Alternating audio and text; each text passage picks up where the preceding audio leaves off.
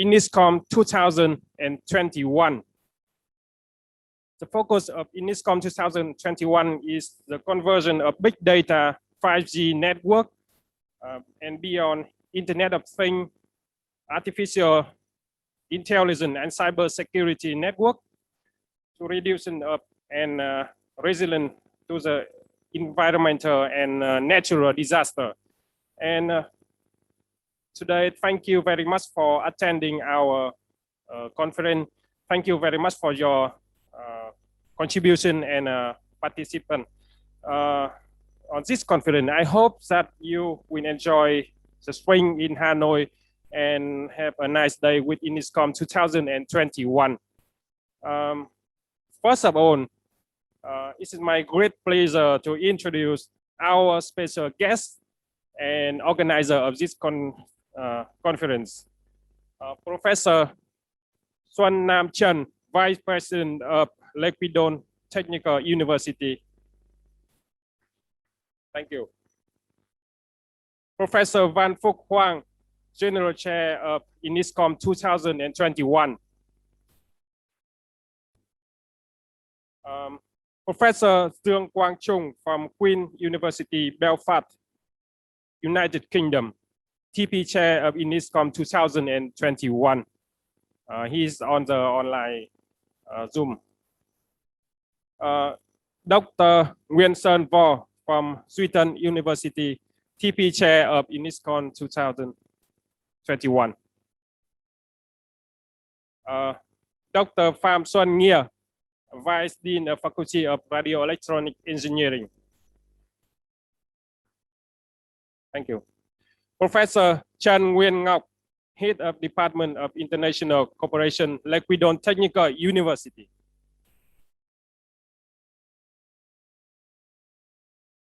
Dr. Nguyen Văn Thiên, Vice Director of Institute of System Integration, Lake Pidon Technical University.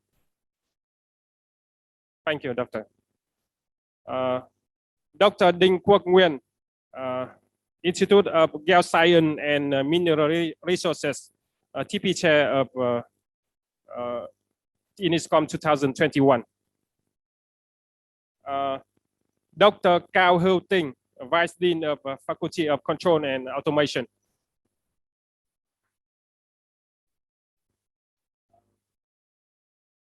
Now, I would like to introduce Professor Xuan Nam Chen, Vice President of Lake Pidon Technical University, for the opening speech. Please, Mr. Xuan Nam Chen.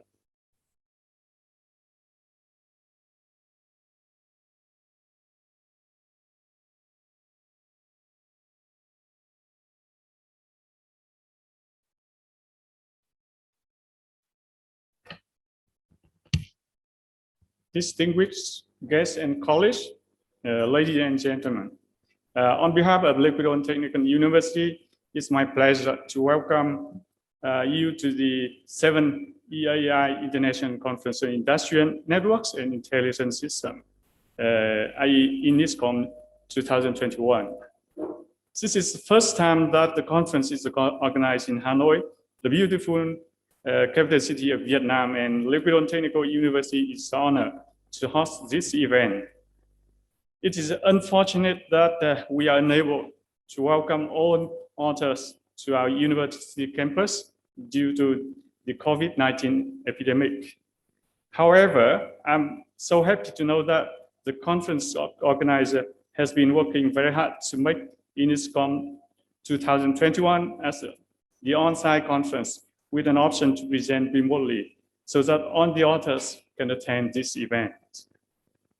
The INISCOM 2020 conference happens in the time that Vietnamese government is fostering the application of information and communication technology to meet the requirements of the fourth industrial revolution and digital transformations. Researchers from academia and industry are now focusing more on key technologies for Industry 4.0, such as the artificial intelligence, Internet of Things, big data, autonomous robots, and cybersecurity, etc. Lake Pidon Technical University is proud to be nominated to become a smart university, and we are making our great effort in adapting our teaching curricula and preparing facility to meet the requirements of digital transformation in education. We are also underway to make our university to become a research university by 2025. We have also established 18 strong research groups to conduct key research projects and participate in national funded research programs related to Industry 4.0. The current overall ranking of our university by SCI Margo is 786 in the world, and we are making our best efforts to be listed among 700 universities by 2030. Our researchers have been very actively in conducting international collaborated research projects and publishing research results in premier scientific journals, as well as international conferences. I'm so pleased to know that there are 24 authors and co-authors from our university had their papers accepted for presenting their research results in this conference. Ladies and gentlemen, the success of the conference is beyond the research result presentations.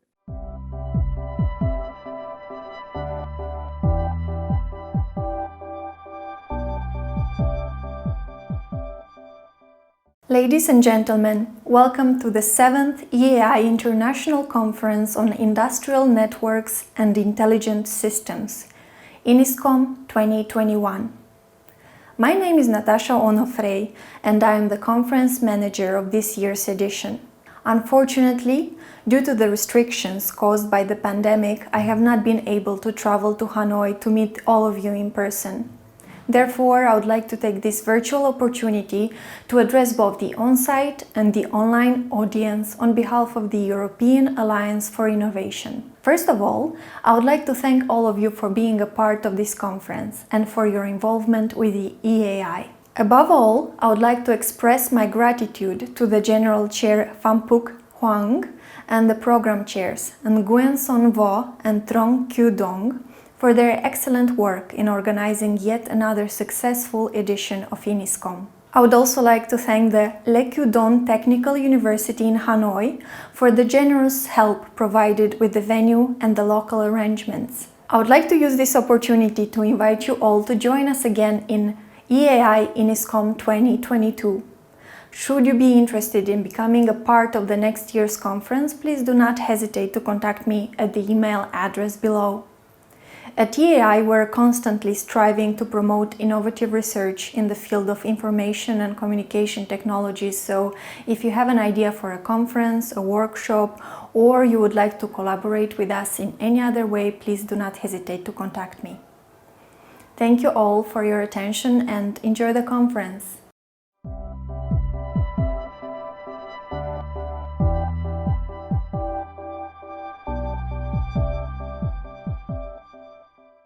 Hi everyone, my name is Michal Dudič. I'm the Community Manager at EAI, European Alliance for Innovation.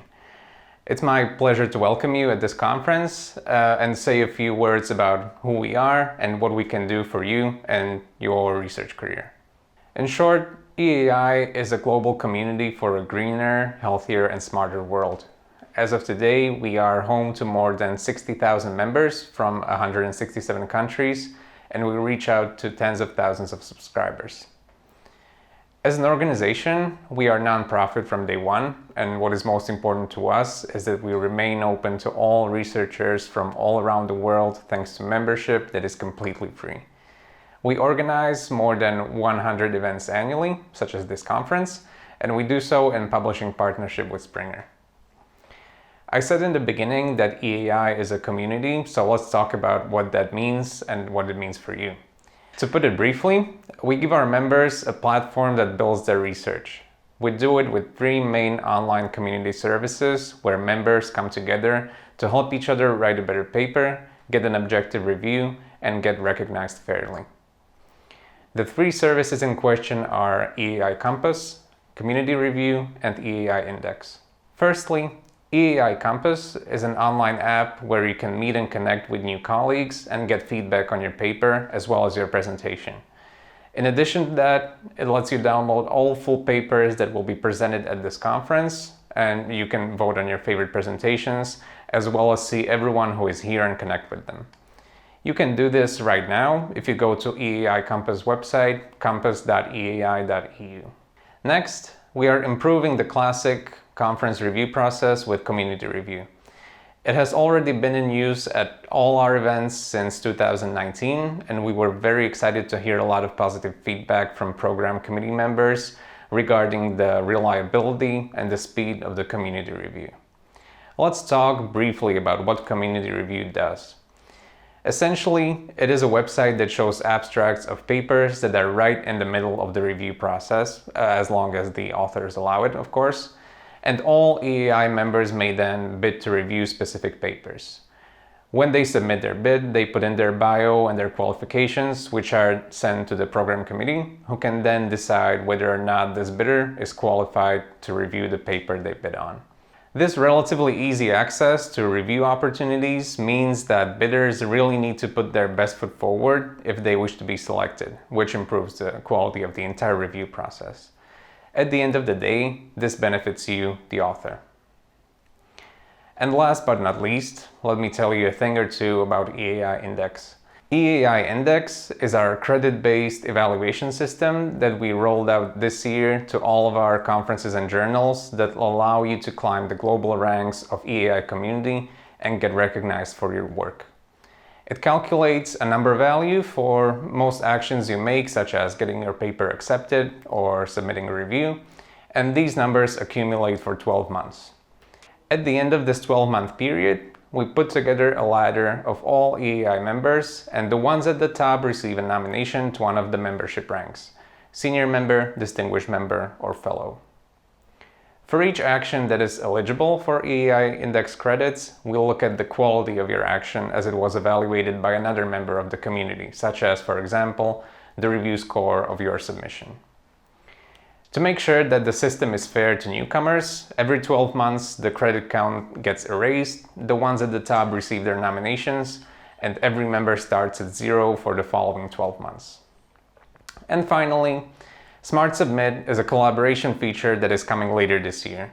It will allow you to submit your research ideas and your work in progress abstracts to get the kind of help and feedback you're looking for. Maybe you are looking for co-authors, maybe you would like to find a mentor or a mentee, or maybe you want to find out how the community feels about your idea. This is what Smart Submit is designed for. Ultimately, it's about helping you write a better paper and increasing your chances of getting accepted. Again, we will be launching this feature later this year, so stay tuned.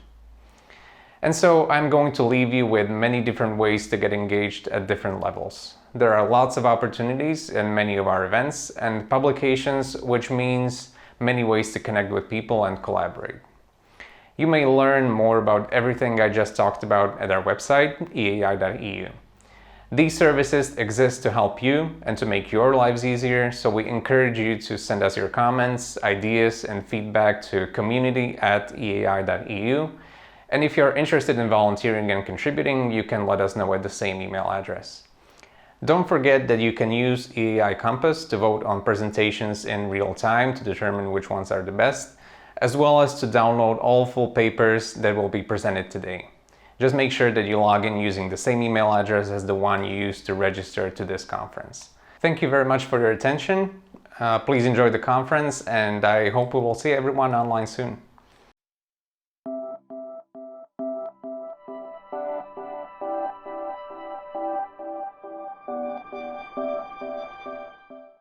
Okay, thank you very much. So I would like to start the keynote speaker. The title of the speech is Ultra Reliable and Low Latency Communications for Industry IoT, Opportunities and Challenges. And this talk will be presented by Dr. Harish Viswanathan. He's the head of radio system research group in Nokia Bell Labs. The abstract of the talk is as follows. The limited availability of spectrum in sub-6 GHz band has created substantial interest in bands above 20 GHz for 5G deployments.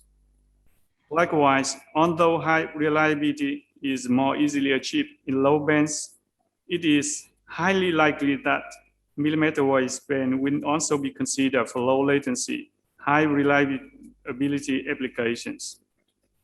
In addition to challenging propagation conditions, making high reliability difficult to achieve, the use of narrow beams with analog beamforming increases the latency for bursty uplink packet transmissions.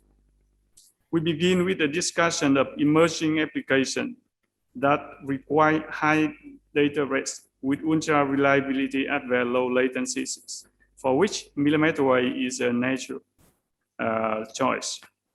We then highlight some of the key challenges and describe factory floor channel measurements that show reasonable propagation conditions, suggesting viability of millimeter wave solutions.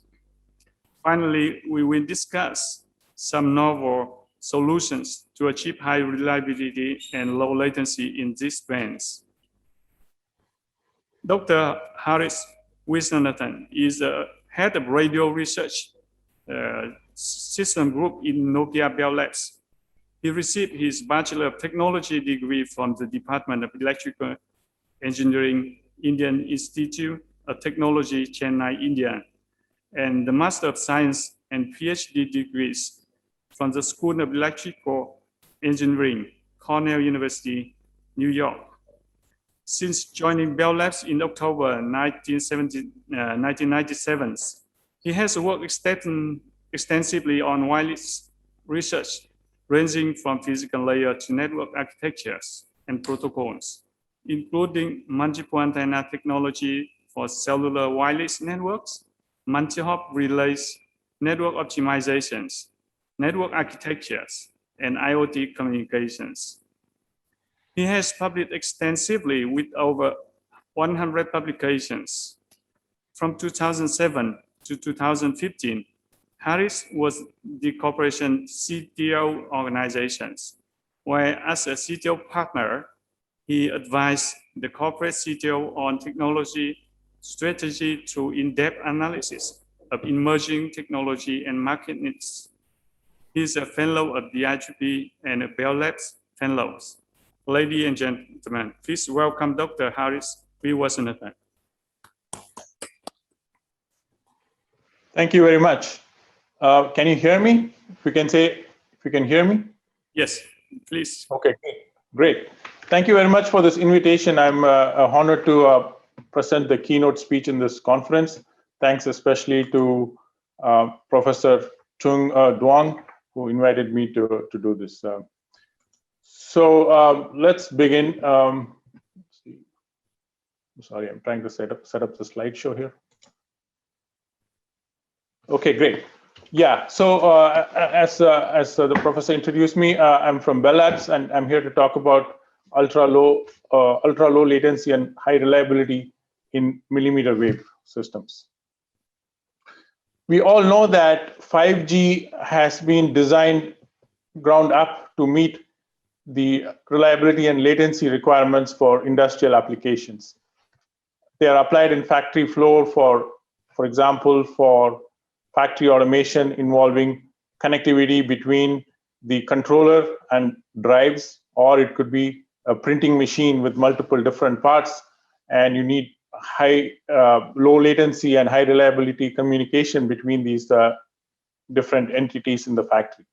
Or it could be applied in scenarios such as mining, medical healthcare applications, as well as in vehicle applications. In fact, in order to manage traffic and signaling between different cars in a intersection such as this, the low latency and high reliability have to be achieved at scale. And 5G has been engineered for these sorts of applications. But if you think beyond the initial versions of 5G, there are good reasons to look at high data rate as well as low latency at the same time. So here is one example of a use case that we came across in our engagement with a company that works on port automation. They have these ships that have to be loaded and unloaded as quickly as possible. And in order to automate the crane operation, or rather to have remote operation of the cranes, what they would like to do is install cameras, high definition cameras on the different parts of the crane. So for example, there may be up to 10 cameras per crane. And these cameras have to capture video with very low latency. In fact, they are willing to send the video uncoded because that reduces the latency in the video stream. And these video streams are analyzed by new artificial intelligence and machine learning techniques and helps remote operation of these cranes. And on the downlink, they send ultra reliable commands to the cranes to operate the cranes. So there's video on the uplink and commands on the downlink. And if you look at the requirements, they tend to be fairly high because the aggregate rate requirements across all these cameras can be pretty large, in the hundreds of megabits per second, if you have high definition cameras that enable truly digital twin-like experiences for the remote operator. And they also need to be at low latency, perhaps not ultra low latency, but reasonably low latencies. So for applications such as these, narrow band sub 6 gigahertz 5G may not be sufficient, and millimeter wave is an interesting option. Another example is a mobile robot use case in factories again. So here, these are requirements that come from the 3GPP standardization document. And you have various KPIs like mean time between failures, maximum latency, the transfer interval, etc., and the number of devices that are involved in the operation in a factory scenario. And what we find is, in some cases, for some robot applications, the data traffic can be fairly large. So for example, in this application, each robot could generate as high as 20 megabits per second, and the latency could be as low as, say, 10 milliseconds. So again, these are very high rate, low latency applications that call for solutions that involve large amount of bandwidth. So in order to achieve the capacity needed, we need to look at new spectrum such as the millimeter wave spectrum. So clearly there's a need for use of millimeter wave in some of these low latency applications. But then, is it really practical to use millimeter wave? We all know that millimeter wave propagation is significantly worse because of the higher frequency. We know the frequency related losses going from the sub 6 gigahertz to millimeter wave is significant, 20 dB, because the frequency increases by a factor of 10. And also, line of sight is often cited as a critical requirement. So here is an example of the propagation measurements done by Bell Labs in New York City. And what you see here is the black line is the free space loss.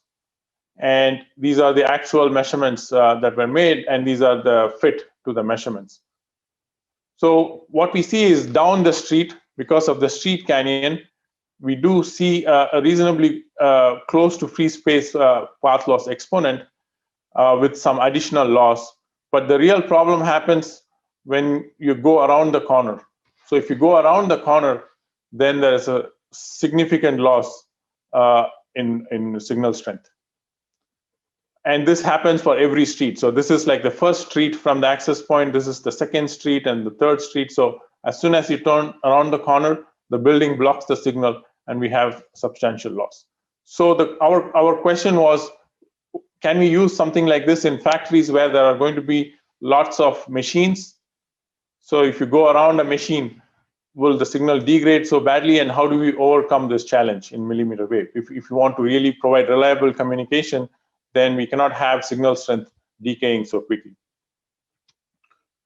Another challenge that I would like to point out is relative to the way millimeter wave systems are implemented with narrow beams. So if you think about how the a beamform system operates, because the beams are narrow, it's not possible to serve these devices that are far away from each other in the angular domain at the same time. So you can see this little animation here which shows these are transmission time intervals and the PRBs that are allocated, physical resource blocks allocated to the devices. And here we have to cycle through these devices one at a time because the beams are narrow. There's no option to frequency multiplex if you rely on narrow beams. So what this means is for uplink traffic, the devices will have to wait for their turn before they can send their signal because the beam has to point at the device before the device can actually send the signal. So the problem I'm trying to point out is the use of narrow beams, which is done for reliability to increase the received signal strength, has an impact on the latency that is achievable because you have to cycle through all these different directions. So this is another challenge that we have to overcome if we want to do millimeter wave low latency communications. So to address these challenges, we've done some research in Bell Labs, including making measurements in factories. So the first question, as I raised, is the factory propagation really suitable for millimeter wave frequencies?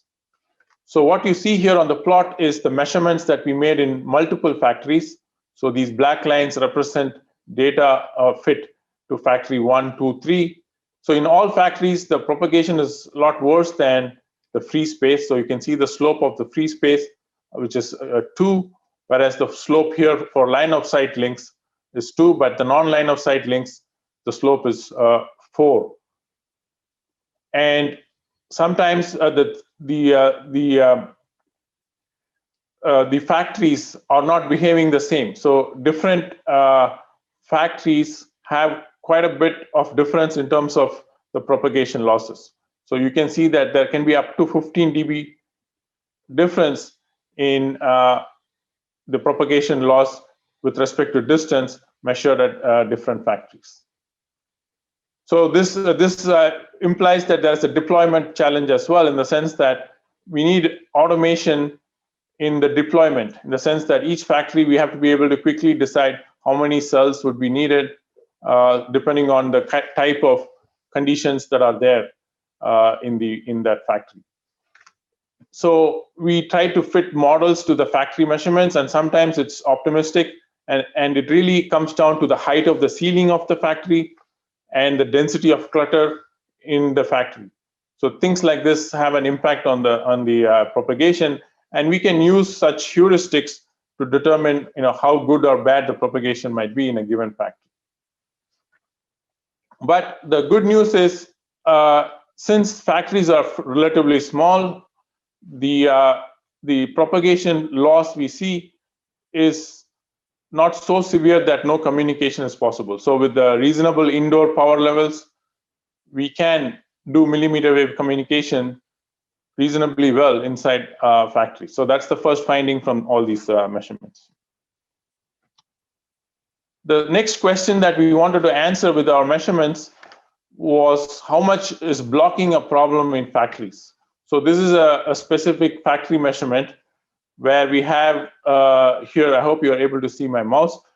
Here is the turntable receiver, and transmitter, and there is a receiver on the other end. And we placed this blocking, artificial blocking, just to see what the impact of the blocking is, because the receiver might be behind a machine, and so can signals still reach the machine through reflections, etc. And it turns out that the blocking situation is not so severe, meaning with no blockage to blockage, the difference appears to be about 7 dB, which is not a huge difference, and we can build a margin in the link budget for this sort of scenario. So if there is a strong blocking, then these reflections from other walls or other machines make the signal still reach the receiver, but it has to be a weaker it is weaker, and so we need to make sure that the devices are close enough for that purpose. So bottom line is, even the blocking doesn't appear to be too much of a problem, but we need to design around the sudden loss. So if a machine like a robot, autonomous vehicle, goes from line of sight to non-line of sight, its signal will degrade very quickly, and so we have to design our communication system to be able to handle such variations. So in terms of the evaluations that we are doing now, this is a factory layout that we studied very carefully using ray tracing, and we have 2 transmission reception points. And the reason we have 2 transmission reception points is to increase the reliability. And we have a couple of different techniques that are listed here. One is what is called the dynamic point selection. What this means is the device can signal to the network that this particular TRP is at the current time better than this TRP, and so the packet should be sent through this instead of this. And then after some time, it may switch back to this. So it's like layer 2 handover between these TRPs. Then we can also simply duplicate the packet from these 2 TRPs always for every device. That of course has implications on spectral efficiency and capacity, but then you have 2 copies for increased reliability. So if one of the links is blocked, then the packet can be received from the other link. And finally, the packet duplication, it can be done at layer 3 or at layer 1. Layer 1 packet duplication simply means that we send the exact same packet in the same time and frequency resources from the 2 TRPs, so that the signals add in the air and are received at the UE as one packet. Whereas if you do higher layer packet duplication, then the UE has to, or the device has to decode each packet separately and then pick the correct packet that was decoded correctly. So these are some of the techniques to improve the reliability that we have studied as part of our goal to achieve factory automation using millimeter wave. So you can see the results of the simulation-based study. Here we are plotting the cumulative distribution function of the SNR for a stationary UE, and we compare the CDFs across just one transmission point, either it's the first one or the second one, or with the dynamic point selection. So you can see clearly that the dynamic point selection is substantially better, especially in the tail. So as you go down the CDF, the reliability is getting better and better because with 99.999%, the SNR is larger than the value on the plot here. So with the dynamic point selection, we are able to actually achieve pretty good SNRs, and this is because, as I said, the distances are fairly small, and if you overcome the blocking by selecting the best access point, then you get good SNR. But of course, this is ideal in the sense that we assume that the device is able to instantly say which is the better link. So one way to overcome that is to say that we just send from both links, right? So then that way the device doesn't have to constantly send feedback to say this TRP is better or that TRP is better. Another observation here is that the spectral efficiency is hard to achieve very high spectral efficiencies unless you do link adaptation correctly, because the tail has relatively low SNRs. And sorry, I forgot to mention what these different curves are. So you can see that the triangle with the dark line is the strongest beam. That means the device is actually always connecting to the best possible beam, whereas these are the second strongest and the third strongest. So in case the device is not able to connect to the best beam, it still is better. The dynamic point selection is still better than just sending from one TRP. So that's one of the first techniques that one can use to improve the reliability in millimeter wave. And single frequency network, as I just explained, is when you have 2 transmitters, then you can transmit the same signal at the same time from both, and they both are received at the UE, either directly or through reflections. And what this is the equivalent channel that the UE sees is a multipath channel. Essentially, it becomes a frequency selective fading channel because there's a slight delay in the signal from each of these. So the device might be closer to one TRP than to the other TRP, and that means that there's going to be a difference in the delay spreads or the difference in the propagation delay, and that essentially appears as delay spread. The other issue that we have to deal with is the oscillator drifts, meaning the frequency is not perfectly synchronized between these two transmission reception points. So one of them is going to be drifting relative to the other, and that's going to appear like Doppler to the devices. So we can study again how these schemes will function. And what we observe here is these three sets of curves. This magenta curve here is the dynamic point selection curve, so which is the best of the two, TRP1 or TRP2, for a stationary UE. And these are different curves for different Dopplers, like 1, 3, and 10 km/h, showing the SNR when there is SNR inaccuracy introduced by Doppler because of the feedback delay of 2 or 4 milliseconds, right? So what this shows is the dynamic point selection is indeed better than the SFN, but the single frequency network is actually quite a bit better than the single transmission reception point. So both of these techniques definitely improve the reliability. The single frequency network is not as good as the dynamic point selection. But on the other hand, the dynamic point selection would require feedback from the device to select the best transmission reception point, unless we duplicate the packets in the higher layer. The duplication of packet in the higher layer, of course, increases the power consumption in the device because it now has to decode twice as many packets than when you don't duplicate. While higher speeds cause more Doppler, the sensitivity is not that significant. And then we also observe that the CFO or the oscillator drifts are dominated by the mobile Doppler. So we have sufficiently reasonable good oscillators that the dominant factor is the mobility and not the oscillator drifts. So these are some of the observations that we have.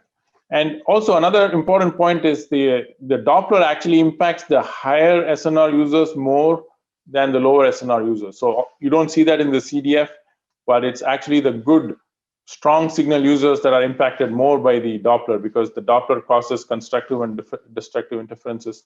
And so they are affected more when there's a destructive interference than the low SNR users. So in a way, that's also helping achieve the reliability that we are targeting. Okay, so then now suppose you have two transmission points.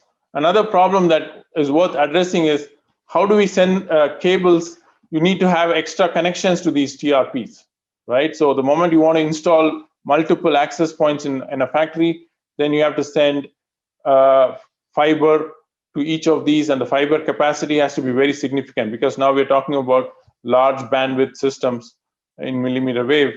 Then you need high-speed optical links to carry the information to each TRP, and the TRP cannot just be radio because these optical fiber links will carry digital data.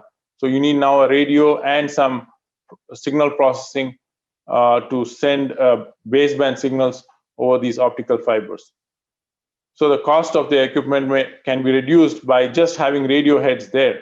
And then if you just had radio heads, then you need some new technology to do the link between the main access point and the remote radio heads.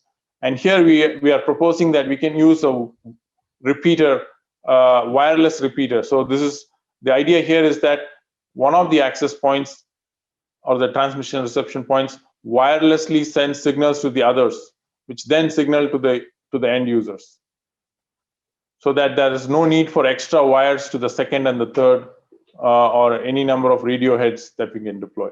The second advantage is this can just purely be a radio head because it receives analog front haul and then converts that to access and sends over to the device, both uplink and downlink. So it can basically be very low cost and also energy efficient because the amount of processing is limited. So this is basically called the amplify and forward relay. And also another important point is this reduces the latency through this, right? If you do digital processing here and do store and forward, then there can be more latency through this device. So all of that are the advantages. And there are many companies that make repeaters today, like the ones that we are proposing here. And these are now used for outdoor, but we are now proposing that why not use those repeaters or a version of those repeaters also in the sort of indoor industrial environments. So the question is how well they perform. And as I pointed out, there is also a latency problem. So remember, the latency problem is because of these very narrow beams. One way to solve the latency problem is to explore the use of wider beams, because if you use wider beams, like for example this, then we can frequency multiplex two devices at the same time. And with that, we can reduce the latency. Now, instead of taking 4 turns to serve these 4 UEs, you would have served them in just 3 turns. And that reduces the latency, right? So we are also exploring, do we really need narrow beams? Because we realize that from our propagation measurements, there's quite a bit of angle spread in the channel because of all these reflections from the metals on the machines. There's quite a bit of angle spread. So anyway, the gain from the narrow beams is degraded somewhat. So why not have wider beams and rely on the reflections to increase the reliability? So that's the thinking there. And this turns out that the wider beams will also help you reduce latency because now you can do frequency multiplexing. So we studied this in another factory layout. So you can see again the ray tracing model that was used, and here we did the study based on the access point with repeaters, as opposed to, so that we can also test the wireless link capability between the access point and the repeaters. So the other aspect of this study is the different types of beams that are employed on the access side, either from the AP to the device or from the repeaters to the devices, right? So then we look at wide beams. So we call this wide 2x2. That means there are 4 beams, both in the azimuth and in the vertical direction. We have 4 beams that are fairly wide, 54 degrees. And wide 1x1 is even wider, 110 degrees. So essentially it's a sector beam that's used. No more use of narrow beams. As I said, the advantage is the latency reduction that you may get, and of course the disadvantage might be the link budget is harder to achieve. So you have less beam forming gain. But remember that it's an indoor scenario with very short distances, and the EIRP is limited anyway by the maximum power limits that are acceptable on the human body, etc. So anyway, we studied these different 4 types, and the narrow beam is also part of the study. And what you can see here is the latency reliability curves that for the simulation scenario that we had. So these are showing basically what is the latency that's achievable at 10 to the minus 5 reliability. In other words, the error is less than 10 to the minus 5. So the wide beam actually is pretty good when we do the strongest beam selection, and the greedy beam selection. So sorry, the difference between the strongest and the greedy is that the strongest beam selection is always picking the best beam for the UE that's being served at the given time, but it may schedule another UE if both UEs have that particular beam as the strongest beam. Whereas the greedy beam is actually trying to minimize latency by picking any of the beams overall that reduces the latency. So you may pick a wider beam because you can now serve 2 or more UEs at the same time. So with 40 UEs that are to be served with periodic traffic, this is what we observe with a fixed EIRP. So the EIRP is fixed at 42 dBm across the board. So if you have a wider beam, then the output power of the amplifier can be higher because what is limited is the EIRP not the actual output transmit power. So with all this, the main message is it is indeed possible to achieve the 1 to 5 millisecond type latencies with very high reliabilities in factory scenarios. The greedy scheme gives slightly better latencies, but the key point is we made the system robust by picking a fixed modulation and coding scheme that's very conservative. So it includes a lot of coding and redundancy to achieve these kinds of reliabilities. Okay, so to conclude, I would say that we are in the midst of a new technological revolution. We can define a technological revolution as an interconnection and interdependence of new systems and technologies, and the capacity to transform society at the same time. And that's really what is happening now through our new 5G industrial IoT technologies, like the ones I just talked about. We are creating a new industrial revolution, you could say, because this technology will be applied in the context of factories and other industries to transform how we build and operate things. So I just want to finish up by presenting a couple of slides from Professor Trung, because we are collaborating with Professor Trung as well, and this is just going to take 2 minutes. So this is, the professor is now the Royal Academy of Engineering Research Chair, and he wanted to present this himself, but it's kind of very late in Ireland at this point. So he asked me to just go through this. So we have a collaboration between Nokia Bell Labs and the Queen's University of Belfast. And the work we are planning to do is very much related to this low latency communications. So it's about very low latency and reliability, even less than 1 millisecond, but applied in the new context of MIMO. So what we did so far was covering the millimeter wave, but we also want to explore use of massive MIMO in the context of ultra low latency, as well as ultra dense networks.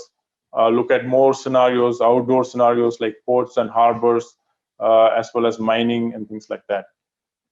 So that's a little bit about our collaboration, and these are some of the ideas. So the main idea behind this collaboration is to come up with new mathematical techniques that can be used for analyzing these sorts of ultra reliable low latency communications. So with that, I will conclude my presentation. Thank you very much for your attention, and I'm open to any questions that you may have.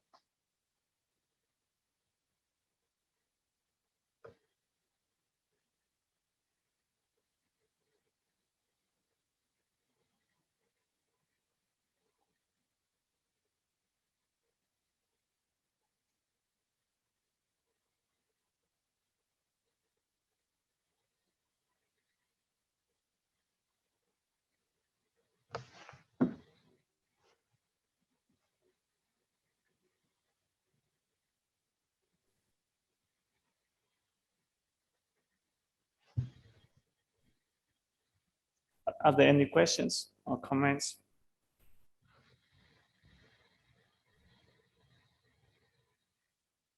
Okay, from myself, I have some discussion with you concerning the topics. So first of all, would you like to explain more about why we need to use the millimeter waves for industry and IoT? Because as far as I know, IoT is require only narrowband communications.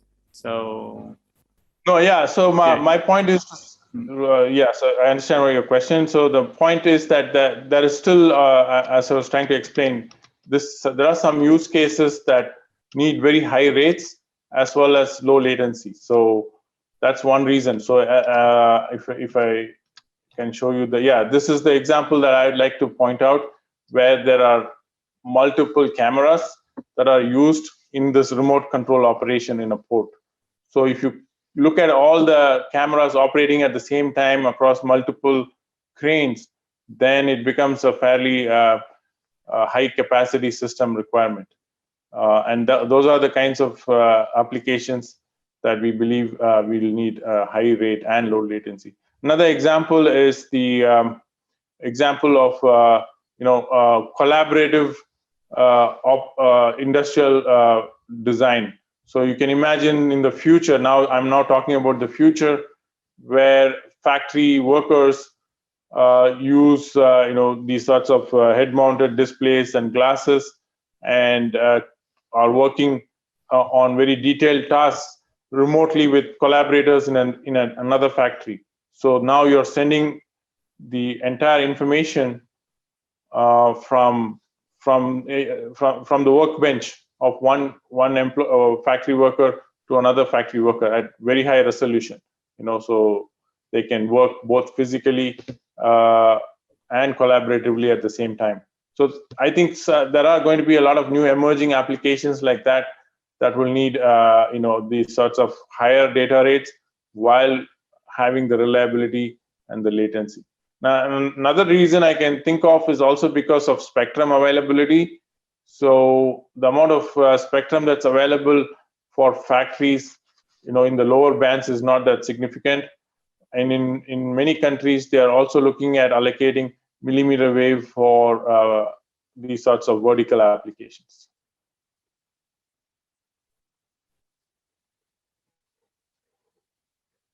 Okay, thank you very much. My second question is about the beamforming.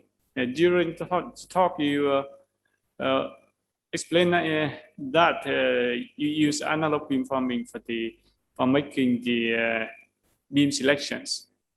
My question is why we cannot use the digital beamforming, because it is more flexible than analog beamforming.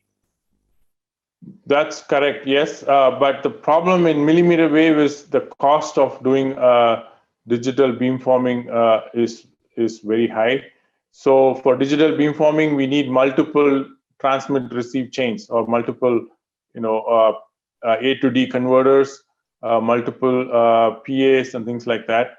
And so if you look at the cost and the power consumption of having, 128 A to Ds for doing digital beamforming, it becomes prohibitive. So it's too expensive, and then the box amount of power consumption and power dissipation in the box is so high that it's not practical. So I think unless the cost of these things go down, we will continue to do some kind of hybrid beamforming. So it may not be all analog.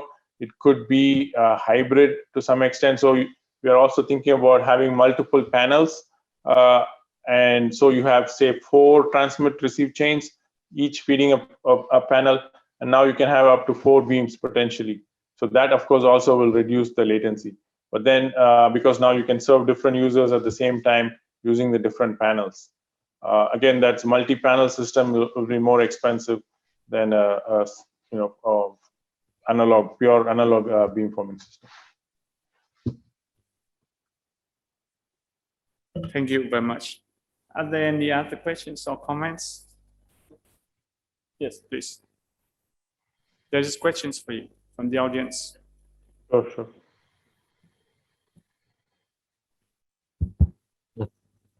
Thank you very much for the presentation. I have a question about interference ability, anti-interference ability of the system. As you, one of the solutions to improve latency is using a single frequency, right? So in this case, what about the anti-interference ability of the system in comparison to multi-frequency? Thank you. Right. So here we are assuming that both the access points are sending the same signal and serving only the same device at any time. Now, if you had surrounding access points that are also sending signals to another device, then of course there will be some additional interference from that. But in a factory context, like we are taking really practical deployment scenarios. So our ray tracing is for a particular factory, in fact, 2 or 3 factories that we've looked at. We feel that with the wide bandwidths available in millimeter wave, you don't really need like many access points operating independently like a cellular system. You can cover the entire factory of that size 40 meters by 50 meters, these kinds of sizes with just one access point and a second radio head that is there for diversity. So really there's no interference in our system because we're just using a single access point and a second one that just repeats the signal from the first one in a single frequency network context. Now, if you do have multiple such access points in a cellular network-like context, yes, then we need to have maybe separate frequencies in each of those cells, right? Each cell could be a combination of two radio heads, and then we repeat that with different frequencies in different cells so that there's no interference.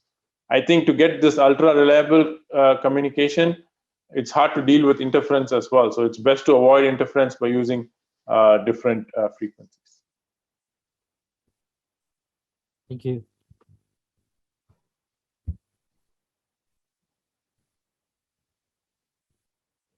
Any other questions or comments?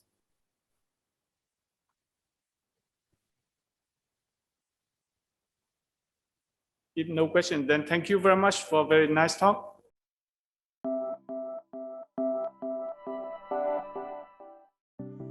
Hello from the EAI team. We have a great new feature in the EAI Compass that you can use. Upvote your favorite presentations to show appreciation and respect to the best presenters. Open up the EAI Compass, go to the program, find the presentation you want to upvote, and hit the thumbs up button. It's that simple.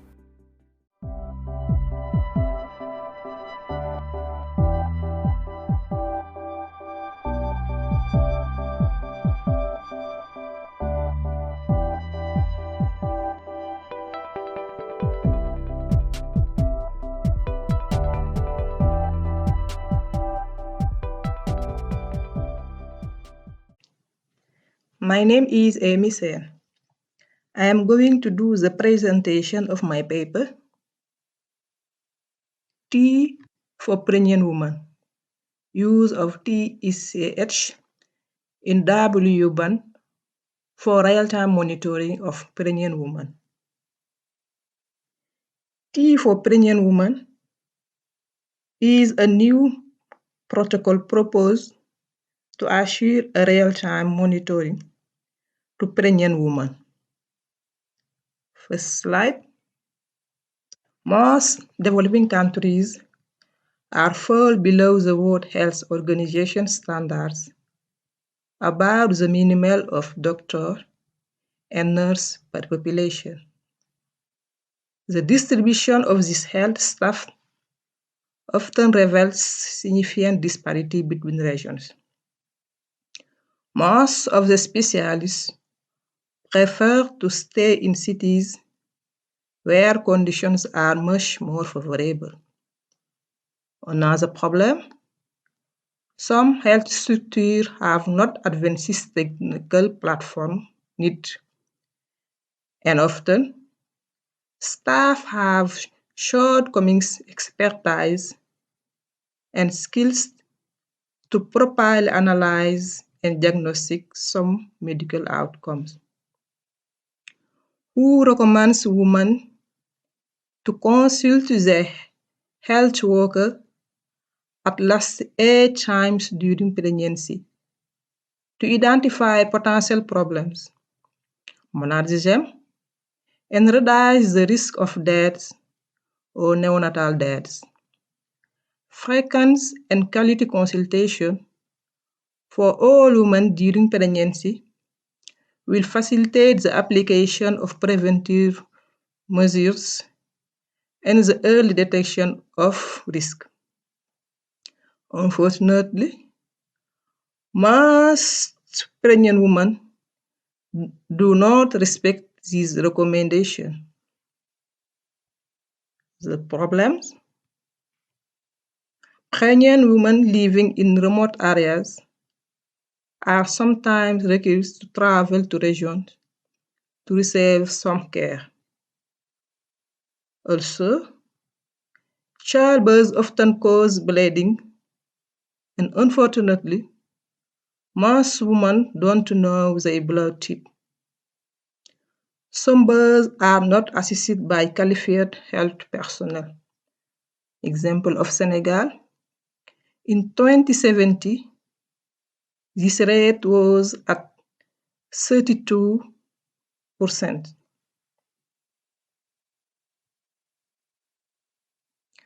The goal of our work is to propose a solution to problems mentioned above, provide quality care to all pregnancy women, avoid unnecessary hospitalization, stay at home while having information about his health, ensure a remote and real-time monitoring to pregnant women during pregnancy period and at childbirth.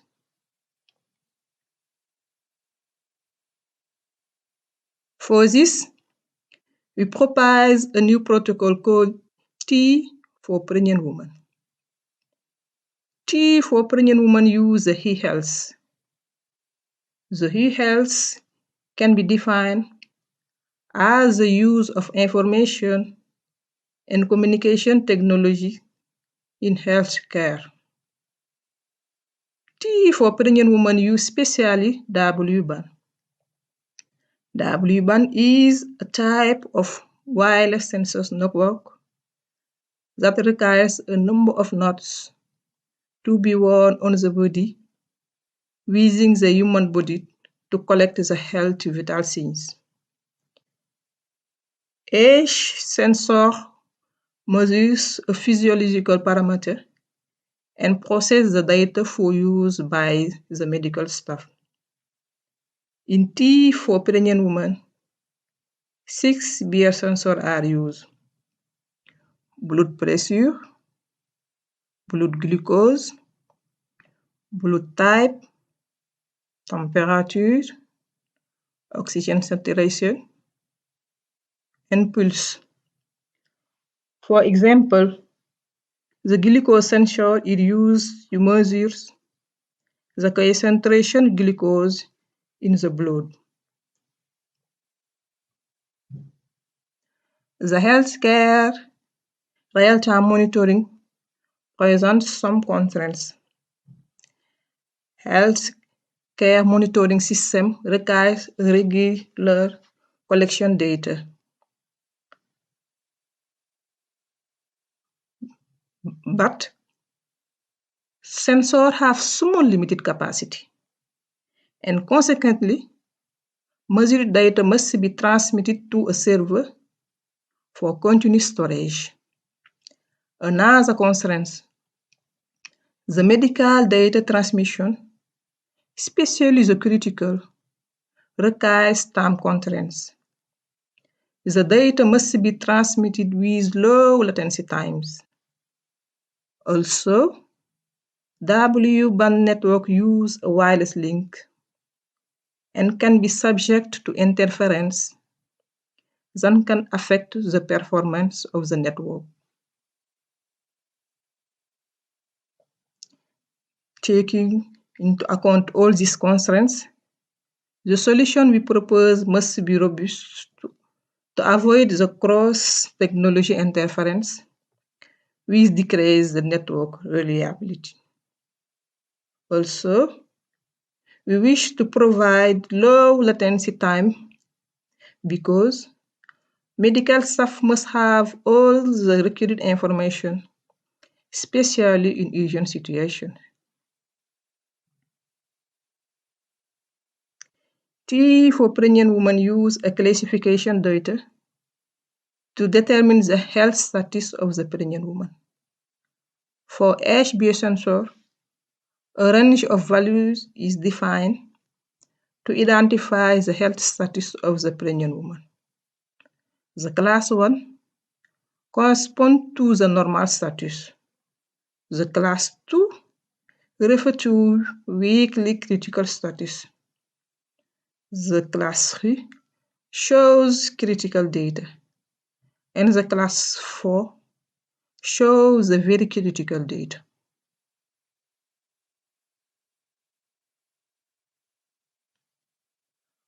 For each state, a measuring periodicity is predefined.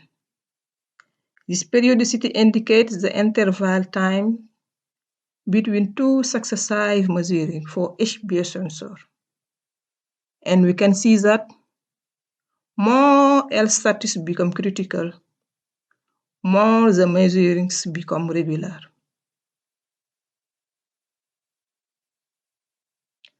Such as TSCH, in T for pregnant women, time is divided into fixed periods that are called time slots. The time slots is a defined interval of time designed for specific operations like the sending of a maximum size data frame from the sender to the receiver. A block contains a number of time slots that automatically and cyclically repeat over time is called slot frame. Also, T for pregnant women typically use 16 channels for communication to avoid interference.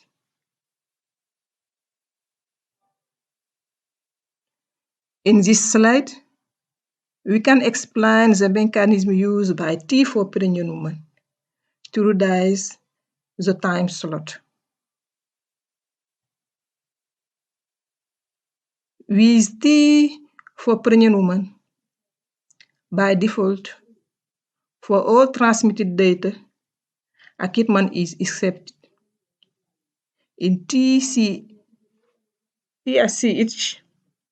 data is transmitted by the transmitter after Mach T is TX offset from the beginning of the time slot.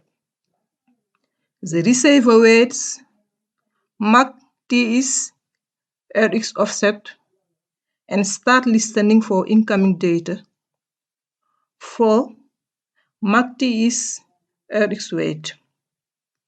After receiving data, the receiver waits Mach T is TX at delay and then send an equipment to tell that the packet is successfully received. Also, we can deduce that time take for sending equipment can be calculated as follows. Mach TS TX at delay plus Mach TS Mach acute. To reduce the transmission latency, T for pregnant women eliminate the equipment generation by the receiver. For this, T for pregnant woman time slot length can be calculated as follows. T for pregnant woman time length equals T is CH time slot duration minus delta arc equals 10 milliseconds minus 3.4 milliseconds equals 6.6 milliseconds.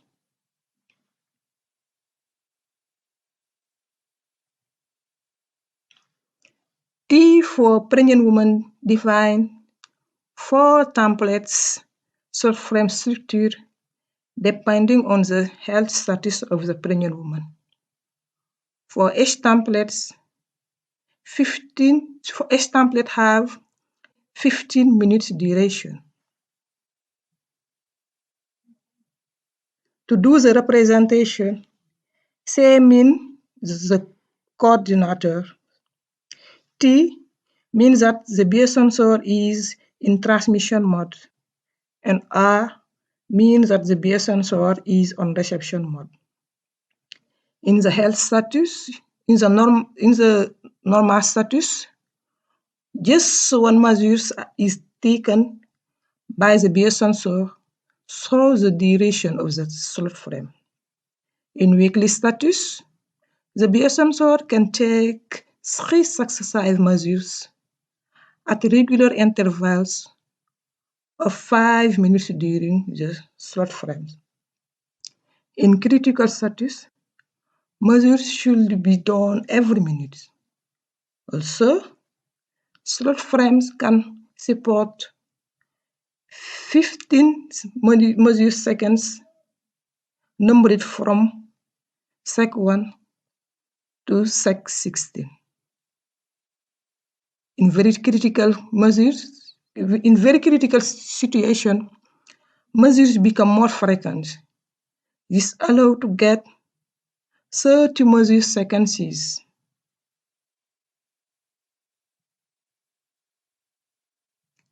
After each measure, the coordinator dedicates a time slot called TSCH with the length 6.6 milliseconds to each base sensor. The first time slot of each slot frame is reserved for sending the enable beacon message by the coordinator to base sensor. Receiving the enable beacon message permits base sensor to know when to transmit, when to receive, or when to sleep. After having received all the data from the base sensors, the coordinator generates and sends another message called enable beacon plus to all base sensors.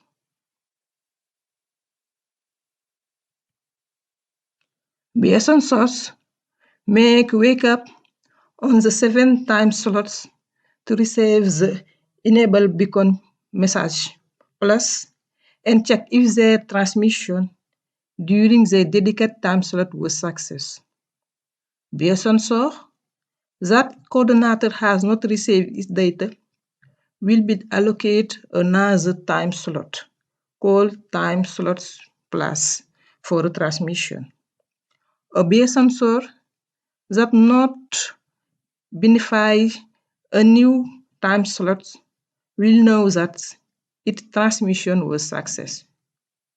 The enable beacon message plus is also used to inform the base sensor about the time of the next measures.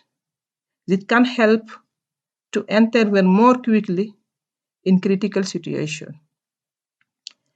Permutation between slot frames templates. After each measure seconds, the coordinator checks if the health status has changed. If yes, the template structure corresponding of the new state is loaded. Else, the coordinator continues with the current slot frame.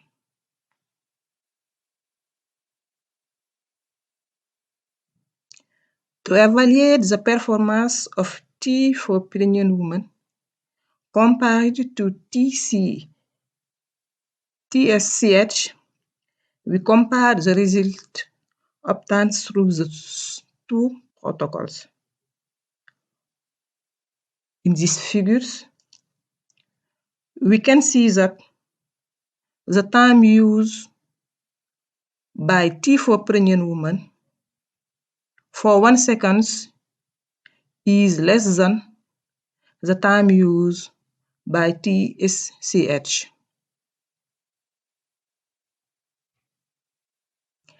Technology grows so fast. T for pregnant women take account the scalability. Thus, with T for pregnant women, the coordinator can allocate additional time slots in situations where all the base sensors need to be integrated. This graph shows the evolution according to the number of deployed base sensors.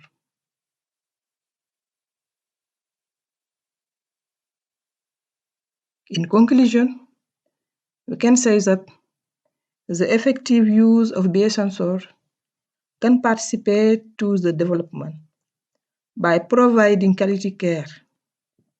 In this paper, we propose a new protocol called T for pregnant women. The purpose is to ensure a remote real-time monitoring for all pregnant women. Thank you for listening.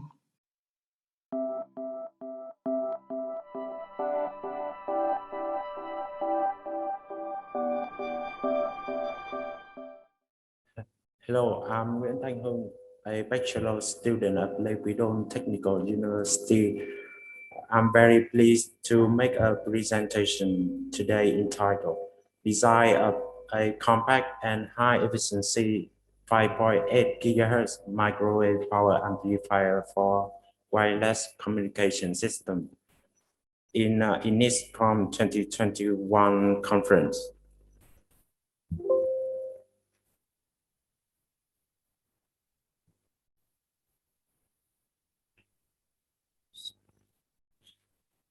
Sorry.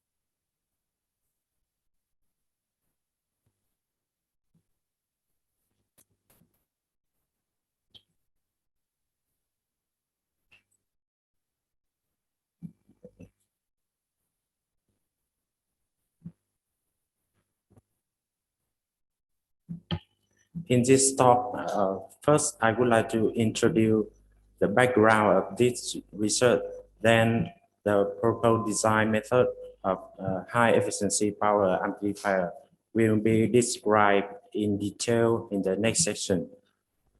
After that, simulate result in ADS simulator and measurement result will be presented in the following session. Finally, the conclusion section.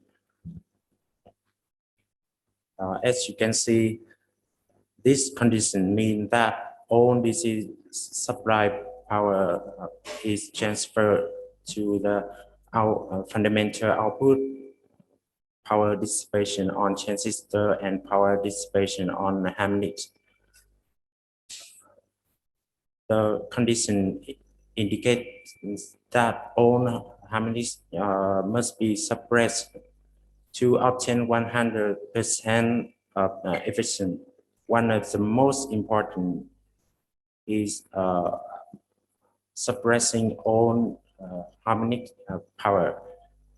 In this paper, we fulfill this condition by tuning the phase shift between harmonics, voltage, and current.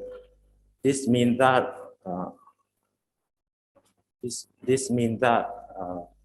the optimum harmonic impedance located around the boundary of the Smith chart, indicating a purely reactive component. Now, we would like to move to the next section, design method. In this study, we chose the low-cost GaN-HAM TGF 2977SM supplied by Convolution. This is an unmatched QFN 3x3 transistor. The small signal and large signal model of this device are supplied by monolithic. This device is highly suitable for design of power amplifier at 5.8 GHz due to its wide frequency bandwidth, high gain, and multi-mode operation. This slide shows the design of the input and output matching network. These matching networks are designed on the Roser 4315B substrate with following parameters. At the input side, up to second harmonic is treated, while at the output side, up to the third harmonic is treated. The fundamental and harmonic impedance are found using source pool and load pool simulation in ADS simulator. The total size of both matching network are small, 20 times 28 millimeters. Here a radius stop is deployed at the input side to suppress the second harmonic and increase the bandwidth of the power amplifier. This slide shows the EM simulation and measure result in the matching network. As we can see on the Smith chart, the measure source and load impedance are consistent with the EM simulation. The second and third harmonic impedance close to the border of the Smith chart, indicating a phase shift of 90 degrees. Thus it satisfying the phase condition at the harmonic to suppress their power dissipation. The right figure is shows the loss, the matching network. It can be seen that at 5.8 GHz, both input and output matching network exhibit a low loss. This slide shows the design of the biasing network. It incorporates a radiant stop functioning as a bypass capacitor flowing by quarter-wave transmission line to provide high input impedance at the fundamental operation frequency. It can be seen a high frequency. It can be seen a high impedance on Smith chart at 5.8 GHz, indicating a good design on the bias network. This slide shows the ADS schematic, EM co-simulation model and fabricated prototype in the final power amplifier. It consists all the individual components which have been designed, such as the bias network, input and output matching network. In this slide, I would like to show a small signal measurement setup for design power amplifier. A vector network analyzer is used to measure S parameters of power amplifier. Here, the measure S parameters of the design power amplifier. It can be seen a good agreement between simulation and measurement. At 5.8 GHz, the small signal gain is about 16 dB. The best S11 is negative 10 dB, while the best S22 is negative 15 dB in the operation frequency band. The measure results have validated the simulated result from for high small signal gain and low loss input and output. This figure shows the simulate and measure stability factors of the design power amplifier. It can be seen the consistent result between the simulation and the measurement of K factor at 5.8 GHz. At this operation frequency, the K factor is greater than unity, implying that the power amplifier is stable at this central operation frequency. This slide describes experimental setup for the large signal power performance measurement. To measure the power, a power meter is employed. An RF signal generator is used to generate RF signal at the 5.8 GHz band. In the large signal measurement, input and output power will be measured as well as DC power. From that, other performance such as power gain, drain efficiency, power add efficiency will be derived.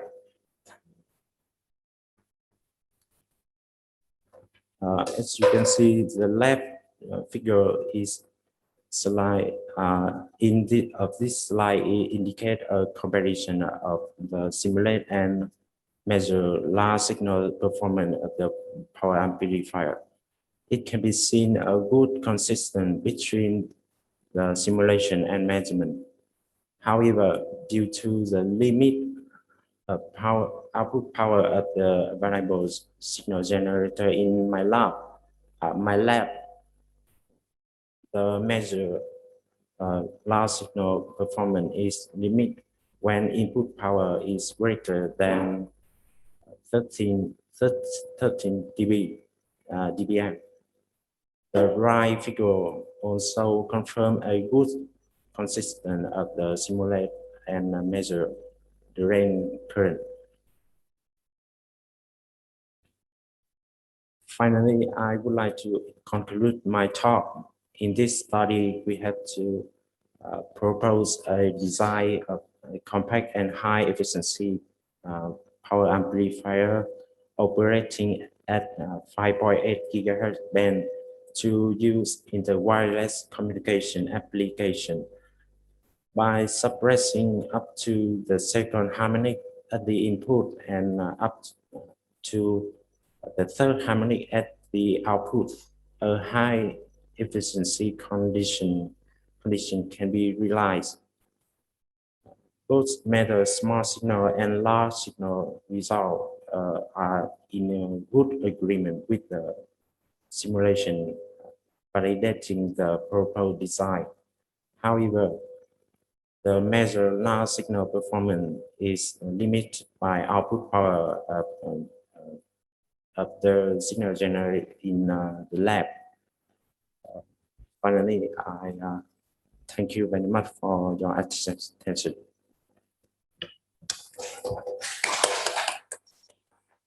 Thank you very much for the speaker. And now it's time for the question and answer. Is there any comment or question for the speaker?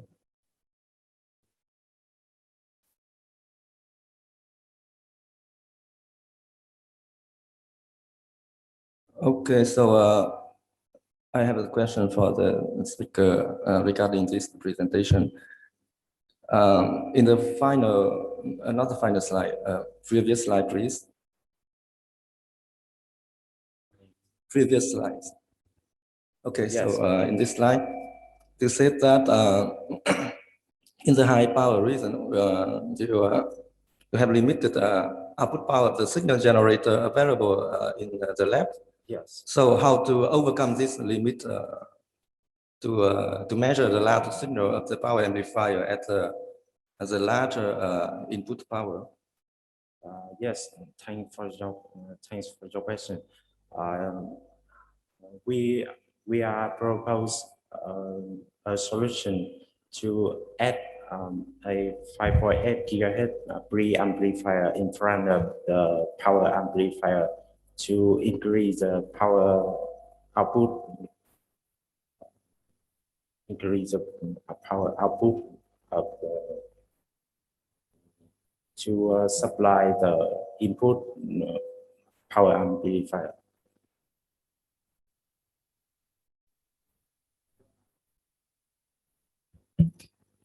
So now you are still searching for the preamplifier at 5.8 GHz, right? Yes. But not found yet. Right. Okay. So is there any comment question for the presenter?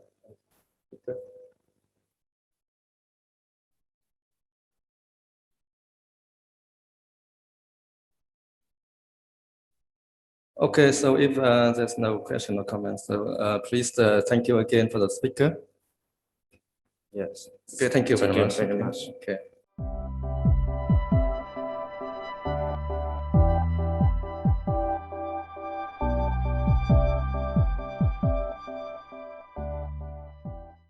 Hello everyone, I am Fırat Rozkan-Kılıç. I am currently a master's student in Istanbul Technical University, working with Professors Berk Canberk and Gökhan Seçinti.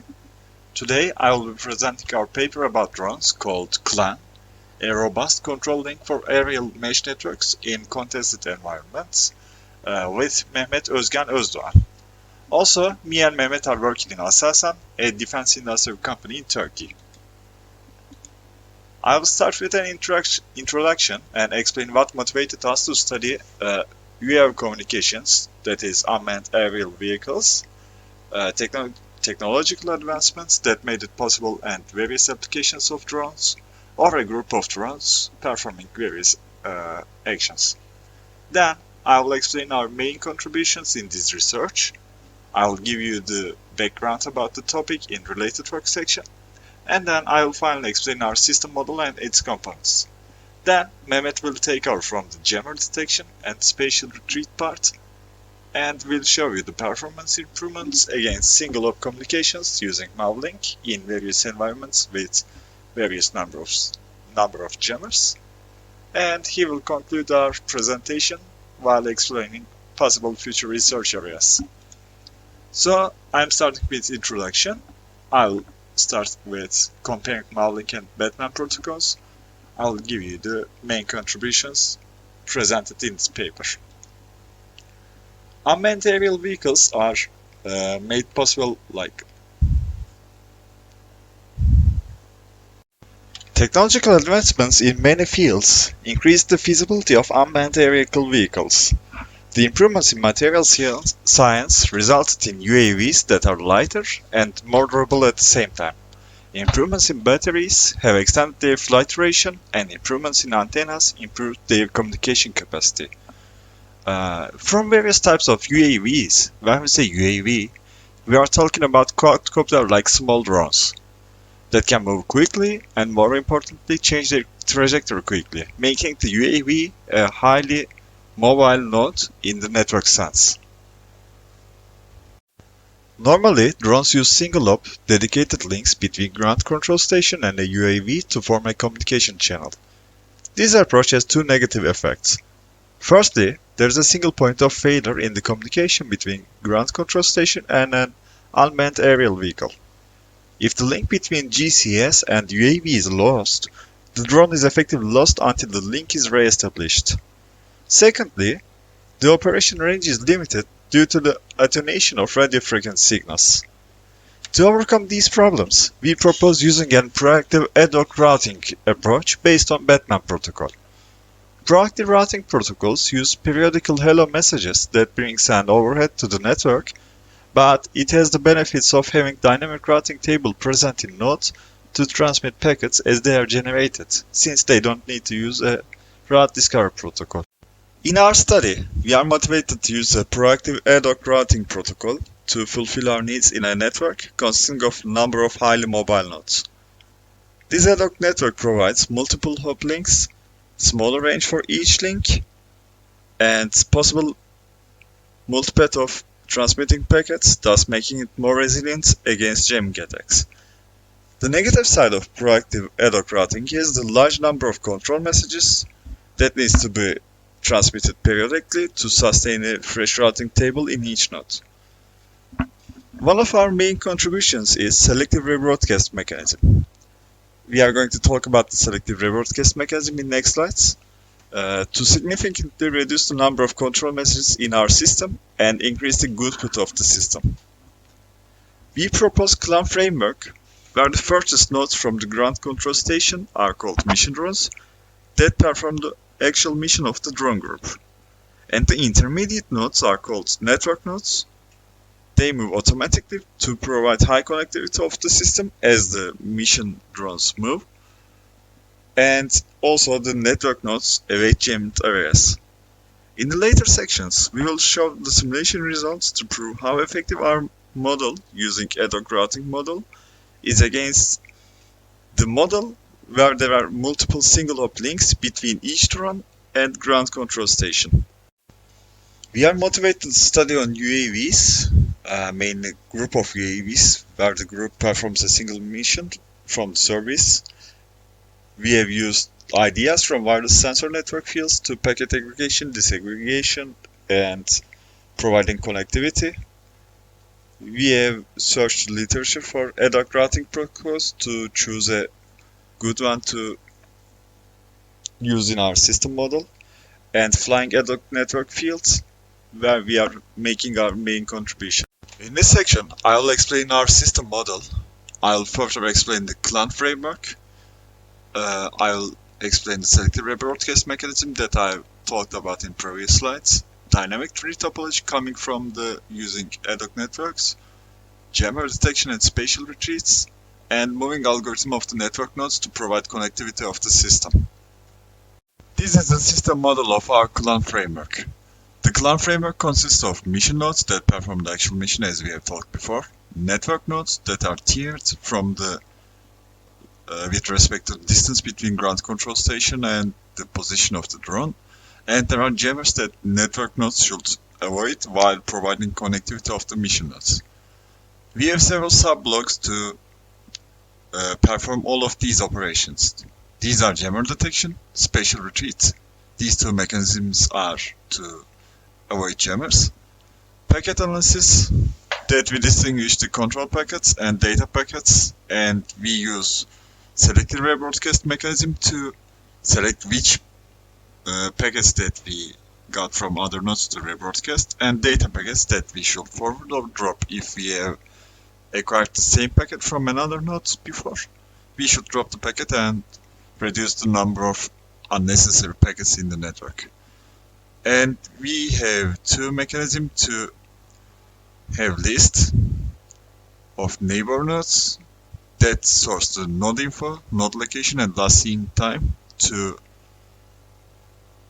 use when networks nodes should move and where they should move, and coordinate between the network nodes which network node should move, and relocate the block to perform the relocation operation. We are going to talk about these sub-blocks in next slides. I am starting to talk about our contributions from selective rebroadcast, which is kinda prerequisite to our CLAN network, since we need to reduce the control messages to reduce the number of unnecessary packets in the network, and we should increase our goodput to make our framework usable. To use this kind of mechanism, we need to distinguish which packets we should rebroadcast. As you can see here, there's a network node 2 that sends its periodical hello message to its neighbor nodes, and this mission node can receive this message, this network node 2 can receive this message, and also this network node 1 can receive this message. What we are doing here is, since our motivation is find a path to the ground control station, since we are aiming to provide a connectivity between each node and ground control station, we are telling the nodes, if you get a packet from the same level or from a level closer to the ground control station, you don't need to rebroadcast this packet, since there are other nodes should rebroadcast it. It will be more useful, and we don't need to flood the whole network from rebroadcast from whole nodes. Here is the explanation of our selective rebroadcast algorithm, and you can see here, if you get it from higher branch, that we call it here, which means further from the ground control station, you should drop it, else you should rebroadcast it. By using this mechanism, we reduce the number of traffic control messages, command and control messages, and packet loss rate, since we are trying to only send packets if they are necessary and don't flood the network, since the antennas cannot receive two signals at the same time. And we are doing another thing to reduce the number of packets, not control packets, but data packets, from the ground control station to UAVs. When this ground control station tries to reach network node 2, it sends packet first to network node 1. Network node 1 gets the required information from the packet and sends the smaller packets that is only needed to network node 2. And same approach happens from the other way. Mission node sends a message. Network node 2 doesn't automatically rebroadcast this message, but piggybacks its own information to the packet and sends as a larger one packet, thus reducing the number of messages in the network. And these are the constraints of our system. First of all, the system is initialized with at least one node in each area, and the nodes are not allowed to leave their initially assigned area. They can only move inside their assigned area. Because if we allow the nodes to move, if there are no nodes in network node 1 area, then we cannot provide communication between a node to ground control station. And here's our selective rebroadcast part again. Messages received from nodes closer to ground control station are not rebroadcasted because they will only generate unnecessary packet and flood our network. And from the dynamic topology of ad hoc networks, there are possibility of forming multiple paths that prove resiliency against the bit errors caused by the nature of radio frequencies or intentional jamming attacks. And because of the possible formation of multipaths, we don't have a single point of failure. We have a possibility of multipaths to send packets. So thanks for listening to me, and from now on, Mehmet will take over and explain our subblocks and the algorithm to move network nodes. Hello everyone, I am Mehmet Özgen Özdoğan. Now, I am going to talk about jammer detection and special threat and performance evaluation of the CLAN algorithm. Jammer detection analyzes the received signal levels and checks if a packet is received successfully. If the received signal power is high and the UAV does not receive a packet, it triggers special retreat. Special retreat randomly move to another position within the signal range of the nodes in lower branch in order to avoid the jammed area while maintaining the connectivity of the nodes.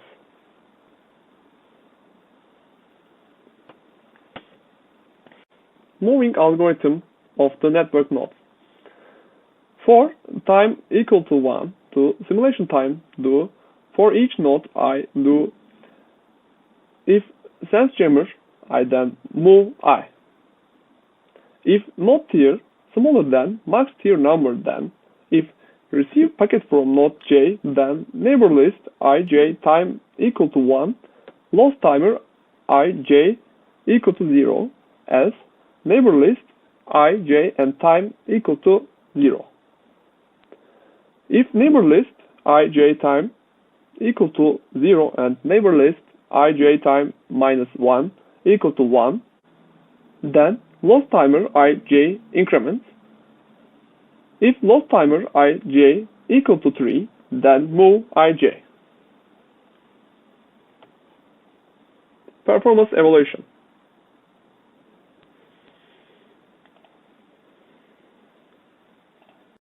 CLAN algorithm proposed the improvements in the UAV to ground control station communication. We compared the experimental results with the current approach in order to demonstrate the performance improvements. The first improvement is the reduction of the control messages in the network in proactive routing. We compared the number of the traffic control messages between the original Batman algorithm and our proposed selective rebroadcast method. We generate the nodes randomly while guaranteeing that there is at least one node in each branch. Then we record the initial position of the nodes in order to simulate the both WBAN and Clan algorithm using the same initial parameters. The simulations are run the varying maximum area and the number of nodes. Each simulation is run for 100 seconds, and the simulations are run 1,000 times, and the average number of generated traffic control messages are shown in this figure. We observe that as the area gets smaller and the number of nodes get larger, the selective rebroadcast algorithm significantly reduced the number of traffic control messages. In larger areas with the lower number of nodes, the nodes are sparse and there are less loops between the nodes, so the number of traffic control messages in WBAN is low. However, even in the simulation, Clan algorithm reduced the number of the traffic control messages greatly. This improvement reduced the traffic control messaging overhead in the proactive routing in the mesh network between the nodes. Secondly, we compared the connectivity of the system using Clan algorithm that enables multi-hop transmission of the UAV messages and the system using individual modeling to connect each node to ground control station with the direct link. Total connectivity is the ratio of the connected nodes over the total number of nodes shown in this equation. The average percent of the connectivity is shown in varying area size, number of nodes, and number of jammers are shown in this figure and the next figures. We observe that the difference between the connectivity of the system in single-hop modeling communication and the multi-hop Clan communication are close when the area is which the system operates is roughly 10%. However, as the area increases, our proposed algorithm performs better by up to 50%. In the presence of jammers, the improvement is larger since the network nodes in Clan relocate themselves in order to maintain connectivity while the communication in single-hop modeling is disrupted. Conclusion. In this paper, we proposed an algorithm in order to increase the connectivity of multiple UAV systems by dividing the nodes into branches with respect to their distance to the ground control station and form an ad hoc mesh network between the nodes.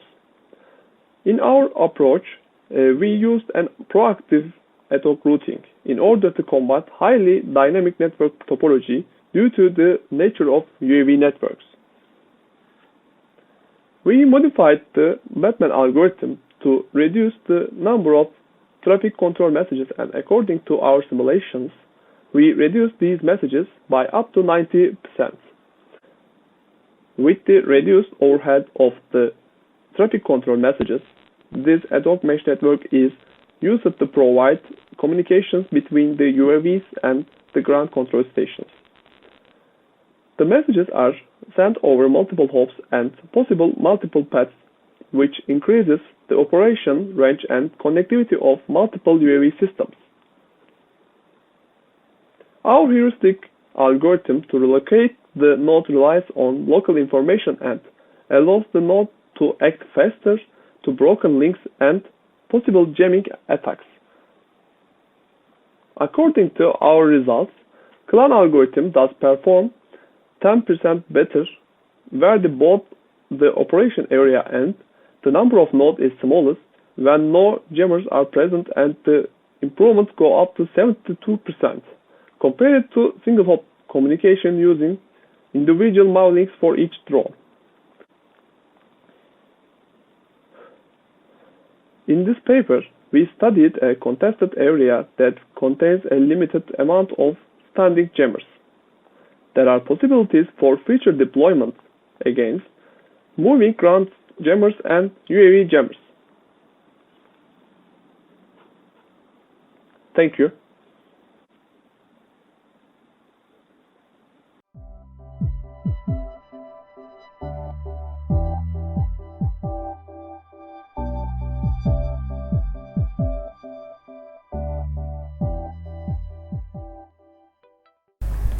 Welcome to ENISCOM Conference 2021 in Hanoi, Vietnam.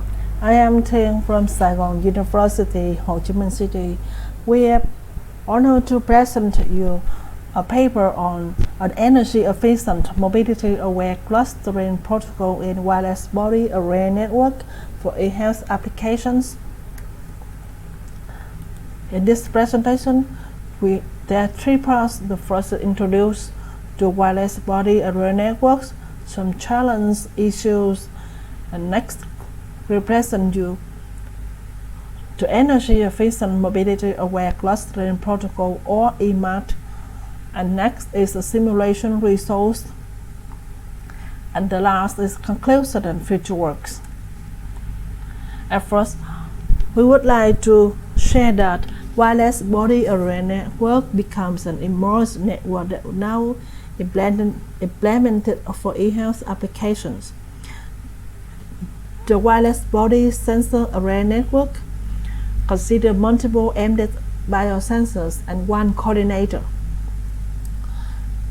The wireless body sensors can be attached or deployed in human body to collect vital signals such as heart rate, blood pressure, temperature, or motion of human. As we can see in this figure, the coordinator is located in the center of the human, and surrounded are the sensors as temperature sensors as 1, heart rate as sensors as 3, ECG, motion, glucose, pressures. All the vital data can be transmitted to the gateway and then will be forwarded to the medical server or the doctor through the internet. However, in this situation, all the sensors, temperature, heart rate, glucose, or pressure, they have to transmit the data to the coordinator at the same time, maybe at a different time. But the situation, if many biosensors not transmit data to the coordinator at the same time, and they may select the same routing path to transmit the data, and therefore the retransmission can be happen, and then the collision may occur. And if the retransmit not detect the collision and they retransmit the data, the energy consumption at node increased. That's one solution to reduce the energy consumption at node. That node we selecting the forwarder to reduce the collision, and they can form into the cluster. And in this paper, we propose an energy-efficient, mobility-aware clustering protocol. In this network, we consider one coordinator and M sensors, and the operating time is divided into T rounds. The network can be divided into C clusters, in which one cluster has one cluster head and K cluster members. We assume that the topology is multiple hop communication. This algorithm aims to find the cluster in which the nodes can forward data to the coordinator with the lowest energy consumption. Some nodes will form into the cluster by considering the residual energy and the network topology. The sensor node can elect to be a cluster head, and then the cluster head sends the hello message to its neighbors. The other nodes request to join the cluster by sending the reply message. For example, if in this figure S7 elected to be a cluster head, S7 will send a hello message to the nearby cluster, to the nearby members, such as S6, S9, S10, S8, or S3. And S6 will receive the message, the hello message from S7, and S6 want to join the cluster, S6 will transmit the reply message, and S7, after receiving the reply message from S6 or S9, S7 will form the cluster. The cluster is updated after some rounds because the network topology changes according to the human mobility.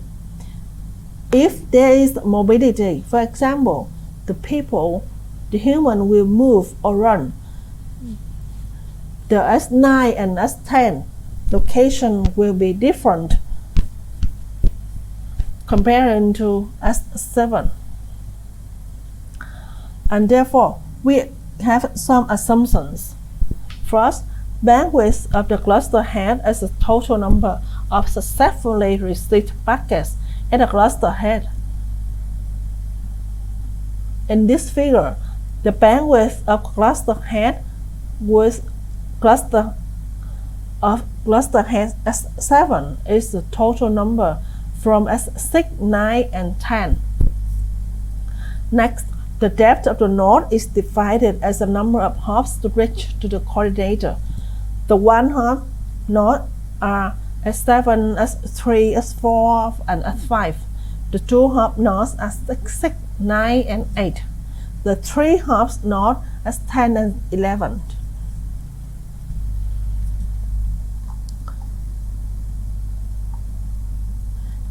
In wireless body array network, if node transmit data with one-hop transmission, we consider that the depth of node is di, and the energy transmitted is calculated as ETX.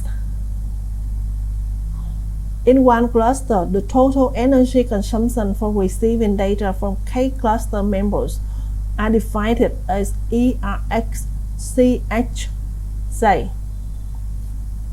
Energy consumption for transmitting B-bits data from cluster head to coordinator can be defined as ETX-CHJS.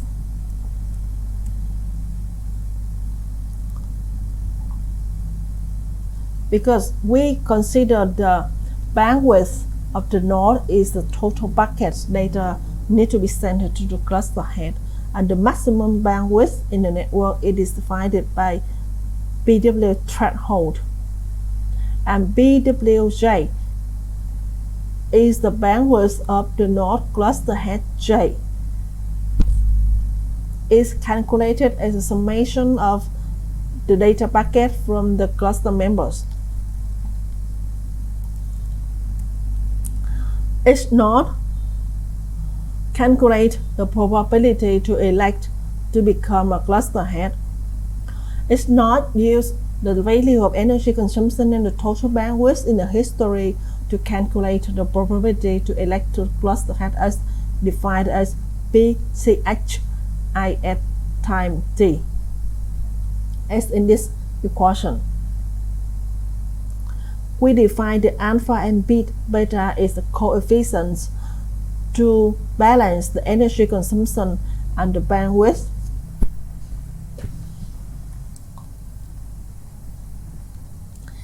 Our main contribution aims to select a cluster head according to energy and a total received packet in the past.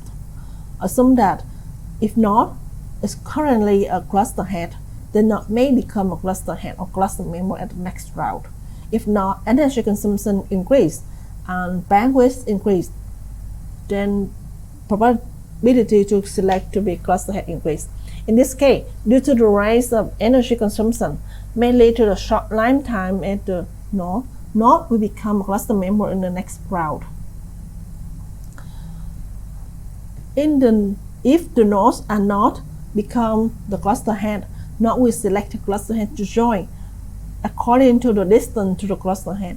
One node may receive many hello packets from the nearby nodes, and the node will select the cluster head with the minimum distance to itself, as in this equation.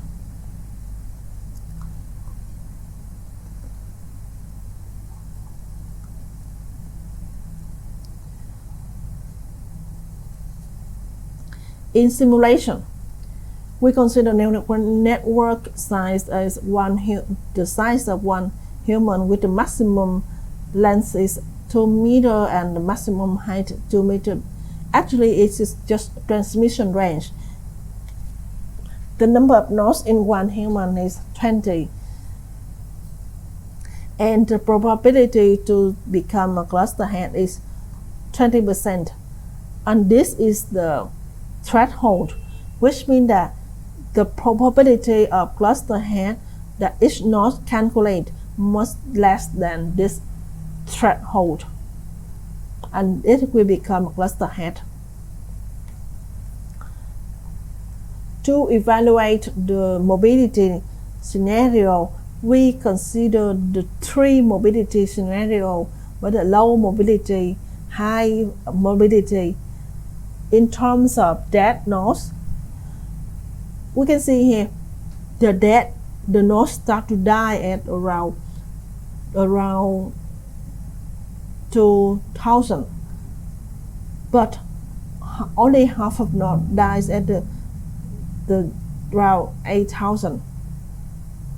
And because the number of dead nodes in the high mobility is higher than the low mobility, it's reasonable that residual energy of high mobility is also remains lower than the residual energy of low mobility scenario.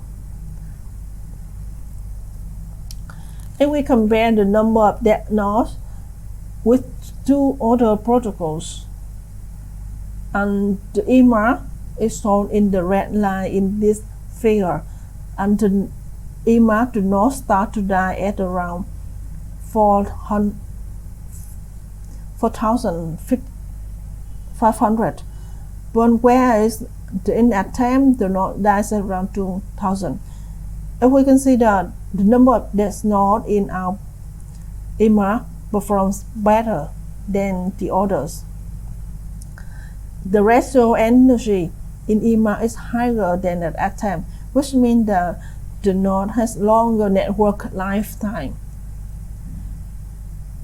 In EMAR, the cluster will be re-selected with the new cluster head and cluster members, and cluster members only transmitted to the cluster head via the assigned time slot, so that the collision can be reduced.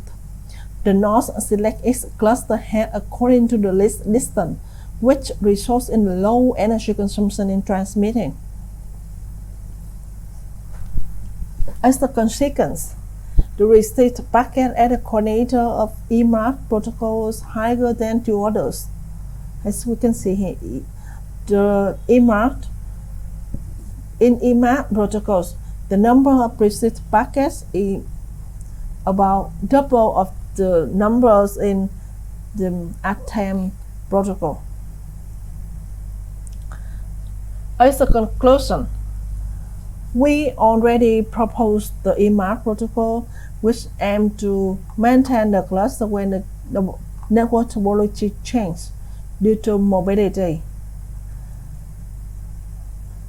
The number of overhead may be high because of the exchange information from the nodes while transmitting the hello package and reply message. But the remaining biosensors node offer low dead nodes and high energy residual, and the low number of dead nodes result in longer network lifetime, and it also guaranteed high packets received at the coordinator. In the future work, we can improve the cluster head selection based on the temperature rise at the nodes in order to balance the energy of nodes, and we also consider to reduce the overhead meshes. For example, in our work, we have proposed that the nodes will transmit the hello message and the reply message to form into a cluster. And that's the end of our presentation. Thank you for giving us a chance to present our paper in this INISCOM conference. If you have any questions, there's an email that you can contact, and we will discuss about the issues. And the email is already in the paper. Thank you.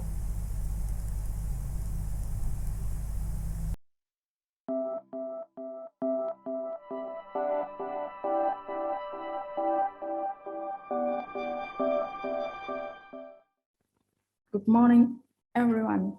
My name is Bak. I come from Duong Technical University. Today, I'd like to present our paper on an optimized pilot accelerator channel estimation method from a for low-dispersive channels.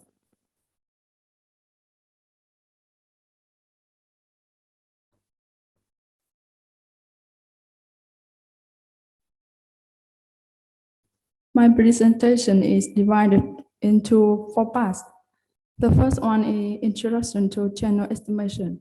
The second one, I will talk about the mathematical model of proposed channel estimation method. The third part is simulation design, and finally is conclusion. Why channel estimation? Since the wireless channel is influenced by manufacturers that cause power loss, delay split, Doppler fading, especially frequency selective fading. These multi-part effects can lead to inter-symbol interference, attenuation in amplitude, and shift in phase of the signal at the receiver side.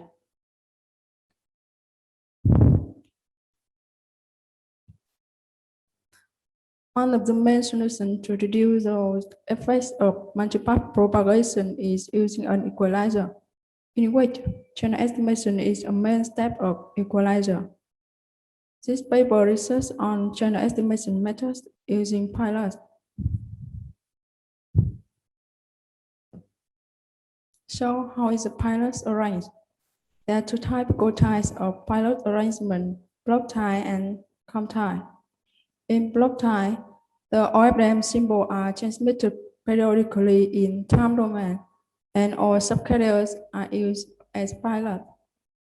This tie is suitable for slow fading channels. This is the com tie.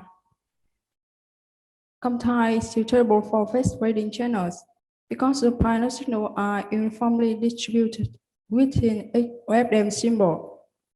This paper studies channel estimation based on the com tie pilot arrangement. Firstly, the paper considers a conventional channel estimation method. In terms of time-frequency correlation, there are 2 main estimation methods, including one-dimensional and two-dimensional. In this figure, is one-dimensional. This method is easy to implement as from to adjacent pilot subcarriers. Only interpolate on frequency domain to estimate the channel frequency of the current symbol. To increase the accuracy, the pilot information in both time and frequency domains, which is called in the two-dimensional channel estimation. To reduce the complexity, here is used to cascade one-dimensional estimator. There is 2 steps to estimate. First step, the estimation is performed in the time domain using interpolation at pilot subcarriers of some OFDM symbols. The second step is to use these estimated values as pilots to estimate the channel response for or show the remaining subcarriers on each OFDM symbol. In the following, I present the proposed channel estimation method. The main difference between the conventional and the normal method is calculating procedure. The first one is interpolation to find the channel frequency response, and the second one calculated. channel frequency response from channel impulse response. This is a mathematical of the proposed estimation method. Question 1 presents the channel frequency response of a multiple channel, which it needs to find. Equation 2 shows the voltage value of the pilot, with both the receiver and transmitter known in advance. Our task is to estimate channel frequency according to equation 3. Estimation the parameter is performed by the theory of potential noise immunity and the maximum likelihood method. Then the problem becomes to estimate of Z, which is calculated by known values of the pilot. To get optimized pilot pattern, first, find the spacing between two adjacent pilots. These MATLAB simulations are performed with different values of the ratio Tmax over Tmax to find out the optimal Tmax over Tmax range based on bit error rate. Here, in the specific case of a low-dispersive channel, the ratio Tmax over Tmax smaller than 0.7 gives the best bit error rate performance. Apply the normal method in the case of the DVB-T system into Keynote with the above-mentioned ratio. An optimized pilot pattern can be achieved as presented in the figure. As you can see, the proposed pattern is pilot number only about 25% of the conventional pattern. In the following, I will present the detailed simulation design and the comparison between the methods efficiency using bit error rate parameter.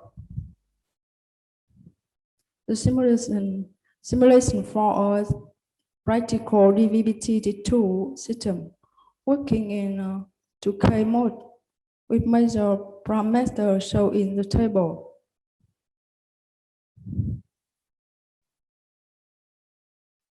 To evaluate and compare the efficiency of the estimation methods, this is the paper simulated the conventional and the novel method on the same system configuration. First, compare conventional one-dimensional with two-dimensional channel estimation. This is a channel frequency response and bit error rate. Simulation results show both methods give similar results, but two-dimensional is better bit error rate than one-dimensional, which trade-off higher complexity implementation.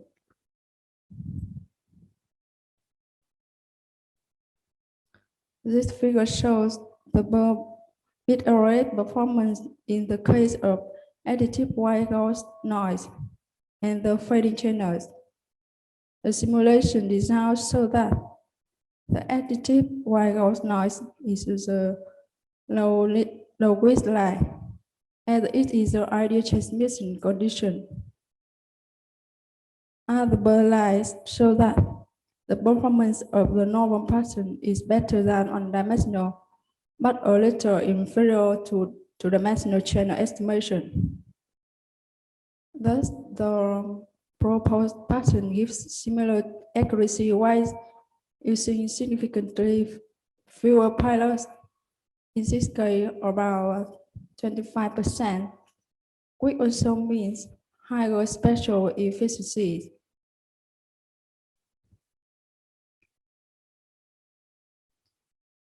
And it is in conclusion, in this paper, based on the novel channel estimation method, an optimized pilot pattern applied in the low dispersive channel was proposed. The simulation results in DVB-T2 system in 2K mode show that the bit error performance of the conventional and proposed method are mostly equivalent, while the proposed ones using significantly fewer payloads and a simple calculation procedure, which is essentially has to save the system bandwidth and energy. Thank you for your attention. Okay, thank you for the speaker. So,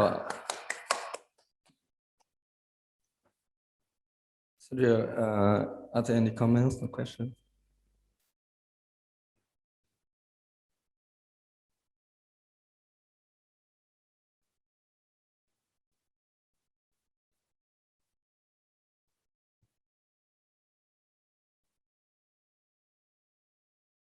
Any comments, questions for the speaker?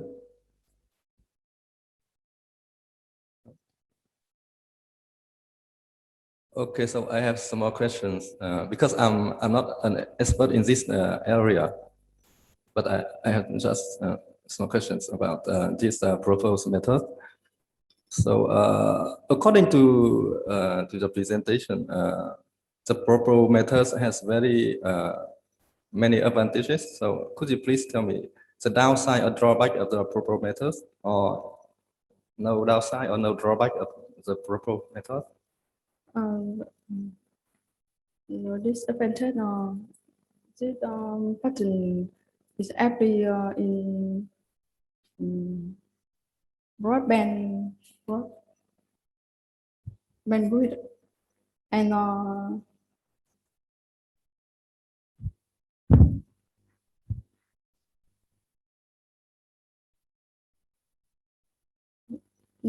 not actually a narrow bandwidth.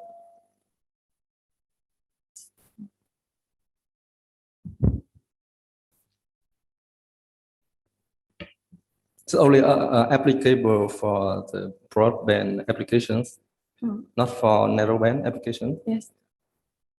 So why? The reason why? Why spacing is large because the number of pilots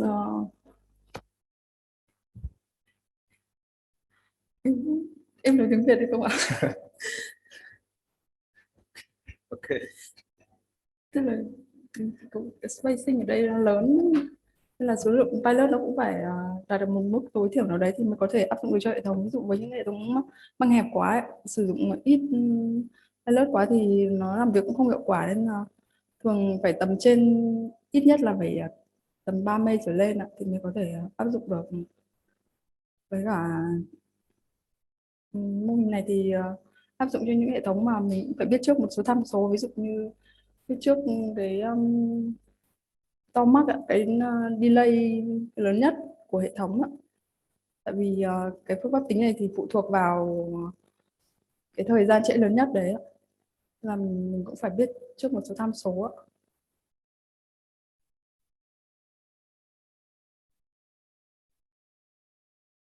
Okay, so thank you for the speaker.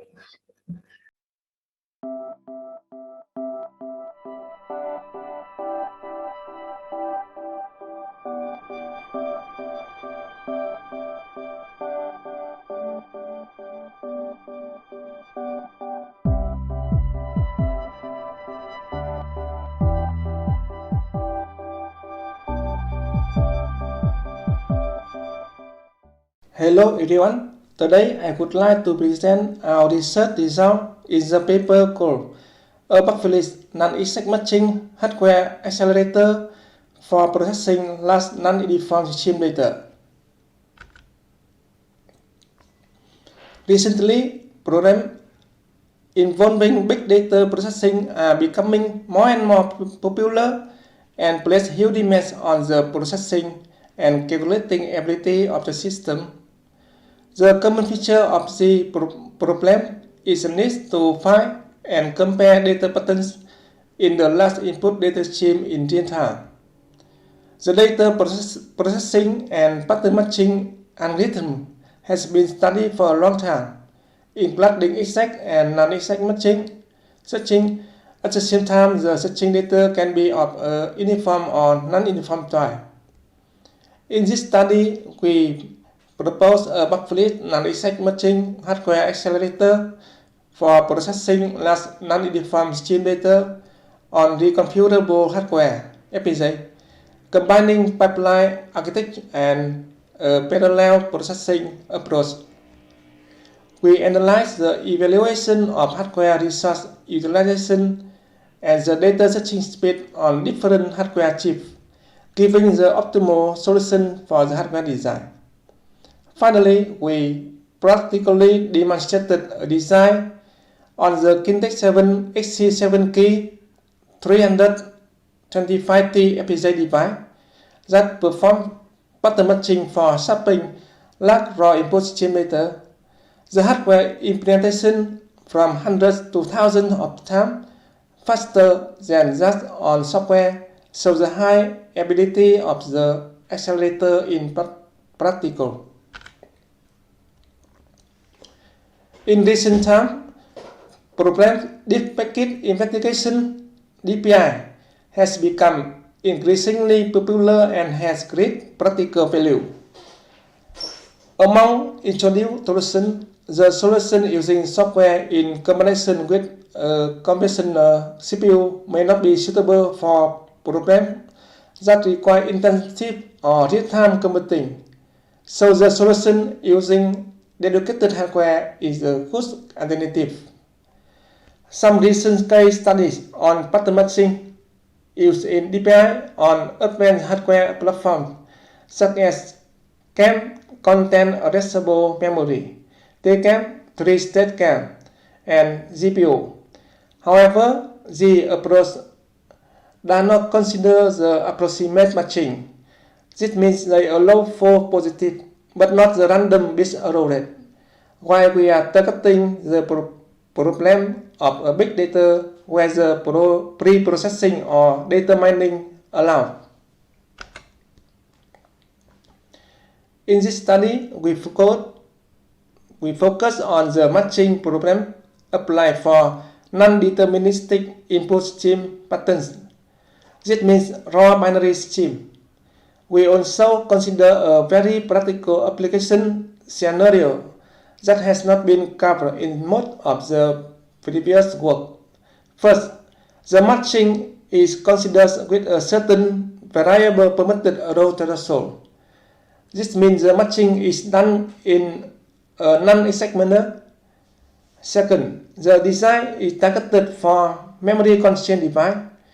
This means there is no buffering for a gigabit level stream bandwidth, but only a small on-chip case, a few tens of kilobytes serving as buffer.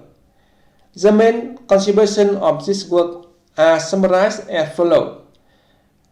First, parallel pipeline architect of a Bufferless non-exact matching hardware accelerator for processing large non-uniform stream data on FPGA.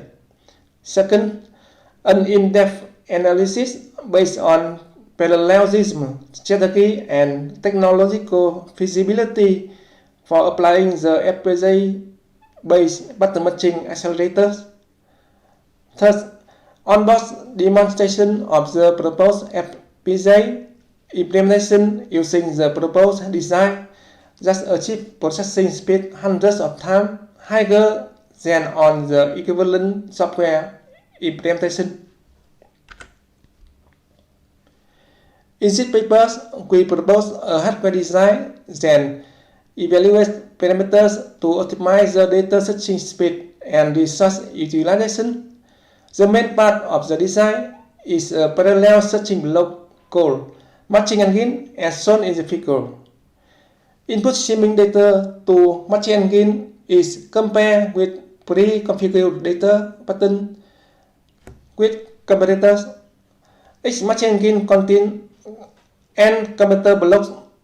The comparator computes the required parameters such as Hamming distance, Hamming width, and compares the last parameter with the permitted deviation threshold.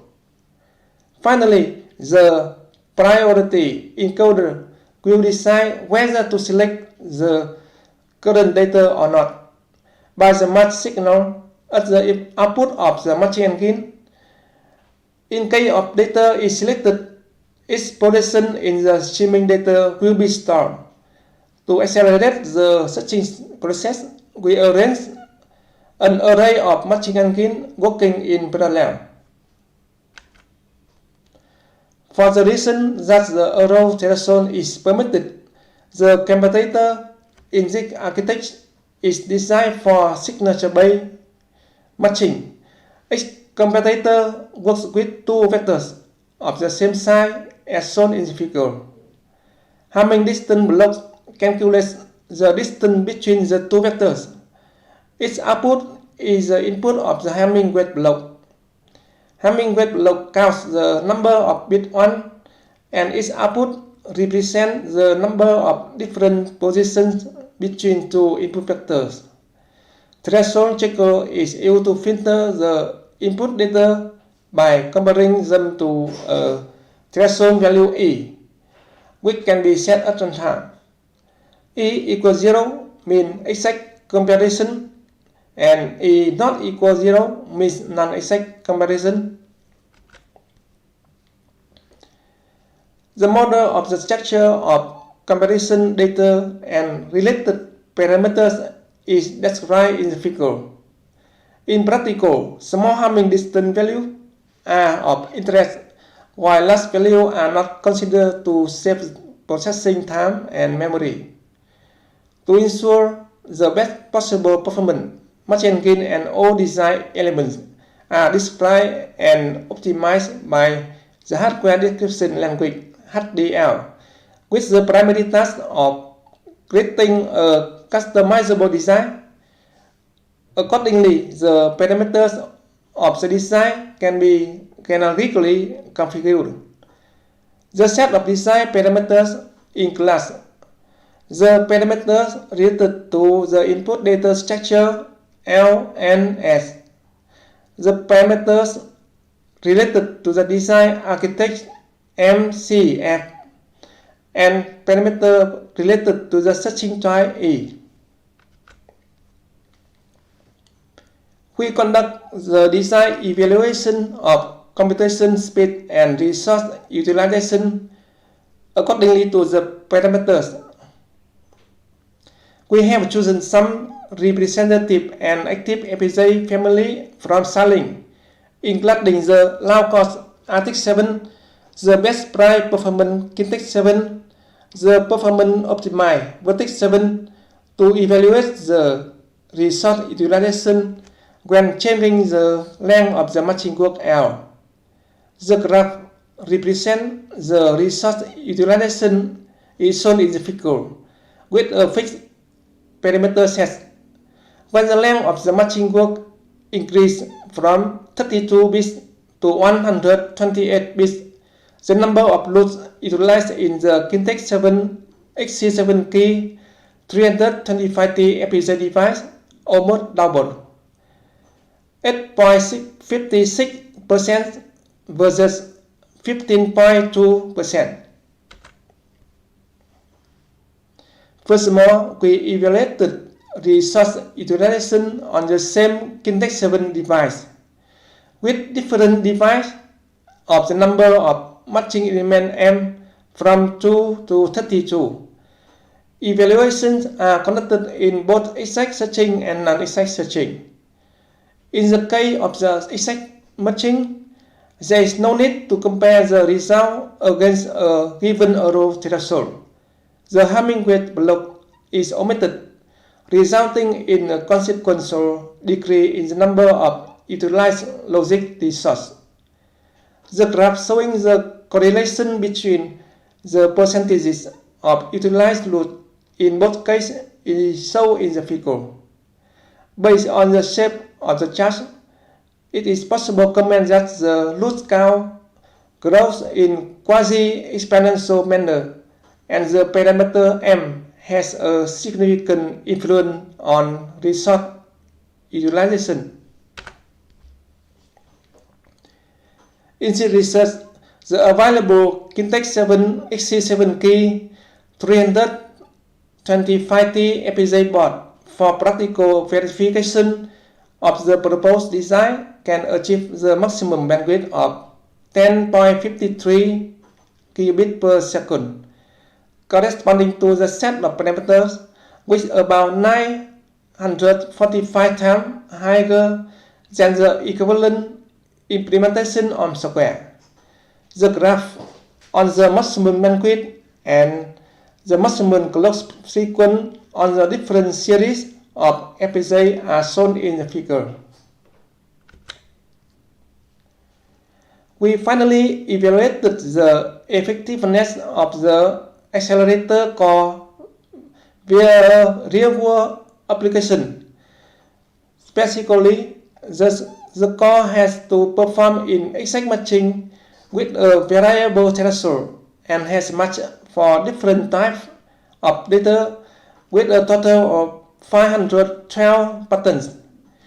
During the practical experiment on the Kintex 7 XC7 key 325T FPGA device, the input of the non-uniform data flow is pushed down to the FPGA board via AXI protocol to perform the searching.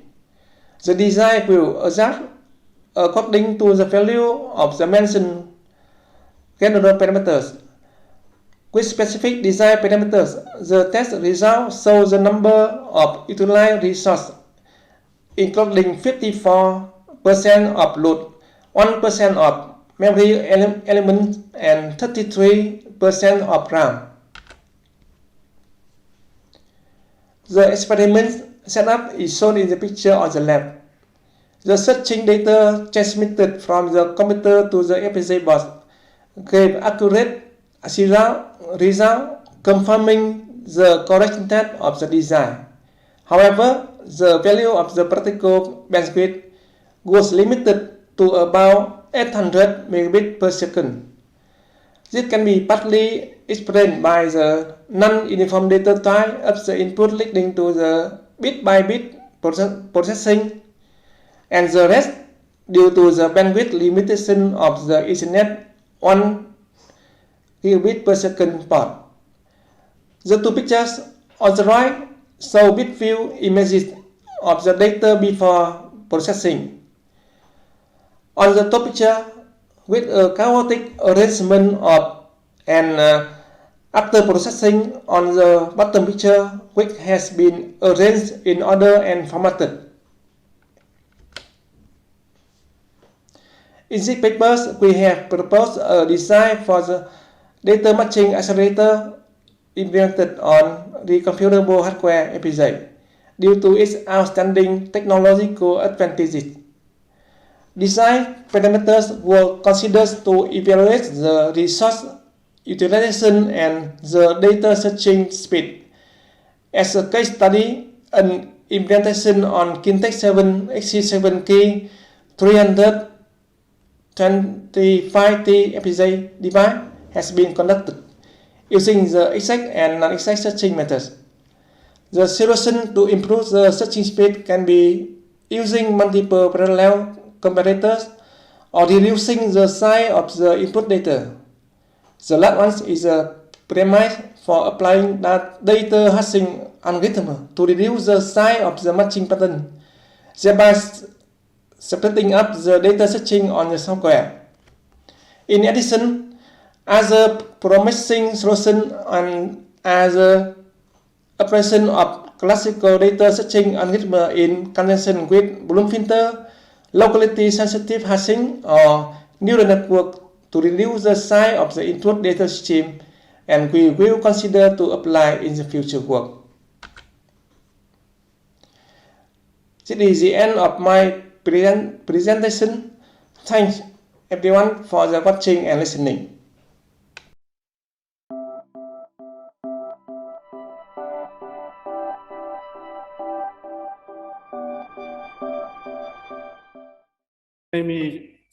My name is Trung. Right now I am a lecturer at the Faculty of Computer Science in University. But the paper when I wrote and I submit when I go start in VICMA, Vietnam Institute of Geosciences and Resources. But right now I changed my employers. Okay. So today I present my paper with title A New User Recommendation Model Within the Context of the COVID-19 Pandemic.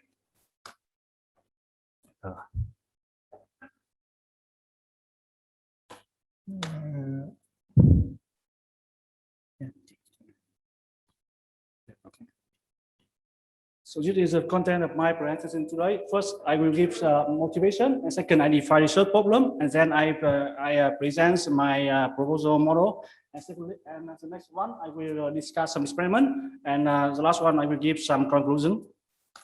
So first, motivation. So as we know, social network right now generate a lot of social data for many people, and from that social data, we can we can define many research problem, and recently, event-based social network gained a lot of a lot of interest from researcher and from event-based social network. Many researchers can define some research problem such as like user recommendation, group recommendation, even tag recommendation. So event-based social network can help people create online groups and organize social activities and invite them to attend. And this figure, illustrate two kind of event-based social network. We have Meetup Summit and Planka Summit. And right now, people also consider Facebook also like event-based social network. And for the definition of event-based social network is quite different because of in event-based social network, people can meet face-to-face in real life. So, from the last year, 2020, I just have data from 2020. So Meetup, one of the largest event-based social network, and has more than 40 million users and around 300 groups in almost countries on the world.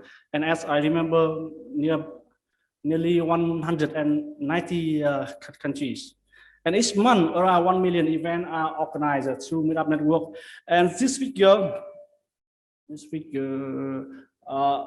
present structure of event-based social network and 5 entities of event-based social network. And we can see we have user tags. Tags just mean interest of users and group.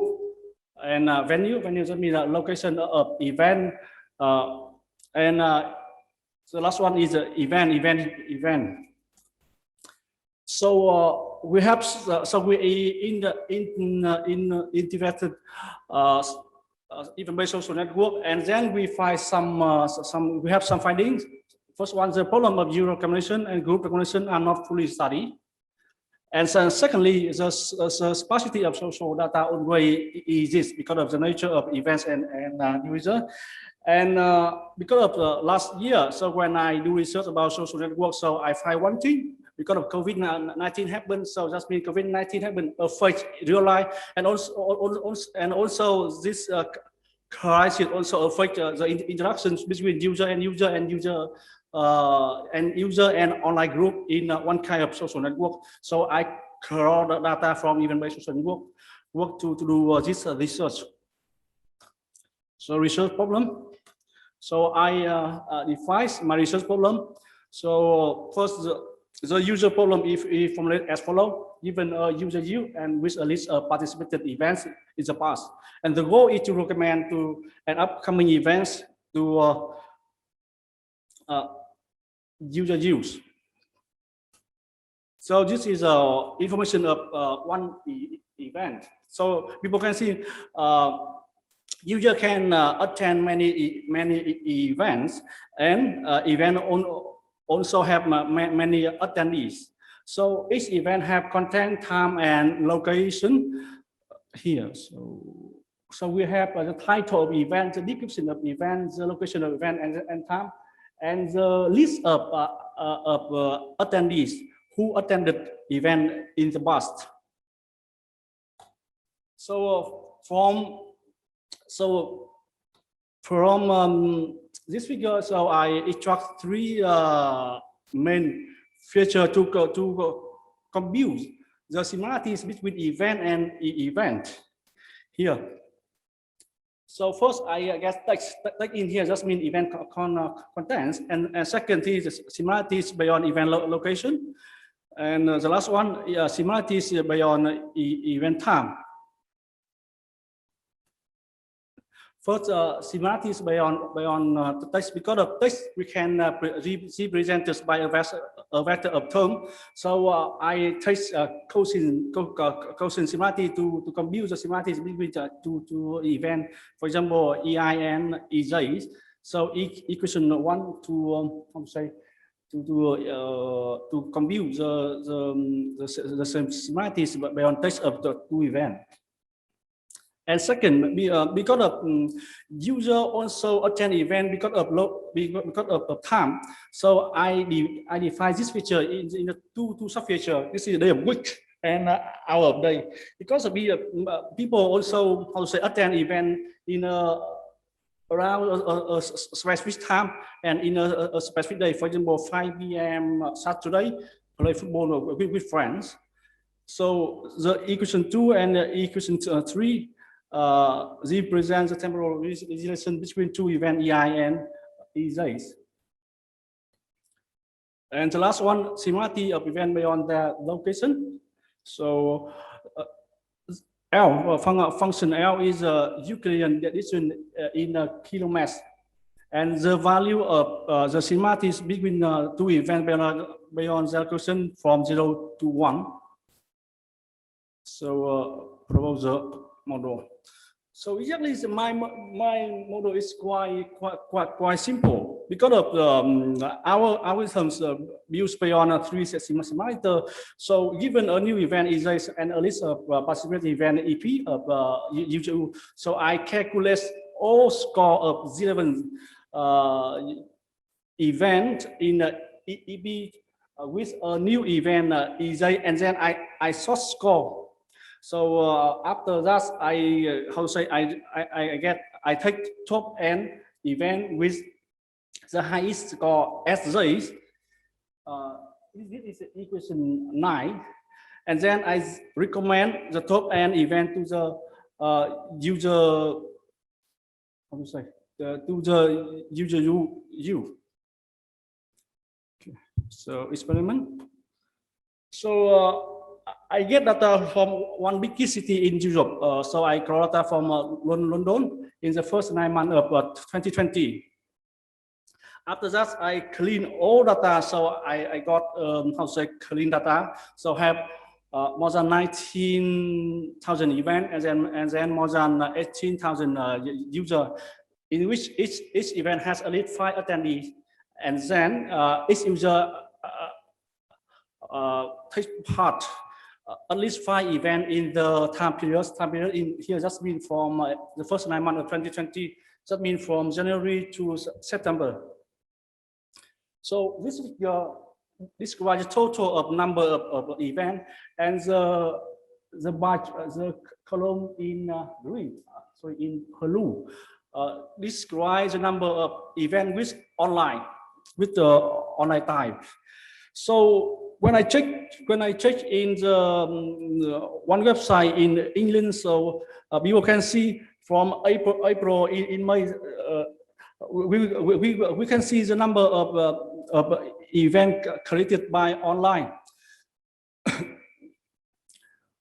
Because of in that time in London is the lockdown time, so that means people cannot go outside to take part event in the real life. So people only have one option: stay home and take part event by online, for example, Zoom or Skype. Okay, so this figure illustrates the distribution of event and user. So we can see from figure. So each event has maybe the majority of event has less than 15 attendees, and each user attend less than 10 events in the 9th month of 2020. So because I only have one data from January to September, so I I want to do more experiments, so I split the collected data into three data sets and use them in experiment as follows. First, data set 1, I collect data from January to March, and I consider that data as training data, and then all event in from April to June, so I consider that data as a new event, and the data set 2. So the event from April to June, so I still consider like training data, and the data from July to September, so I consider like the new ones, I mean the new upcoming events. And the last data set 3, so event from January to June, so I consider like attendance event is the boss, and the event from July to September, so I consider them like the upcoming events. So for the comparison method, it's not new. The comparison method, I just use, how to say, the location-based model, test-based model, and location-based model, and the test-based model, and the proposal model. So I just compare the proposal model with the baseline model. So the 3 comparison methods. So I guess it's from. Wait a second. This from equation 5, 6, 7, and 8.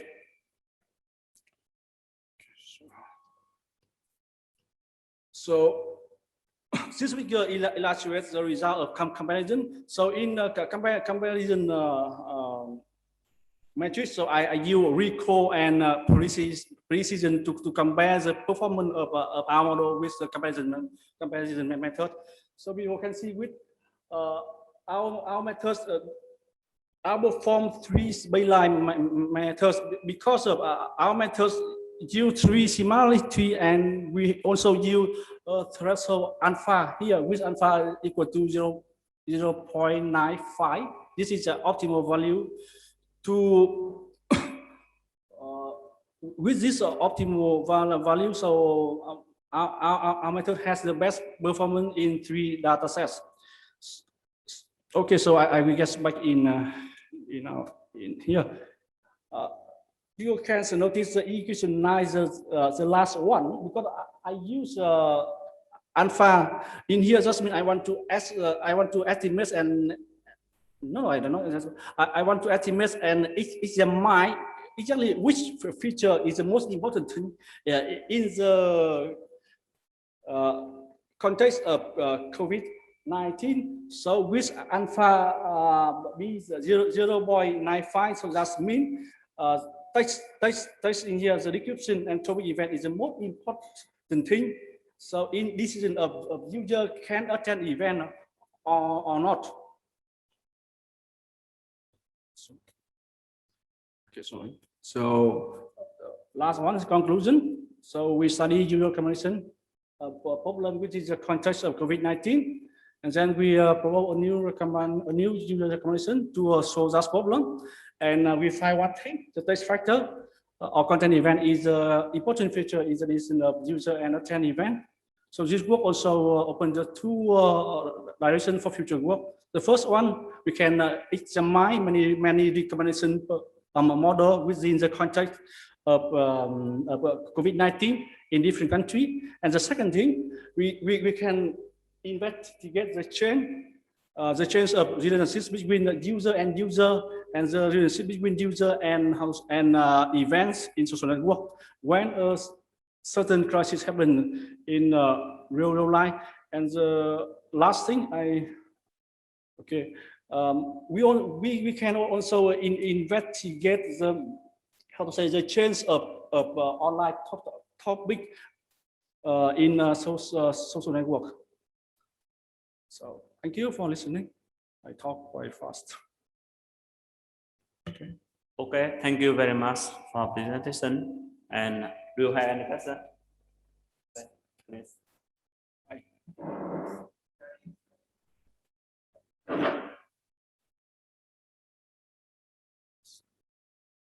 I just have simple questions. This is very interesting problem is nowadays. I just concerned about how you calculate the alpha value in your. Exactly, I test. I estimate alpha as the value from 0 to 1. So with alpha be 0.95, this is optimal value. As the best for this data set. Yeah, for this data set. Yeah. The second question is you compare for the three model for as a three model. Yeah, three pairwise model. Your PM proposal methods you three features. Yes. So it increases the result for the computation. You compare any performance. Here, usually is for LM, TLM, and TM. Usually is LM just mean location by model. Here, for example, if one user, they often go to the popular location. So that means for the next events, maybe that user can go to the that location to an event. Yeah. So for the second base model, I combine the two features. By and local by features, and the last one I also want to use one feature to compute the score between the relevant score between upcoming event and the list of participated event of one user in the past. Yeah. Thank you.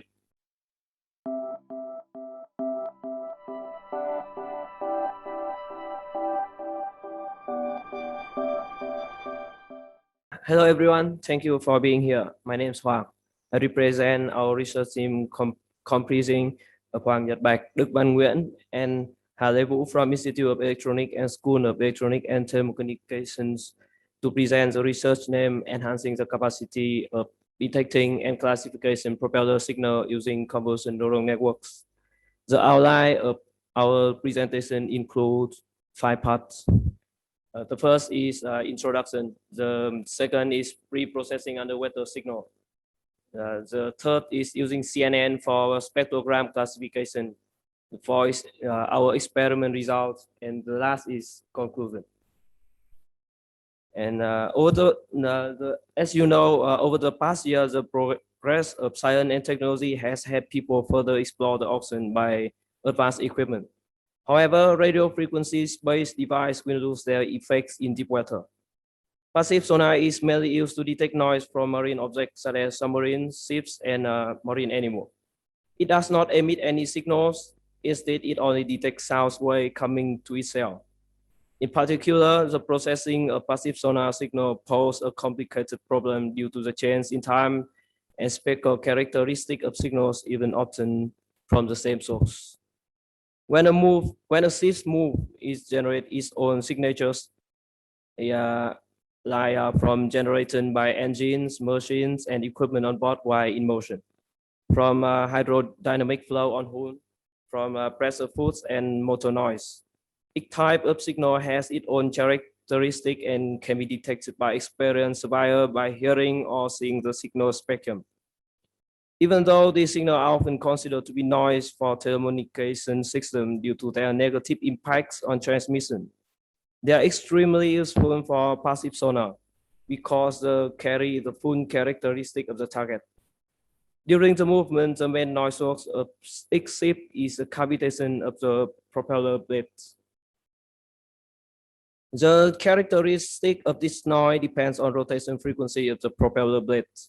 The cavitation noise increases proportionately with the speed of the blade and decreases as the depth increases.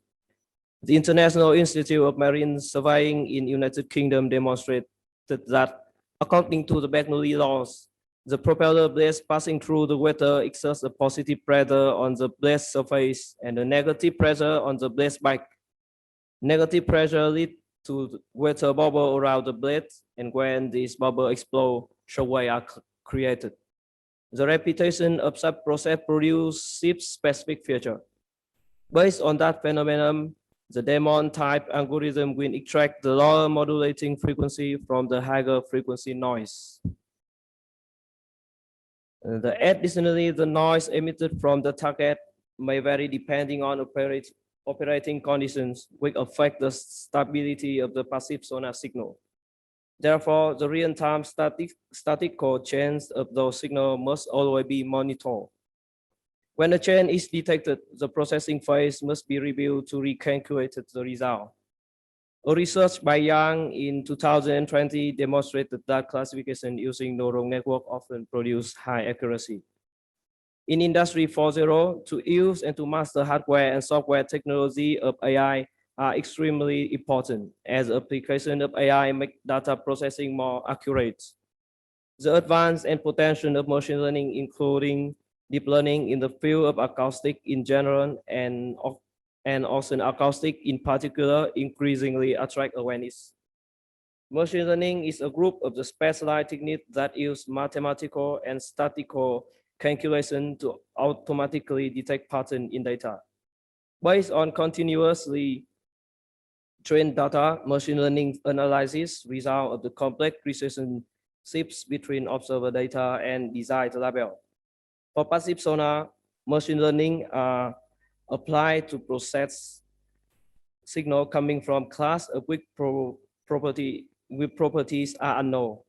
However, there are still limitations in classification results, mainly due to two reasons. The first, because the complicated underwater environment contains a variety of background noise. The quality of the received signal is very poor, resulting in low classification rates. The second, traditional machine learning method often extract features manually, which significantly reduce the quality of the training sets. So nowadays, we are using deep learning. Deep learning can be used to solve the problem of low recognition accuracy when the signal is unstable, as it can extract features based on large data sets. On the other hand, since there is a variety of noise, a good selection of feature can improve model performance. From the above analysis, this paper proposed a pre-processing model using improved daemon for better input to a customized convolution neural network to enhance classification accuracy. So which is daemon? Daemon is a detection envelope modulation on noise. The daemon technique is also a set of algorithms used to analyze narrowband underwater signals based on the principle of treating the noise or the signal generated by propeller as the envelope of amplitude modulation of carrier waveform that has specific frequency. And that envelope is specific for the cavitation noise and modulation waveform, which determines the periodicity of the propeller rotation with the fundamental frequency. This is the basic daemons algorithm. We can know easily the step of daemon algorithm include from the obtained underwater signals and noise.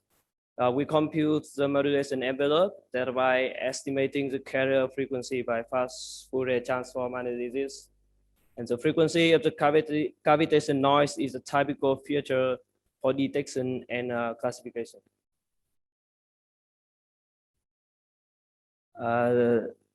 This the result of using daemon to detect the cavitation noise. This for the record 1 and for record 2, we can easily see the drawback of the daemon. The first drawback of the daemon is using FFT. The underwater signal is very complex. So using FFT, we cannot identify the time when the frequency occurs and the sound source that the signal belongs to.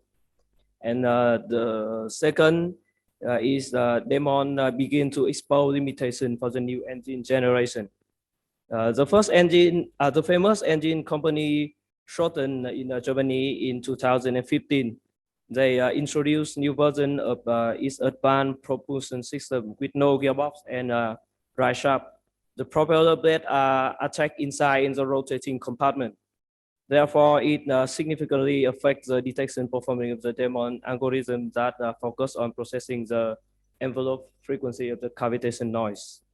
So we propose another daemon, maybe called amplitude variation, with 4 steps. The first step, we use a short-time Fourier transform. From that, we calculated a 2-dimension spectral metric, among which 1 dimension is frequency and other one is number of the sample. The the next step is the algorithm considers the frequency spectrum according to the dB scale of the signal as input and divides it into sample with equal length of time. Then we compute the amplitude variation for each segment of the spectrum and contrast a spectrum matrix. The third step, the frequency amplitude of each segment is averaged to obtain a unique representative value. And the last, we use stacking techniques to reduce the variance to increase the signal to noise ratio. This technique divides the acoustic signal into consecutive overlapping segments. The variance will decrease as we divide more overlapping segments. Thus, the probability of correct estimating the fundamental frequency of the signal will increase. We can see in this picture. Example is smoothed by window function, and the corresponding standard deviation are calculated. The frequency amplitude of each segment is averaged to obtain. So we can see the result of improving demand by amplitude variation will reduce noise while retain sufficient feature to increase detection accuracy. And the right, we change the spectrum from after preprocessing into a spectrogram. And we will use this spectrogram for the proposed convolution neural networks. The detection accuracy is calculated from the number and percentage of correct and incorrect slip detection. We collect 3,030 samples to test the analysis results, among which 1,800 samples contain signal from the subject and 1,500 samples do not. Example was divided into equal length of 1 minute. And the next we present the CNN for spectrogram classification. As you know, a person with normal vision can always detect and recognize objects in an image as well as decrypt the content. However, this task is much more difficult for a computer as it considers each image to be merely a numerical metric. Therefore, we need to find a bridge that connects this numerical metric with the semantic information contained in the image. The convolution layer takes input data and transforms this data to produce input for the next layer. Each convolution layer contains one or more filters, which are feature detectors that detect and extract different features of the spectrogram. This is a general formula of a continuous domain one-dimension convolution. In convolution neural network, f of t is an input image, and g of t is a filter that acts as a sliding window, and t is the positions of the filter placed on the original spectrogram. At each point t, the f by g of t is the value of the product of the intersection between the signal and the window with the delay t. That integral gives the relative correlation between the signal and the window in the defined domain. So this is our proposed network model structure. The pixels at the center of the input matrix are covered by sliding a window over and over, meaning that the area is used many times to calculate the output value, whereas pixels of the corner or edge of the matrix are only used a few times. So a lot of important information in the near edge area will be lost. However, this is the area that contains a lot of frequency information in Demon spectrogram. Therefore, we add padding with a value of 2, meaning that input will be buffered with 0 value so that the model can do the integration. Therefore, the position of the edge and corner of the original input matrix recates deeper, which will be used more in calculating the output matrix, avoiding information loss. The first convolution layer has one convolution 5 by 5. Using a smaller size of the convolution matrix will retain more information on the spectrogram. We choose a matrix size as an odd number in order to have a pixel in the center. extending the size of the convolution layer, reducing the dimension of the feature map, and making the filter size and stride smaller increase the accuracy of our model. So we use the data set that have been pre-processed by Demon and amplitude variation as input to LeNet and VGG and our proposed CNN model. It's easy to see the difference in the accuracy between the model. And the accuracy of our Demon amplitude variation and proposed CNN reach about 90%. And the fourth is experiment results. Our simulation use a data set from the project and underwater vessel noise database by Research Center for Telecommunications Technology, Universidad de Vigo in Spain, as well as a data set records by our Cell Institute of Electronics in Lan Ha by Hải Phòng, Vietnam. These data sets include various types of underwater ship sounds. The underwater channel using for data collection was built on the model channel, which was introduced and demonstrated by Professor Van Đức Nguyễn. The sounds are recorded in shallow water in real conditions at different times during the days, which contain both natural and anthropogenic environment noise. And the last is conclusion.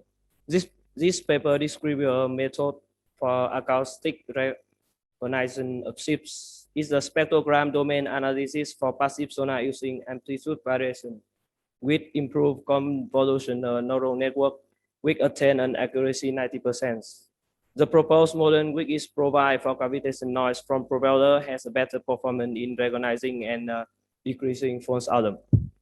Based on the classification result, we conclude that the first is deep learning model provide good result for detecting and classifying underwater and surface target, and this model still process well in low SNI environment. The second is why Demon algorithm focus on fundamental frequency. Our improving model additionally recognize variation in the amplitude of fundamental frequencies. The next is the transformation of data from signal sequence to spectrogram enable the system to process a large amount of complicated data on a real-time basis. The last is that dataset is still limited due to some security reasons. Therefore, pre-processing dataset and finding ways to increase the number of samples are the two main problems that shall be improved in the future. So thank you for your attention. Okay, thank you very much for presentation. And do you have any questions? Okay, I have only one question. I think the research is very interesting, and in the research you apply the algorithm for the ring device, and I see in the results you have a high accuracy, and I want to ask you about how about to estimate energy consumption or time processing. In our model, we use a station computer, but we calculated by the normal clock. I'm not good enough in CNN, so this is my first research, so I'm not sure how to can improve the speed. Okay, we just test normally. You only estimate the accuracy. Yes. Yes. Okay. With in the same record and the same signal to noise ratio. Okay. Thank you very much. Do you have any question? Okay. Thank you very much. And if you have any question, please send by email. Thank you very much. Thank you.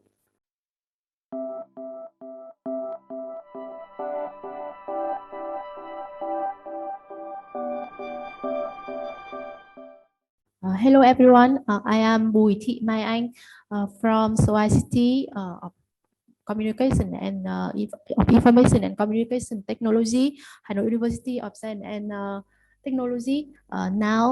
Today I will introduce our work, a Feature-Augmented deep learning model for executive summarization. Firstly, that is the outline of my presentation. Firstly, what is the text summarization? A text summarization can be seen as a process of automatically generating a summary from an input document while returning the key concept and the main idea of the document. So the summary says the generated summary is much shorter than the original document. And there are two commonly used approach in the domain of summarizing summarization. That is the abstract summarization and the extractive summarization. An objective summarization, that means we will try to produce a human written summary. So we will generate a novel word and novel phrase which are not contained in the original document. So in the adjective summarization, we have to apply some advanced language processing to rephrase or to generate novel word. The executive summarization, in contrast, is much more simple. We will give for each sentence in the original document a score and select the important sentence from the sort with the highest score. In our work, we will focus on executive summarization. There are two, the executive summarization can be seen as a classification task in which we will categorize the sentence from the document into two groups, in summary and not in summary. And there are two classification techniques which are commonly used, that is supervised learning method.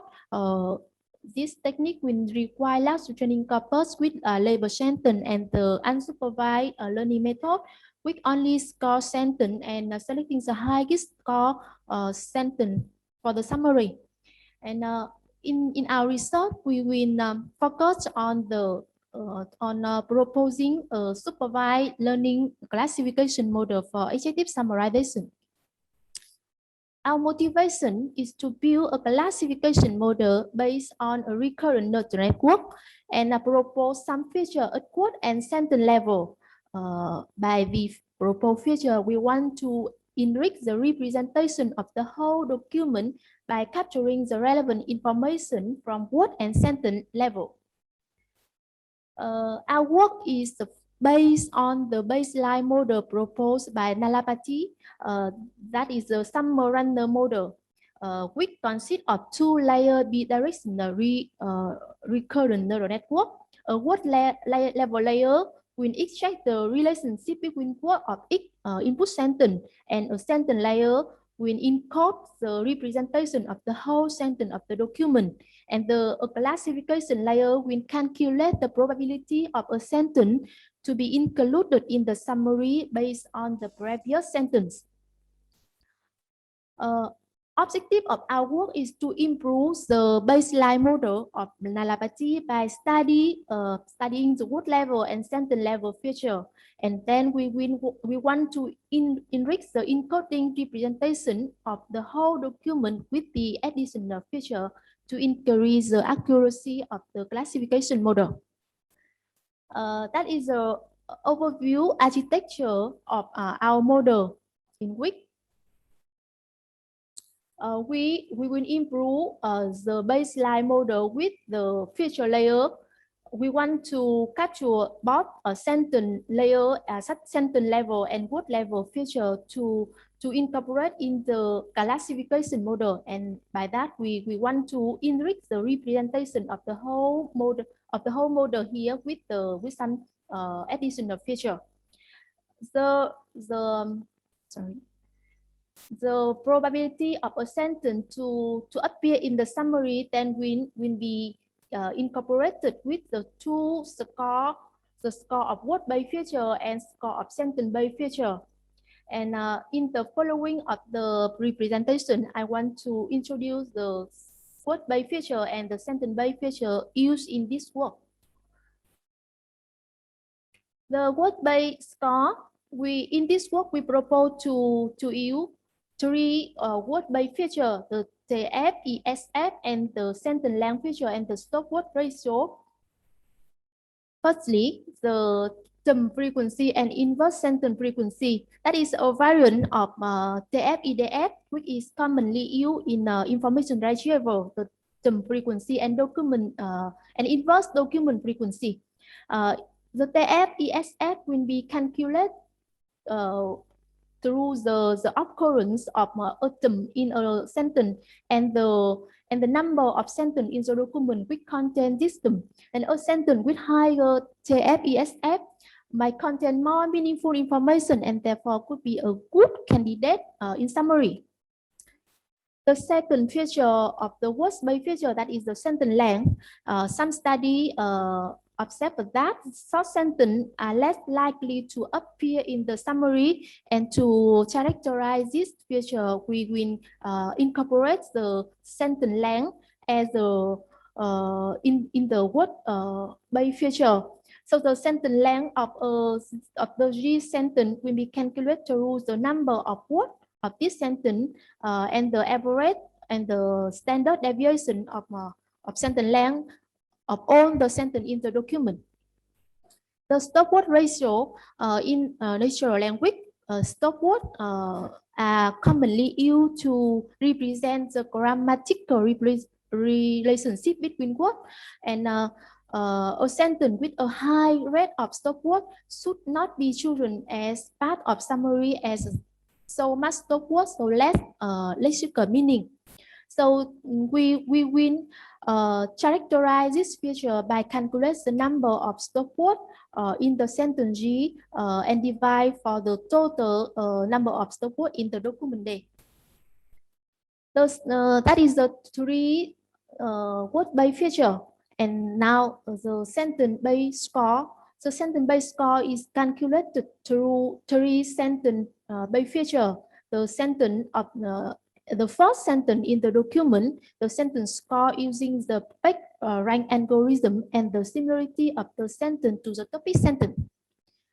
The first in the document, as the most relevant information of the document tend to appear at the beginning part of the document. So we will incorporate this feature by characterize the role of a sentence, so to emphasize the role of the first sentence in the document. Second feature, that is the sentence to assess the importance of sentence in the document will be measured through the page rank algorithm. In this work, we customize the page rank for the document level, such as for the sentence level, for the sentence level. And in this, we will use the hidden state of the recurrent neural network to calculate the page rank score of each sentence. The similarity to the topic sentence, as all the sentence belonging to the summary should be semantically related to the topic sentence, then we will calculate the quotient similarity between the two sentences through the TF-ESF weight. And as the topic sentence is typically appear at the first sentence in the document, then we will calculate this similarity between the sentence and the Z sentence and the first sentence of the document. That is the three sentence-based feature, and then we apply this model on the dataset. The chosen dataset is the CNN Daily Mail corpus, which is commonly used in the domain of text summarization. Each document in this corpus is associated with a goal summary, that is a human written summary, and an executive summary with label sentence. And on average, each document has 28 sentences and a summary about 3 to 4 sentences. The empirical setting, we want to compare the baseline model of nullability and our proposed model. Then we use the same empirical setting. the probability threshold of 0.5. That means if I calculate a probability of a G sentence and this probability is greater than 0.5, so this sentence will be chosen for the summary. And we change both the baseline our proposed model with 115 million vocabulary with 9 million iteration and about 5 epoch. And our model had 200 dimensional hidden state and 100 dimensional word embedding. Those are the same as the baseline model of Nalapati. To assess the performance of our model, we use two measurement metric. The absolute metric use sentence label, for example, the precision, recall, and the F1 score, and the standard row metric on the row summary and the generated summary, including the row 1, row 2, and row L. That is the comparison between our model and the baseline model, and as we can see in the slide, we examine the baseline model with some proposed feature, the word level feature, sentence level feature, and both word and sentence level feature. And our model, the summer runner, with 6 features outperforms the baseline one by greater than about 2 or 3 points of F1 recall and precision. We then compare our model with the state-of-the-art model. Then we compare with the baseline model, the model proposed by Tran, and in some row the row score will calculate the occurrence statistic between the row summary and the generated summary. So in the rows 1 and row 2, our model will outperform the related work. In conclusion, so in this work, we propose an augmented feature deep learning model for effective summarization of a single document by propose 6 features based on word and sentence level. And with the feature, the meaning of the whole input sentence has been better captured than only relying on the recurrent neural network. So that's my that's all. Thank you for listening. Thank you very much. Do you have any questions? Okay, please.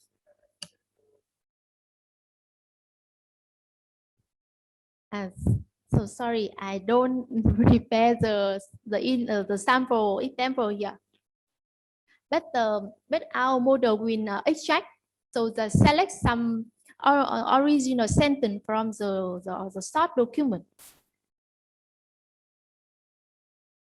Only running on the CNN Daily Mail, so for English document, because I don't have the Vietnamese corpus for Go summary. Go summary, that means the human written summary for some, for example, a tiger in Vietnamese. Yes, but then we have to generate the Go summary by rewrite the summary from the original document, original article, and this work will take a lot of time. Yes. We have a model for Vietnamese, but only for the chapeau. That means the one sentence. Yes, one sentence. One sentence for some. That means for some article from Báo Mới, we have a cloning about 1 million. Yes, 1 million article, and apply a deep learning model for generate one sentence summarize. But in the approach objective. The objective approach, that's not the objective. Huh? The real time? No, not real time. Okay. Thank you.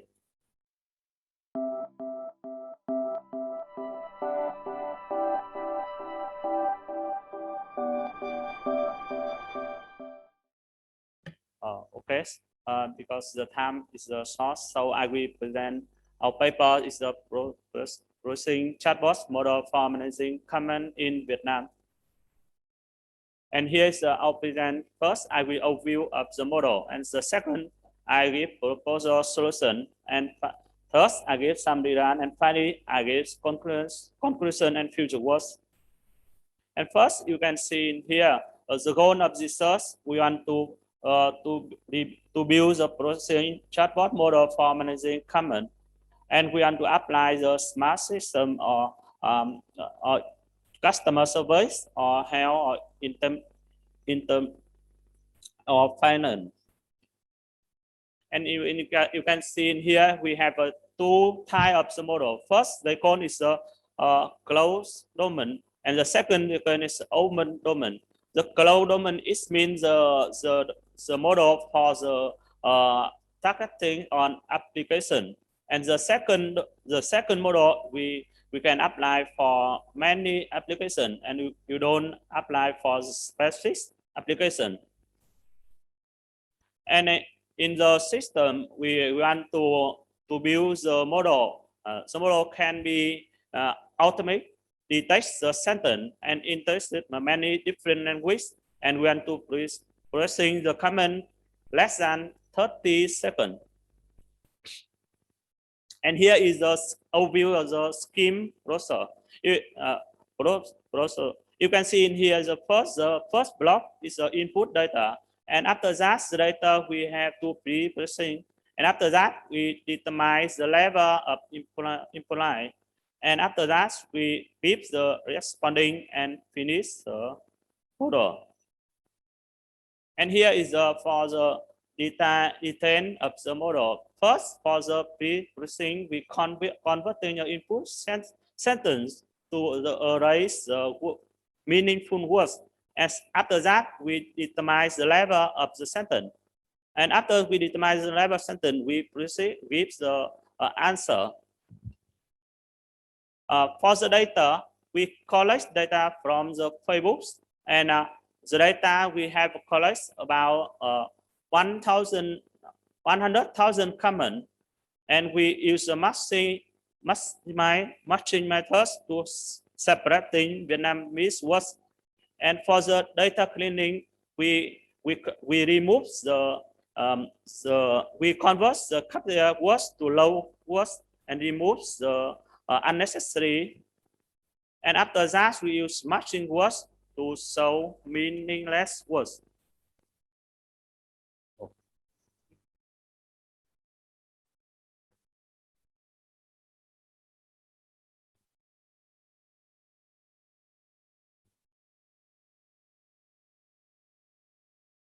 And here is an example for the separating Vietnamese words. You can see in here, you have one sentence Vietnamese, and you can two types to divide. First, the second divide, you can divide the housing, and the first divide is the fourth line, and the second method, you can the third line, and you can see if you choose the third line, is the not meaning. It is a problem of the clustering in Vietnamese. So that in here we determine the level of words. In here we divide the second level from 1, 2, 3, 4, 5, 7, 14 as the table. And after that we decide we build the database. Also, we also build the database for the penalty function for ban the comment. For the design, first we perform for 100,000 comments from the article on the Facebook or as source, and we divide into 5 types. In here we have 1, 2, 3, 4, 5. For 1 we have 4,215 4. And the level 3 we have 2,627, and for 3 we have 1,574, and the 4 we have 1,021 comment, and finally we have 755 comment. And here is the results after we apply model. You can for the correct correct detection rate, we have the 15% for 115 hours.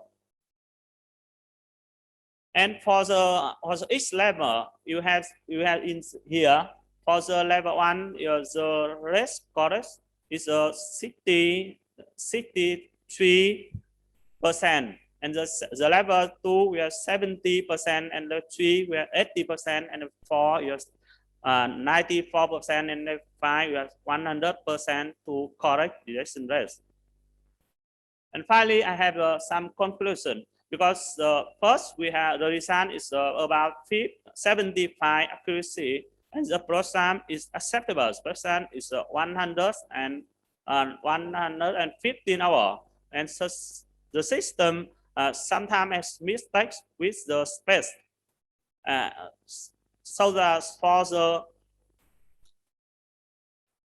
that in the future we want to invest with the new model, and you want to collect more and more data from this different source, because the data is only 100,000 comment is enough to last. And also we want to develop two-way between the user and chatbot. Thank you very much. And if you have any question, please send me. Okay.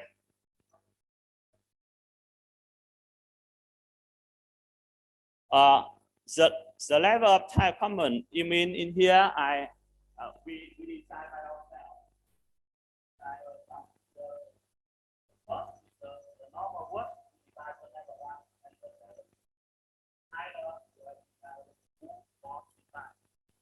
divide 7 level by ourselves. But I think it's not enough. But first, want to divide because the Vietnamese word is the to divide the people line. Because the Vietnam word is very one word has many meanings. So it's difficult to divide the level. So first, we want to divide the 7 level. Yeah.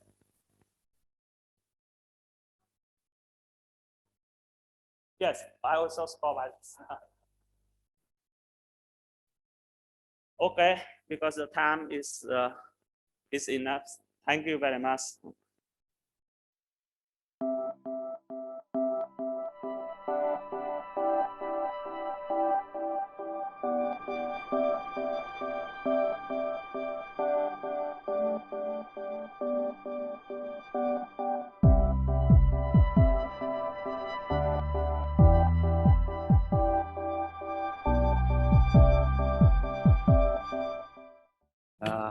Okay, so hi everyone. Thank you for joining with us today. It's a session, the security and privacy is part of the International Conference on Industrial Network and Intelligence System in 2021. I would like to take a moment to introduce some outline sequence presenting today. This session today includes both the outline and offline presentation.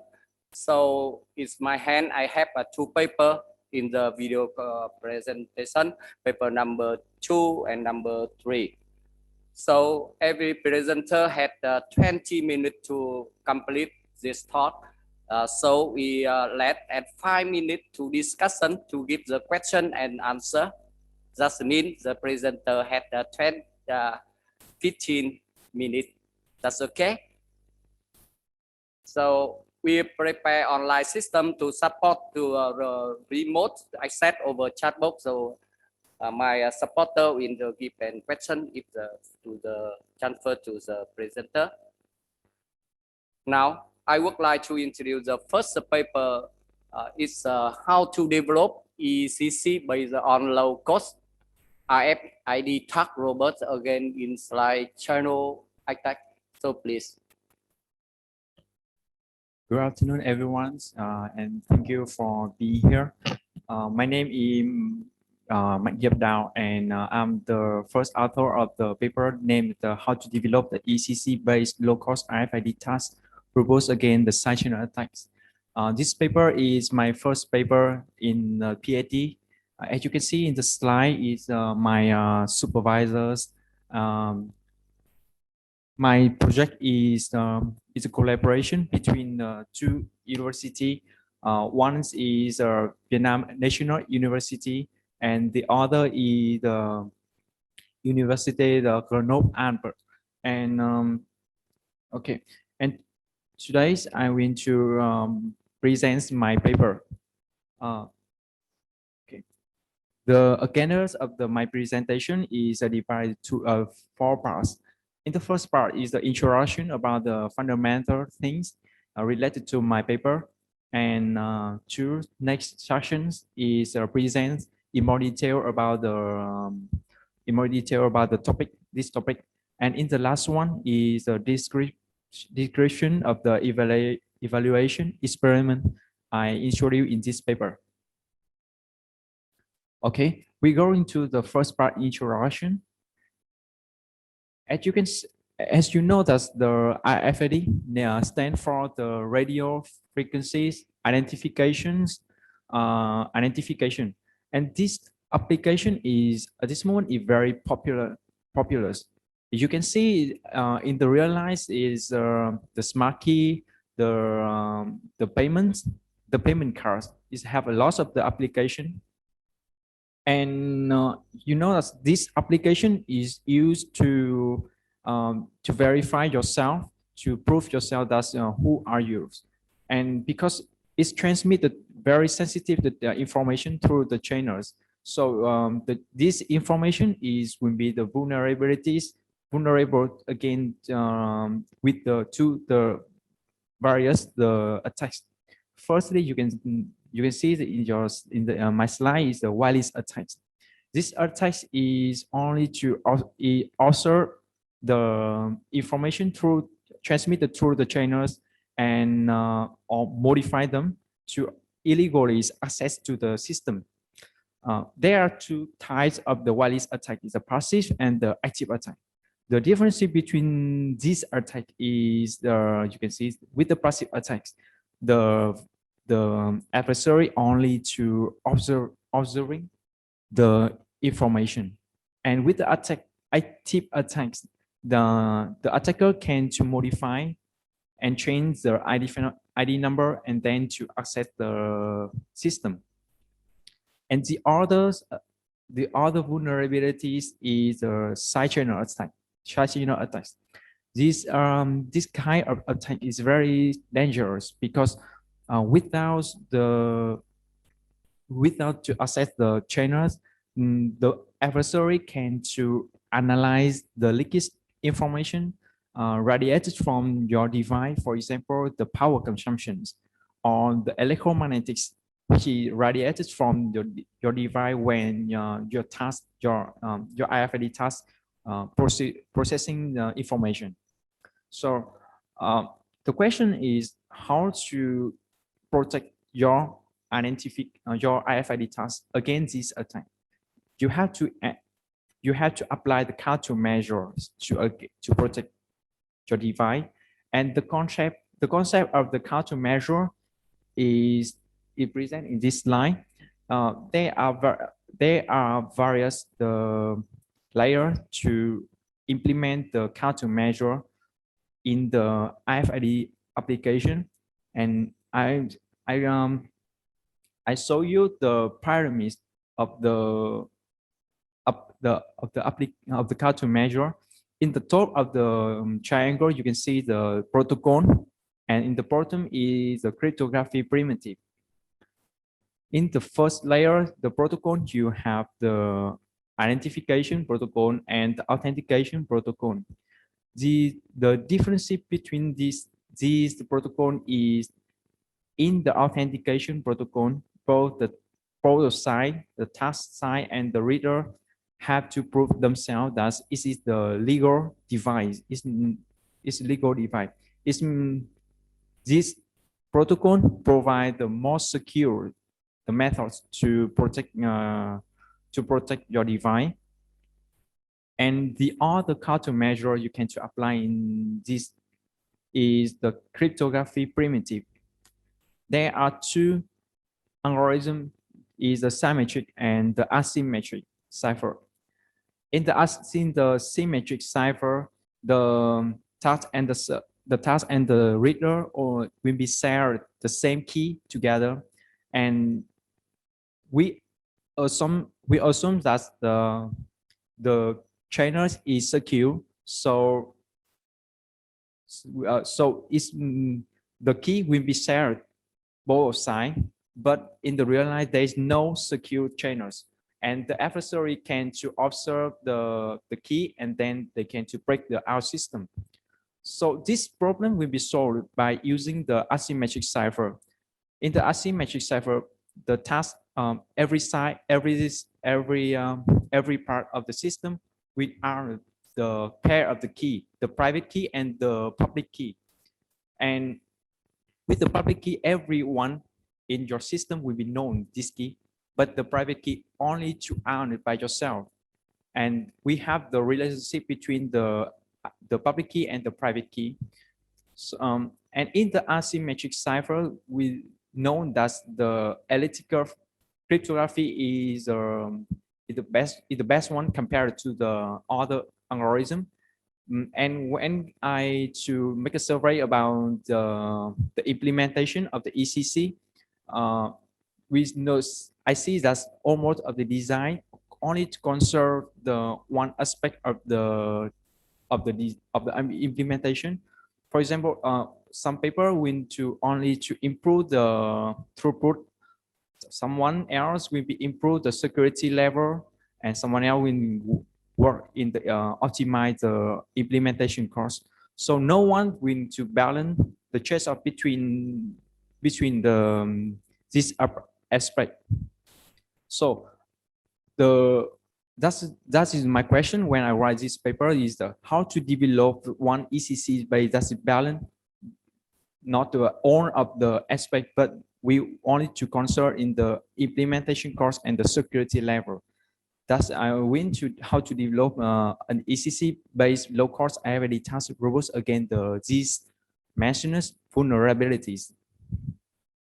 So in the first layer is the authentication protocol. We know that the authentication in the protocol, the both sides will transmit the data, and this data will be encrypted by using the ECC, and the protocol will be ensure some of the security characteristic I listed in my slide, and this you can to ensure some of the characteristic, but if you ensure more the feature, it means that your protocol will be more secure than the other. And the vulnerabilities of the protocol is the replay attack, relay attacks, and the most dangerous is a side channel attack. So I will analyze the most popular protocol using in the IFID, the SNOP. As you can see in the slide, is there are two sides of the protocol, is the task and the server. The task will are the private key, small x sub y, and the public key is upper x sub y. The public key of the server is the upper y, and the generator will be the p. In the first step, in both the task and the server will choose the random number to protect against the replay attack, and then they will transmit the C2 and C1 and the C2 to verify the ID number of the task.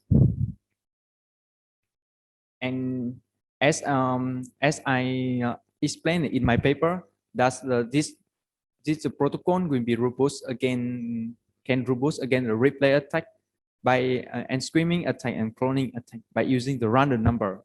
But as I proved that the adversary could check the task by deriving the private keys x sub y. If you can see that you only to analyze some step, you can to derive the x sub y, by only to observing the C sub 0 and C1. I explained it in more detail in my paper.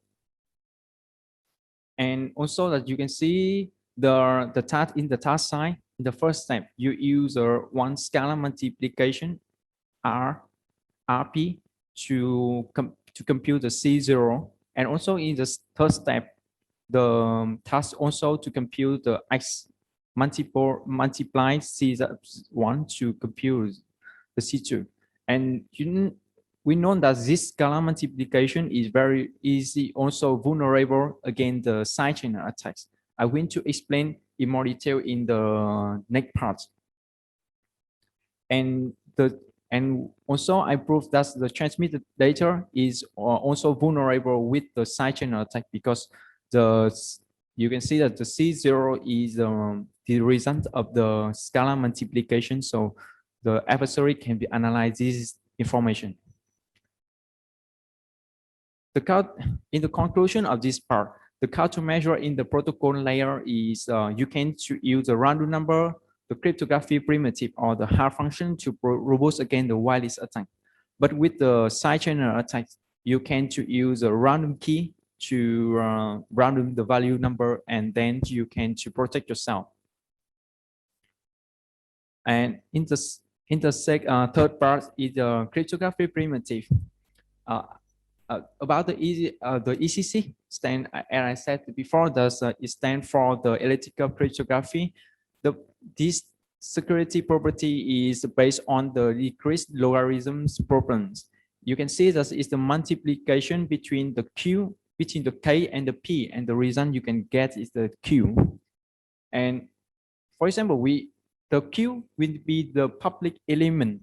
You will share this value will be with everyone in your system, and you only to keep the case as a secret number, and the P is the generator point. It is a common parameter for whole the system. So with we have a loss. Of course, we have a loss of the curve. And in the general curve is a weight charge curve. We perform the one algorithm to perform the multiplication Q equal to KP. And you can see is in the algorithm 1 is a double and S algorithm. If you look into the for loop, you can see that if the K sub 1 is K sub I equal to 1. You perform the addition operation, and if the K sub I is not equal to 1, you will only to perform the doubling operation. And as you can see, that the point addition and the point doubling have the two different algorithms to perform. So it means that when you perform the addition and the doubling, you consume a different power, and it leads that the adversary can analyze your power trace and then to attack you. So the countermeasure in the algorithm layer is perform the Montgomery layer algorithm. Is execute the same operation when the bit of key is equal to 1 and on the 0. If you can also use the random projective coordinates to random the value of the reasons, and then the adversary cannot to derive your information. Or you can use a very special curve, the binary error curve or the half curve. Because this curve, it will be provide the completeness property that ensure that the addition and the doubling is the same. You perform in the same way. So the main idea of this countermeasure in the algorithm layer is hiding and masking the dependencies of the power consumption on the processed data, and then the adversary cannot derive the key when they analyze the power trace. in this slide is a comparison of the some countermeasure applied in the ECC in some implementation. And as you can see that some paper, for example, the 18 and the 19 or the 2022 is only to optimize the implementation cost to ensure that the area cost will be as lower as possible. But the security, they prove that the security level of this one will be very sensitive with the side channel attack, especially is a CPA, the correlation power analysis. And I asked myself that if we do that, we cannot measure both the aspect that's the implementation cost and the security level. That is the reason why I propose the one evaluation procedure to measure both of the aspects.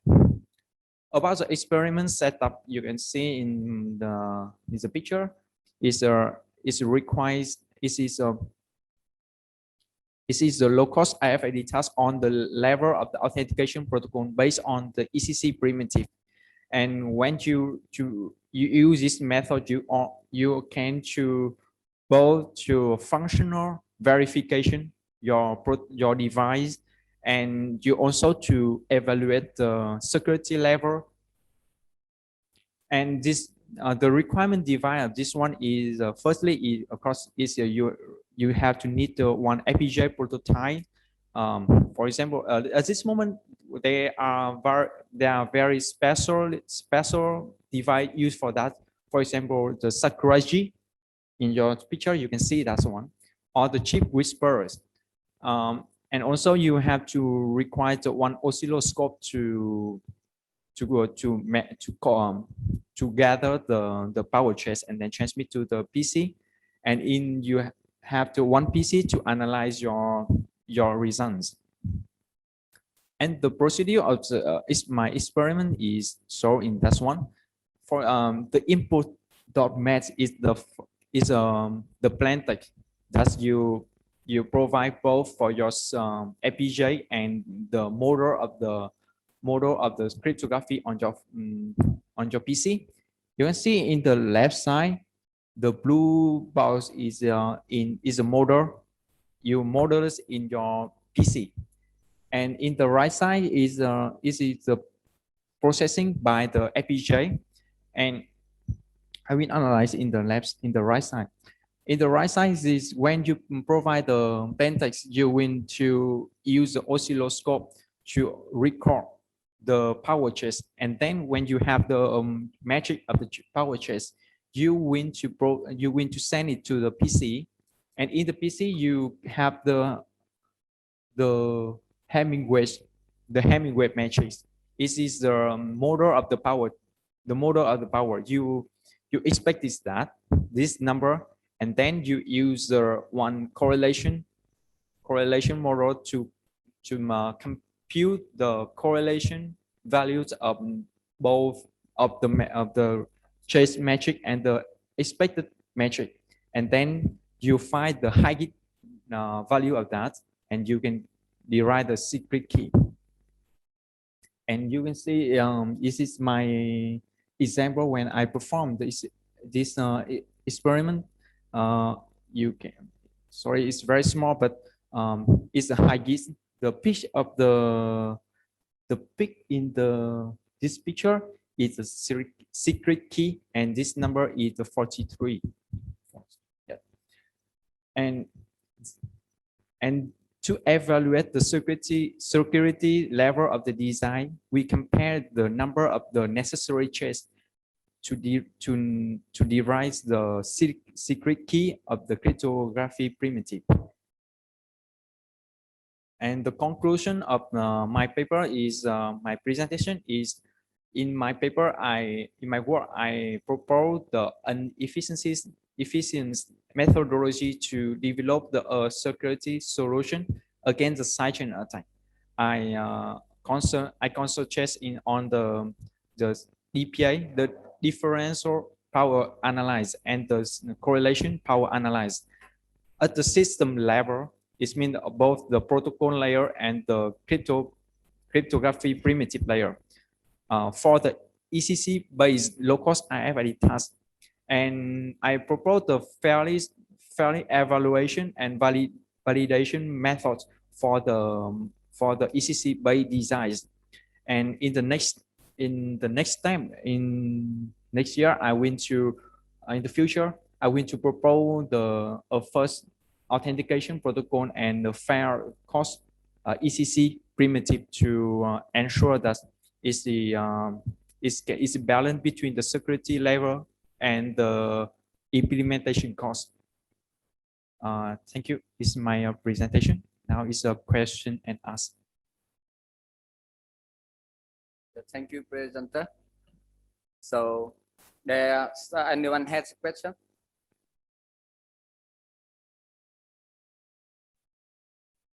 Okay, please. You can use the microphone here.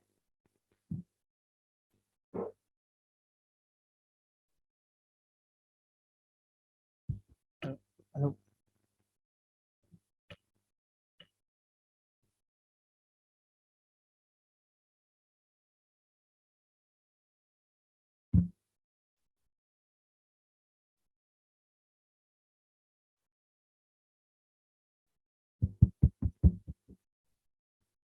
Okay, so I will try to raise my voice. So I understand that you propose a methodology to evaluate the efficiency of the ECC method. Yes, yes. So I have a question that what's the benchmark that you evaluate the hardware cost and energy cost? Which benchmark you choose that blending between the security level and the hardware cost? I need to know more. Okay, thank you for your question. It's a very interesting question. About the implementation cost is depend the RFID application. You know that the RFID application requires very low cost in terms of the energy, and the energy is the first priority, and the second is the area cost, because you know that with the RFID task, especially is the passive RFID, the power you use to process the data you gather from the environment, and the communication time is very short. It means that you gather a little bit of the energy. It's a few, I'm not sure, but it's a few millijoules. So it means that you have the limitation resource in terms of the power.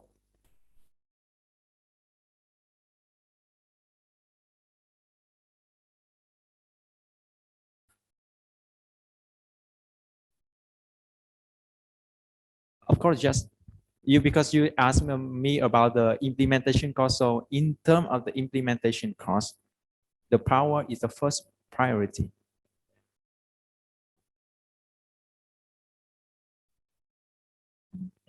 Okay, thank you. Any question? Okay, I had a small question. So in this paper, using the Pearson correlation coefficient to validate the result, my question is, why do you don't use security analysis or other method to validate the proposal?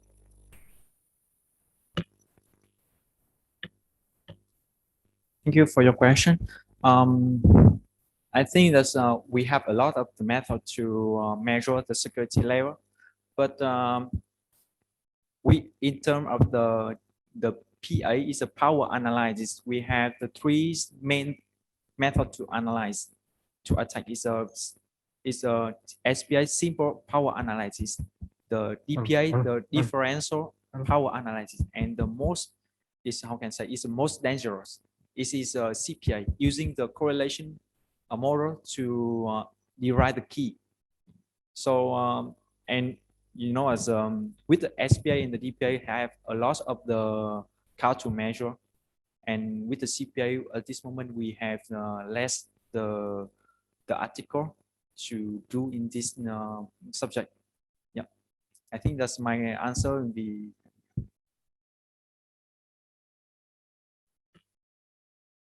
So any question? There's no question for you. Okay, thank you very much again. So.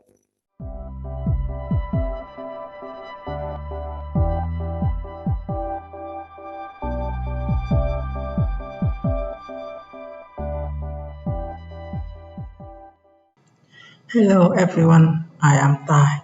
Now I will present our paper has titled Persuader Zero-watermarking algorithm using combination of non-blind watermarking and visual sharing schema. The first time I would like to introduce our group, including Associate Professor Dr. Manh, Dr. Cavitation, and me. We come from WBAN Technical University.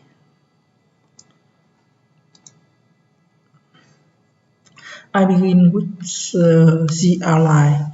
My presentation has 4 parts, and I will focus 2 main parts. The second, proposed method, and the third, experimental and result. And we know the number of digital content delivery over the internet has been increased in recent years, and easy copy and delivery digital content without allowance of legal owner lead to demand protect copyright for this digital content. In order to solve such problem, many watermarking techniques on spatial domain on frequency domain has been proposed for protecting the author copyright. Also can combine with cryptography techniques to increase security of watermarking methods. After surveys a number of papers, we find out and propose solution for digital watermarking techniques applied to the problem of digital copyright protection. In here, we join DWT domain applied for watermarking techniques and propose cryptography technique to increase security and then propose VNS to distribute secret local W into N-share, consider of on-share and master share. They apply for embedding and proof ownership process. Combine cryptography techniques and watermarking technique take to a balance of robustness and visual quality. So copyright protection for digital content. In next part, proposed method. So my proposed method Persuader zero-watermarking techniques are optional technique based on non-blind watermarking and visual sharing VLS. In this part has 4 sub-processes: random bit sequence by KN VLS schema or VLS KN schema. And second, Persuader zero-watermarking method. Next, copyright confirmation and the last DWT only methods. About random bit sequence by VLS schema process. The VLS schema provides a method where a cigarette image is separated into N-share. And to reconstruct cigarette image, we need K or more share. However, fewer than K share get nothing about the cigarette image. This test consists of 2 phases: sharing phase and reconstruction phase. In this slide, so sharing phase figure 1 show an illustration of our sharing algorithm. This sharing algorithm.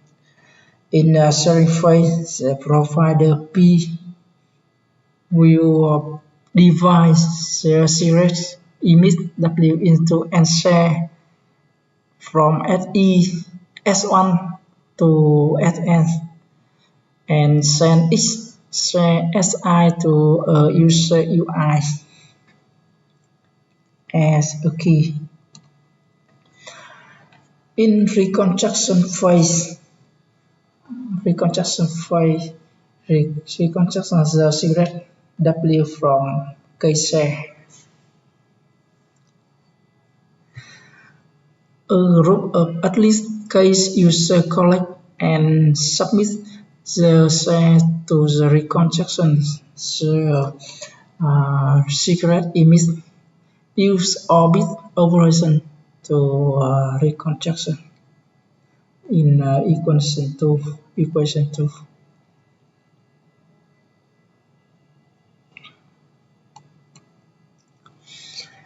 And then in this slide we show our procedure zero-watermarking method in this main proper methods. Figure 2 show our embedding algorithm. Input data consider original image, secret, logo, and key. In embedding algorithm have 5 steps. Step on encryption, AES and VSS apply to W logo, secret logo W. Step 2 choice and sharing. Choice S1 from random choice from N share. Then share rest of N share after choice to CA. Step 3 apply the WT2 level for original image and S1 from step 2. Step 4 use equation 3 to embedding information. And then step 5 use inverser DWT 2 level to obtain watermarked image. The next copyright confirmation process. In figure 3, we input data consider original image and watermarked image also key. Then for the watermark, the original image and the watermarked image are requested. Then for our method is a non-blind watermark algorithm. Non-blind watermark algorithm. However, since our method is used to register with CA for copyright confirmation, so that it is useful for in-range application. Copyright department to just rifle on a separated image. Select my proper method to justify the utility of combine DWT by watermark techniques with VSS, KNN schema. We propose here a reduced version of our method based only on the DWT domain.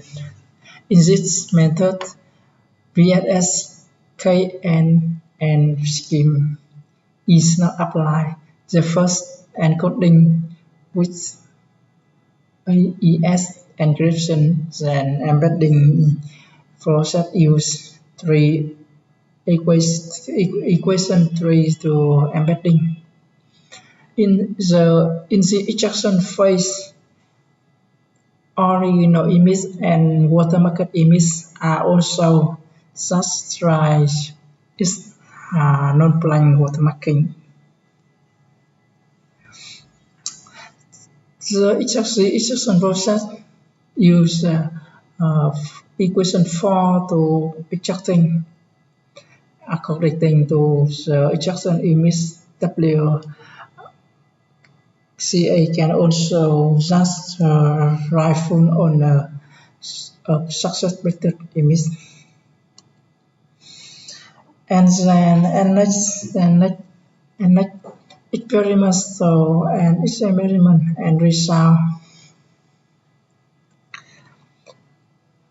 In our proposed method is implemented in Python, and input data we use 5 color image of CDPA database with size 256 multi 256 pixel and parameter as default watermarking string factor value set alpha equal 0.2. To evaluate the imperceptibility of watermarkers image, the big signal to noise ratio BRNA is adopted by equation 5 to evaluate the robustness of ejection method using NC normalized correlation by equation 7.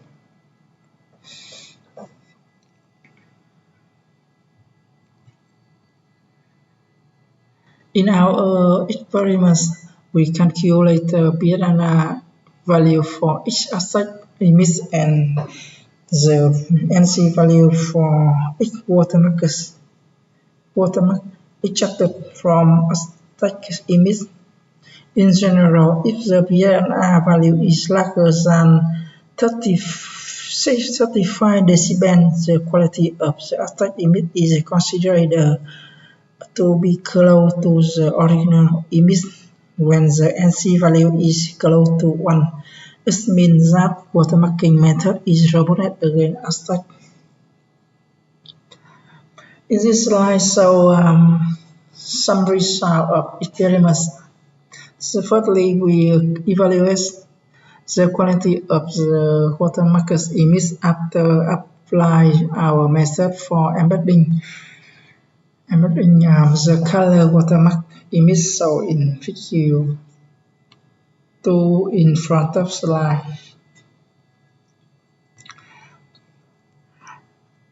In figure 4, we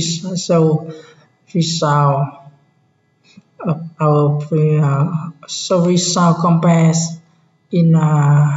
compare between our proposed and DWT only methods. Just so in the value of our method with 34.77 decibel is higher than DWT on the method with 25.94 decibel. Also, the watermark that is ejected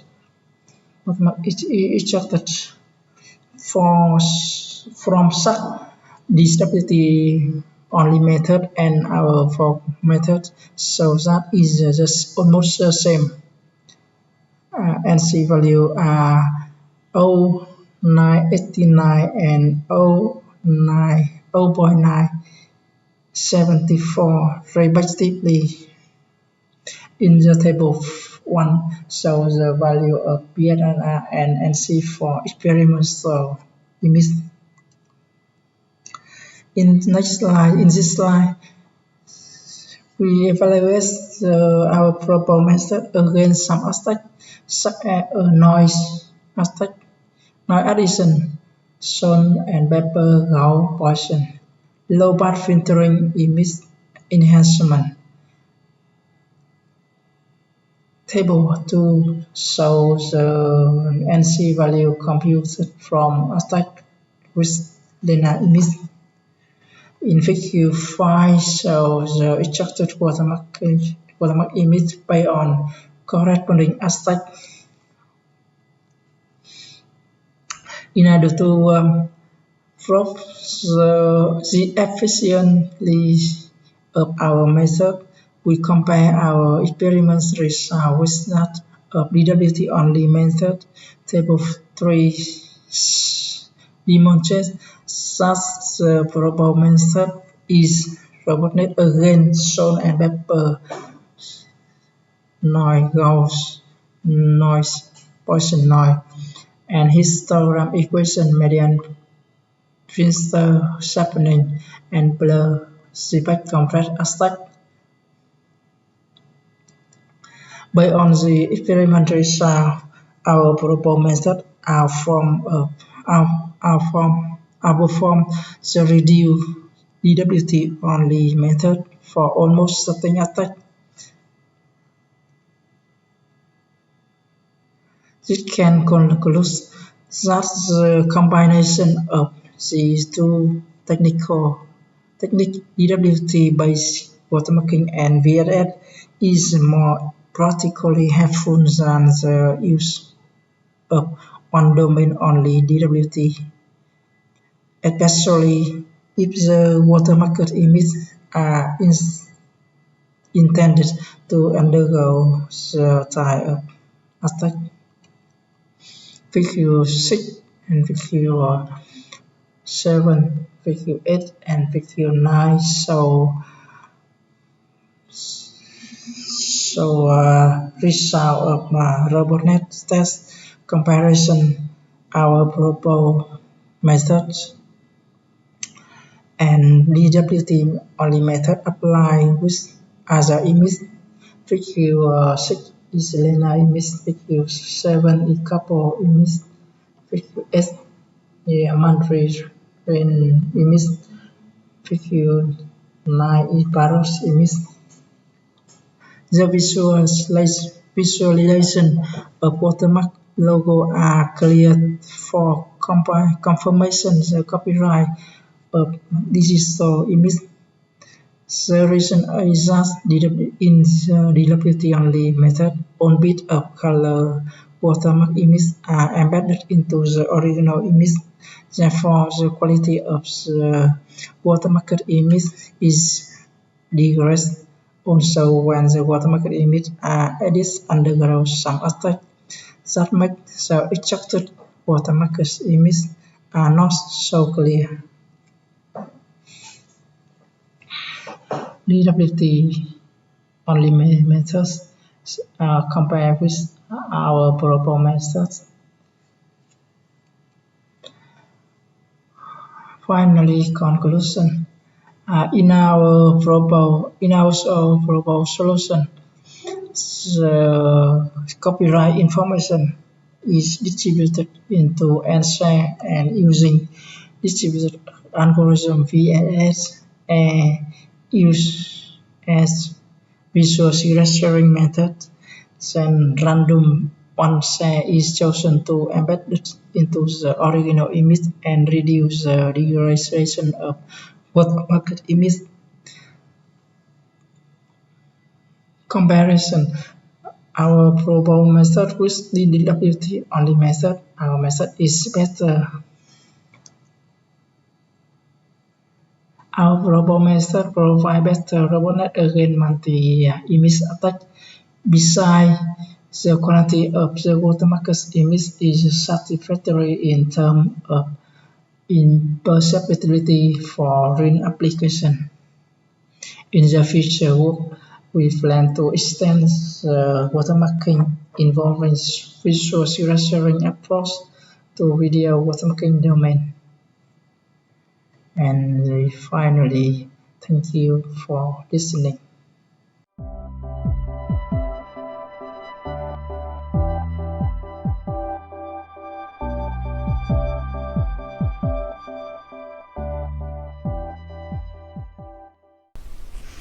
Hello everyone, my name is Xuan and I will present you an evaluation methodology for FIB-based probing attack at pre-silicon level. So I will start by a small introduction and present some related works, then our methodology of FIB for probing, a study case on AES, and I will finish by a small conclusion. So what is a probing attack? Actually, it's an invasive and a powerful attack that aims to eavesdropping at inner signals in order to extract the memory content or other sensitive information. It consists on 3 main steps, which are reverse engineering, probing path creation, and the extraction of the target information. So the reverse engineering is actually used to reconstruct the structure of the target circuit and gain knowledge about the structure of the design, identify the vulnerable wires or signals or any areas for probing attack. Actually, it uses chemical manners for removing the passivation layer and all the protections in order to reach and reconstruct the whole design and the whole scheme of the design using different tools like microscopic and electronic microscope. Okay, and also image pre-processing in order to reconstruct a 3D image of the layer.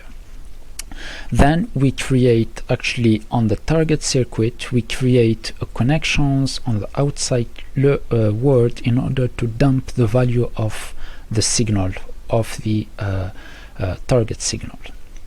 Okay, so actually the FIB is a very complex tool which is composed of a scanning electronic microscopy, a beam column, and a gas injection system used for cleaning the sample.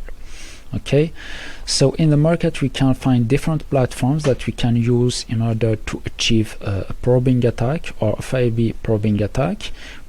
In the state of the art, we find different attacks on the classical algorithm like AES, RSA, and so on. We actually miss and need actually an end-to-end methodology for evaluating a probing attacks at pre-silicon level. So this is the main work in this presentation that we present. Actually, we have a tool that evaluate at pre-silicon stage any hardware or software implementation at pre-silicon level against probing attack. So we have an automatic leakage detection of sensitive signals and a pre-silicon estimation of the complexity of probing attacks. So we take the different parameters of the FIB, which is the voltage, the current, and different parameters in order to estimate the most important parameter for probing, for miling on circuits. So actually, just a small view about the ion beam column. We have 2 apparatus that are used in order to define the to fix the current of the beam that is reaching the samples in order to extract the particles of the samples and make a small hole that allows us to reach the sensitive wires in our case. Okay, so here we have electromagnetic lens that are used to focus the ions in a small point that forms our beam. So it has a diameter, a height, and then we can define the ratio of the FIB, which is the most important parameter for our case. Okay, so the related works about probing attack are very large. So we have different attacks that are described on the different implementations and how to secure those implementations against such attacks. So actually, for unprotected implementations of AES or DES, we need only 6 acquisitions, and for asymmetric algorithms, RSA, ECC, we need only 1 acquisition in order to recover the whole key. Okay, so the countermeasures we have either at algorithmic level the masking, or at hardware level we have the active shield. Actually, the masking is is an algorithmic countermeasures that can be used to make the probing attack more complex, which force the attacker to probe many signals in order to reconstruct the same secret value in the case of unprotected implementations. Also, actually, there is existing work about quantifying the complexity of probing attack at pre-silicon level, and it evaluates actually the efficiency of the shield at pre-silicon level, but it does not take into account a myelin at angled actually at a myelin at an angle, so it does not recover the whole angles of attack that a real attacker can achieve, and it's not fully automatic. So actually we focus on those 2 points in order to enhance our work. So our methodology for probing attack is composed of 4 main steps, which are vulnerable signal detections, which based on SCA primitives, and locations of those sensitive signals, a probing model, and finally find the different exposed area in order to see how much this implementation is sensitive to such attack. So this is the whole workflow of our implementation of our framework, actually, in order to evaluate any implementation against probing attack. We start by giving a netlist, a left-def file in order to locate the different signals, and the netlist used for digital simulations. The result of the digital simulation is used and analyzed in order to give the sensitive signals, and then we use the configuration of our virtual FIB to see how much those sensitive signals are accessible for an attacker. So actually the vulnerable signal detection uses SCA metrics like NICV or t-test in order to see if some signals are depending on sensitive parameters like the key, or a combination with a public parameter like a message or a ciphertext. So we take the result of the digital simulation, we use some metrics in order to see if those signals depends on a sensitive parameter. Like that, we take actually, as we have an output, all signals that depends on X, which is our sensitive parameter. The second step is to locate those signals on the layer. So actually we parse the left-def file in order to see at which layers those sensitive signals are present. Okay, in an independent case, we see also we analyze the different parameters of the FIB, like directly if we have the ratio, we can directly use this ratio, or we can give the range of the current and the voltage in order to estimate the spot size, which directly gives us the ratio of the FIBB. Okay, once those steps are achieved, we can actually launch the process in order to find all the exposed area. So we can give also a third parameter to our tool, which is the maximum angle that the attacker can mile. Okay, the hole can form a maximum angle. We allow a maximum angle for the attacker in order to reach the target wire. Okay, so how the projection step is performed? Actually, we use this maximum angle in order to project an angled image of the wire at the layer above. Okay, so this is the first step, and then we need actually to see if there is some wires that cross this projected image of the wire.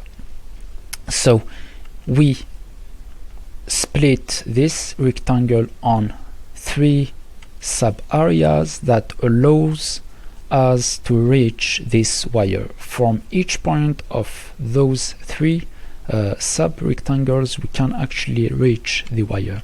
If we have more wires, we can repeat this process again and again until finishing all the wires that cross our image, okay, of the wire.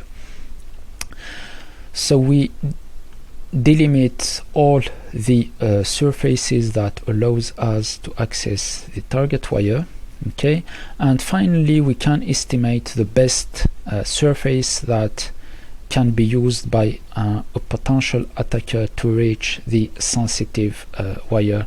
Actually, we use the same metric as for estimating the performance of the FIB, which is the ratio of the surface. So we take actually the area of the rectangle and we divide it by its relative depth, which is taken from the center of the expected hole until the target wire, the closest point to the target wire. Like that, we maximize this ratio and we choose actually the best area that the attacker can use to mile a hole to reach the sensitive wire. So this process actually can be repeated for all sensitive wires in order to see how much the implementation is sensitive against probing attack. So here is an illustration of the ion beam chosen on the best area to mile, which is the closest one to the signal and offers more surface in order to mile through the layers to reach the sensitive wire. Okay, so actually we have applied this methodology on an AES which is protected by a shield which is inserted actually at layer 7. So we can consider an unprotected version only by considering only layers M1 to M6, and we consider different angles of probing as we described. So actually the bigger the angle is, the powerful the attacker is, and so the circuit is more vulnerable. So for this implementation we choose as a target node the output of the S-box at the first round, which is used actually in the state of the art as a target node to extract the key. So we have at all 256 sensitive signals. And about the shield, actually we have a wire width of 400 nanometers and the spacing of 400 nanometers. So we try actually on this design to see how much such sensitive signals, which are the output of the S-box, are exposed to probing attack. So here we can see in this example a hole that can be miled by an attacker to reach the signal which is located at layer 3. Okay, so from this side we can see that the diameter of the hole is limited by the shield. So the diameter of the hole can reach about the double of the spacing, which is about 800 nanometers. But in the other side the diameter is not very limited. So the cause is because the spacing between the wires at layer 4, which are in yellow, are not very small. So the image of the surface at this stage is not small, and so on we project the surface until reaching the layer of the shield. We can actually mile a very large hole, so we can achieve a deeper signals that are located at deeper layers without any problem. So this is the most exposed sensitive signals, and very easy for the attacker to reach. Okay. So in order to compare between an unprotected version, we actually used a ratio of FIB about 5, okay, and to compare between an unprotected and protected one with a shield, we used our metric, which is given here between parentheses. Here we give only the number of exposed area, which may be small or bigger. So we use this metric in order to compare between an unprotected and protected. We can see that actually between the implementation without a shield and implementation with a shield, we have a factor of 10, which means that the security is enhanced with a factor of 10 because the exposed area is divided by 10, so it becomes very hard for the attacker to mine deeper holes. Okay. So to enhance the security, we can imagine a virtual protections that can be achieved by inserting more shields. So we have a first possible insertion that may be two parallel shields or two orthogonal shields. So if we compare the result of our tool on this implementation, on these countermeasures, we can see a very high difference for the first configuration of the shield. We didn't actually achieve any improvement. We have two in this with one shield, and we have also two with two parallel shields. But with orthogonal shields, actually we have an improvement of 10.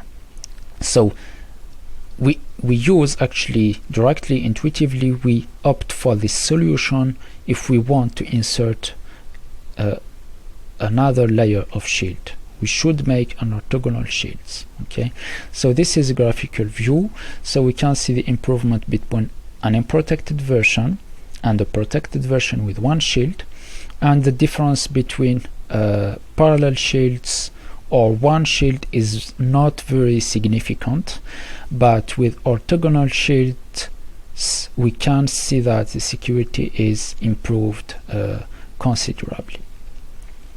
Depending on the maximum angle, we don't have any almost the security, the exposed area remain constant.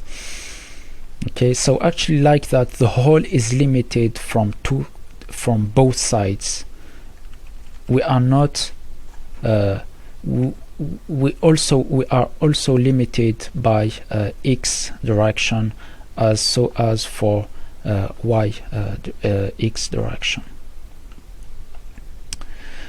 So for the conclusion, actually we described an end-to-end methodology to evaluate our implementation against probing attack, which is fully automated. It allows an automation in terms of sensitive signal detection and location, and it allows designers to test virtually and modify virtually the routing of the circuits and estimate actually the security of their designs. Okay, so this is all about this work.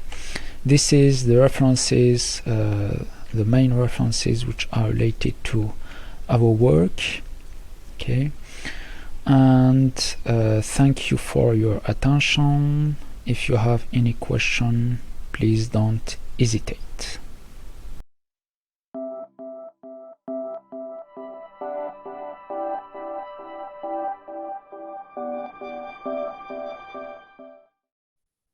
Okay, thank you for the introduction. Hello everyone. My name is Trần Ngọc Quý.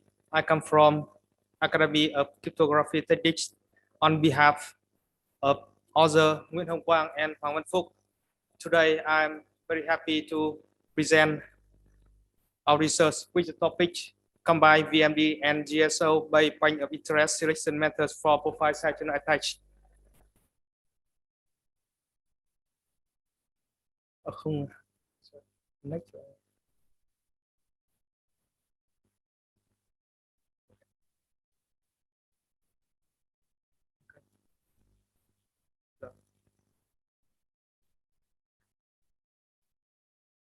Again, my talks had 5 parts. The first, the introduction in this part, I will overview some information about side channel attack and profile attack and point of interest selection methods.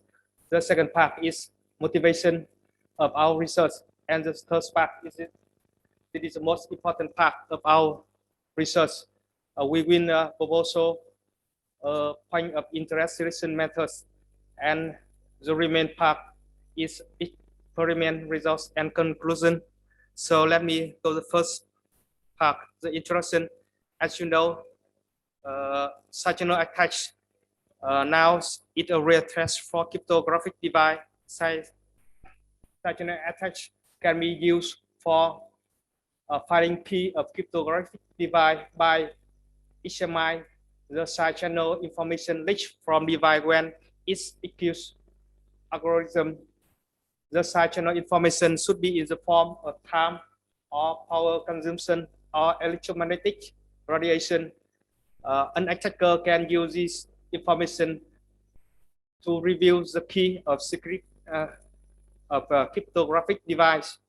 So now, side channel attack is rare test for cryptographic device. Among side channel attacks, profile attack is one of the most powerful one. The profile attack consists of 2 phases: the profiling phase and the attack phase. In the profiling phase, used for modeling power consumption characteristics. This is done by statistical methods or machine learning methods. In the attack phase is used for key recovery of attack device by using model that's already built in the profiling phase. The attack performance is strongly depend on the point of interest or feature selection from power chase. So in this research, we focus on constructing a point of interest selection methods to improve attack efficiency. So let me review some methods for point of interest selection.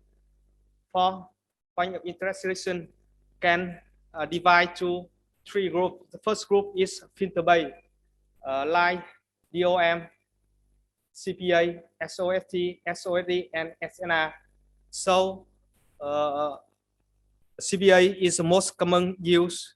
The second group is dimensionality reduction. An example is PCA, but the advantage is not clear yet. And the third group is normal-based feature selection. In this group, point of interest selection is based on the weight of vector when we training power chain by support vector machine. So far, point of interest selection methods has some issue. The first, our method is select point of interest from the route chase and not deal with noisy chase, and not have mechanism for ranking the point of interest, and not considering the consistency between point of interest selection methods with the methods for modeling power characteristics. In our proposal point of interest methods, we have some properties. The first, we have technical for denoising power chain, and second, we select point of interest from other representation of the power chain, and the third, we combine point of interest selection with mechanism for ranking them, and the number of point of interest is determined by the methods used for modeling power characteristics. In order our methods have the properties, we have used 2 technical. The first, the variation mode decomposition. This a signal processing technique used for noise reduction. When applied to power chain, we can use VMD to decompose power chain into number of modes. Each mode is limited about its center frequency. So when decompose a chain into VMD modes, one of the modes can be used for as a feature of power chain, And because in the process of decomposition, VMD use Gaussian window and the Wiener filter, so it's very robust to the noise. So we use this for noise reduction for power change. The second technique we use for our methods is GSO. GSO stands for Graham-Smith orthogonalization. GSO can be used for feature selection. So in this research, we use GSO for point of interest selection.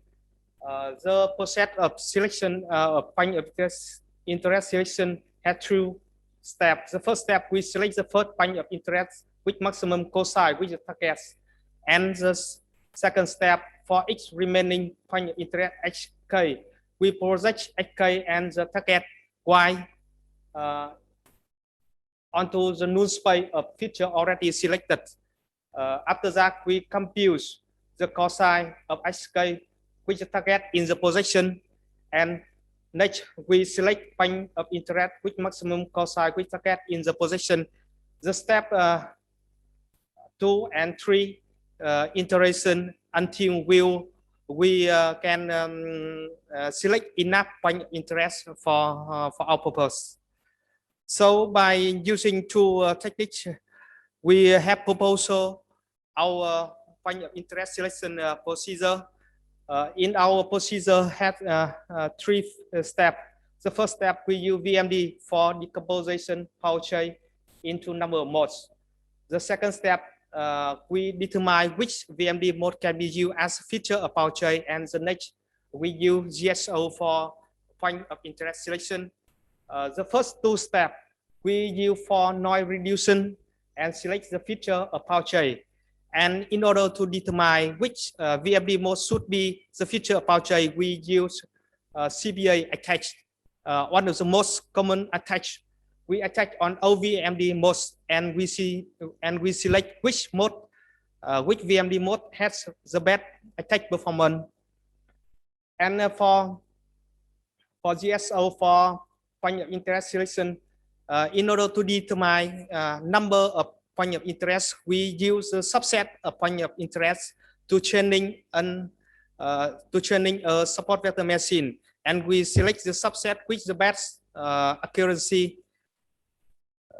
When after have the point of interest selection methods, we can apply this methods for our attach code the profile type, which we call this attack VMD.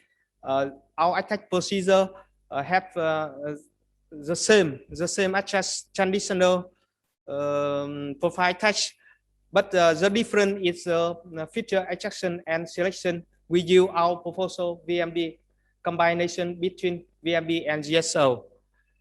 So in order to prove our attach methodology, we implementation our profile attach with 2 data sets. The first data set is choices collect from smart 80 megas in the form of smart card when running AES algorithm, and the second data set is data set 2 is consist of choices from public from DPA contract version 4.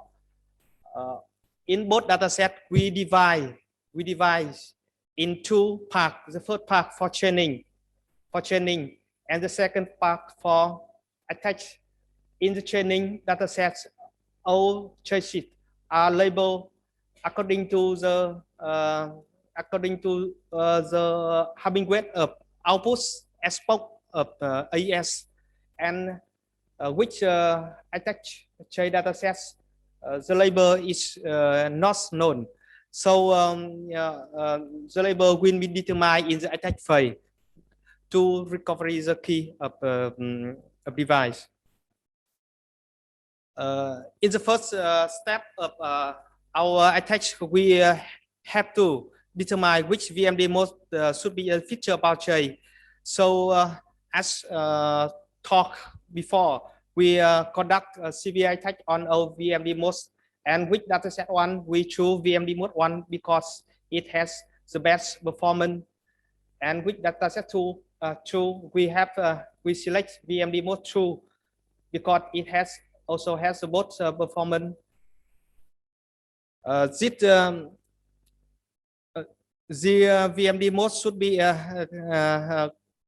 can be used for next step for point of interest selection. We use GSO combined with the support vector machine.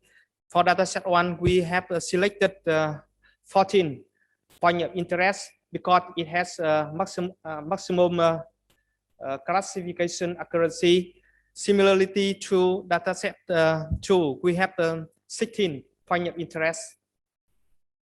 The next, in order to prove our attack method can be recovery the security of attack device, we conduct the attack on both dataset, and for both dataset we have the correct key for both dataset. As you know in the figure, the correct key have the best score for both datasets when we compare with other wrong keys. The next, for compare the attack performance, we use the matrix matching entropy, and we compare our attach method with two attach methods in the same condition. The first is SVM, the profile attach by SVM, which CBA by point of interest selection, and the second is the profile attach which normal by point of interest selection in 2K. The first case we do for original choices, and the second case we do for the noisy choices. In both cases, our attach performance has the best because the minimum of choices for attack to recover to attain the GA to 0, especially when which noisy choice for our attach which for our attach the number of choice increase about from 5.3 to 7.4 is about increasing about 25%, and while other attach the increasing about over 100%. So by study by our methodology and attach resource, we can have some conclusion about our research. Our research is first proposal a new methods for point of interest selection for profile attach. The second, VMD can be used for selecting the feature from the power chain and noise reduction. And combining VMD and GSO should be an alternative method for point of interest selection. And the attach uses point of interest selection can be work well with noisy condition. And in the future, VMD should be test with other point of interest selection method and other learning algorithm. This is the end of my presentation. Thank you for listening. I am very happy to receive your comment to improve my research. Thank you. Thank you, presenter. That's an interesting study. So, any question?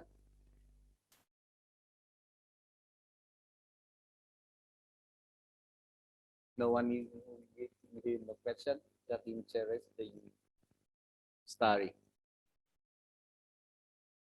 While waiting and someone to give you the question, I have a small question to you. So as a result is the noisy choice. Can you explain to me just the noise choice parameter in the study noisy level? Just I don't know why you choose this number one. Thank you for your question. The first, when I work with noisy choices, I have added the noise Gauss noise to our choices to prove our attach method can be work with the noise. the noise, we have the two level which standard deviation, sigma equal to 5 and sigma equal to 10.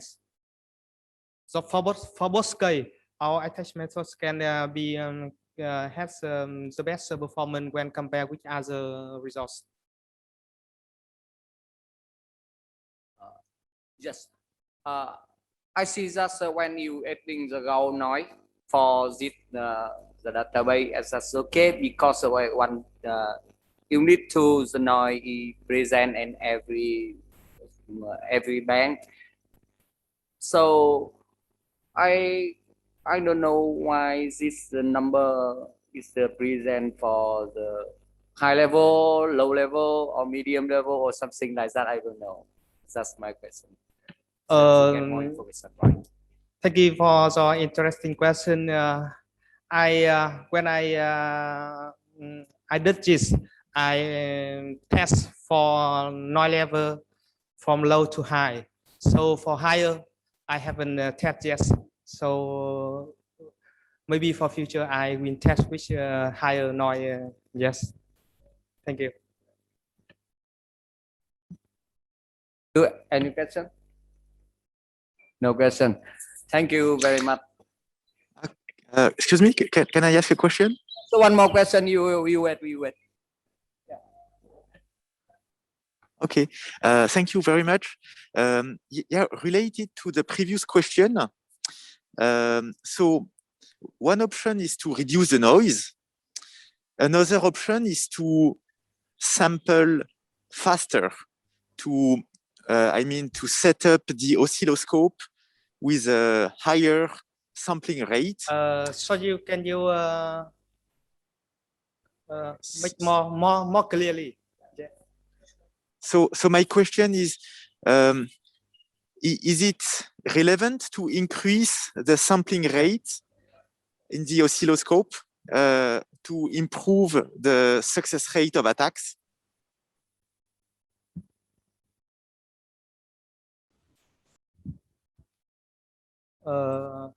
Yes. Okay. Thank you for question. In our research, I use two Sakura. The first, the Sakura G and Sakura W. So Sakura W for implementation of software AES. So I work only on Sakura W. Okay.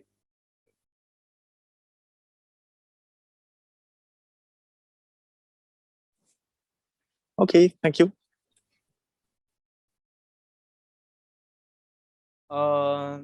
Thank you. The Sakura G we have only for purpose of interfacing. Yes.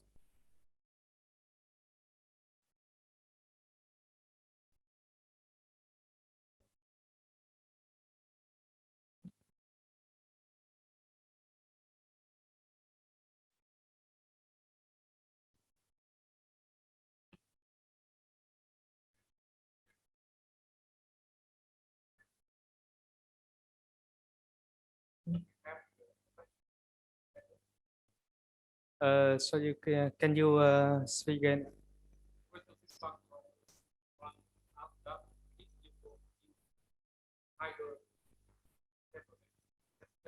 Sampling rate.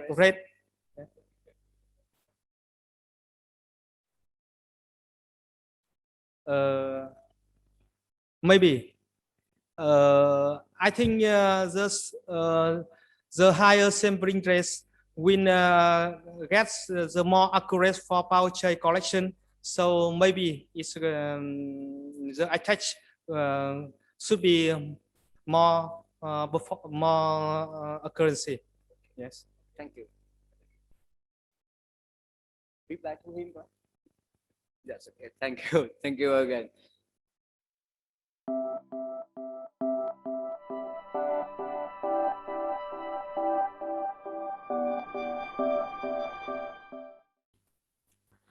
I would like to talk about the topic, a study on IDX-based neural network to improve the attack detection rate. My presentation includes the following section.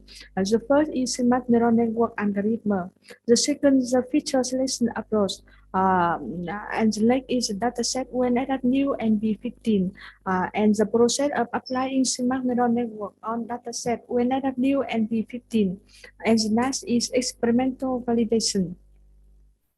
Detail about smart neural network have a lot of document. Here I point out the most distinctive of the smart network. The first, the input vector as only accepted integer values, only output from multi inputs, and the parameter rho is the key parameter that determine network performance through memory capacity and conversion time. The purpose of feature selection is to find a subset of attributes from the original set sufficient to represent the data. Among wrapper, filter, and embedded approach, we use a filter approach to get efficient data based on the static expressed by the Gini index. The Gini index is used to determine which feature give us the maximum information about a class. The process of calculating the Gini index is presented on the slide. The attribute selection algorithm takes place through 10 steps, as shown on the slide. To build and validate our proposal, the dataset when added new and B15 is used in this study. The main characteristic of the dataset includes 44 attributes for each attack type. The percentages of the number of attack types are shown in the second column of table. After application of Gini index, 9 features with highest Gini impurity index determined, and the name of 9 features shown on the slide. After application Gini index, we use algorithm feature selection approach, and 6 features were determined on the slide. The process of applying smart neural network on the dataset when added new and B15. The input vector of the smart must quantile. For each feature applied to smart must determine the maximum and minimum values. The general parameter rho gets values 2, 4, 8, 16, 32. On the slide are the maximum values for each feature in the dataset. Below are the maximum values for each feature after quantile. The chaining process will be done when the input vector is quantile. The number of dose and non-dose attacks for chaining and testing process is shown on the slide. Each record will be labeled 1 when the record is a dose attack, 0 when the record is non-dose attack. The two networks used for comparison as multi-layer neural network and support vector merging. The chaining process of the multi-layer neural network and support vector merging were implemented in a MATLAB. The learning process of the smart neural network is done in Visual Studio. During the chaining process, the support vector machine neural network used to function Gaussian radio basic and polynomial to select the best result. The above result shows that when using the input vector with 6 features, the result no worse than when using 42 features. The result shows that ADS-based CMAC is an effective tool to detect attack. We propose a larval method based on the compilation of the multi-layer neural network and the random forest for reducing input feature. Experimental results show that when reduced the number of features from 42 to 6 for those attacks on the dataset when added new NB15. The neural network CMAC gave higher results than multi-layer neural network and support better machine network. In the next research, we will present the neural network CMAC test on as a real attack asset, and we will propose a multi-expert system in which the component is neural network.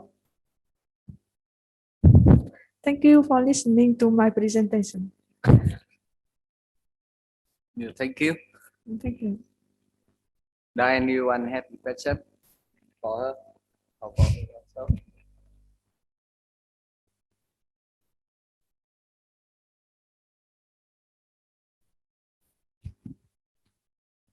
Cuối giờ nên cho mọi người nghỉ sớm.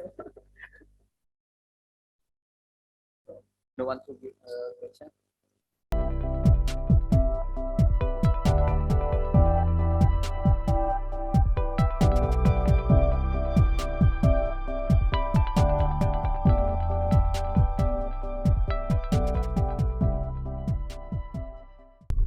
Hi, I am Xuan, who belongs to Nanyang Technology University. I will talk about on use of the deep learning for side channel evaluation of black box hardware ACE engine. This is joint work with WBASN. So before presenting our work, I will introduce motivation and contribution for our paper, and I will explain the background for side channel analysis. Then I will tell our target setup for measurement of side channel information, and I will show experimental result. Finally, I will provide a conclusion. This is a motivation for our work with the increase in need for the security and privacy across application. The maker integrate the cryptographic functions in modern microcontroller to utilize the design of a secure application. For to stop the performance, cryptographic functions are often available as inbuilt accelerators, accessible through an API. These accelerators may be used in a sensitive application requiring protection against attacks such as side channel attack or fault attack. The most accelerators are unique in nature, and their architecture and related details are not opened in public document, so it gives to evaluation difficult. For example, common side analysis like correlation power analysis is conducted with the usual leakage model, such as the Hamming rate or the Hamming distance models. However, if actual leakage is not dependent on the usual leakage model, CPA result may lead to the misguided security evaluation. Based on this fact, we investigate the side channel security of a black box hardware ACE engine on a commercial device MCU, which is called as Octobot. Our target MCU is recommended for security critical applications such as point of sale transactions. And we demonstrate that using deep learning based analysis can allow better evaluation in the black box setting, as compared to attacks like CPA, where an accurate leakage model is required. Now we introduce the background of the analysis. Actually, the cryptographic algorithm is widely used for our life to protect the private data. For example, the cryptographic algorithm is already used in the laptop, desktop, smartphone, and so on. However, as we know, the device should be required to operate the cryptographic algorithm. Unintentionally, some information comes out from the device. For example, power is naturally consumed to operate the cryptographic algorithm. Moreover, the electromagnetic emission is appeared as well. We call this information as the side channel information. Furthermore, the information is sometimes related to the secret key, because the secret key is used while encryption algorithm is operated. In the worst case, depending on the secret key value, the power consumption might be changed. I mean, might be different. We say this kind of the attack is called as a side analysis. In usual side analysis, we can divide into two groups, non-profiling attack and profiling attack. In a non-profiling attack, we can guess the intermediate value for each plain text with the leakage model. Since we don't know the correct key, we should guess the intermediate value. For example, usually we guess the Xbox output with the guessed 1 byte key, and then we compare between the trace and the guessed intermediate value. If the guessed value is correct key, we can get the higher relation value as compared to wrong guessing value. Usually, to compare between the trace between intermediate value, we use the correlation. We say it correlation attack.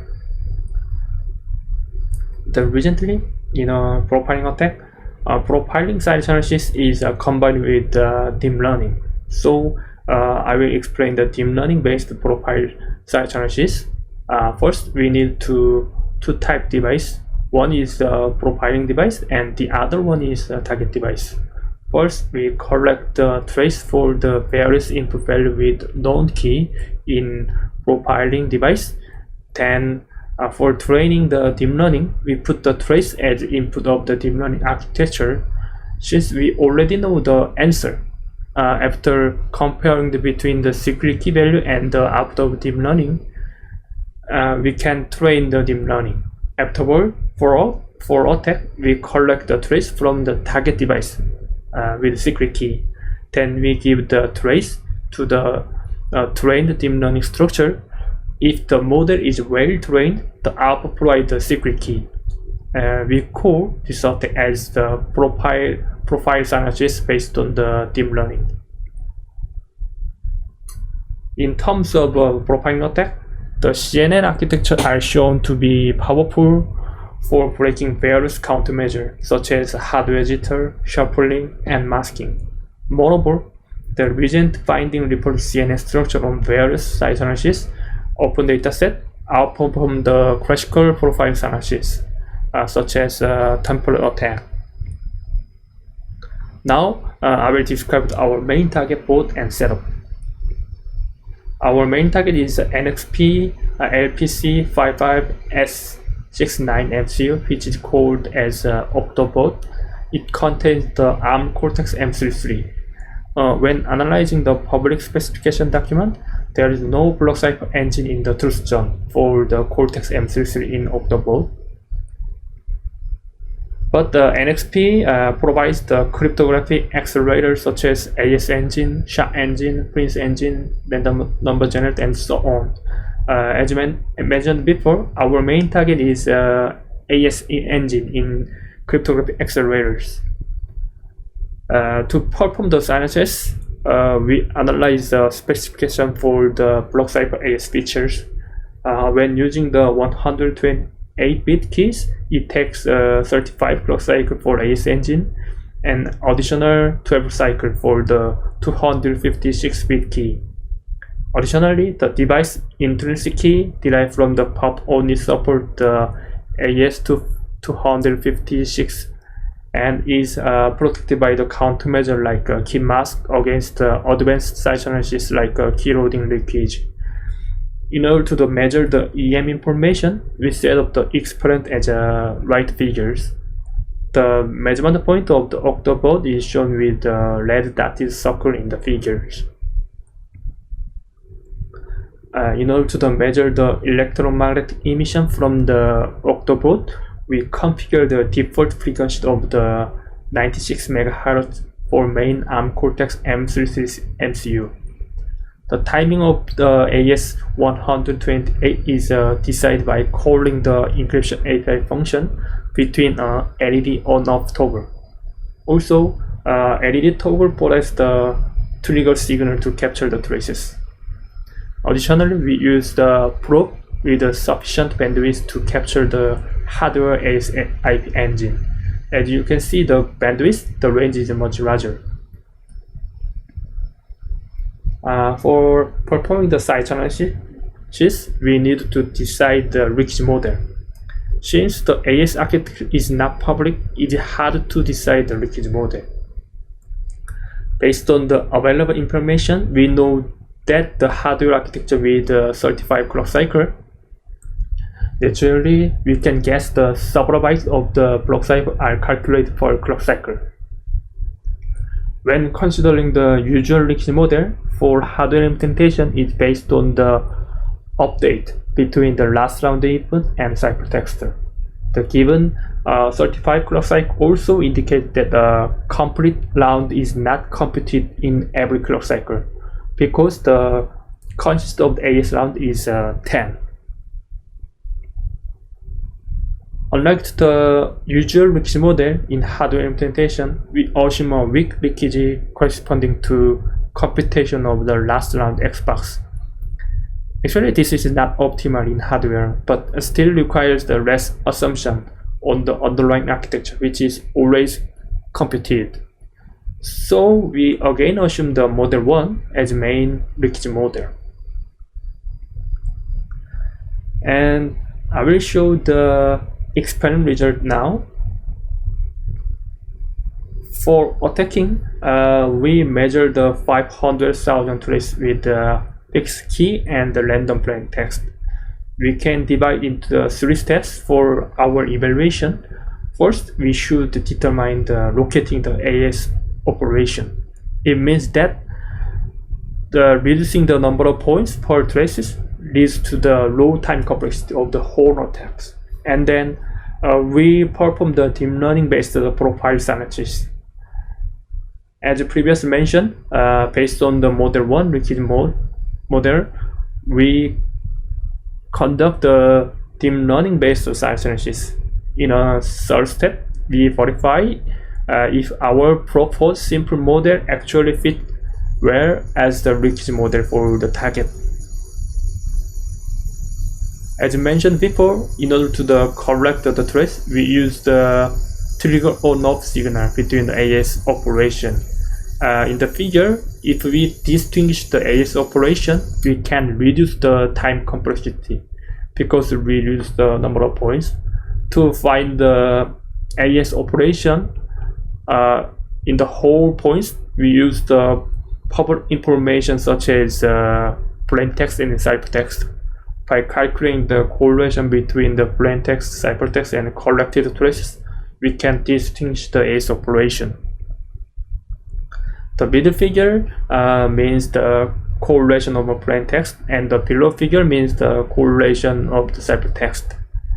Therefore, we can decide the AS operation between red box. More deeply looking the result in the below figure, we observe the leakage at 4 different times, each time leaking 4 bytes. This indicates 32-bit bus for data transfer between the main processor and AS. And in the middle figure, the leakage of the 16 bytes plain text occurs at 2 times respectively for first and last 8 bytes. We can guess that the 2 times separate leakage of the first 8 and last 8 bytes of the plain text indicate AS IP has a 64-bit architecture. To perform the deep learning based profile analysis, we use the region neural network structure of CHAS 2020. As you see the table, moreover, we consider the neural network structure as ACE HD structure, suggesting the CHAS 2020 paper, because our main target is also hardware AS engine. In 45,000 trace for profiling, we can only recover the 13 bytes out of the 16 bytes secret key using the 5,000 traces. The remaining 3 bytes can be recovered using the brute force attack based on the non-plain ciphertext pairs. In 200,000 trace for profiling, with less than 2,000 trace, 15 bytes out of the 16 bytes can be successfully recovered. To investigate the actual leakage model, we conduct the correlation attack, which is non-profiling attack. Even though we use the model 1, same to previous result, we only recover the 1 byte out of the 16 byte. In other words, even without knowledge of the perfect leakage model, but only general information of the underlying architecture, deep learning-based profile analysis could recover the key successfully. Finally, I tell the conclusion. In this paper, we analyze the side channel security of the black box hardware AES engine integrated in NXP LPC55S69 and CU. A small assumption on the AES architecture and considering the commonly used sensitivity value as leakage, we demonstrate successful attack using the deep learning-based profile analysis. We also confirm that the leakage is not optimal for the architecture and could not recover the complete key using CPA. This demonstrates the advantage of the using deep learning-based side analysis for targeting black box architecture. In practical profiling attack, we have conducted cross-device attack as well. Only certain degradation was observed as compared to the same device attack. Thank you for listening, and if you have any question, you can contact to my email.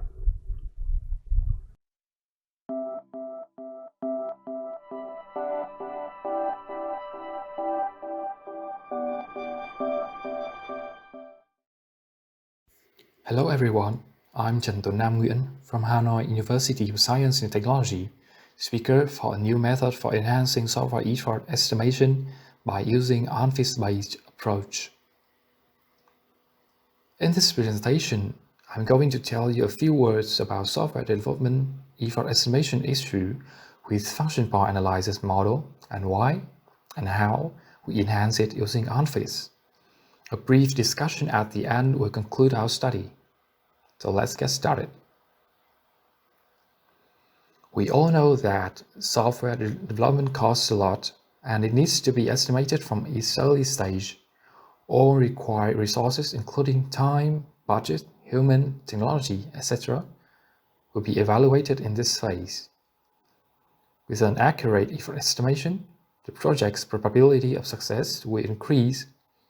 It helps organizations and companies have a clear view of the software project. It monitors the development process and, of course, the more accurate the estimation is, the more likely the project will succeed. But it's not easy. It's not an easy task.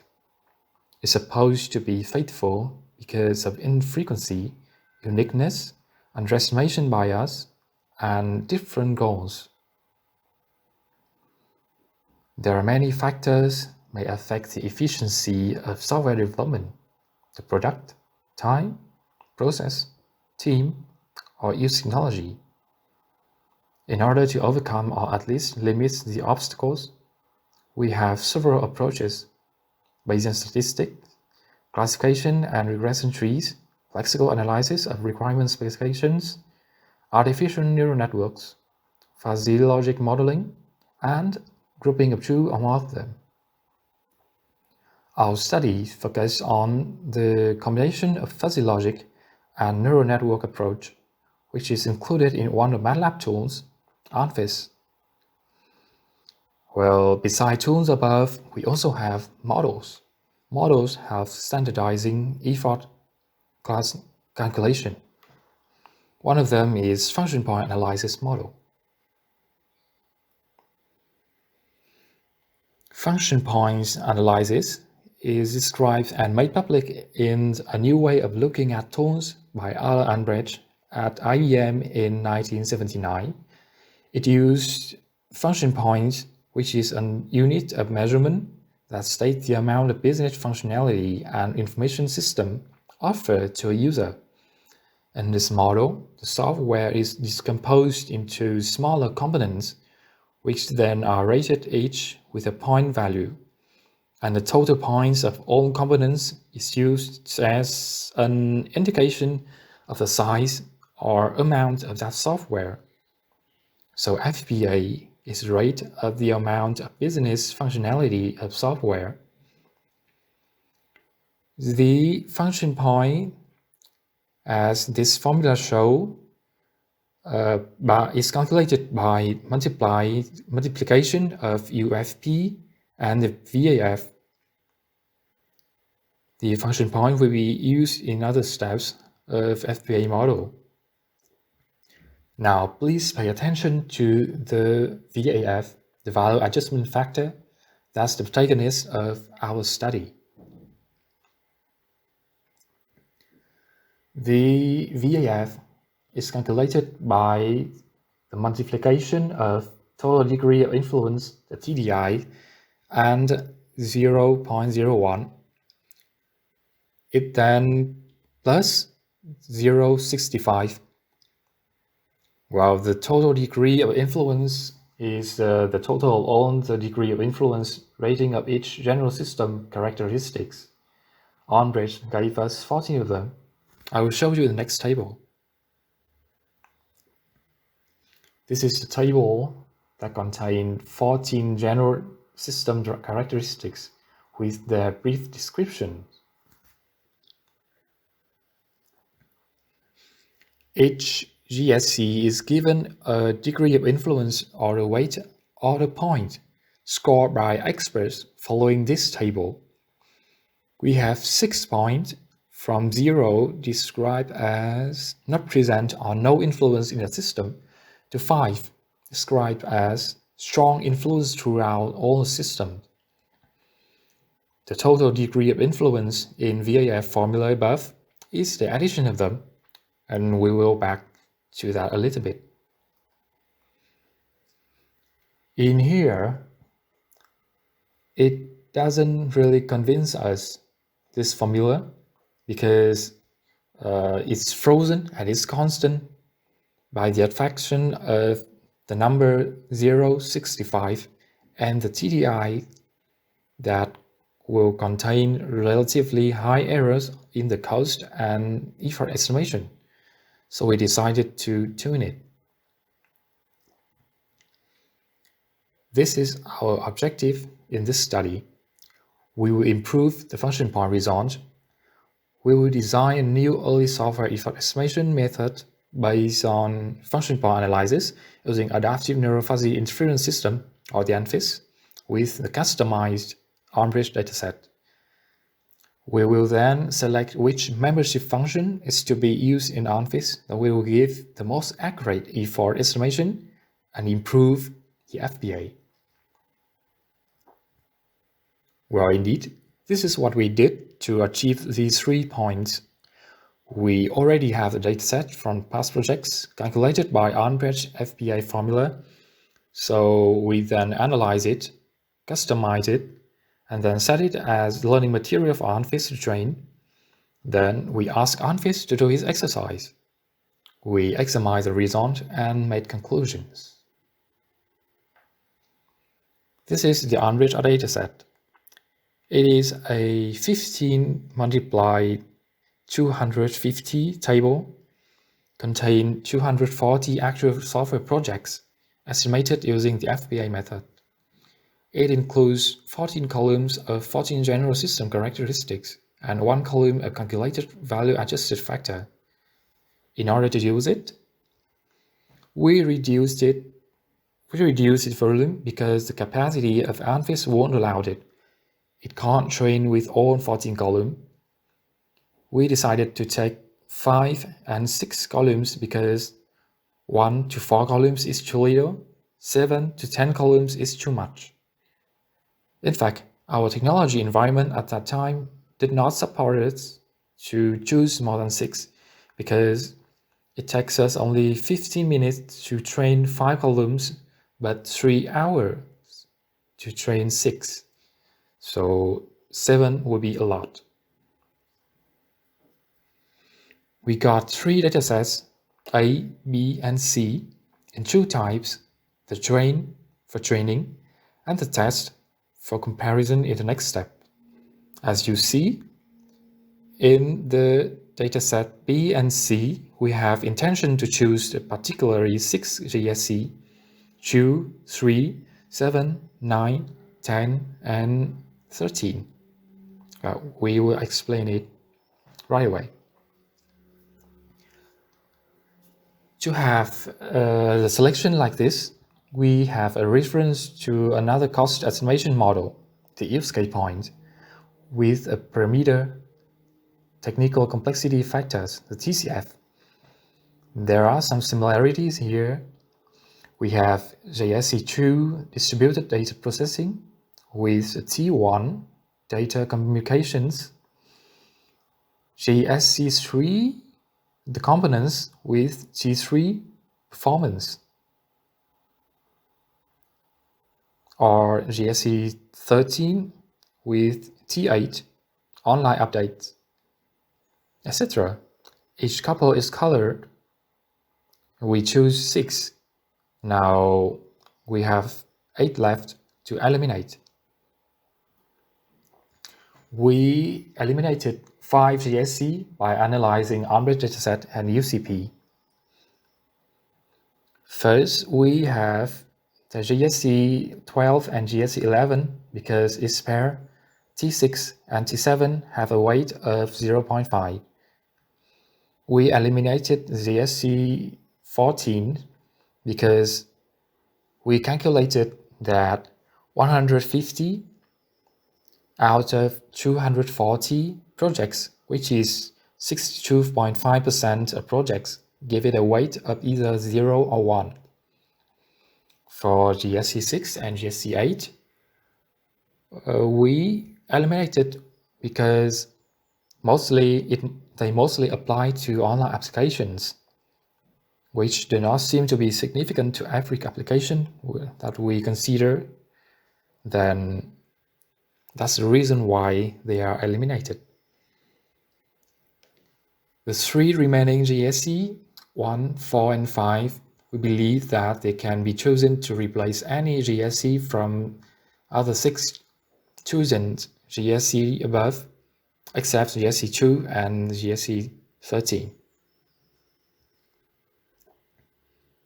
After gathering the necessary material for the input, we got 9 pairs of train and test dataset. We then trained ANFIS and let it calculate, and we got the output with 11 fuzzy interference system files with 6 types of memory function. And we got also the estimated VAF. Then we validate the accuracy of estimation by comparing our result with Unbridged result. We calculate the magnitude of relative error and the mean magnitude of relative error. The actual effort here is Unbridged result, and the estimated effort here is ANFIS result.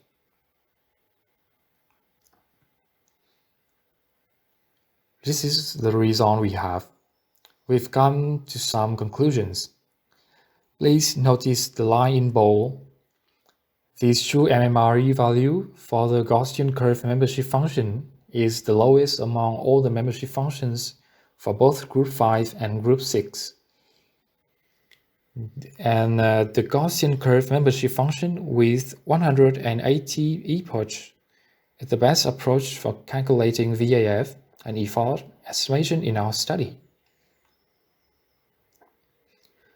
We also conclude that the selection of membership function plays a very important role in estimation model.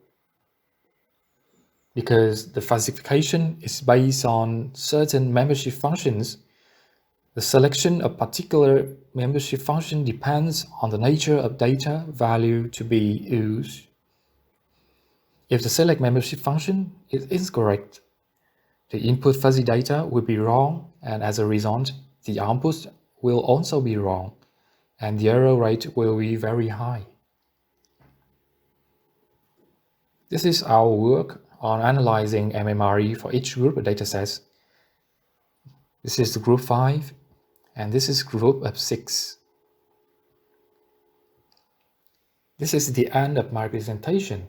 If you have any question, don't hesitate to ask us. We would love to answer. Thank you for listening.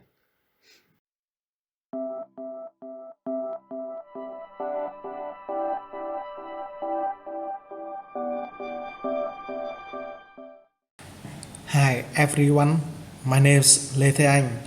I'm a 4 years PhD student at Hanoi University of Science and Technology.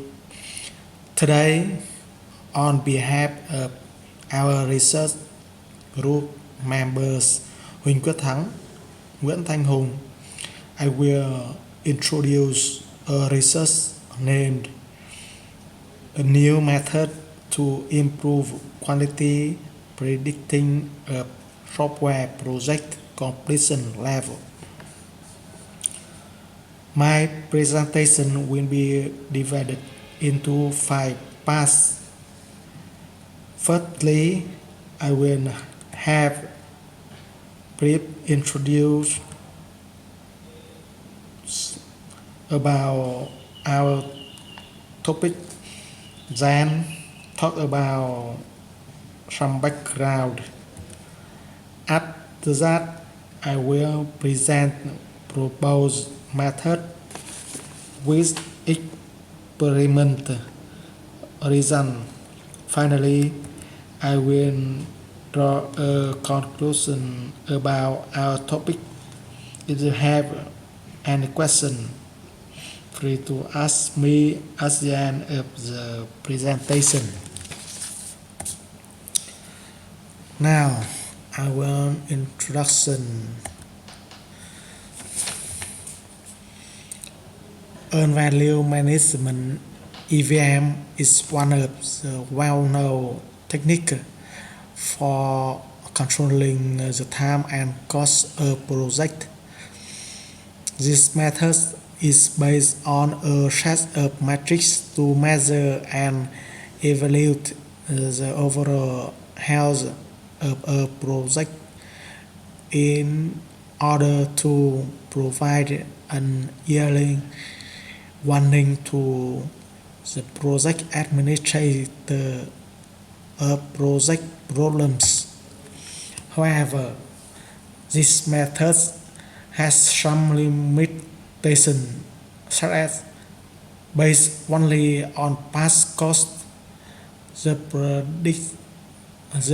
prediction lacks reliability in the yearly state of the project, and don't take into account forecasting statistics. These 3 limitations are the main reason to the development of new methods.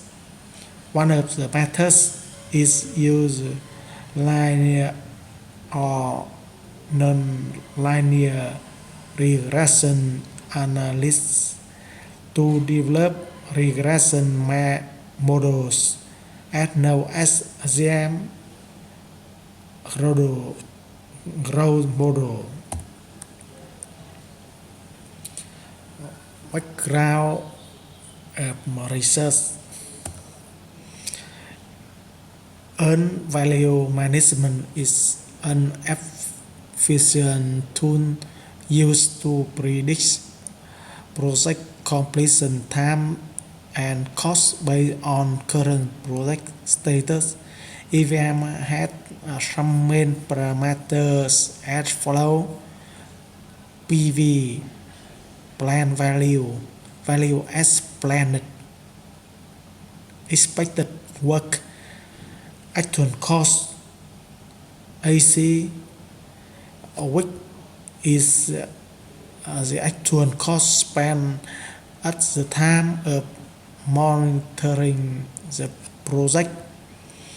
EV, earned value, the earned value of the actual work is the sum of the PV values that have been completed from the start of the project to time of project monitoring.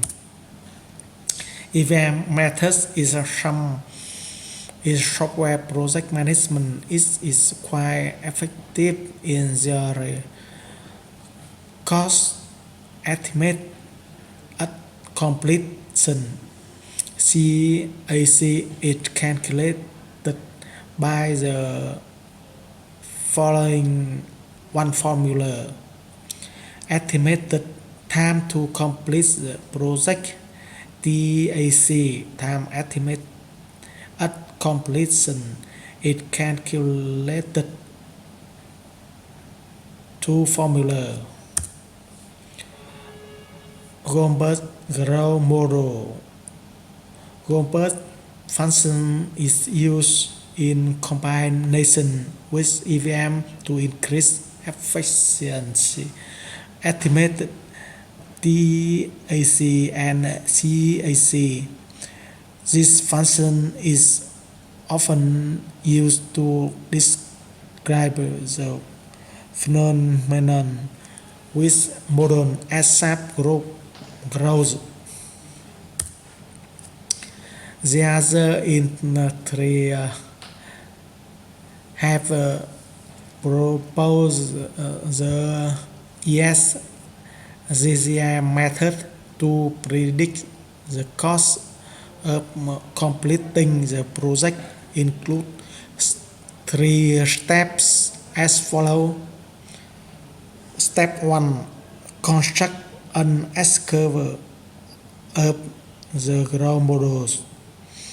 The first step is to build an S-curve that combines actual cost and expected value with the curve function GCM as follows 9 formula.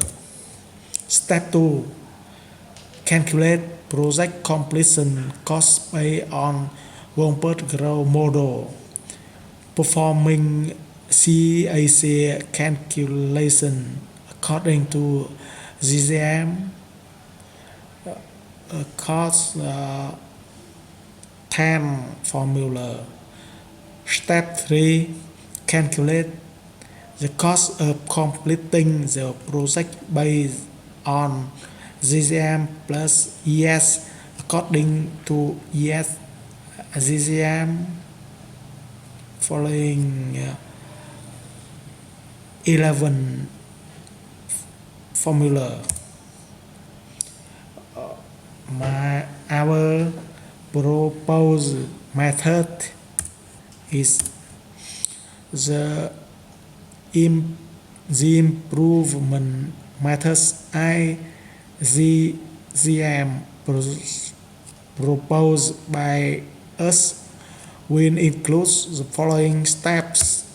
Step 1. Construct an S-curve of the ground model.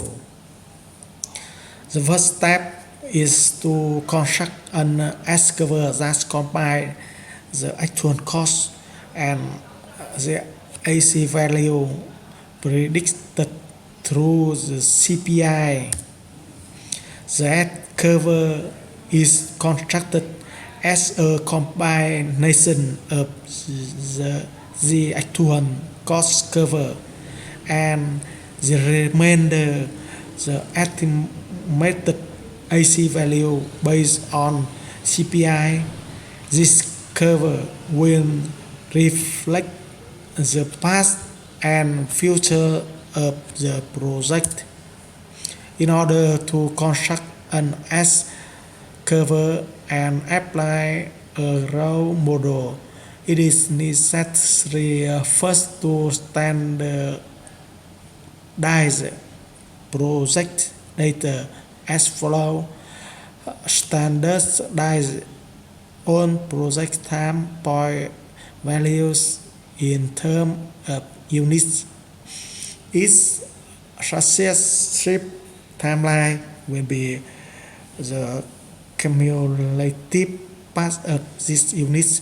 These normalized values will be the predictor each variable of a GCM growth model. Standardize the actual cost value AC in terms of units. Standardize the expected values of AC according to the CPI in terms of units. After normalization, we proceed to combine the normalized value of actual AC and expected value AC above. Then we get a time S-curve from inception to the PD of a project, which is a combination of AC historical data and expected value AC according to CPI future data of project data. Step 2, calculate the growth model parameters GOMPers. Step 3, calculate the cost of completing projects. Calculate the CA according to the formula 12.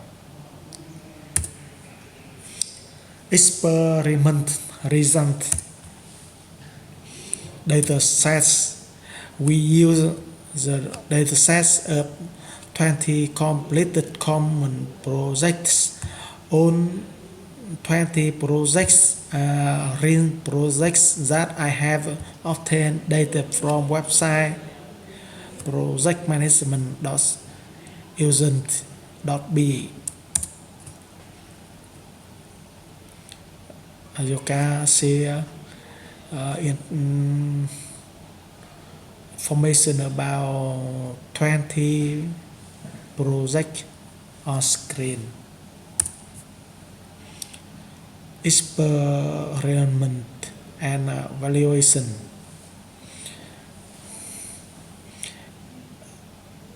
Evaluation criteria: mean, absolute percentage error measure. The mean absolute percentage error corresponding to average value of PAE on different projects is calculated by the formula. Result of assessment according to MAPAE. The calculated MAPE value is evaluated through 5 main phases: the beginning of project, the first half of project, between project, the second half of project, at the end of project. At each phase, average of P value across all 20 projects with its algorithm. The MAP results when predicting the CAC of the 5 phase methods from 0 to 4 are shown in figure 1. The horizon axis represents the project phases and the vertical axis shows the value of MAPE. You can see on screen figure 1. Finally, some conclusion. The study has completed the following tasks: understand the overview of project management and value management methods and growth models, implement an experiment based on approximately functions to predict S-curve as well as apply it to calculate cost accomplish of the projects. In this paper, a methodology was proposed that combined Home-Pulse growth model and EVM techniques to improve the quality of predicting software project completion. The improvement methods IGCM use a cost performance index CPI that predicts future costs instead of the PV value that build the S-curve closest to reality to predict the cost of complex but accurate project. Finally, thank you for your listening.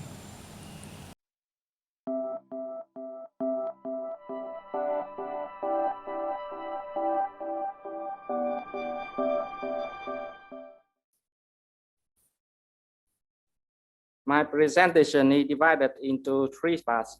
Firstly, I will start with some general information about radiation measurements and analysis. Then I will look at architecture of DMCI system. And finally, I will present a hardware implementation of the DMCI on FPGA. Now we start with the general structure of the radiation measuring equipment. The first unit is detector. This can be gas cutter, GM cutter, or simulation cutter. In my study, I use a simulation detector because of its precision, high cutting rates, and it can be detect low level of radiation. The signal from the detector is very small. The output impedance is large, so we need a pre-amplifier and amplifier to coordinate the impedance and amplify the signal. Its main processing block. The processing algorithm is applied to obtain necessary information and deploy on the device. The standard configuration of the classic spectrometer system are shown on slide. The analog signal from the pre-amplifier is fed into pulse-former amplifier to create a suitable shape. The algorithm are done by analog circuits. The output signal is digitized by ADC in the MCA block. Some basic limitation on the analog system are the correction and expansion of the filter function, the impact of interference on analog component, and high energy consumption. To overcome the limitation, the digital signal processing system is an effective solution. In this system, the signal from the pre-amplifier is directly digitized. Digital algorithm is replaced on analog circuits. For that, we have some outstanding advantages of this system: high processing speed, high throughput, which can improving resolution and temperature stability, along with highly configurable capacity. In the digital processing domain, one of the most important factors affecting the quality of the DMCA is the algorithm that converts the input signal into a suitable signal for accurately determine the input signal amplitude. On slide, there are three most widely employed algorithms.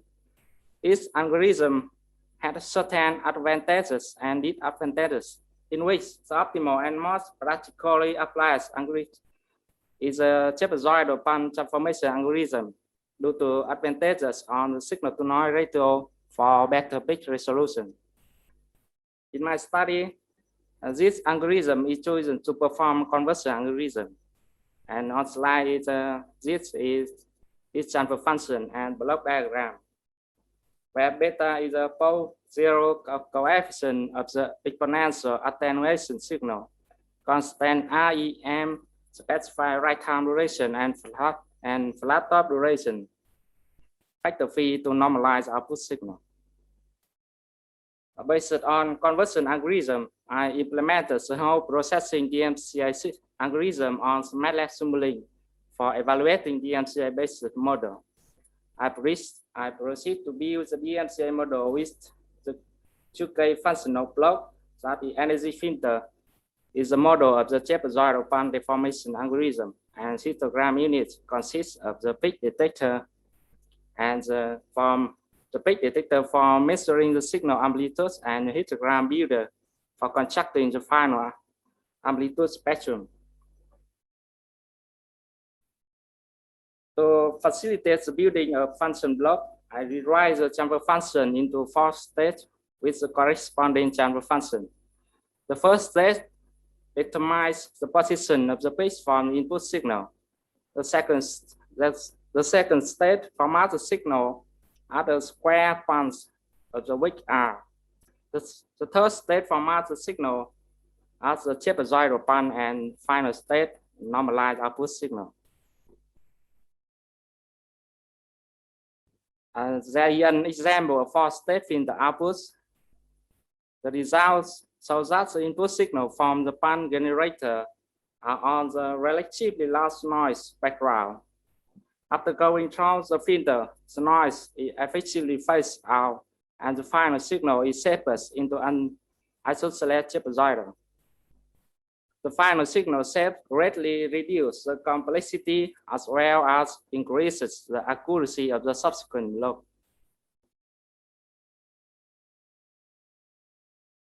And after throw the filter with the function of histogram units, so we have an example of final histogram using DMCI model on the MATLAB Simulink. That zero matching diagram, and the model can be continued to be deployed on the hardware. The next phase, based on MATLAB model, the design is built on the by Verilog hardware description language, and the design are simulated and tested on quarter-price software. On the slide is a detailed software implementation schematics.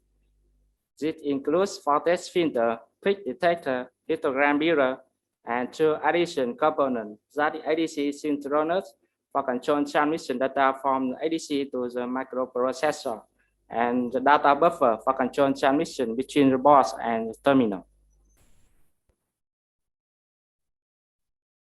And the design is implemented on the Intel Mark 10 boards.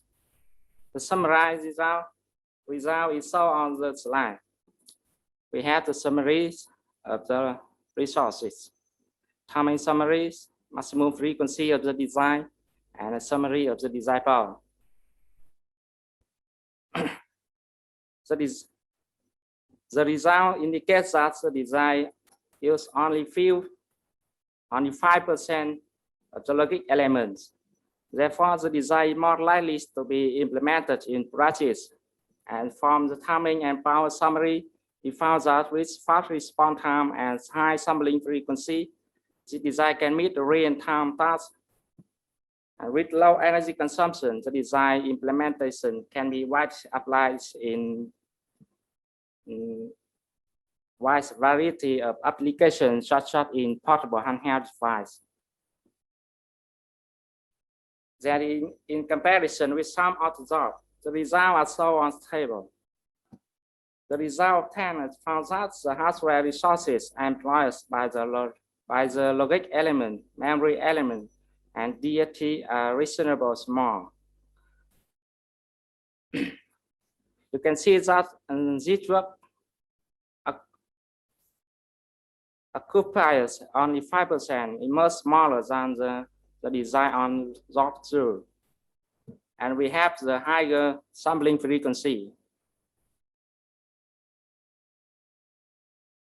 The structure and installation of the test system are shown on slide.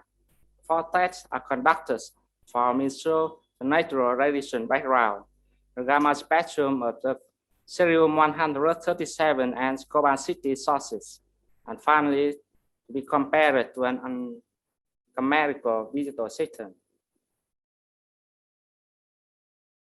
To standard sources, employers to measure and evaluate parameters of DFCA are cerium-137 and cobalt-60.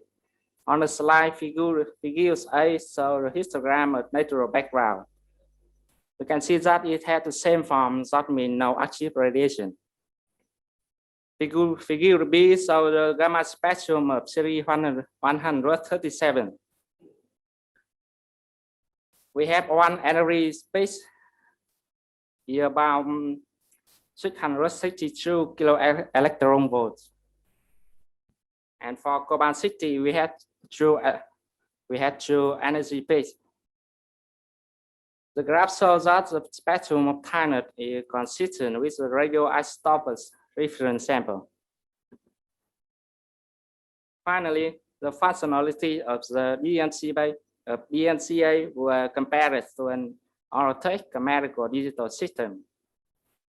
On the graph, the upper part is different spectra, and the lower part the difference of spectroscopic parameter.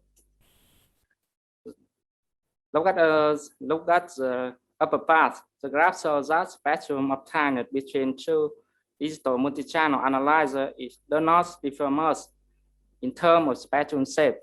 However, our DMCA is about some parameter is about better than. For example, we have the full width at half maximum is about 10% better and 15% better at peak elevation. So follow the job.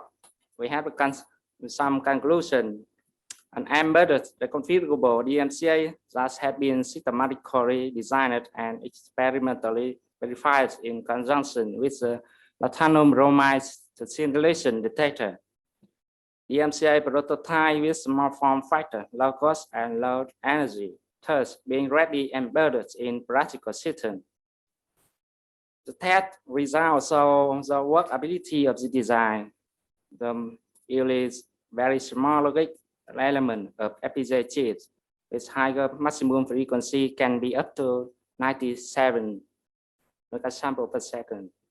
And spectrum of Keynote is consistent with the radioisotopes reference sample.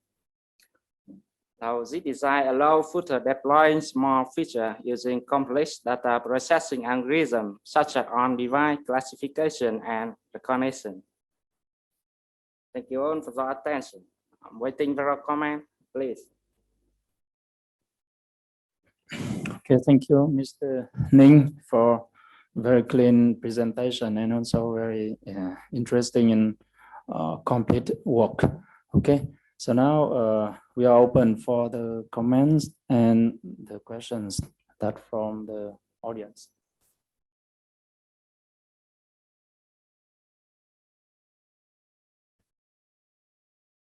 So do we have anyone?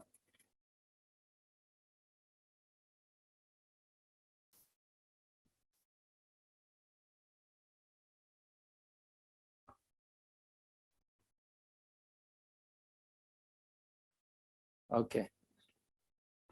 So actually, so I am also the author of the work. So maybe it's not fair that I would ask some question, right?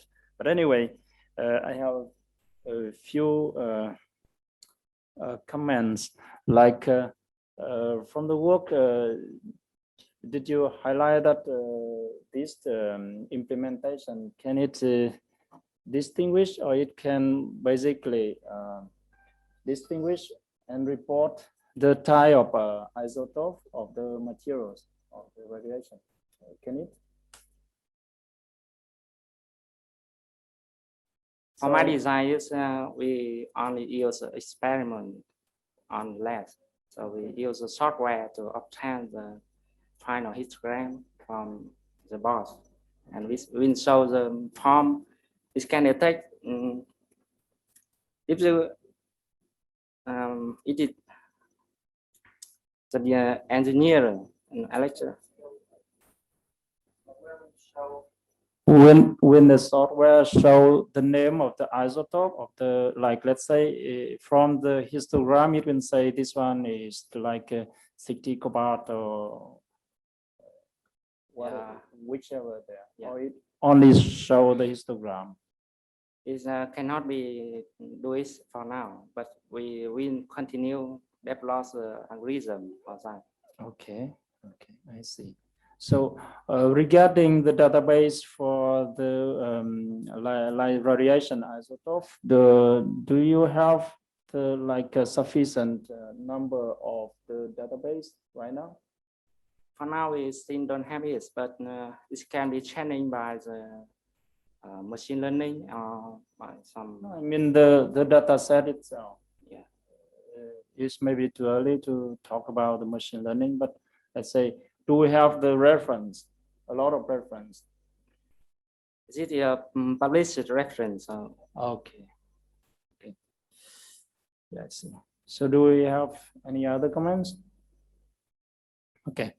If not, so thank you for the presentation. Now we move to the last ones. So this is. Thank you. Okay.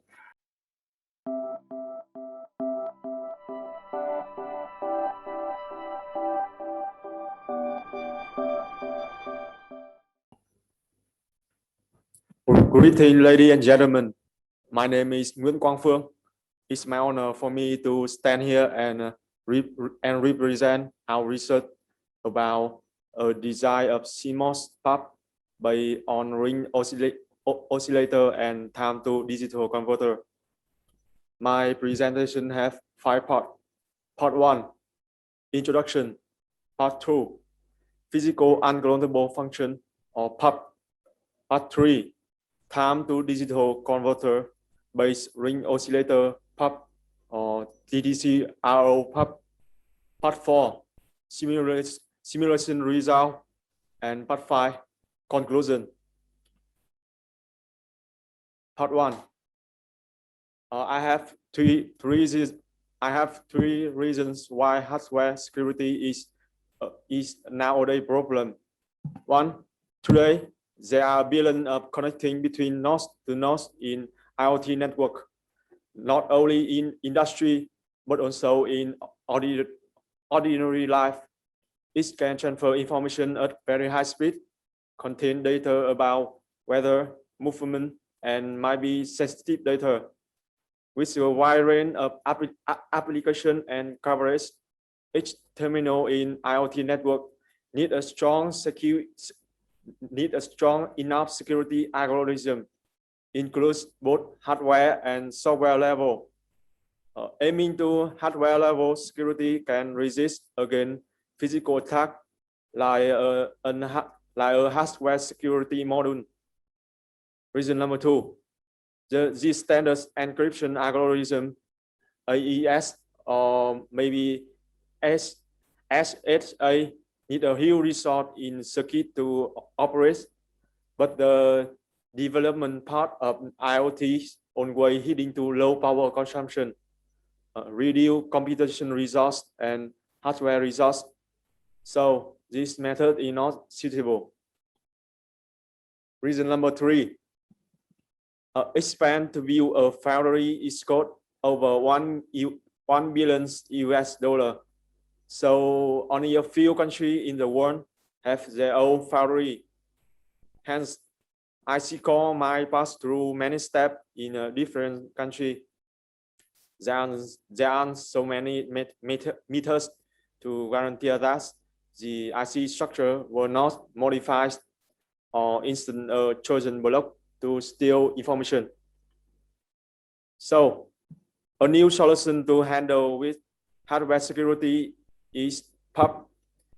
It can directly integrate in IC, allow a small error, low power consumption security, and it provides the lowest level hardware security, the transistor level, according to Gansky-Kuhn e-trust. PUP can store thousands of challenge and response pair for authentication, IDs for identification without using non-volatile memories. So, what is POP? In nature, there are a phenomenon called physical disorder. Physical disorder refers to the random imperfection present in the structure of physical object, typically observed at microscope scale.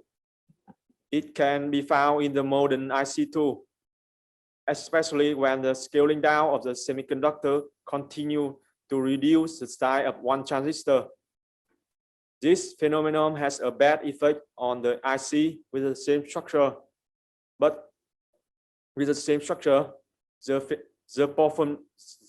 performance of some ICs in the same wafer may degrade to the unacceptable zone.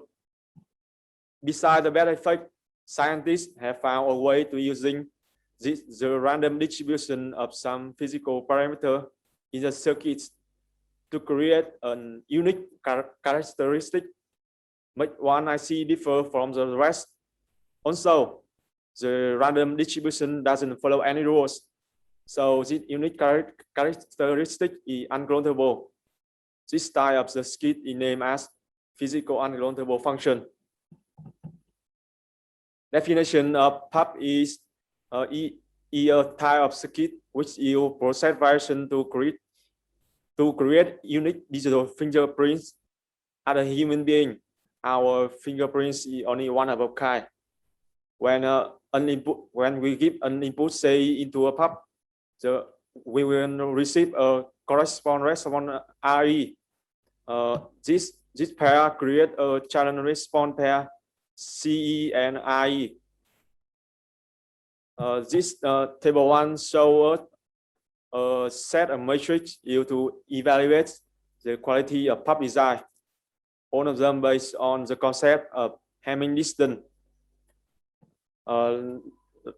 Like I show in the table, there are three main key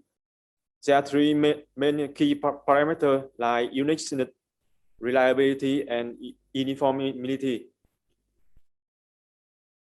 Part 3, beyond the main principle that I proposed in part 2, an RO PUP cell is a traditional approach to the PUP.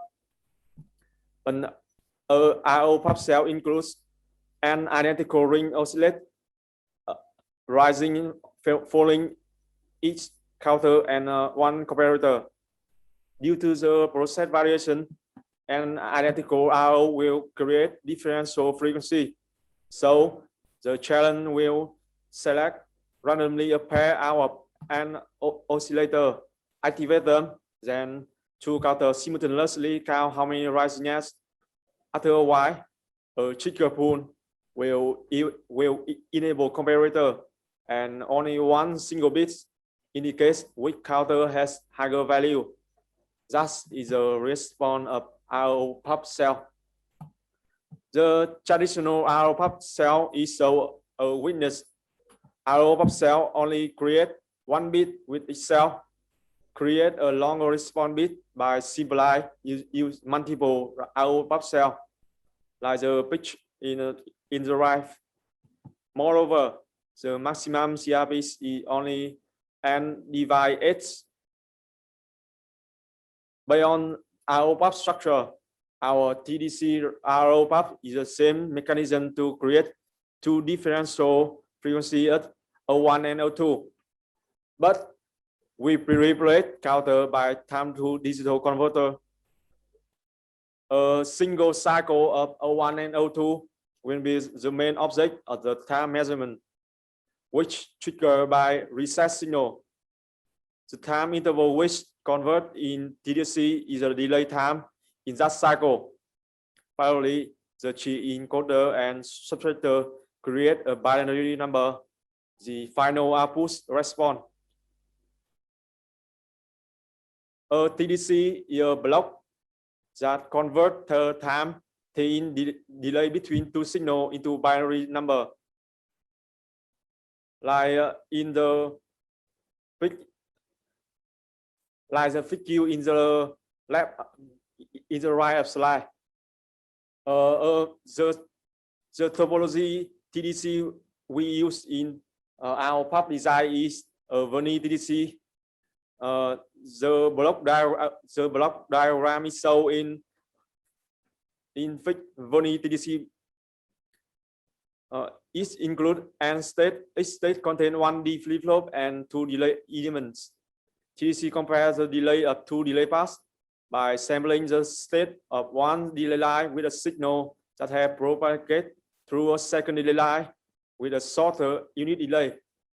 Not until the start signal and stop signal at state K are in phase, the output Qi before state K are 1. The output at state K plus 1 become 0 because the trigger is come sooner.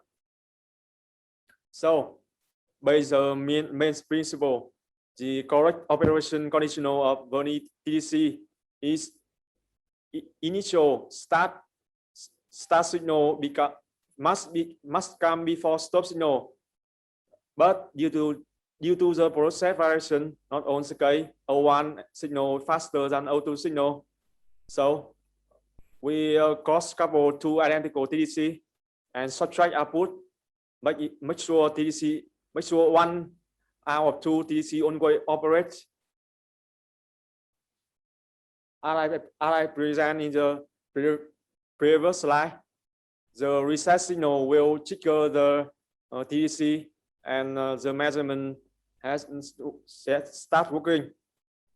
So which cycle is the best and how to control that in our structure? A reset signal when it enables the measurement in to the simulation result on cadence. We have 3 rules for choosing reset signal. Number 1, with 2 random frequency F1 and F2.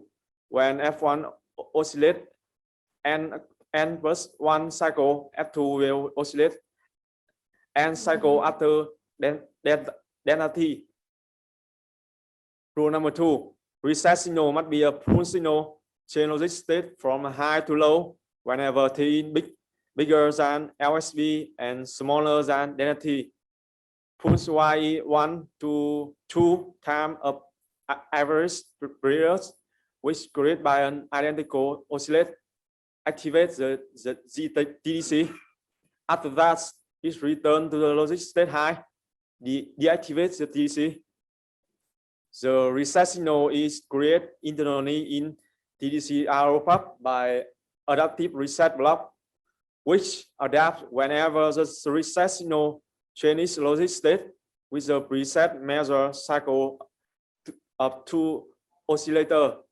Avoid the case when TDC activate out of the measure cycle. To give us a more clear example, I will describe the operating of our structure. When we enable the PUB cell and the challenge signal come to the C1 and C2, the signal as O1 and O2 will have a form like the waveform shown in the left corner, and the output response of the ROPUB is shown in the slide. Another case, when we reverse the C1 and C2, we will with another response. So based on this mechanism, we can double the maximum CRPs that we can extract from our part 4 simulation result. Based on the theory that we construct in part 3, a state module will construct in 118 nanometer CMOS TSMC to create a 4-bit output response. And to compare with other ROPUB design, we have extract the the data from the cadence to MATLAB and apply the equation about the key metric of a pub. This table 3 shows the comparison result of TSCH pub with the other proposal.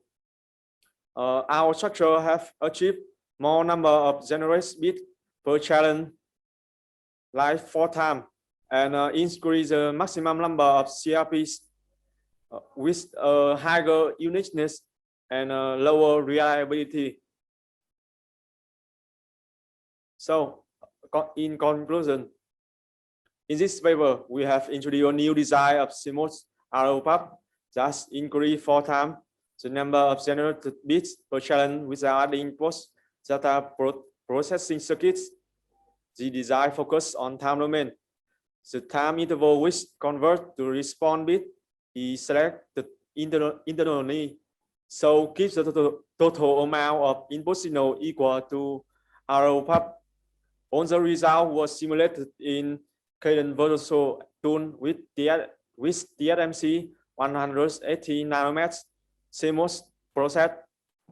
In the future, a module will create with 128 bits response with fully layout under construct.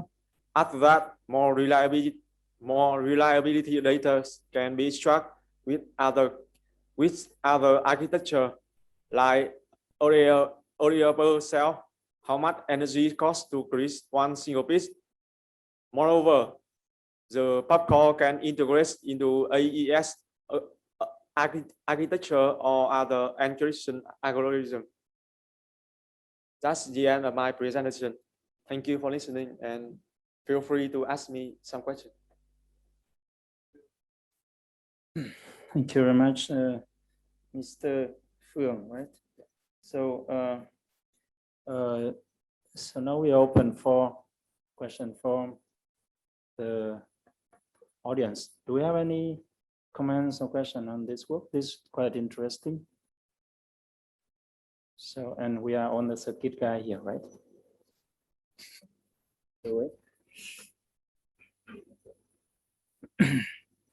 Mr. Phương, so first, thank you for very nice work presented here. So regarding the motivation of this work, like you are talking about the low power, like security hardware. So I think that we are a bit confused when saying like Prof is the solution for the low power, whatever there, right? Because the Prof and encryption are maybe different concept, right? What is the main purpose of the Prof, by the way? The main purpose of our Prof design is create an encrypt keys that can use in AES encryption. Okay, I see. So yes. From the experimental result, are you sure that the key, whatever the key, we don't talk about the length right now, right? Yes. Whatever the key that you extract is stable. Stable. Yeah. Yes, I will simulate in 25 to 65 degrees based on the same condition with previous ROPUB design. So it means it's stable in a normal condition temperature. In a normal, yeah, in a normal, and in any, basically it should be in any. Do we have some flipping bit between time and times? Like you say that it have the level of uniqueness. In order to have it used as the key, you have the level of the uniqueness have to be ideal. I mean that it will not change. Yes. Right? Correct? Yes. So how we have the number of uniqueness, like it's not like 50, like 100 or whatever there, right? Yes. Uniqueness level is 48 by 64, 56. Yes. So percentage. So in this case, I mean that the key will not stable. And you say that it's stable. It's stable when in a range of temperature, not on range when the temperature is fixed. Is when I observe when I experiment this design, I only simulate in 25 to 65 temperature. It's okay, but I mean, it might be maybe careful when saying that it's stable to use as the key, because the key means that every bit have to be perfect. We're not change. Yeah. Otherwise, will be a problem. It used as an ID is okay, but the key is a big deal. And saying that key. So I saw that in paper. You put that it can use like a key. I have some doubt on that. So maybe we have a check further on that, right? Ideal value is 50. If we don't reach the ideal value, so it will not be a key right now. We need a post processing. And can you go back to slide 11? Okay, in that slide, right? So we have the main idea here. So I think the idea is to compare two ponds, O1 and O2. How you guarantee that the design is completely symmetric? There are no biased factor in this scheme. You understand?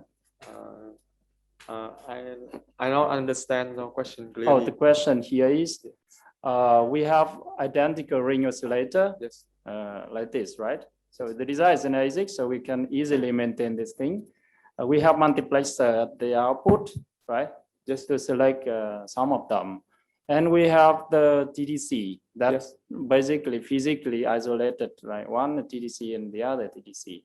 So how you guarantee that, let's say the delay or the effect of the delay between the O1 and O2 from the output for any ring oscillator to the TDC is the same? How you guarantee that thing? Because it's very important for this design. At the circuit level, I don't say like, I think that the POP is not valid until it go to the post, like a layout simulation. It is the circuit or post layout simulation? The circuit simulation. Oh, okay, I see. So circuit, the question is, oh, okay. Yes. Now at the circuit level, we don't see anything, even the effect of multiplexer. So the multiplexer also have effect like the first input and the middle input have the different delay.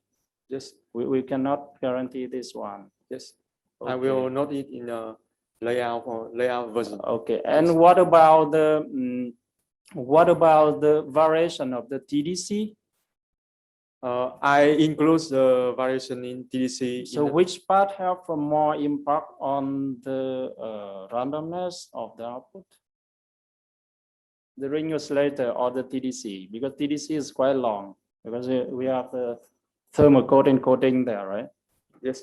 So which one have more contribution on the uniqueness, on the randomness? I'm not observed this issue before. So. Oh, okay, I see. So maybe we can just turn off variation of this part and turn on the variation of the other part to see.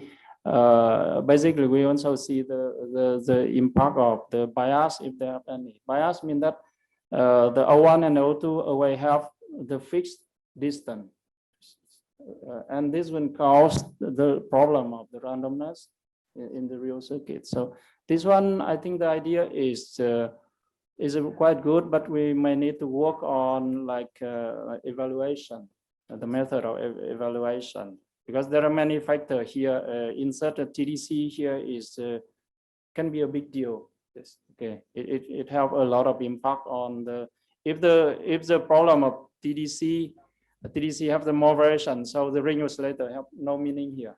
Yes, that's what I mean. So I want to see that why. Okay. Yeah. Okay. Anyway, very nice work, and thank you for also very nice presentation. Yes. Are you a student? Yes,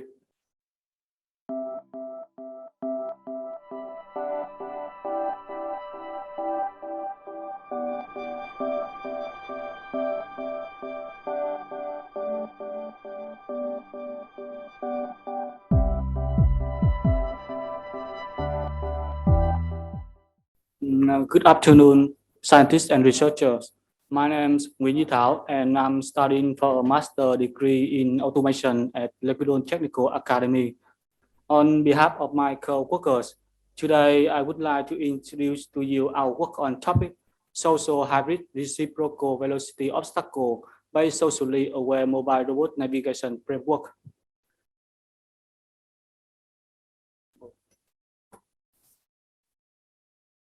To be more convenient, my presentation will be divided into four parts as shown on the slide.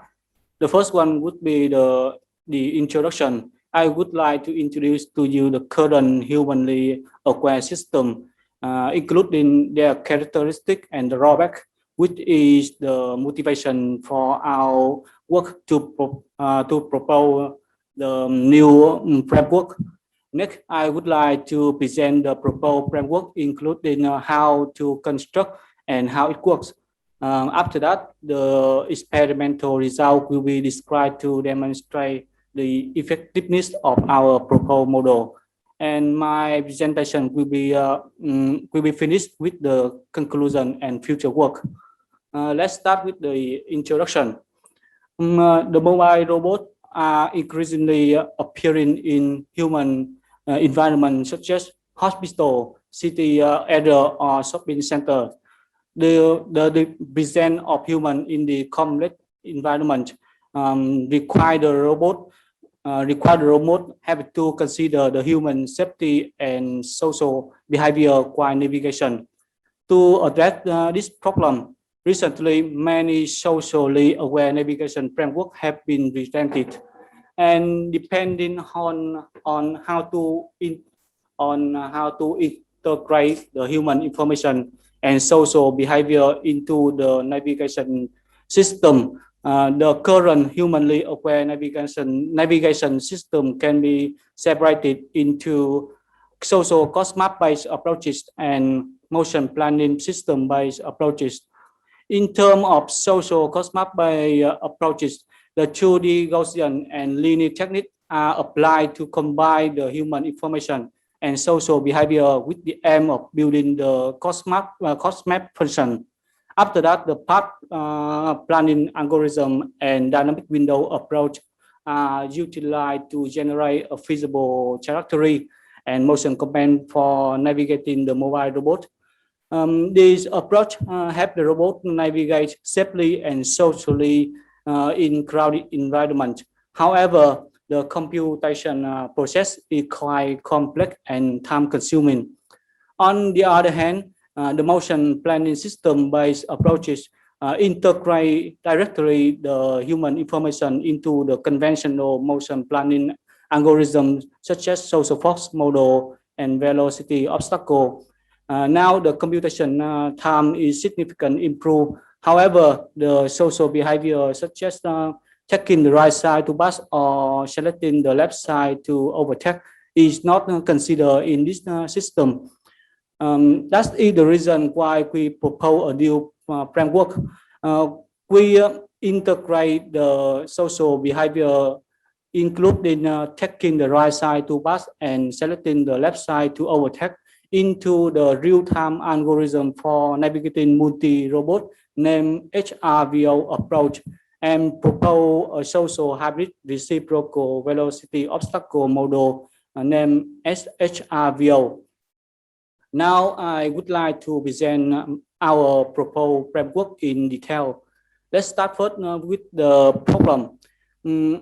Considering a socially dynamic environment, it consists of a mobile robot and many surrounding humans.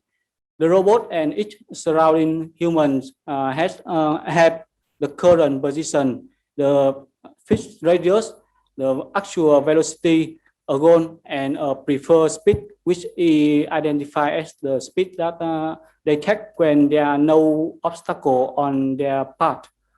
And the objective of the robots is to navigate safely and socially to design goals.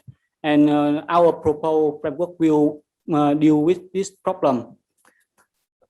The next thing I want to say to you, I want to give you brief information about the real-time algorithm that we use to integrate the social behavior. This is the HRVO approach. Assume there are two robots A and B with the current position, radius, and actual velocity at the first figure on the slide. The VO concept in the second figure is the set of own velocity of robot A that will result in the collision between robot A and B in future time.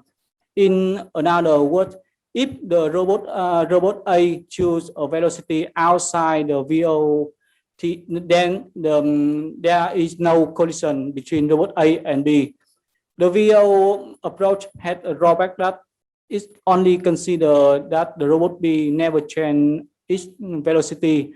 Furthermore, the oscillation between two robots can happen when both robots are equipped with the VO approach. After the VO approach, the RVO algorithm deal with the problem of VO by let the robot A, instead of taking full responsibility in avoiding collision. The robot A in RVO approach only take a half responsibility in avoid collision, and assume that the other robot will take the other half one. And the RVO construction, the RVO approach has a drawback that when navigating in crowded environment with many robots and humans, there is a situation when they oscillate, named reciprocal dance. The HRVO approach address the problem of RVO, the previous RVO approach by combine the VO and RVO to discourage the robot avoid on different sides. As you can see on the figure, the HRVO consider the relative position between the current velocity of robot A with the center line of the RVO. If the velocity of robot A is to the right of the center line, so the HRVO will encourage the robot A to choose the right side to pass the robot B by expand the RVO to the left side. The span will be happen by replacing the left edge of the RVO by the left edge of the VO. The intersection between the right side of RVO and the left side of VO will be the apex of the HRVO. By the symmetry, if the velocity of robot A is to the left of the center line of RVO, we just exchange the left and the right and mirror the procedure to construct the HRVO. The HRVO are successfully in navigate multiple robots in crowded environment. However, you can see that there is no social behavior in the robot navigating. That is the reason why we propose the social hybrid reciprocal velocity obstacle. In our proposed model, we, in addition to the relative position between the velocity of robot A and the center line of the RVO, we consider the distance between the velocity and the center line. The idea is quite simple. If we install a threshold, and if the distance between the velocity of robot A is to the center line of the RVO is larger than the threshold, the robot will follow the HRVO approach. However, if the distance between the velocity of robot A and the center line of the RVO smaller than the threshold, and the position of the velocity robot A e to the side that we do not wish it in this side. We will apply our proposed model by construct the SRVO. We will we will move the center line to the side that we do not the robot to this side to pass, and we will expand the RVO to this side. Because we ask the social behavior into the HRVO, so we call this framework is social hybrid reciprocal velocity obstacle. As you can see on the slide, the algorithm too. If the distance between the velocity of robot A and the center line of the RVO is larger than the threshold we installed before, the robot will be follow the HRVO approach.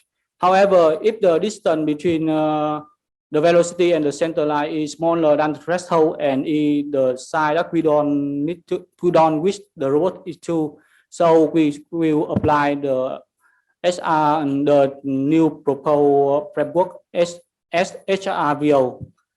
Now I would like to describe the geometric construction of the HRVO. Firstly, I would like to talk about the right rule for the HRVO construction. As you can see on the screen, the velocity of robot A is to the left of the RVO. However, the distance between the velocity and the center line is smaller than the threshold B. So we just from the apex of the VP, we draw a vector B to draw vector B to with the direction to the left, and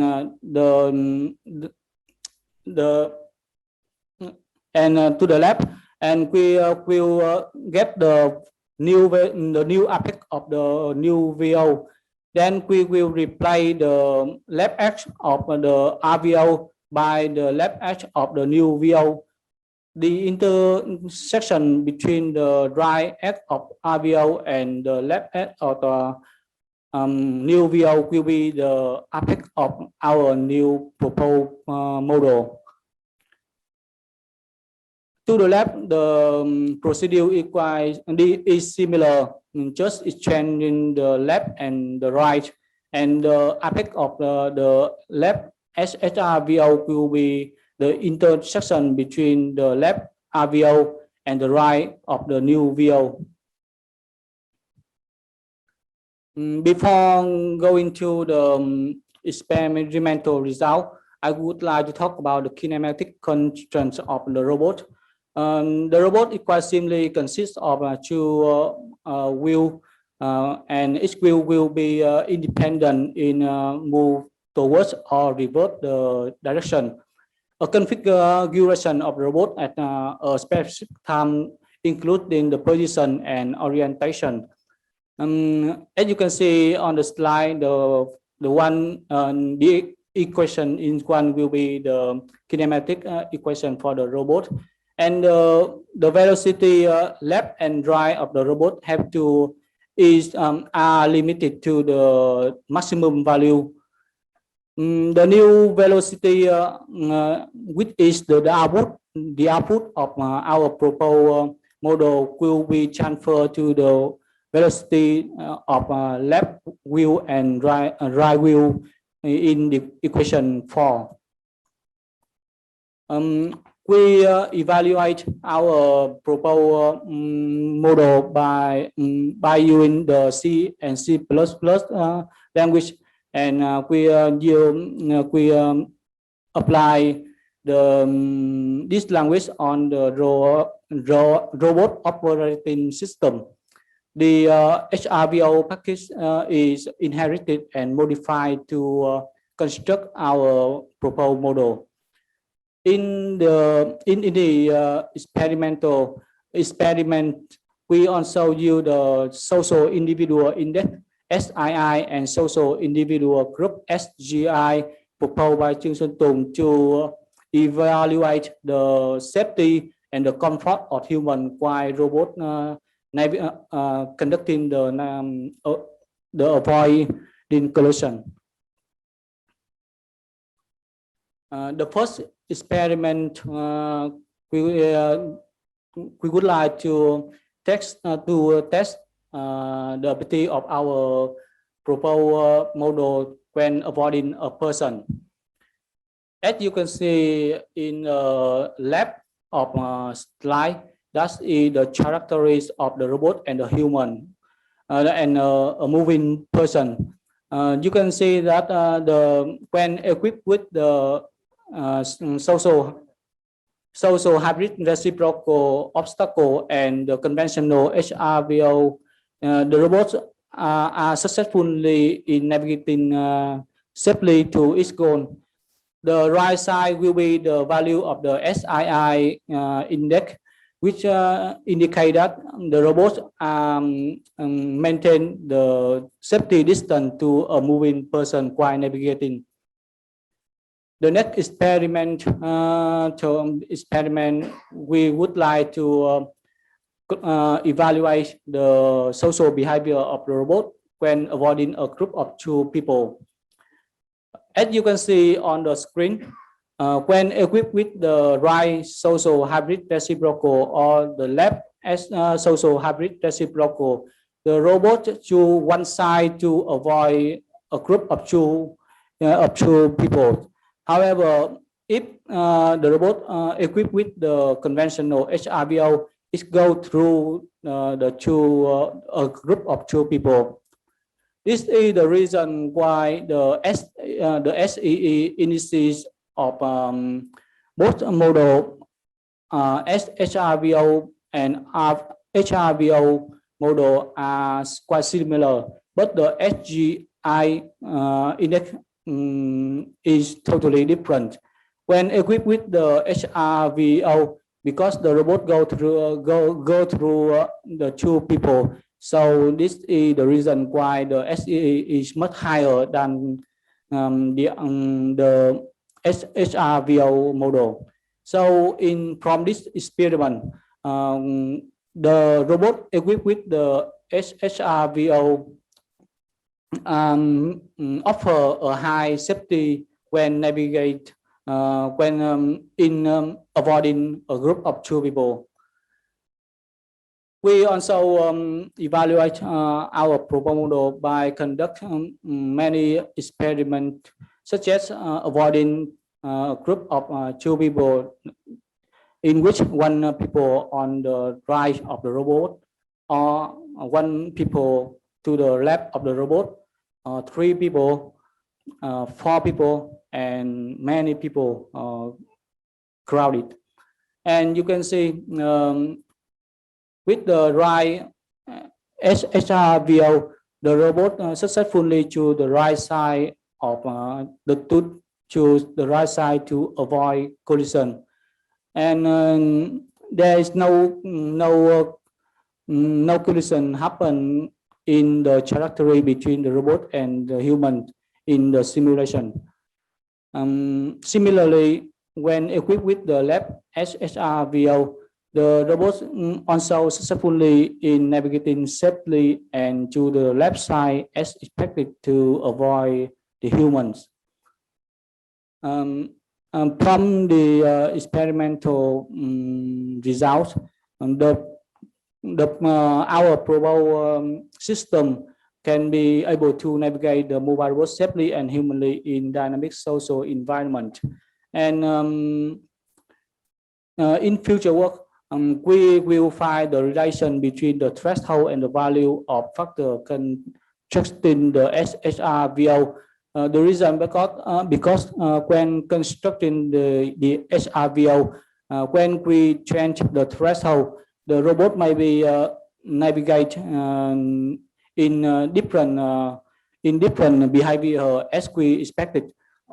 Furthermore, after find the relation, we would like to install the proposed SSRVO model on our mobile robot platform and conduct the experiment on the real world environment. That's the end of my presentation. Thank you for your listening, and it's my pleasure to receive your comment and question. Thank you.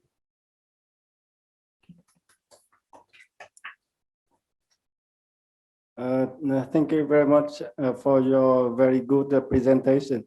So now we have 5 minutes for question and answer. Please ask any question. Yes, please. So I just consider a little bit about your experiment with the 1 people, 2 people, and a group of people. Yes. So I consider about the case that the people move. People move around. So when we conduct simulation, we just care about the people who in certain distance with the robot. The people who are far away from the robot, we do not consider. And with the people surrounding the robot, if we install the SSRVO right rule or left rule, the robot will choose the right side. And all the human in this simulation, we also install the same algorithm. That means that all of the agents in this simulation are installed with the same model. So let's talk about the symbol experiment. When 1 people and the robot, when they avoid, the robot to the right side, and because the human in this simulation we install with the SSRVO, then he or she also to the right side to pass.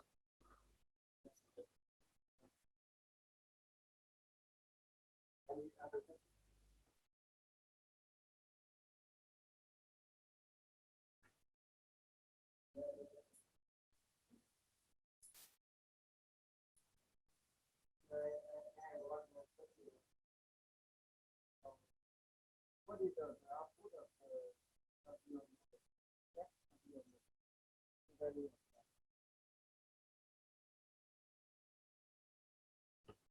Thank you for your question. The output of the SSRVO will be the velocity, the speed of the left wheel and the right wheel. And as I present in the kinematic constraint, after get the new velocity from the clear path algorithm, this new velocity will be transferred to the left and the right speed to the right robot to its goal.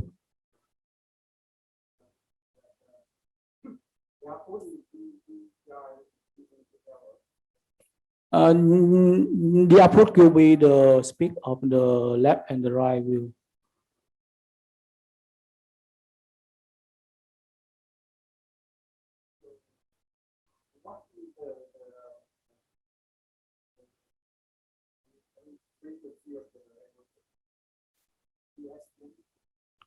Because you know with that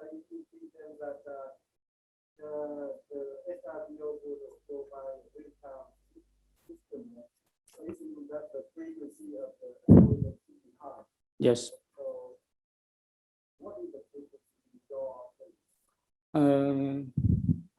Well, because this is real-time, because the SRVO is real-time algorithm, and our model is developed of this model. So when I conduct the simulation experiment, I just I'm not consider this factor when I conduct the experiment. Yes. So in simulation, so maybe you don't need, but I think that in the real world environment, you need to estimate the frequency of your algorithm, because in order to control the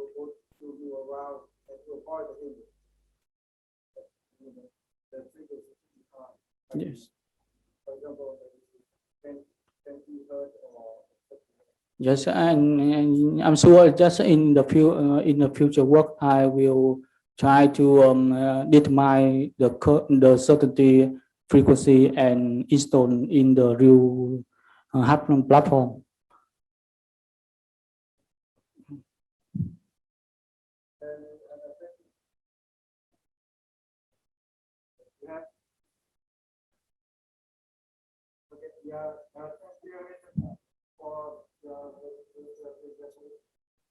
Thank you.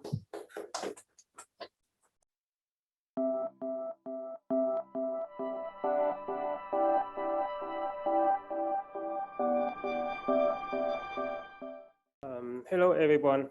My name is Kim Phương Phung, and today I would like to present to you about the results of our research that name a fast and simple method for weapon target assignment in air defense command and control system.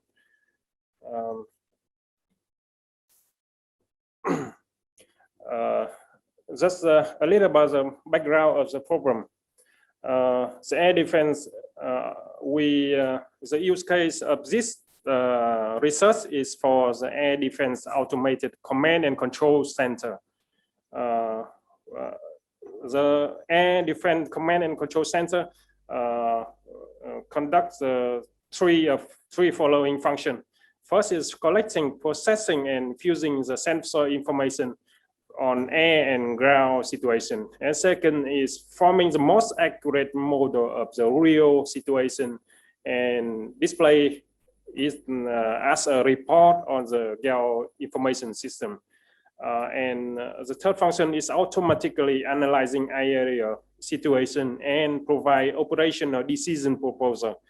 And the third function is the most important and the most complicated function of the command and control center, and this is about the third function that we developed the algorithm that provide weapon and target assignment.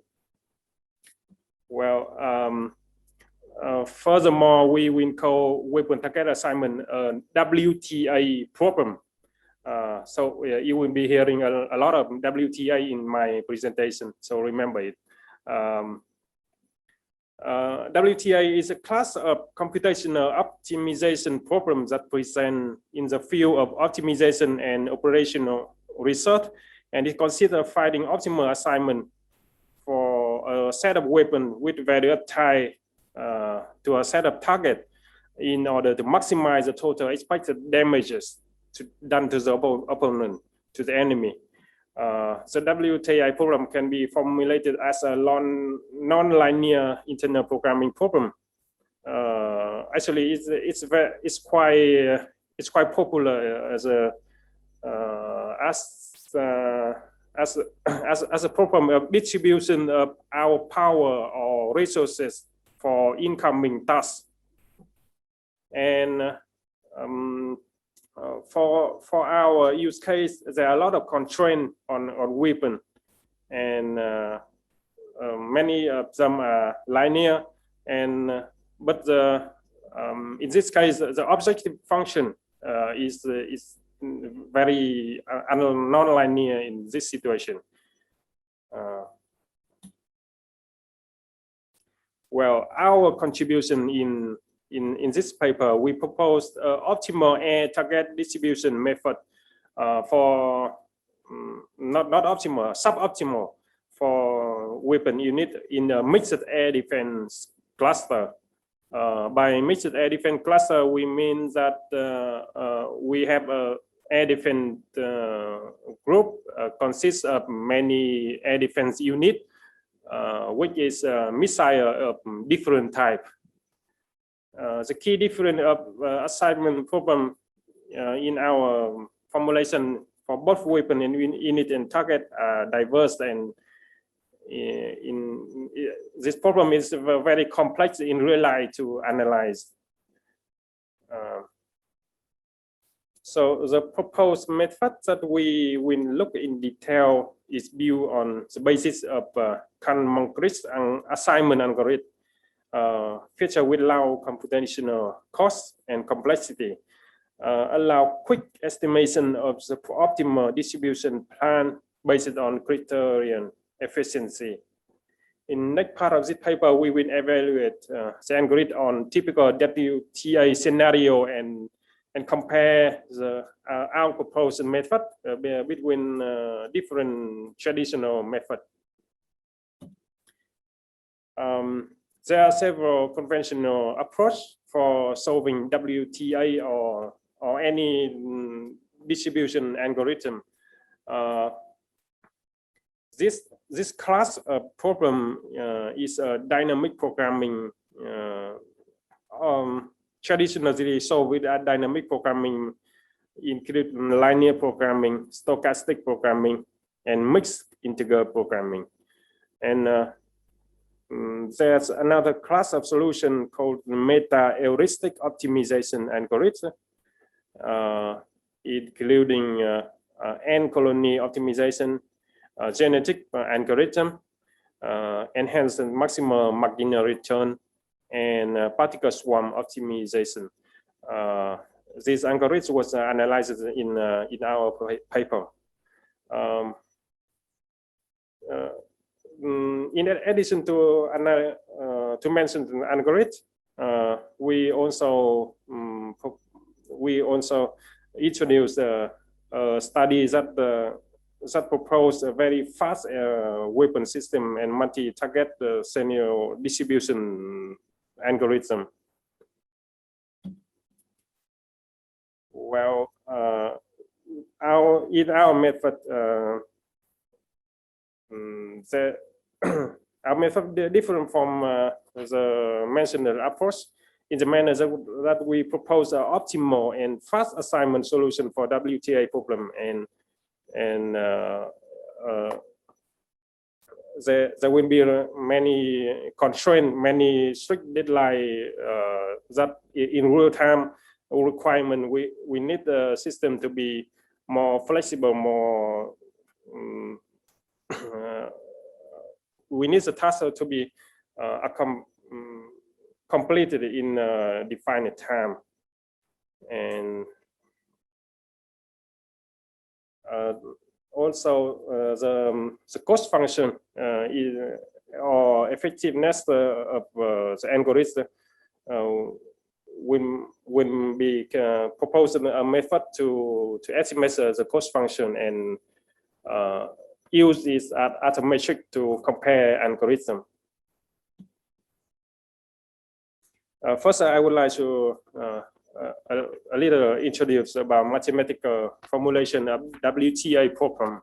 The target distribution problem is illustrated in the slide. As we can see, there are three hostile target area target, and the W is our weapon unit. There's 4 of them in here, and the O is a collection of our object to be collected, to be protected, and dash line here represent a possible assignment between a target and a weapon unit. In this scenario, the possible assignment is n multiplied by m. So 4 over 3 there will be 12 assignment possible. And the real-life finding process of the target by a weapon unit is happen under following restriction. There's a restriction about the space position of the target, restriction of time, and that's the most important restriction is the TI minimum, which indicates the minimum firing circle of a weapon. It's a weapon that one unit is occupied when it is assigned to a target. So from the situation, we formulate the probability of the target queue event, which is the probability that the unit can kill the target based on the kill probability of a single missile. So from the probability of kill, we calculate the impact level of a fire command. A fire solution or a fire assignment will have an impact that is estimated by the probability of Q, which calculated in equation number 3. There's also the required number of missiles to be fired over target. Depend on the situation. This number can be. This is one part of the assignment. We not only assign a target on the fire unit, we also need to indicate how many missiles need to be fired, and is the number of missiles. In this condition, we have formulated the cost function of WTA assignment, and from the cost function and impact function, we calculate the loss function. And so this loss function is very important because based on this, we have a metric that estimates the efficiency of other algorithm. So the F loss function is calculated from Q probability, target value, cost of missile, and specific assignment parameter of the target and weapon. Now the optimization problem is now formulated as finding the assignment value M for all the possible assignment. If assignment is it's active, M will be 1, and assignment is not active, M will be 0. So our distribution is a vector that's called MIG. Is the value can be only 1 or 0, and our task is to find the value of all element of this vector to minimize the value of F loss.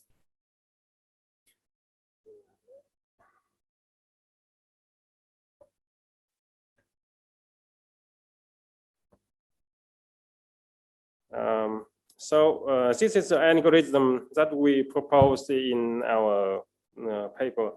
The first step, we take in the input information about fire unit, information about air target, and information about the protective object.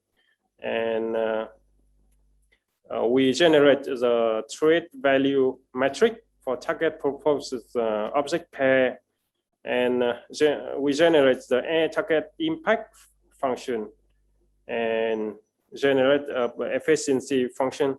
And after that, we apply in this step we apply this is a famous algorithm called Kuhn-Munkres, and it's a convert probability cost metric to find the minimum value of F loss, and the solution will be calculated and assigned to our user. We will take a closer look to the algorithm and how we will take a closer look to this step and see how the algorithm works. The threat value of each target will be formulated in a metric V, and V indicates the value of the target,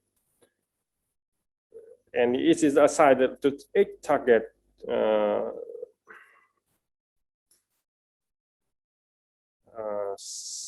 And then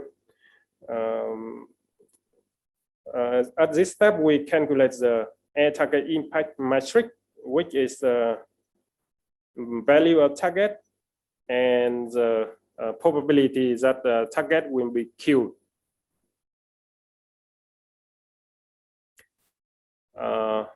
Generation of loss metric is C, which is calculated from the number of missiles. The loss metric is not actually correct here. It's a cost metric, which is calculated by the value of the missile and the number of the missile. When we subtract the AEC from the cost metric, we have the loss metric C Y IY. And after that, we have enough input data for applying Convolution optimization algorithm. And the algorithm is pretty simple to conduct. It takes in the input metric M multiplied by N dimensional, and it's a perform row equation. Find 0 element and subtract until each column is connected with a start at 0, and after the loop is exit, we stop.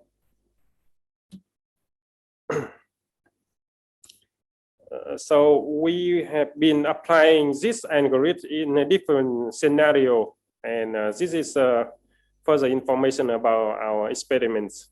First, for testing and evaluation, target distribution algorithm implemented on the conventional personal computer. And the input parameter is information about the air scenario. We create the metric of threat value. We assign a missile with the probability of kill. So in the result, we have this is the input data for the scenario. And what do we? And this is the results that we have. We find the WTA solution, the ID of target and ID of missile of weapon unit as a pair. And there is 1, 2, 3, 4, 5, 6 assignment. 6 assignment, and total loss is calculated here. Now the solution can be interpreted that the first weapon as assigned to second target with cost value as 0.18, and further on. And on this scenario, we compare how the algorithm work in different problem size. We increase the problem size 10 to 10 target, 20 to 20 target, and 30 to 30. For simplicity, we assume that the number target and number weapon is equally. So the metric, the assignment metric is also always like 30, 30, 40, and 40 always quadratic. 50, 60, and 70, and computational complexity growing more than a second only after the problem size is about 19 or 100 for 100.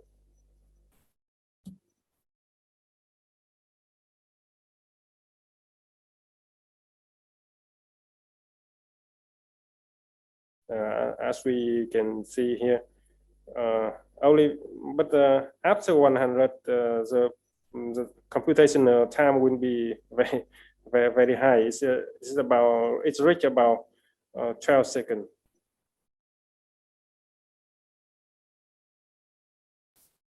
And with this scenario and this loss function, we compared our algorithm with the conventional algorithm in computational time.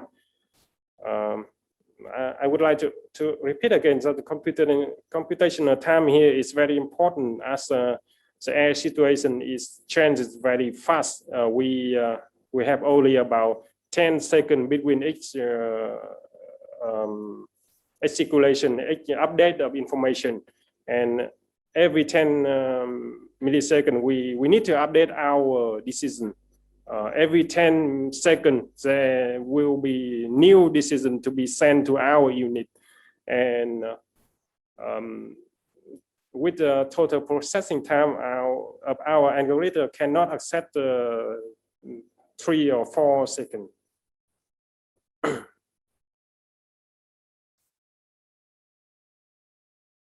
And this is a comparison of calculation time with the same assignment problem size.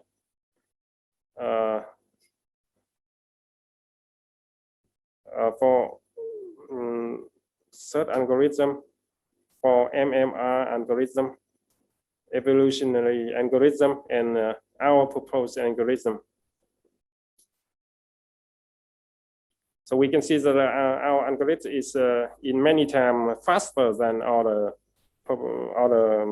considered algorithm.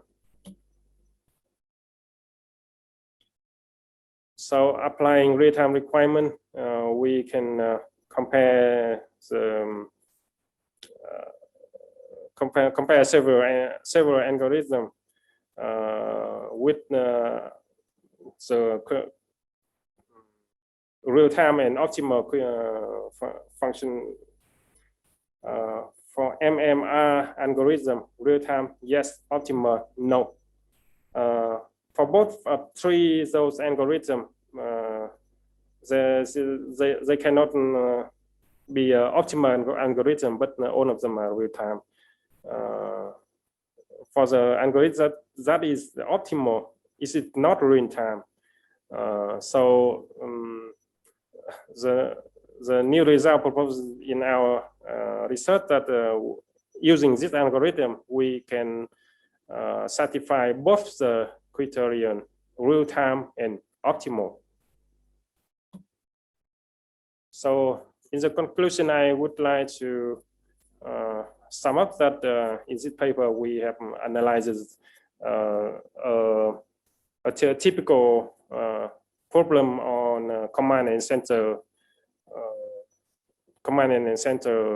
unit, command and control center unit, the WTA problem. This is based on the real combat situation, and we formulate the mathematical description of the problem, and we propose a method to calculate the loss function, and using that loss function to compare the algorithm with our proposed approach.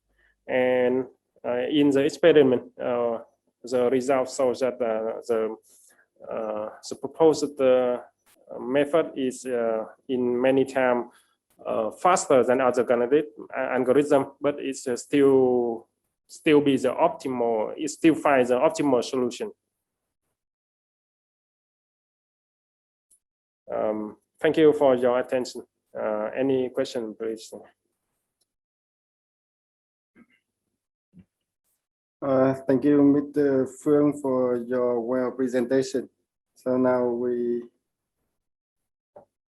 move to the question and answer. Is there any question? Yeah. Mr.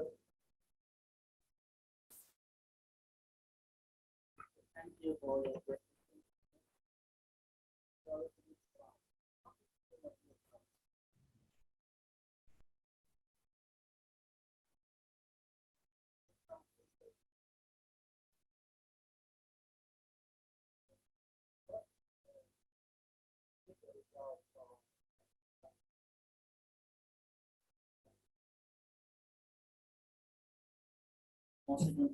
Four seconds for a problem size of 100 and 100. Just for me, 4 seconds is very long. From my image processing percent, we just process one image for 1 second is a million, 1,000 of images. So for me, it's 1 second is very long. To adapt to fit with real-time constraint.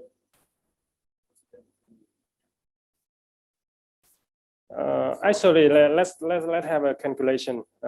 If the problem size is 100 and 100, the possible assignment will be no, I don't know. This is 100 and powered by 100, and this is a lot of possible assignment.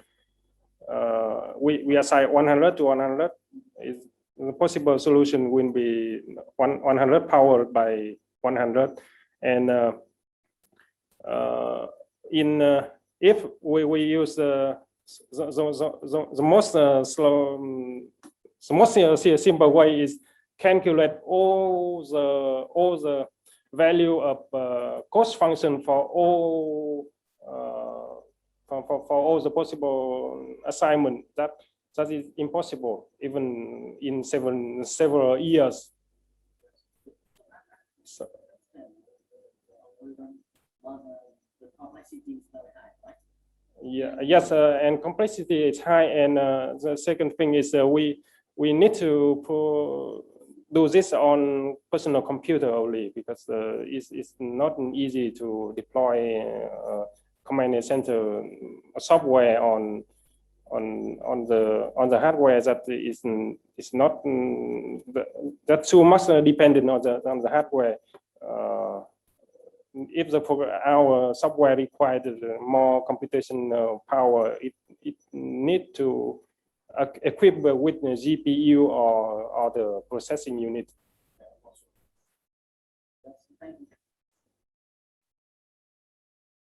Any other questions?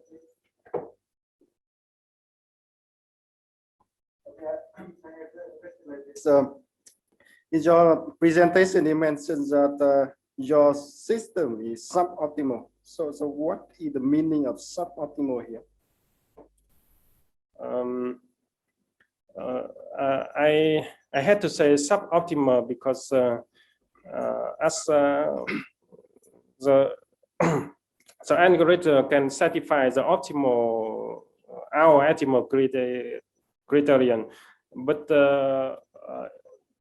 there could be situation when the algorithm will fall into non-maximal solution because of the but because of the algorithm itself. The algorithm doesn't look at all the possible solution. So if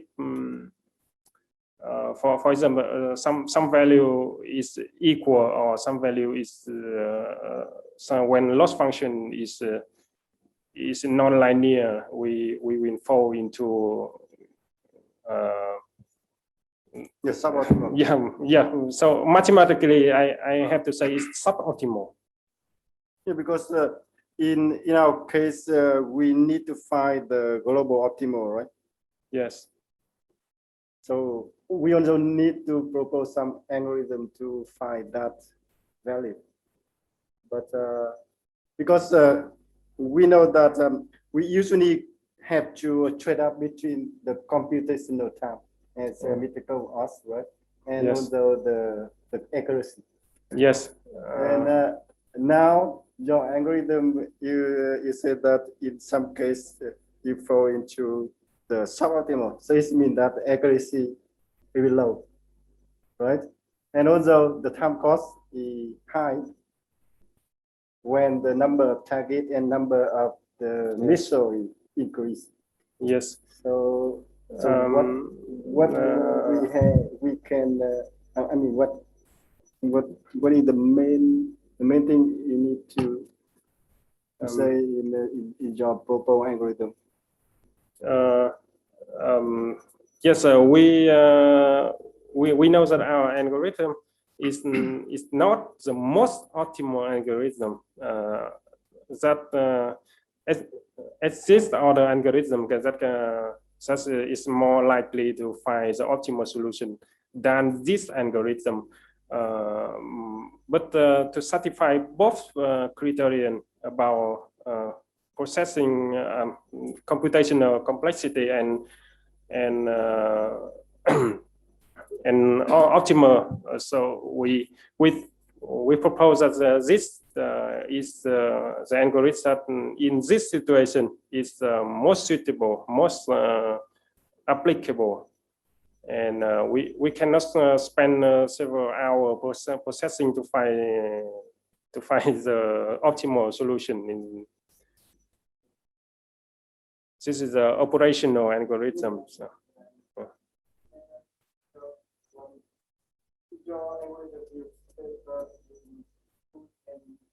Moncrief. Yes. So how do you come up with that? Because there are a lot of yes. For this type of problem, there are a lot of algorithms that is more popular than this algorithm. But we come up with this algorithm because we have been trying to experiment many algorithms and to produce the most reliable solution and the most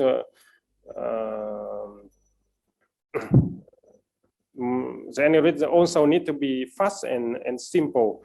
When we add into the algorithm more constraints, this algorithm still be reliable. The computational time will not increase dramatically. But in several other algorithms, the implementation will require a lot of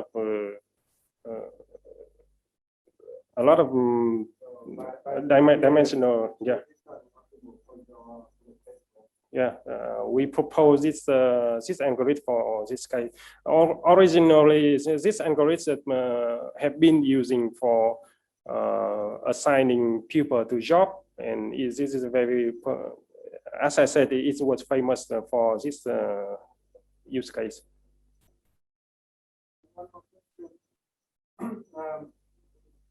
Example, we have 5 targets, right? 5 target jets. And we also have only 3 missiles. So what happened? In this case, we need to assign our missile to minimize the loss that could be lost, because loss could happen. There will be objects that not protected. There will be targets that not assigned with any unit. But we choose the way we do that with less loss from our side and more damage to. We have a loss function that's contain all the value of target, value of missile, and value of protected object, and those value are assigned beforehand. by people experiment.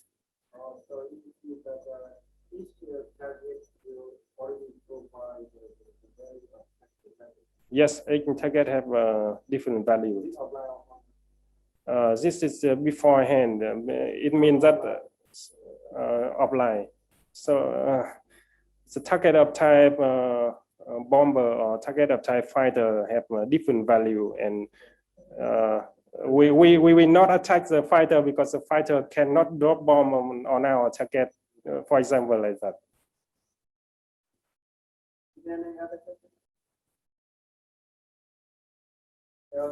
Thank you very much for your interesting presentation. Thank you.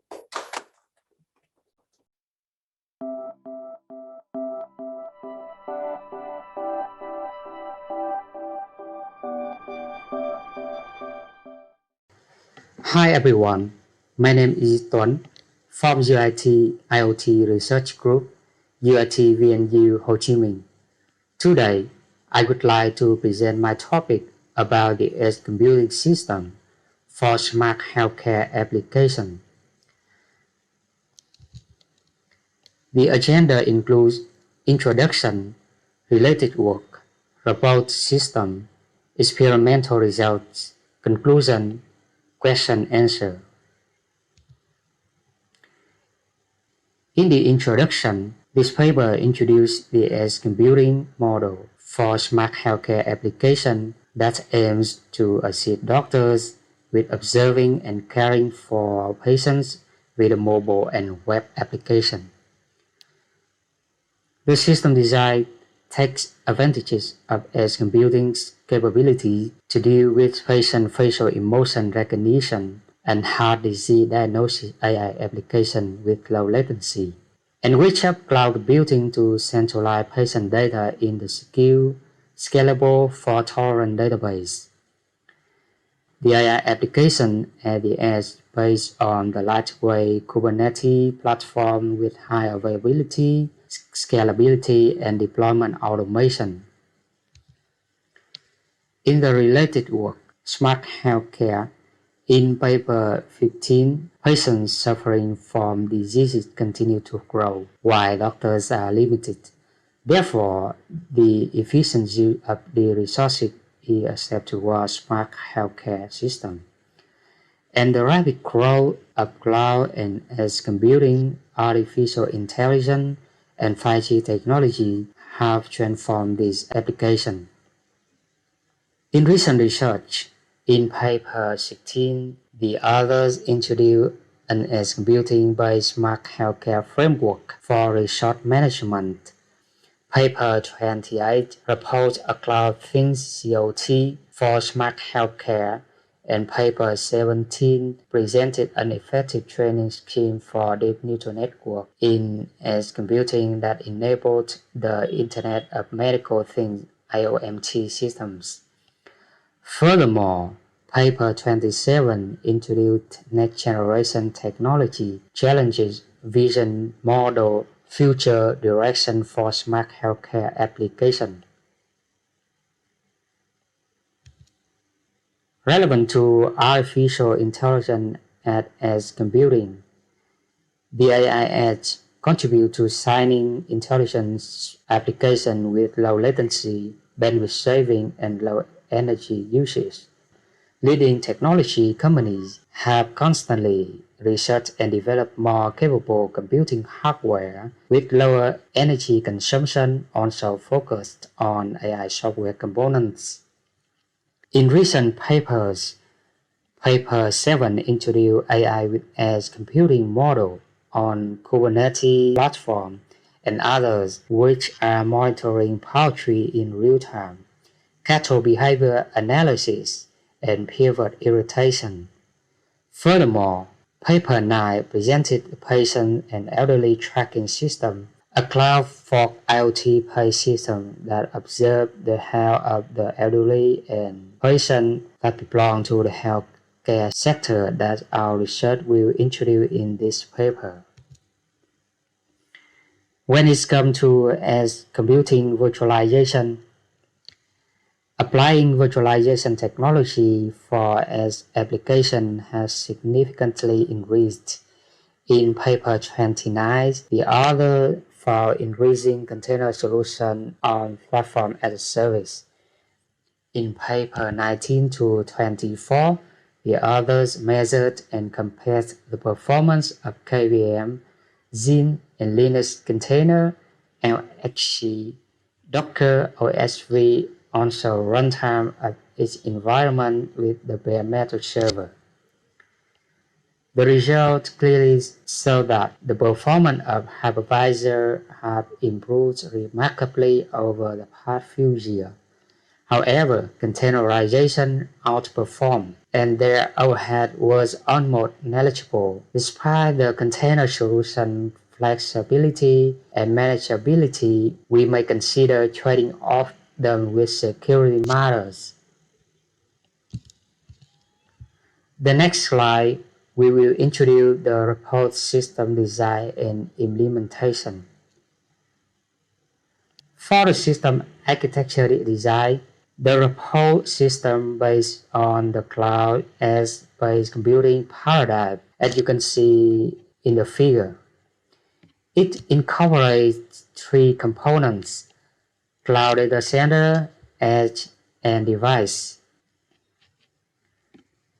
Cloud data center, the design embraces a private container registry to retain facial emotion detection and cardiovascular disease diagnosis AI images, database, backend and web server for the patient health data observation. The cloud backend server processes data and stores the result in the database. Then it refreshes data from database to the web server. Concerning the database, it reserves the patient information and health data, including name, gender, age, heart rate, electrocardiogram, facial emotion, heart disease diagnosis, and other reports. At the edge, it incorporates modern devices such as Raspberry Pi, Jetson Nano, to build a lightweight container orchestration platform to coordinate the backend server, facial emotion detection, and cardiovascular disease diagnosis AI application. Depending on hardware constraints and requirements, the cluster could involve more masters and worker nodes for scalability, fault tolerance, and high availability. The backend server listens and deals with data from end device or passes them to relevant AI application. Then it returns the result to the mobile application and the cloud backend server that updates the database and refreshes the web application. The patient facial emotion detection AI application interprets the base 64 encoded images to predict current patient expression, such as happy, sad, neutral, fearful, disgusted, angry, surprised.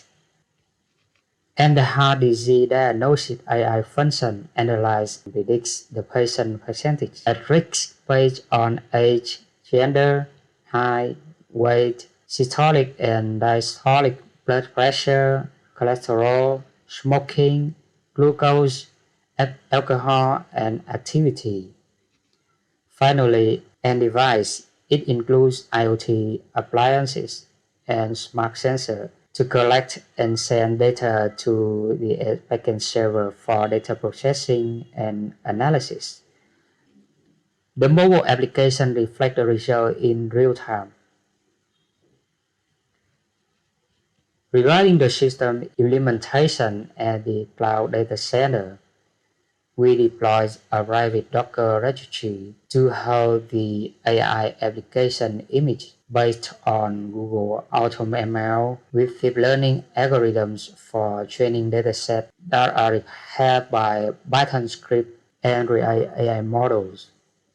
When it comes to the web application, it consists of a Node.js backend server, a NoSQL database using Google Firebase, and Flutter framework-based web server written in that language.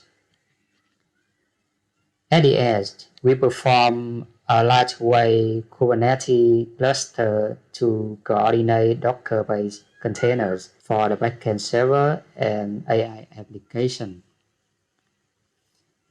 At the end device layer, we implemented IoT function written in C language with Arduino hardware, heart rate monitoring, and ECG sensor to collect and send the patient data to the edge backend server.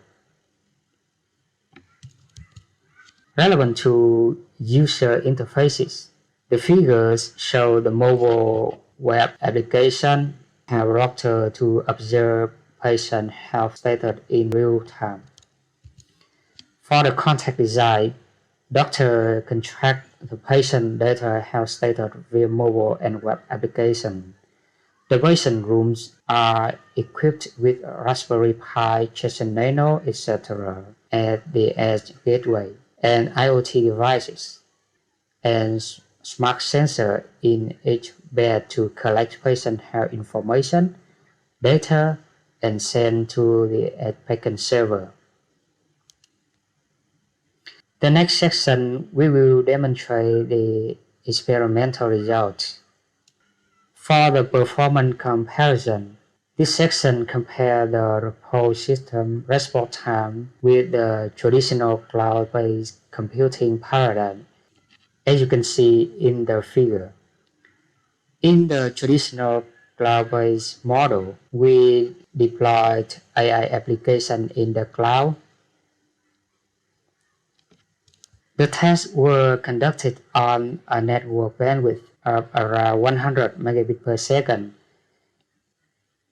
As a result, as you can see in the figures, the response time of the AI application of the repose system were considerably better compared to the traditional model. When it comes to accuracy evaluation of artificial intelligence application, this section evaluates the AI model accuracy for the facial emotion detection and cardiovascular disease diagnosis application.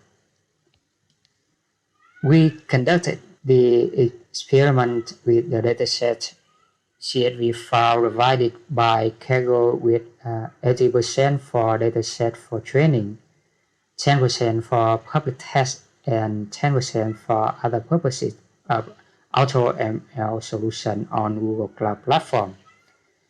As a result is shown in the figure. About the facial emotion detection, the AI model precision was about 0.74. The precision and recall was around 75.5 and 58.5%. Regarding cardiovascular disease diagnosis, the area under precision recall curve and receiver operating characteristic curve were around 0.8. The accuracy was about 73.3%. Finally, hardware resources and evaluation. It analyzes and evaluates the hardware resources consumption corresponding to the repose system model during the experimental test, with the number of connections increased from 1 to 200. The request included the patient facial emotion detection and health data diagnosis. Concerning the test methodology, we employ Postman to react a series of HTTP pull requests with page 64 encoded images, and the mobile application to simulate parent figure corresponding to data from IoT sensor. As a result, the figure indicates that increasing the number of requests demands more CPU resources, and memory gains correspond to the number of connections. For every 40 connections, memory usage requires about 200 megabytes. Besides, the bandwidth significantly increased corresponding to the number of sockets or requests. In the conclusion, in this paper, we introduce the edge computing system for smart healthcare application, talk about related work in terms of this research, and exhibited insight into the system design and architecture. Besides, we demonstrated the whole system implementation, evaluated measure experimental results. Forthcoming work is open to researching new smart health services, enhancing the design with innovative technology to secure data compression, intensity, and so on. Below are the references.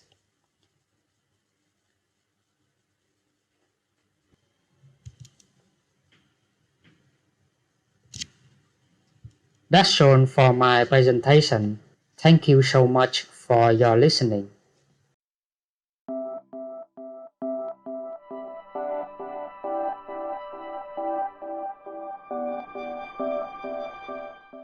Good afternoon, everybody.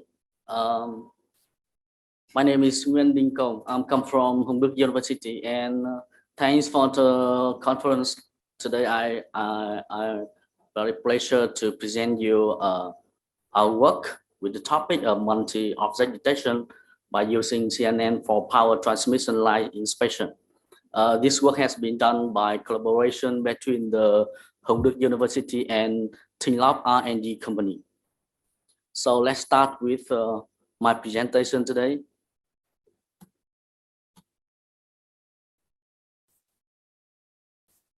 Okay, it includes 5 main parts: the introduction, related work, proposed approach, experiment and results, and the last one is conclusion and perspective. Let's move on the first part, the introduction. As you know that the inspection of power transmission line is one of the important tasks that enhance the reliability of the electricity distribution network operator. So as you know that the power line is established by several types of components with different functions like pole, cross arm, insulator, string, and so on. You can see from the picture this component play in critical role in the safe transmission of the electric power system. However, due to the extreme weather condition like raining, storm, or the material aging, overloading, sometimes they suffer several damage, such as insulator faults, connector corrode, or conductor damage. As you can see from the slide with the different kind of damage. So therefore, the power transmission system could be damaged frequently. Therefore, to make the power supply system sustainable, reliable, and available, this component needs to be periodic inspection throughout the year. However, you can see a large number of high voltage power transmission towers are located in a very complicated area, such as forest, mountain, river, and so on. So what is the solution? Thanks to development of URV, it could support to capture image and or video with a very high resolution at different angle and distance. From this, an automatic observation is an alternative solution known as multiple object detection and recognition in literature.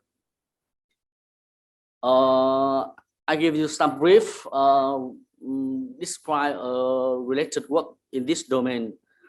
You can see a number of publications indexed by Google Scholar from the 2009 up to now. A lot of paper take care about this problem.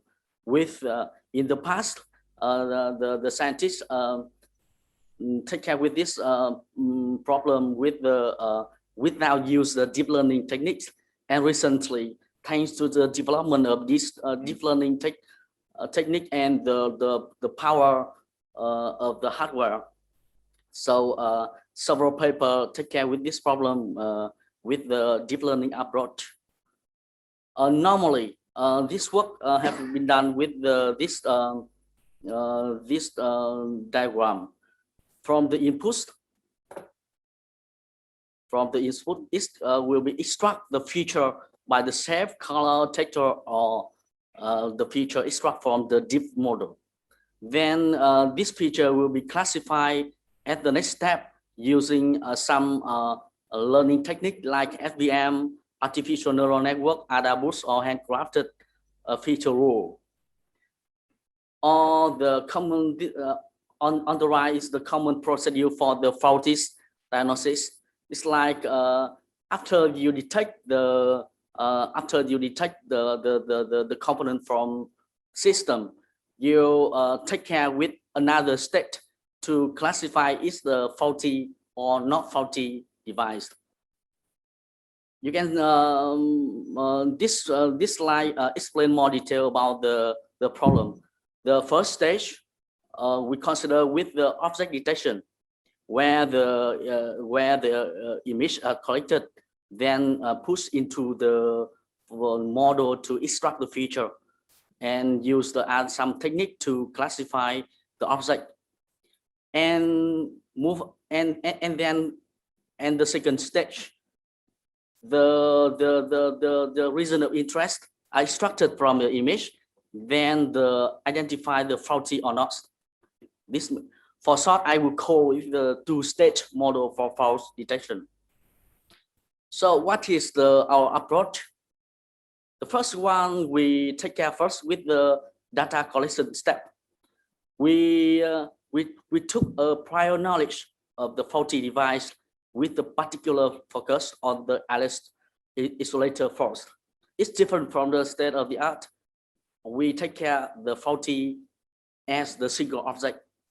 And then we collect the 4 kinds of component like you can see in the slide with the training set and testing set by the Phantom for flight count.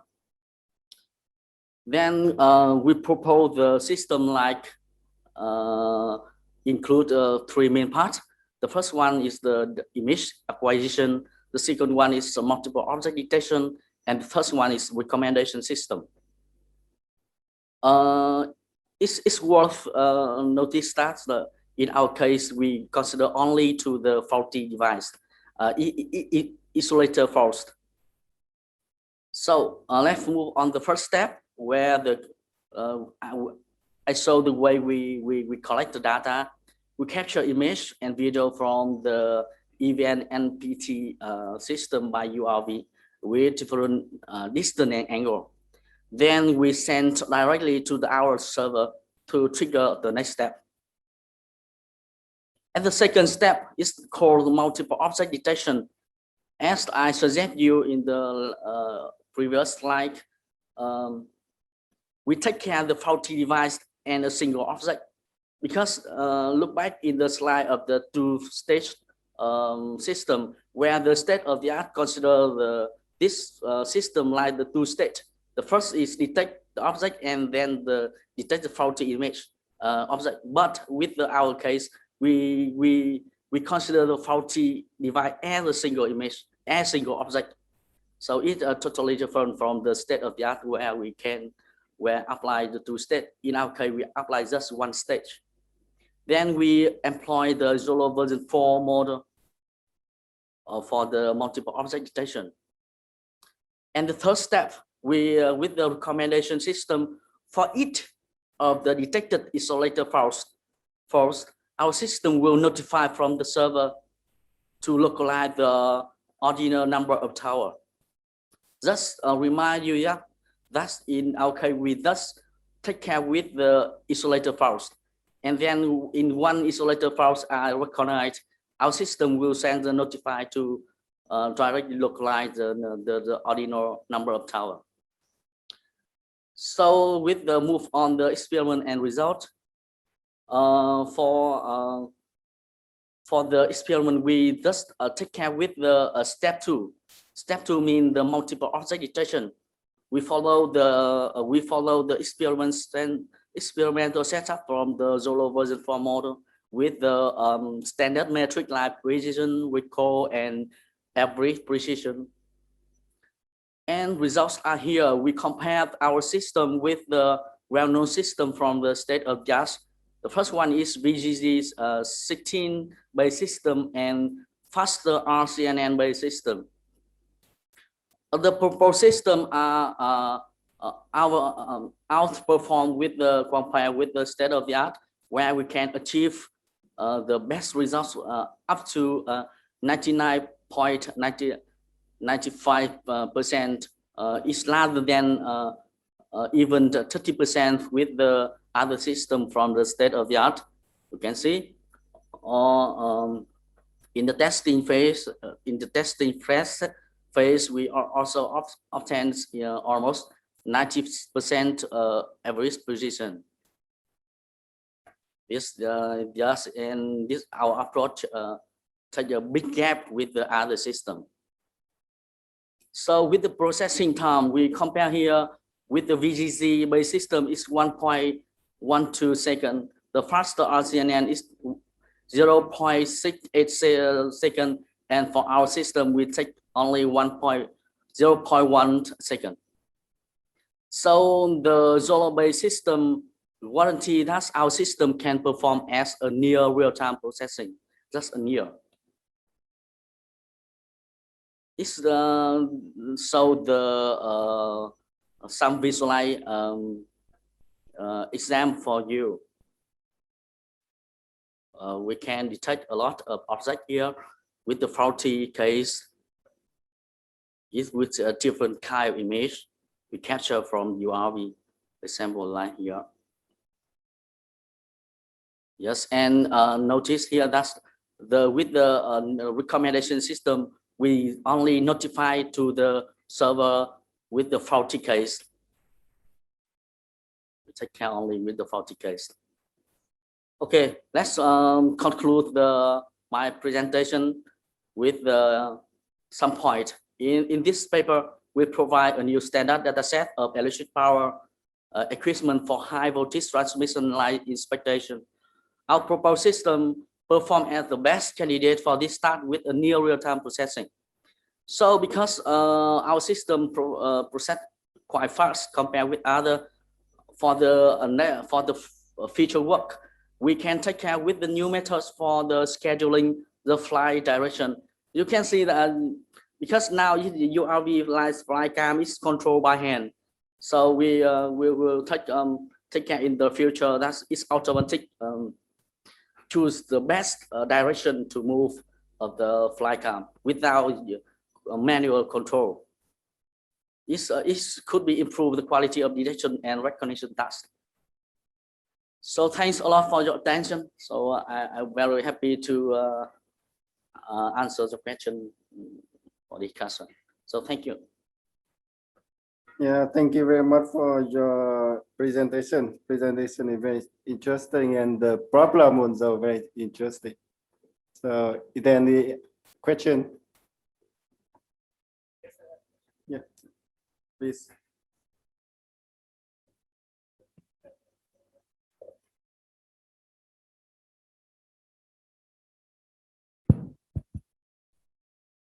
So thank you for your presentation, and I can see the problem is very interesting, and I've been seeing a lot of people who's very interested about this field of research.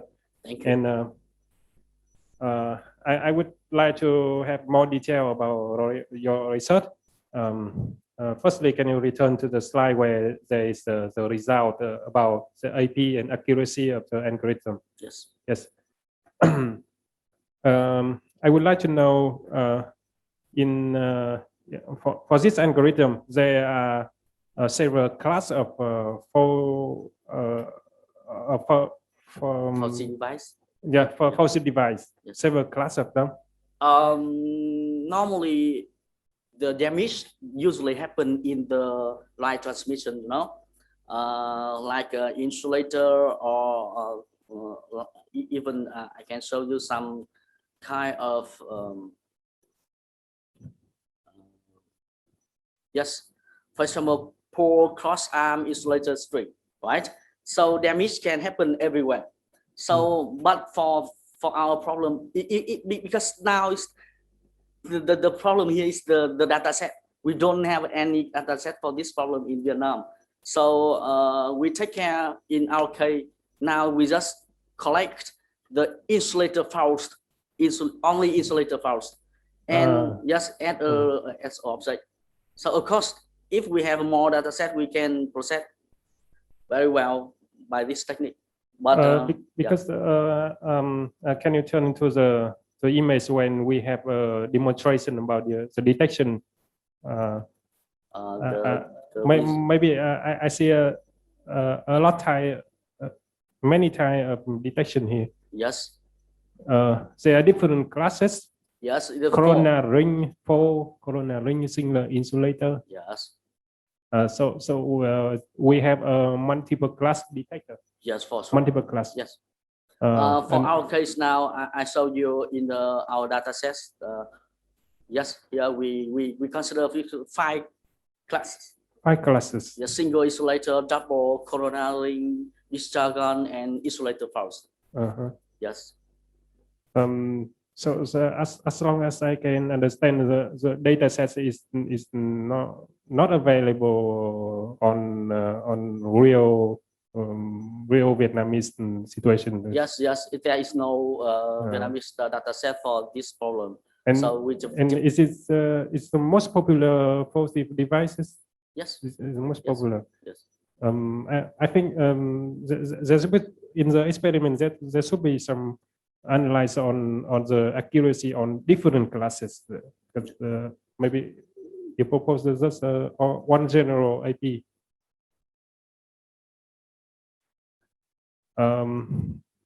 I can see here only one general IP, average precision.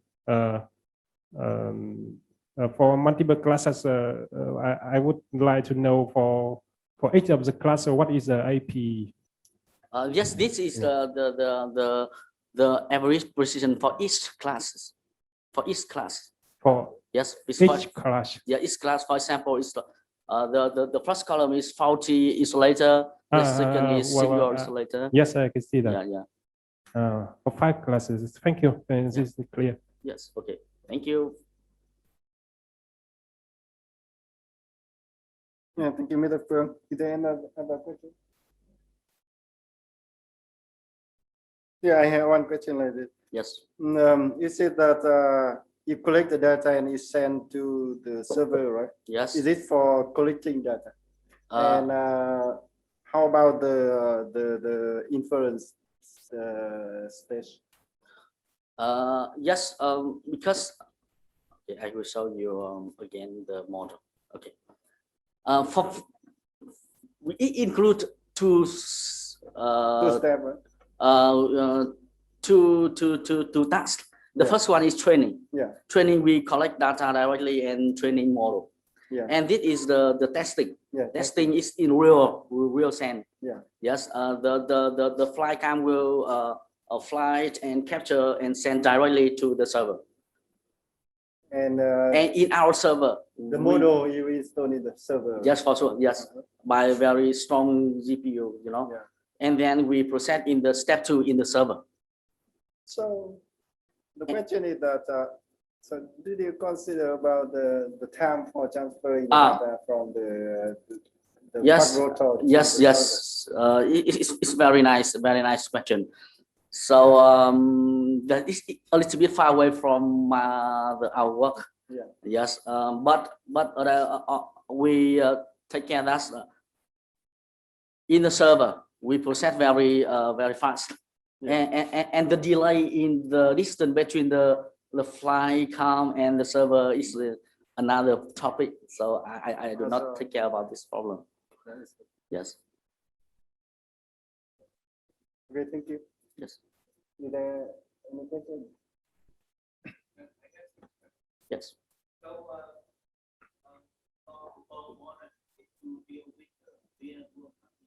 Yes.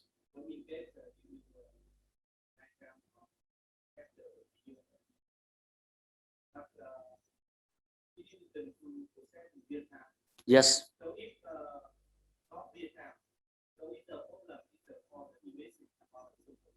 Yes.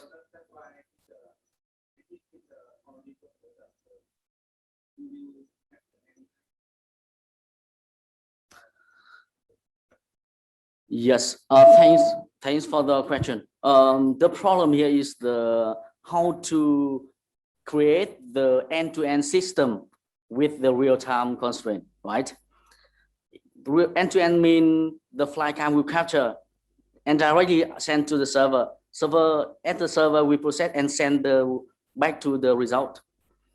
Yes, it is very nice consideration, but at the moment we do not take care about this one. Maybe we will think about this, but now we just consider the way to improve the quality of the detection and recognition in the server by use the model for the detection. Yes, the first stage of the end-to-end system. Yes.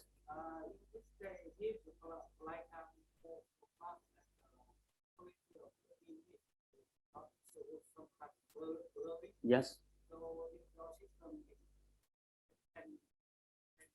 Yeah. Okay.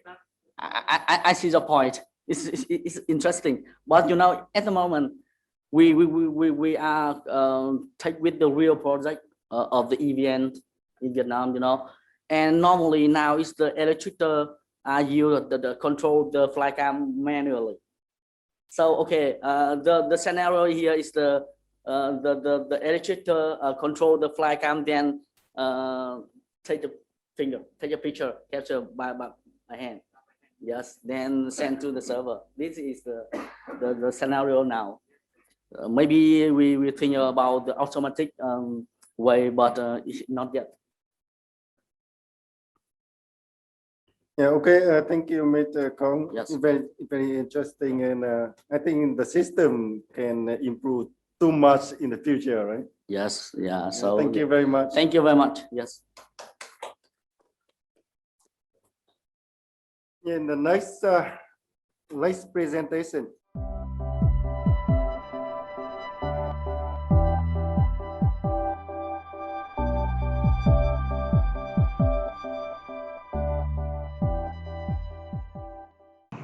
Welcome everybody. I am Manh.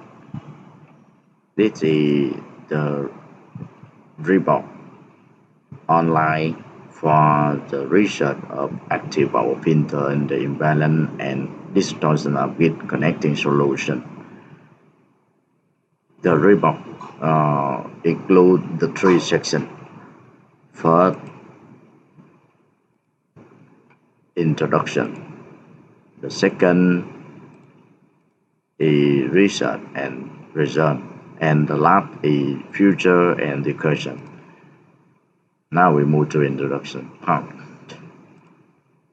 The work includes analyzing the system structure, the active power filter, reconnecting transfer status, the file log file matching connecting algorithm, and physics connecting control based on DQ theory, simulation and experimental zone, reduce grid current THD, max phase between grid voltage and grid current, and the keywords. And fixed one is configuration of the three-phase grid connected active power system. The total harmonic distortion is given by the equation 1. The nonlinear loss and inverter power may cause its unexpected effects. The ABF with the spouting of LCL filter shown the issue. Besides satisfaction of the IEEE STD 519, this research do the require of a better quality initial response of ABF connecting status. The LCL filter is combined with 3-phase grid connected ABF to attenuate the ripple in the ABF grid connection process. The third order harmonic may call by the LCL filter, but using RZ and the fuzzy BI controller can be counter this problem. And Figure 2 is the equivalent of phase model. And Figure 3 is the controller chain of the grid current. The VSI receives the voltage from VAM, VBM, and VCM from the controller here. VAM, VBM, and VCM. And here is fit for VSI.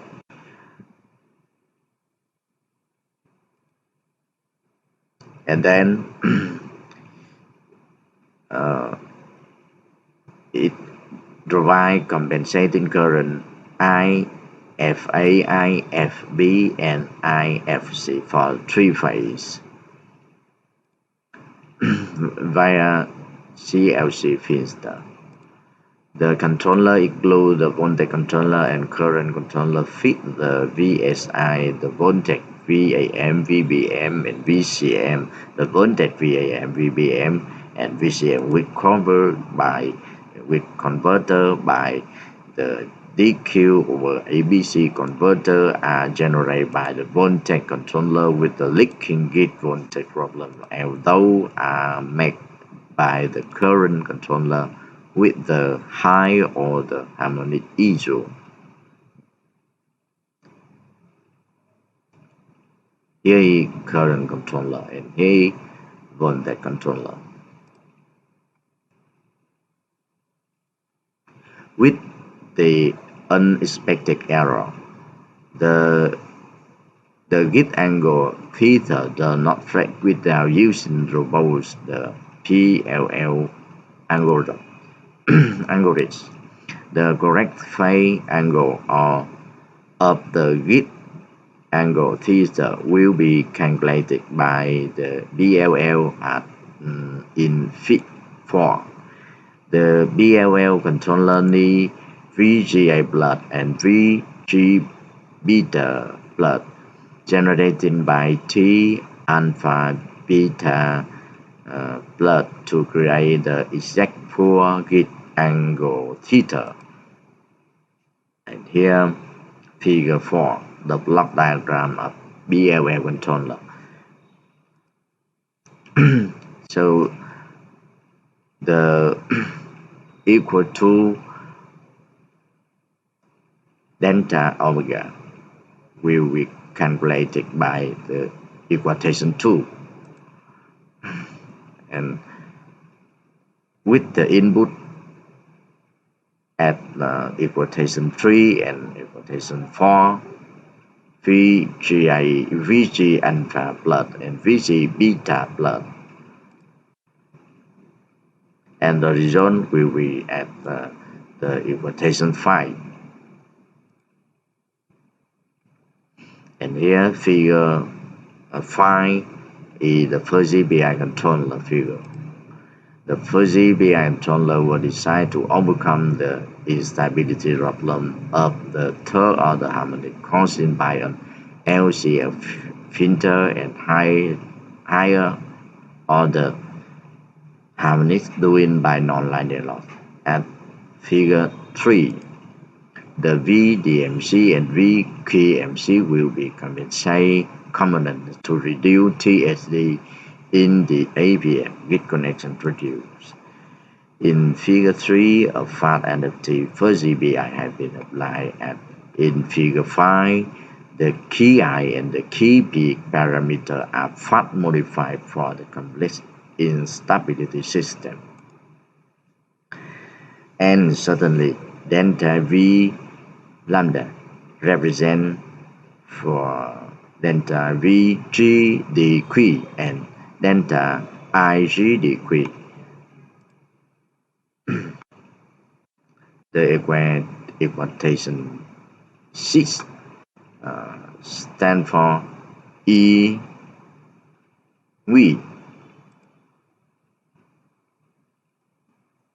The combining of Fit 3 and Fit 5 indicate the EV stand for EVQ, EVD, EID, and EIQ. These signals are input of the fuzzy PI controller are reference signals and natural signals in DQ farm consisting of and respectively, and certainly delta V delta represent delta VG decrease and delta IG decrease. After equation 6, turning of EV and dEV over dt are done. Manually fuzzy rules by E used to regulate ni KB and ni KI. The zone of equivalency 7 then can be used to determine the proportional KB and integral coefficient KI. By that way, the parameter for the PI controller are modified. Finally, the adjustment signal delta V lambda is calculated through PI controller at the equation 8. The active filter controller block show in Fit 3 the harmonic filtering and compensating set voltage by the synchronizing of the output PLL angle theta.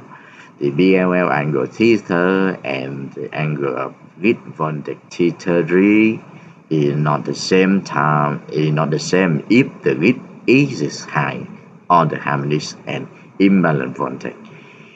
It can be declared in Figure 6 and Figure 7.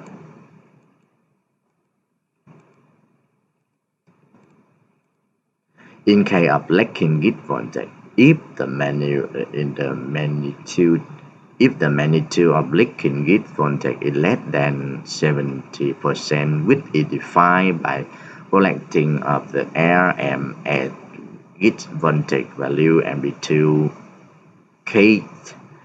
The cloud champs will control the phasor in the voltage control mode while the detecting trend of the VG RMS is in the trend of from 0 voltage to 154 voltage.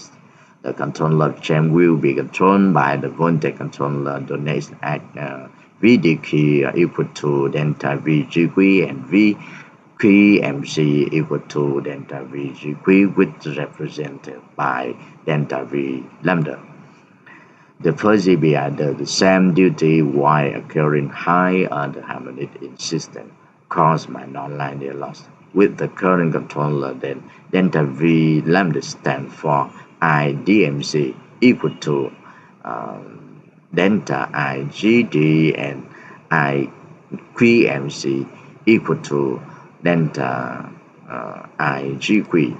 At that time, the same decrease reference voltage will be fixed to the input voltage of the BLL. The output delta omega will be determined by equal 9 through the BI fuzzy controller and BLL operation. The VSI can compensate an active voltage to make getting high quality grid under the sensitivity loss and imbalance shock condition. The response at the moment of ABF git time connecting is shortly and smoothly with no voltage overshoot. Result simulation using PERSIM software demonstrate the system with and without the robot algorithm.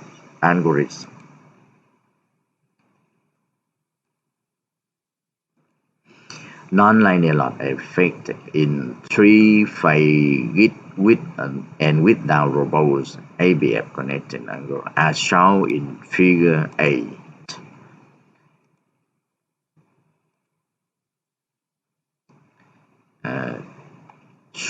Shown in Picture A, we have without robot algorithm mismatch phase between git current IGC and git voltage VGC, low efficiency, so power factor equal to 71.68% here and here. So mid-matching phase and the picture AB 8B with robot algorithm. Match phase with high efficiency, power factor equal to 98.56%. The simulation also showed the result of the ABF git connecting algorithm that having a better connecting response. Yes, here is the connecting response. So before connecting ABF and after connecting ABF, the TSD so high, over 30%. Yes. And in git connecting time, the git current becomes seen with git current TSD cut up to 3.5% in equilibrium here. Git connecting time.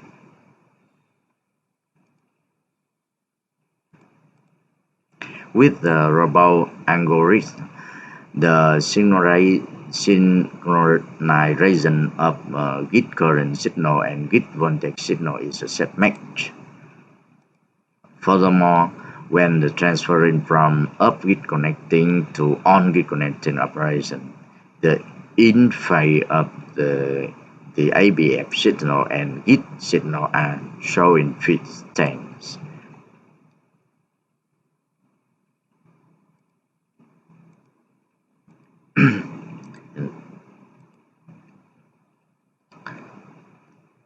Fig 11 is the result in simulation for transfer from off git connecting to on git connecting with dedicated algorithm transferring operating mode.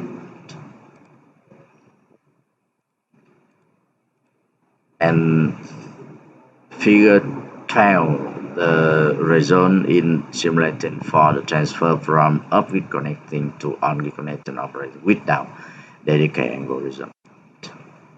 Yes, so here.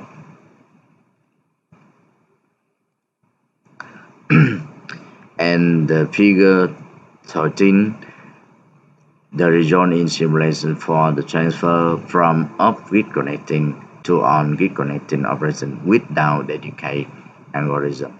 You know, overshot, amplitude, and then here with the algorithm.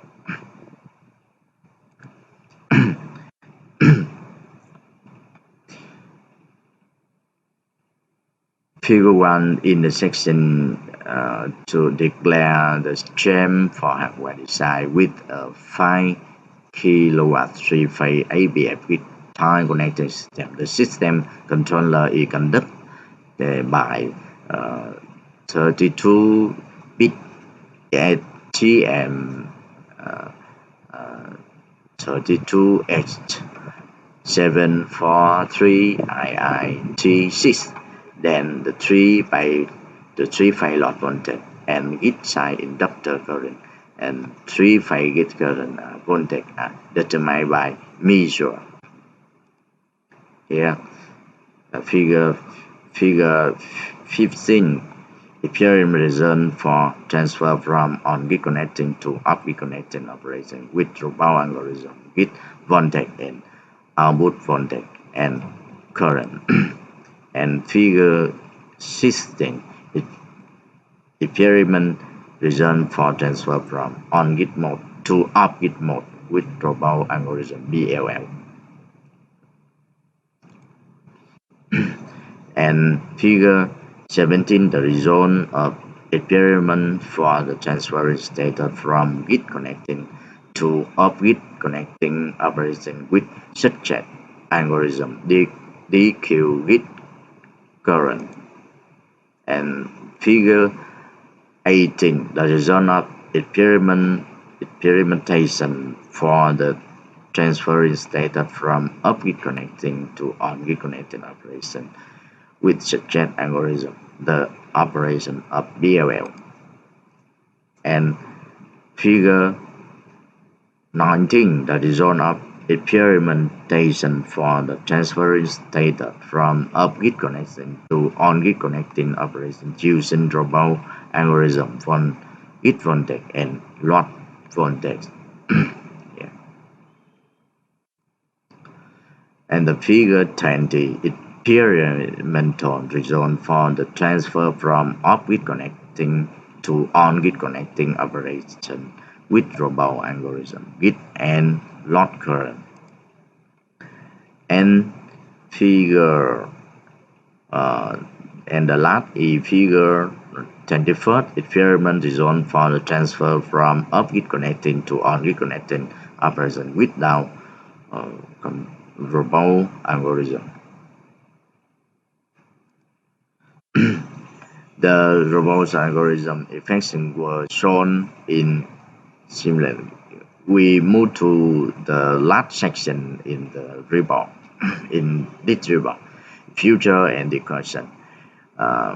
This work were finished with Propeller algorithm efficiency were rolled in BASIM software.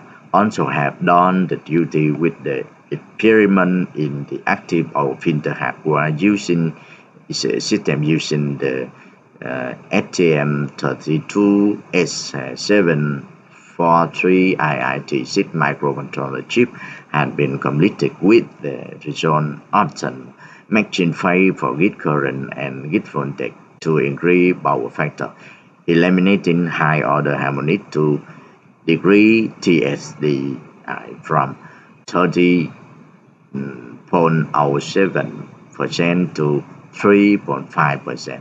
The load voltage and its phase are successively matched to the grid voltage without any distortion and spike. The active power filter signal and the grid one have in phase and equivalent value in amplitude. Reduce the instantaneous overshot current amplitude at the time of the APM on the grid transferring. In the future, this model can be improved to work with serious subvoltage in the time of overtense fundamental circle by using ultra capacitor instead of CDC link. Up to date the state-of-the-art control system such as predictive control for unexpected effects. Thank you for listening and attention.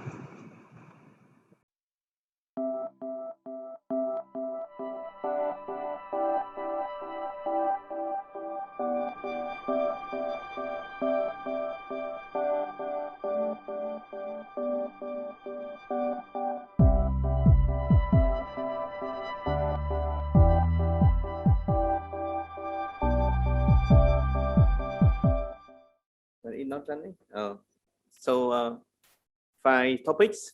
First of all is the problem and objectives and proposed model and experiments, result, and conclusion. So as you know, it's coming from the problem. It's how to protect in forest in real time. So you know, it's a lot of the problem is for the smoke and fires in the forest. So in conventional way, we have cold forest emergency in 8 province, but the requirement is for urgent request, how to give the real-time decision making, and how to apply the IoT smart device to automatically to detect forest fire. So in our research, also we apply the remote sensing and images to IoT device.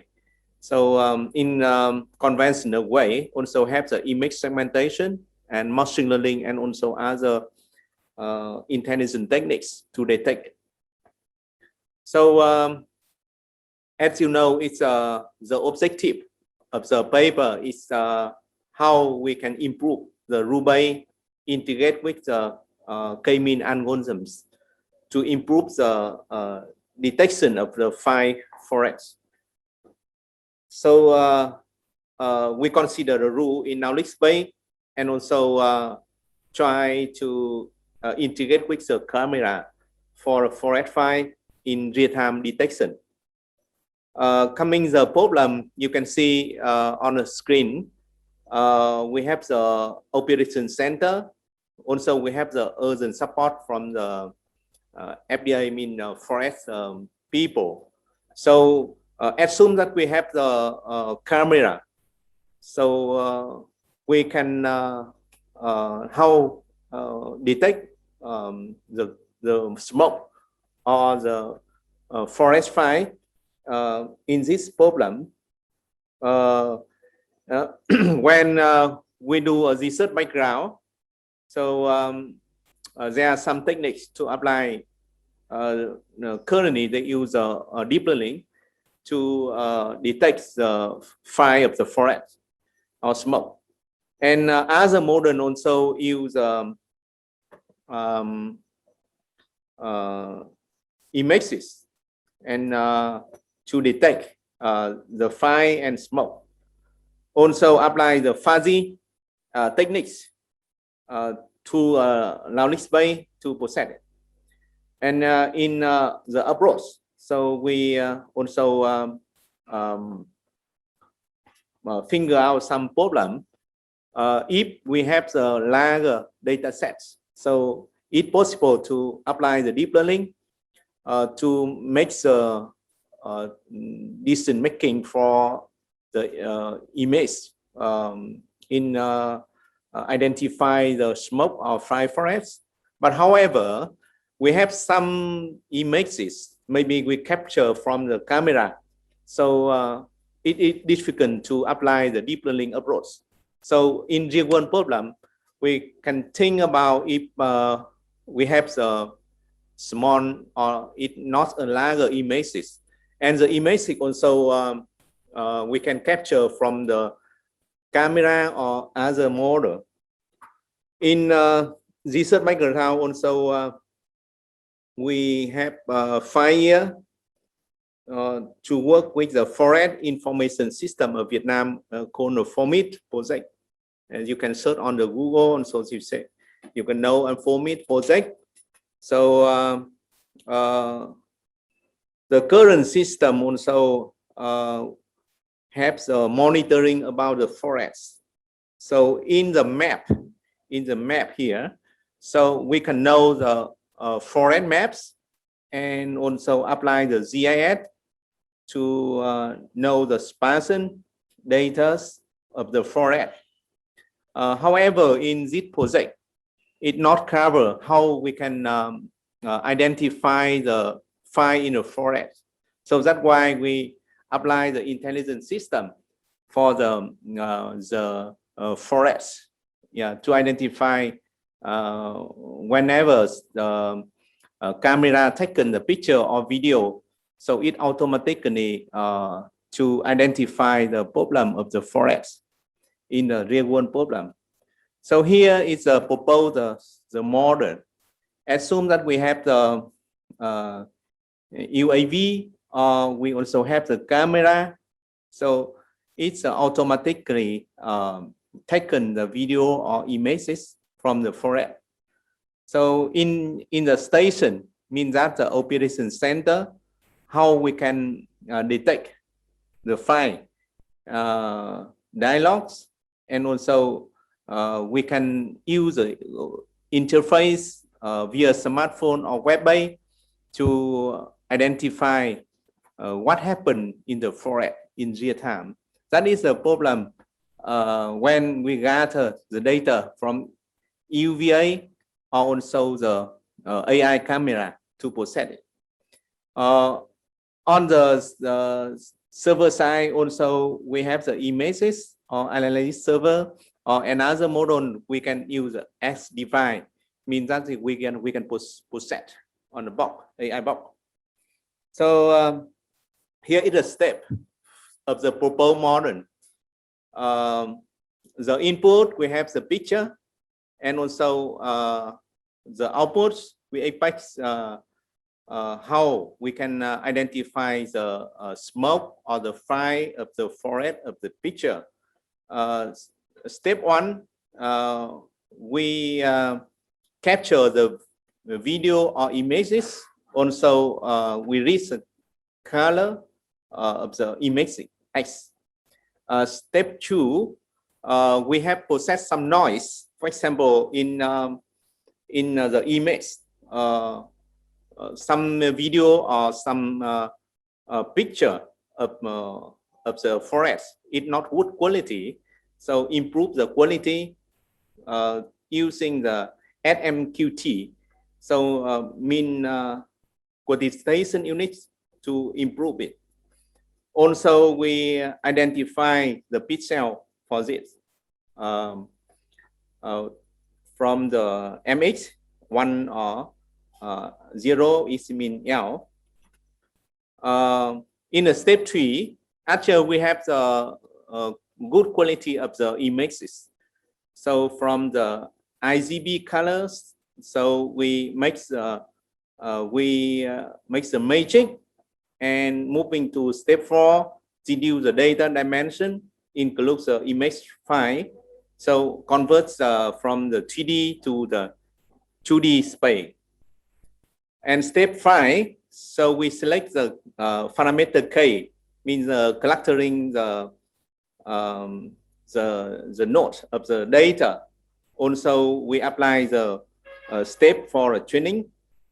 Step 6 and 7 apply k-mean clustering to the image matrix, and also we repeat step 5 and step 6 with the rule-based. So how is the rule-based work? Here is a contribution, new contribution.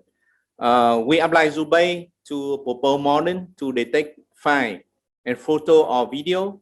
It synchronized from the file areas of the images. Also, we have the video, and we can try to alert to file and images from the AI camera. It located to the forest. So the rule-based approach to control for the alarm rates and compare with the fire and smoke sensor, and you can see in the picture of the camera.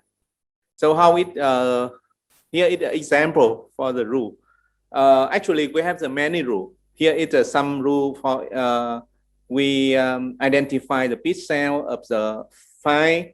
Also, the certified with if the equal 1. So we have the condition, and as with we get a 0. Also, we can combine the rule, for example, rule 3 and rule 4. So it can embed this to the AI camera to consider the action of the camera to identify it whenever the smoke or fire in the image file. In experiments, we apply 600 the natural images and 1,000 ground the true images from the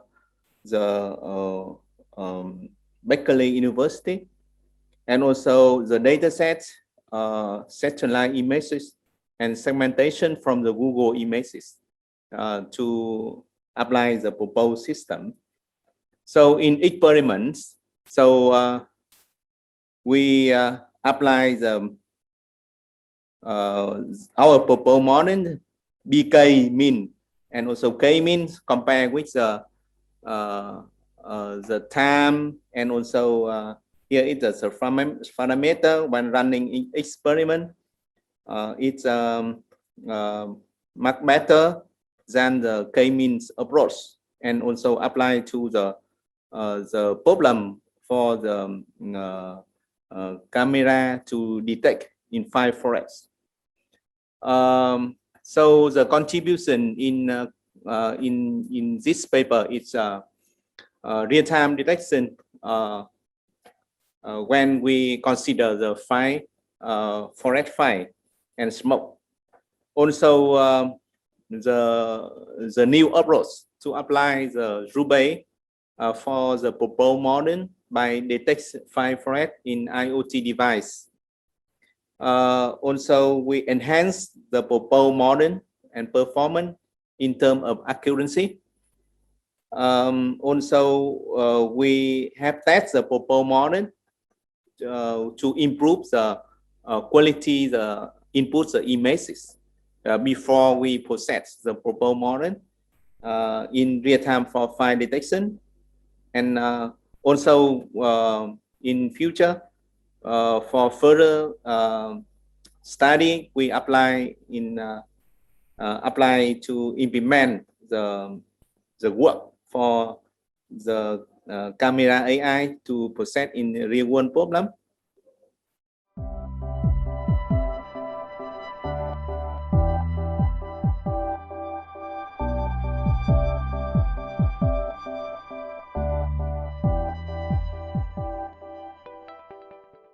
Hello, ladies and gentlemen. My name is Duong. I'm from Ho Chi Minh City University of Transport, Vietnam. So today I will present my paper named Enhancing the Control Performance of Automatic Voltage Regulator for Marine Scientist Generator by using Interactive Adaptive Fuzzy Algorithms. My presentation, there are 5 parts. The first we will talk about the problem-related work and motivation, and we have the problem description in the part 2, and in the part 3 we will suggest the solution interactive adaptive fuzzy algorithms, and the part 4 we will talk about the experiment model design, and the last one we will give some conclusion and future work. Let's we move to part 1, problem-related work and motivation. Certainly that electricity is now real to the world for all marine equipment. As you know, the technical management system have significantly increased requirement for dependability of power source. There are some theory control applied for the generator, such as classic controller like PID or LPR applies. And modern controller we have fuzzy, hybrid fuzzy, fuzzy adaptive, another neural network RCMAC controller. First, we have the adaptive structure controller have advanced for the structure with the parameter uncertain. With the structure have a given uncertainty and the disturbance of linears. So in this paper, we aim to enhance the control performance of the marine scientist generator by using interactive adaptive fuzzy algorithms is called IAFA. The IAFA controller is highly feasible under impact of the drop voltage or time delays caused by the non-linear characters. Beyond errors between the output of AVR ideal model and the AVR actual model, the compensation controller is added to the model. So with the hardware is designed for the experiment to verify the advance of the interactive adaptive fuzzy algorithm. So there are some problems we can miss in the generator system. What problem we will present in the part 2. In the part 2, we have the schematic, the diagram of the AVR we extract in the figure 2. We have the four model. The first Fisher model is read in equation 1 and combined with the Ampere model is read in equation 2, and exciter model it will give the feedback of the output generator. It is read in equation 3, and the generator model is read in equation 4. The problem is we will give some assumption and remarks. First, we have remarks in the actual condition. Under characters of load variance, the generator parameter will exhibit high non-linearities. So we have assumption if the voltage drop occurs due to the load variance characters, the output voltage is not stable. So it makes the output voltage of the generator will oscillate according to the load variance. In this paper, the IAFA's robot controller is to keep the output voltage of the generator at the right level and stability, while the fuzzy function calibrates the AVR controller to adapt to the varying output voltage of the generator.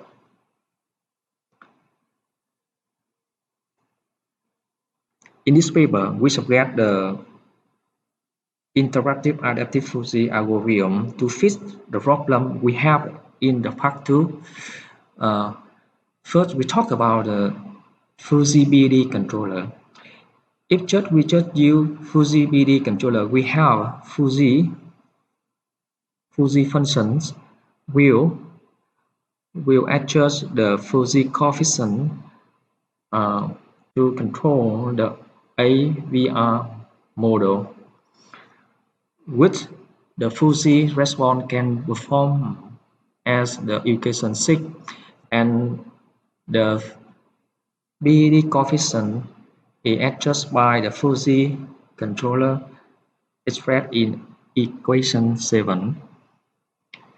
And our solution is IAFA controller is based on the delta errors is between the AVR actual model and the AVR ideal model. If you the input of the fuzzy function will adjust the control signal of the AVR actual model now in equation 9. So it will control the actual model to adapt to the ideal model. That is, the delta go to 0 when time go to infinity respectively. It's read in equation 10. So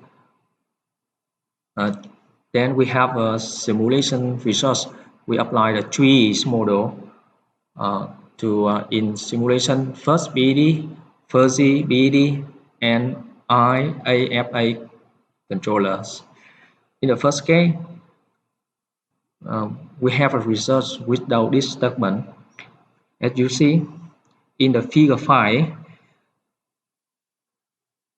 with the response of the IAFA controller in the red line has a lower overshot than the other. In the K2, we have a disturbance.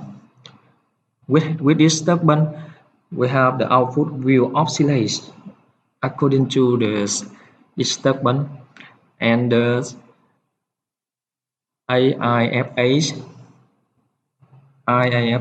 controller response will have more stable than the other. And the third, we will change set point to down to 350 voltage from 380 voltage, and the set point you can see the red line is the robot solution is stable more than the others. This results prove the effectiveness of the robot model. With in the next part, we will build the experiment model to verify this advance.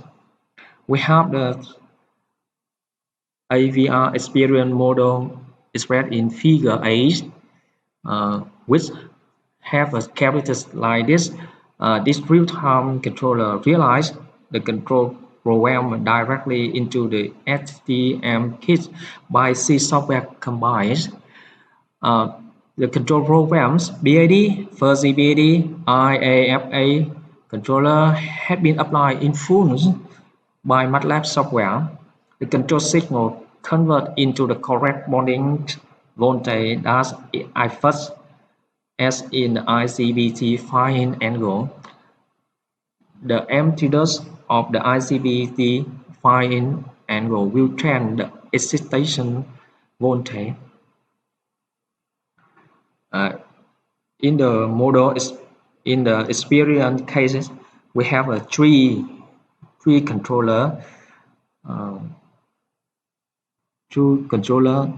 in real time. And the first, we will show you the PAD real-time controller. With PAD real-time controller, we have the results present in figure 10 and figure 11.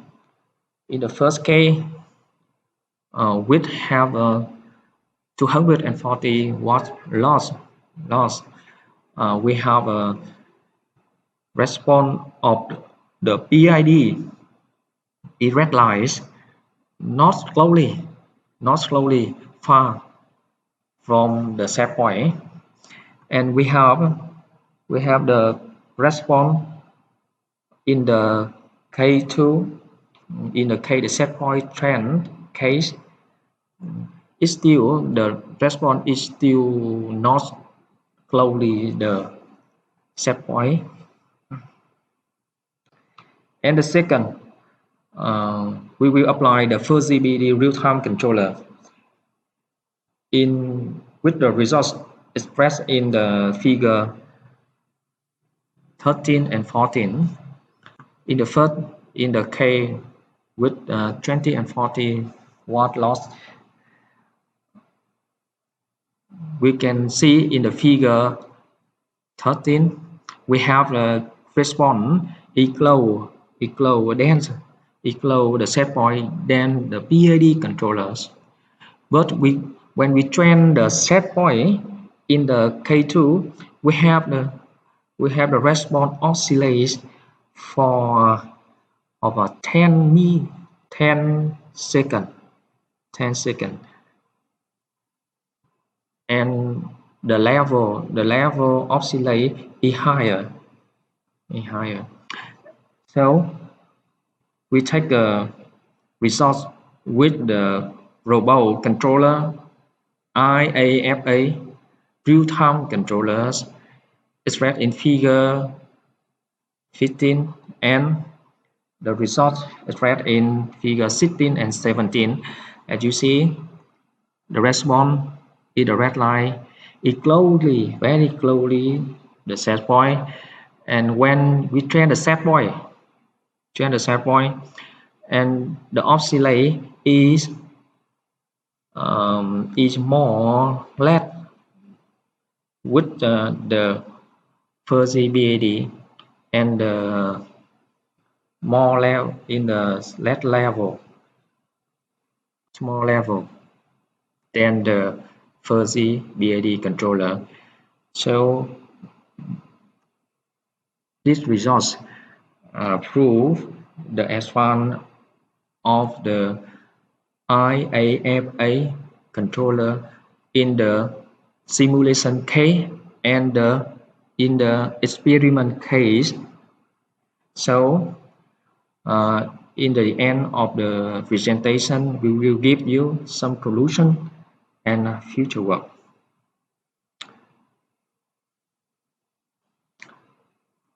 With the proposed solution, IAFA controller will adjust the field excitation of the shift generator maintain to the stable of the voltage under effect of disturbance. In the case of amount of load variance or voltage drop occurs in the running process, the robot controller can keep the voltage stable for a long time. The satisfactory results indicate that the IAFA is promising steady direction for the marine generator. In the actual operation, we can apply the modern solution like optimal controller, forward controller in the actual operation in the ship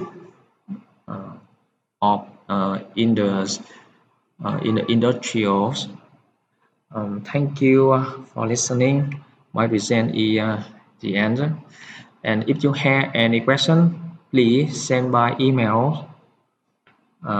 Thank you very much.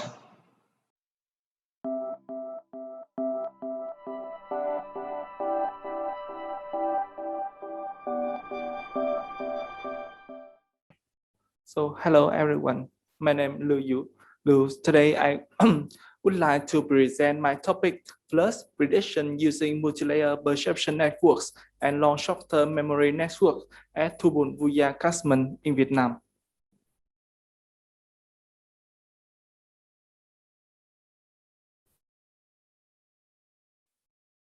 First outline. The outline includes 6 sections.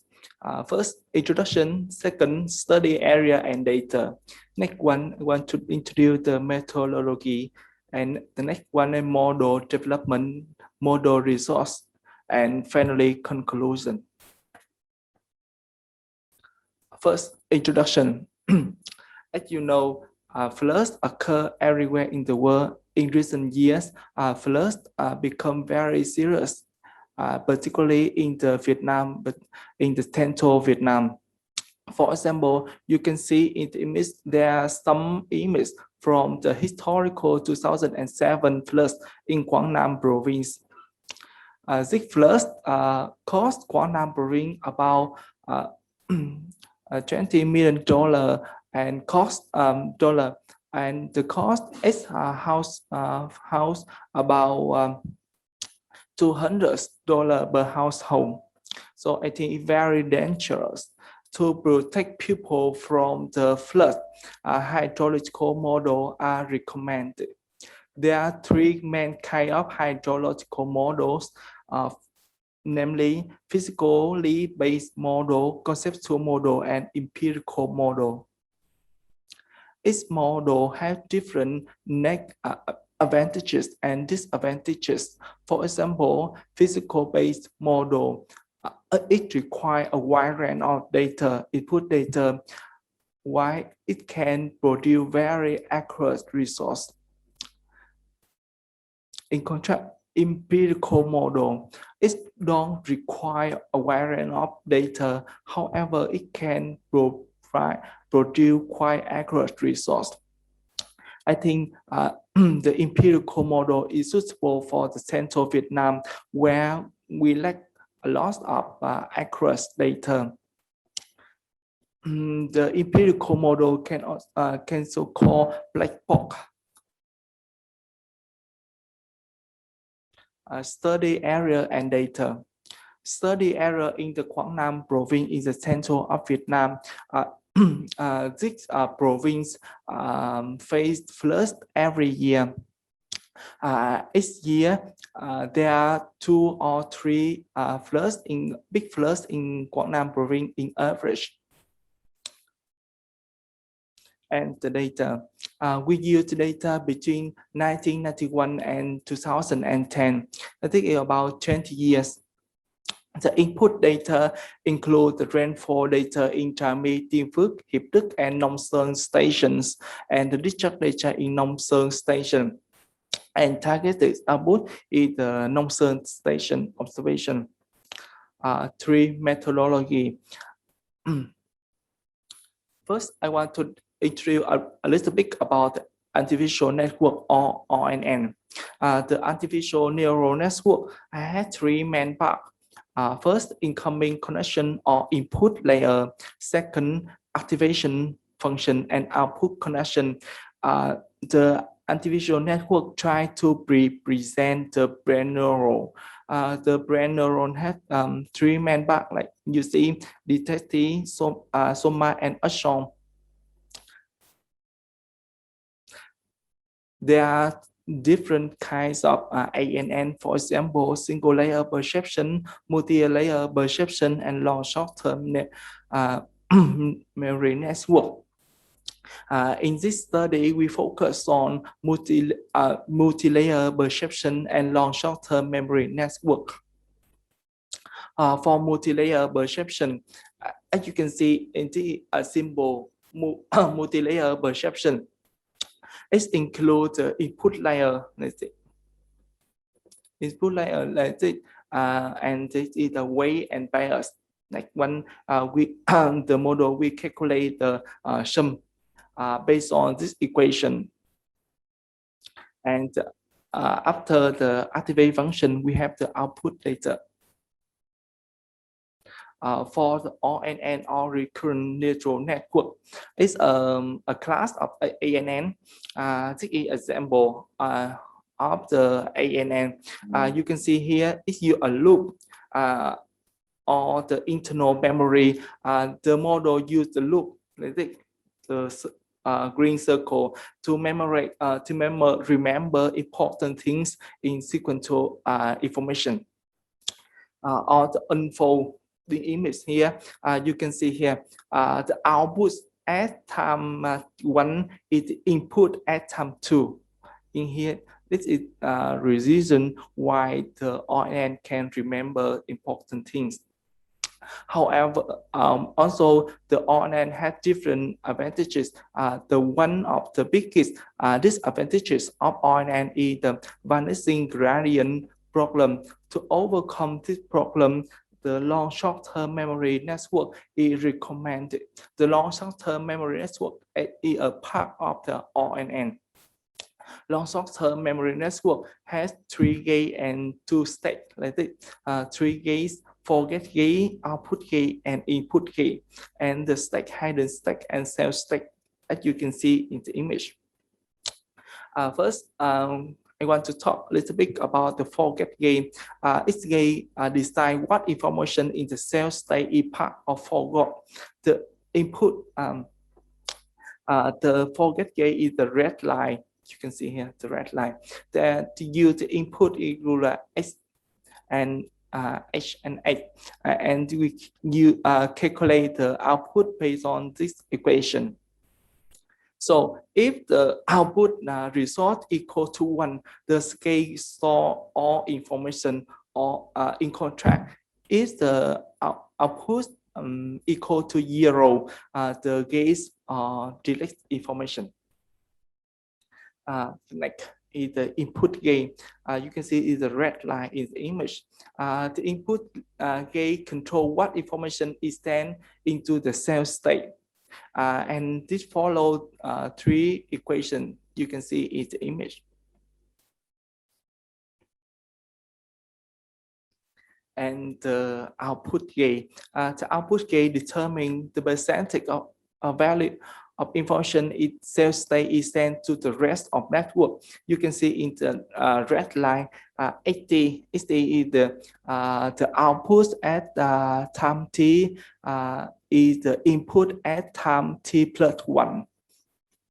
The 80 is calculated based on these two equations in the image. And the training process.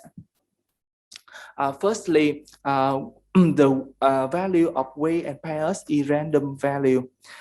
Then we use the input, the weight and pairs to calculate the output. Next one, we calculate the errors between the model's output and observation. So if the errors are larger than errors mean and the epoch smaller than epoch max, we update the pairs and the weight and repeat the process. In contrast, if the errors more than errors mean or epoch larger than epoch max, we stop the training process. For model development, the data I just mentioned, we use the data from 1991 to 2010. The data in here is the daily data, 24-hour data. The question is why we don't use the 50 minutes data. As you know, in this classroom, we don't have enough accurate data. We only have the daily data. So this project decided to use daily data. The input data include rainfall intra-meeting Phước, Hiệp Đức, and Nông Sơn station, and discharge data in Nông Sơn station. And the data set divided to 3 data sets: the training data set, validation data set, and testing data set. And from 1991 to 2007 belong to the training data set, and validation process you 2-year data, 2008 and 2009, and the year 2010 is used for the testing process. Here, the proposed model. The input, as you know, I just mentioned, input variable include a daily rainfall and daily discharge. Training parameter. In this process, in this study, we focus on the number of units. It means the number of units in the network and the number of epoch, length of time step. The length of time step means, for example, if the length of time step equal to 4, this means the last 4 days impact on the current day. And to limit the computation time, we use the early stop learning rate at 0.001 and drop our rate at 0.1. And we introduce lots of proposed model. However, in this study, we try to find the optimal, the best one model, the best one multi-layer perception, and the best long short-term memory network model. So to based on a lot of model, how to choose the best one, we use 2 evaluation criteria as you see in the image. And the results, model results, validation result. After testing training process, we have the results like this. For the long short-term memory network, we use the time step is 6 days. It means the last 6 days impact on the current day, and the number of hidden layer is 1. This means the model have 1 input layer, 1 hidden layer, and 1 output layer. And the epoch at 138 at the backside 73, and the number of neurons in input, hidden, and output layer is 5, 4, and 1 respectively. This means input layer has 3 neurons, and the hidden layer has 4 neurons and just 1 neuron for the output layer. For multi-perception layer, we have the time step is 5 days. And also we have the number of hidden A1, just 1 hidden layer. In the 1 hidden layer, we have 7 neurons and 5 neurons in the input layer and 1 neuron in the output layer. And the number of epoch is more than 100. This is the best one model. The best one models for the long short-term memory network model and multi-layer perception layer. You can see here two criteria. So the NSE is close to 1. The model pick and observation, you can see the errors about 4% and 7% respectively for long short-term memory network and multi-layer perception network. This number is so you can see in the image here, the both model can introduce or produce the similar trend with the observation. When the it can indicate the when flush occur. However, as you can see, sometimes the models underestimate the discharge. You can come back again a little bit. So this number is also in not very good. However, in this case, we lack of a wide range of accurate data. I think it is acceptable for conclusion. The both model have the same ability to forecast flush in the catchment, and the long short-term memory and multi-layer perception require only rainfall and discharge data. However, it can produce quite accurate data. Rich resource can be used for the early warning system.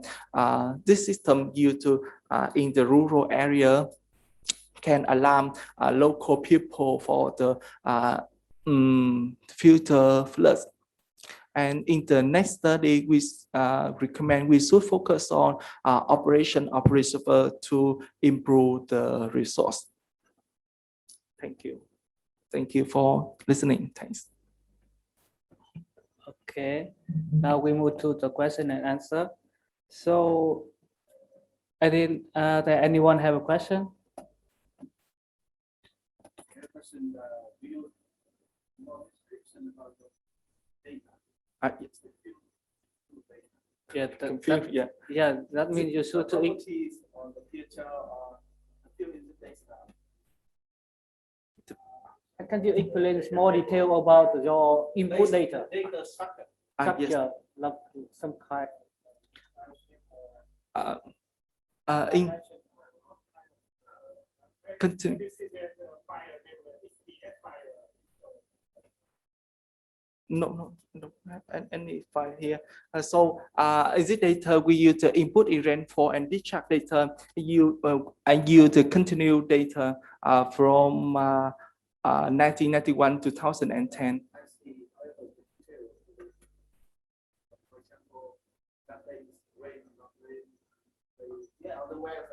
Yes, I know. I understand your idea. However, I don't bring the data in here. We just has the image. The image in sorry, in the mount you can see. No. Okay, here. This is the discharge data. It's the continued data. It means from the first day in 1991 to now, from here 1991 2010 is the flood in here. You can see it flood occur in here, and here it drop. No floods here. No, I see the discharge in the station, for example, Nongson station in the small station in the Buya Casman.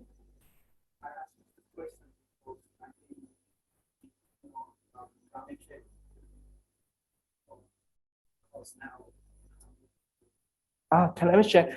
Yes. Yes. In the future, I think we use some scenario television scenario in here. However, in this project, we just test classify if the long short-term memory network or multi-layer network is suitable for customer. As you know, there are many neural network. However, I want to test which one is suitable for this customer. In here, we can, based on this resource, both model has the same ability. So in the future, we can apply two model to focus the future climate change scenario. Thanks. Did you change anything in the long-term, short-term memory to what's the difference with the original one? In here, I don't change. We just do find the optimal one. This means we just find the best suitable parameter. Just try to change the parameter, right? Yes. And do you have any statistic that compare the different parameter? Here you said that this parameter run rate and drop rate here 0.1 is the best, but how do you know that's the best one? Sorry. So we just find the number of epoch time step. Yes, we just focus on the number of units, the epoch and time step. However, to limit the commutation time, we set the drop rate as 0.1 and learn rate as 0.001 because I follow some recommend from paper. The past paper, a lot of past paper use this number, so I follow them. Yes, to limit the commutation time. Yeah. You just follow, right? You just follow. You yes, just check another parameter, right? Yes. Yes.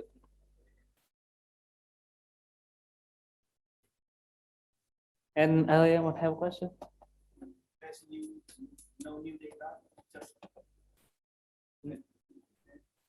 Yes, yes, I see my problem. Yes, I just collect some old data. Yes.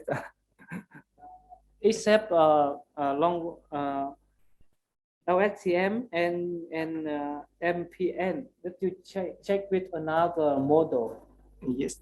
You just check the data set on a tool. Right? Yes. Yeah. Okay. Okay, thank you for the interesting presentation.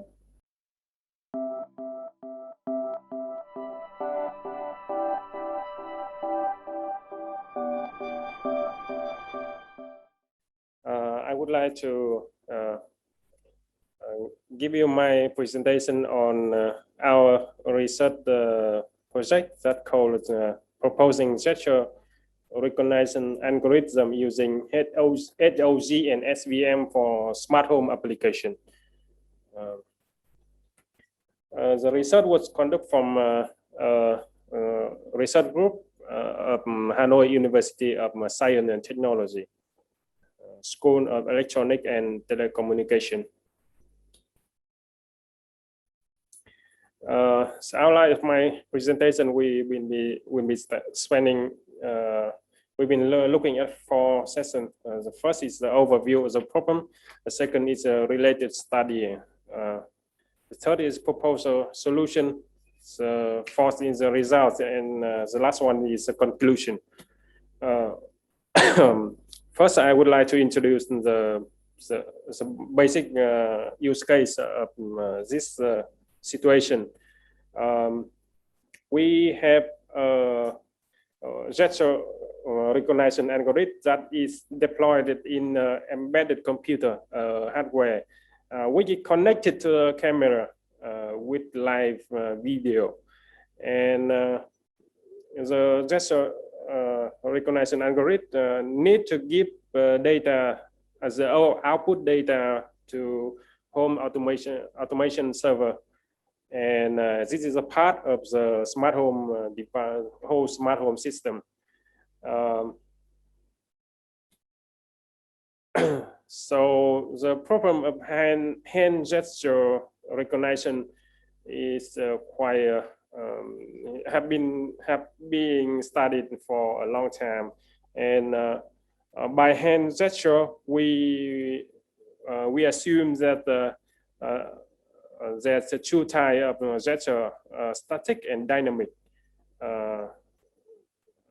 The static gesture is the position of the hand at the moment of time, and the dynamic is the sequences of position and sequences position and the motion of the hand.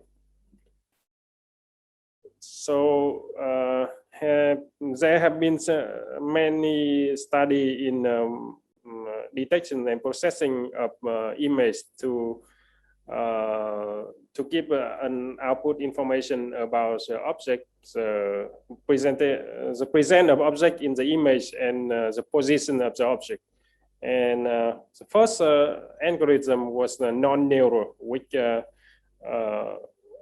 been using basically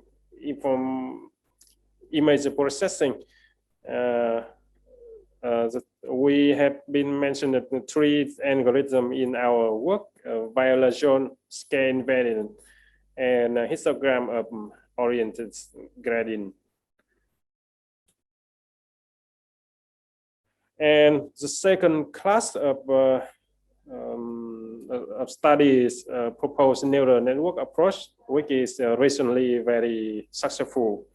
And we have been listing the six of them, like regional proposal algorithm, single shot detector, YOLO, single shot refinement neural network, refined depth, retina net, and deformable convolutional network.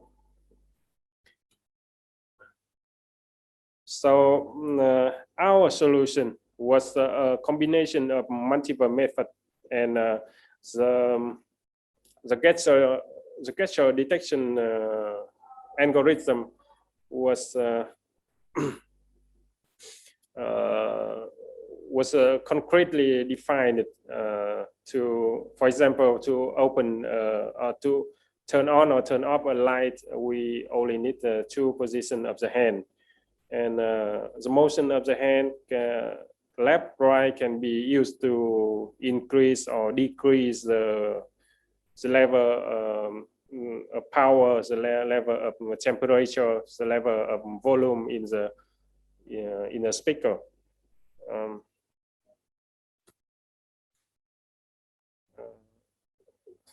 First, this is several examples about our data set. We have been collecting this data set by ourselves, taking picture of the hand in different positions. And those pictures will be stored in different folder for further processing. And the hand, the gesture detection algorithm is divided to several steps. From the incoming video, we apply a pre-processing model. And next step, we have a hand detection, which is a detector that give us the position, the present and position of the hand in the image. And next is hand tracking. After hand detection, the position of the hand will be recorded and give a sequence position in time. and after hand tracking, we have the input data that feed into the GSO classification algorithm.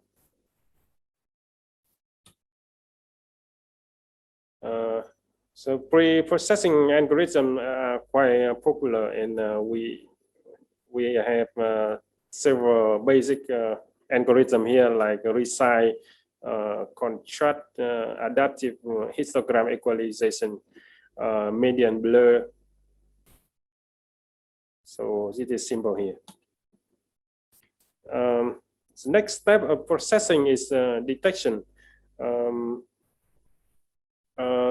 Detection process can be done in several ways. Can be there are many algorithms recently that have been using deep learning for detection, but in our case, we found that this is we can use more simple algorithm like super vector machine that is easier to deploy in embedded hardware because it's still not easy to deploy deep learning in a home automation system with limited computational power. And this is the principle of spot machine vector machine.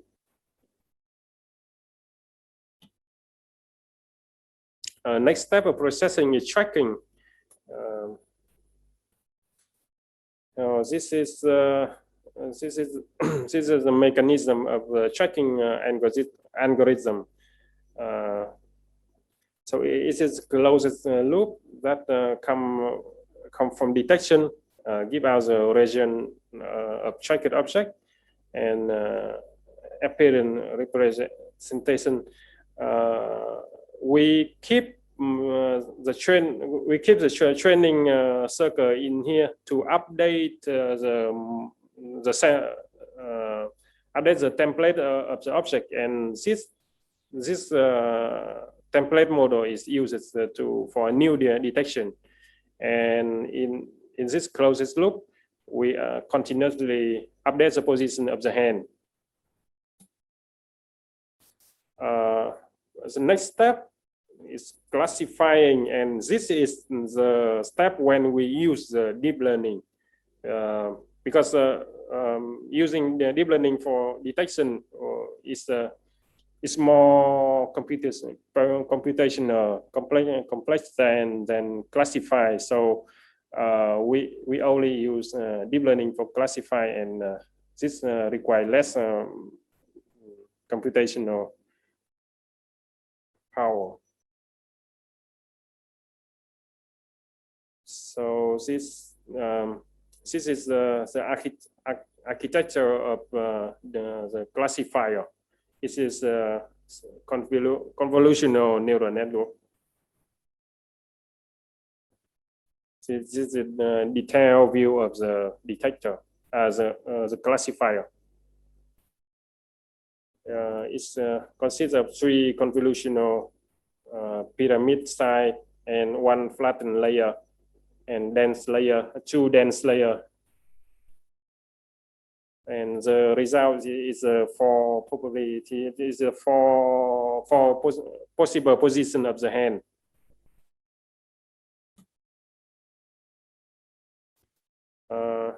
So for inference, we have been using a Python language and OpenCV library. We have done the process of training and testing on a personal computer. So this is the result of applying the algorithm. We pick 1,000 images from our dataset for testing, and there was more than 900 correct detection. It means the accuracy now is accuracy of detection is about 1900 91%.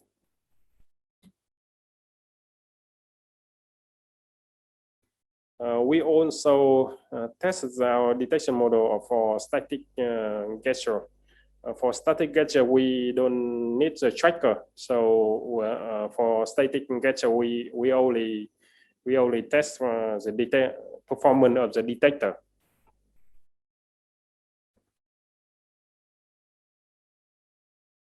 And this is several cases of the experiment. We can see that for one time for switching state on off, which is static gesture, we have more accuracy, about 93%. And we got less accuracy on dynamic gesture.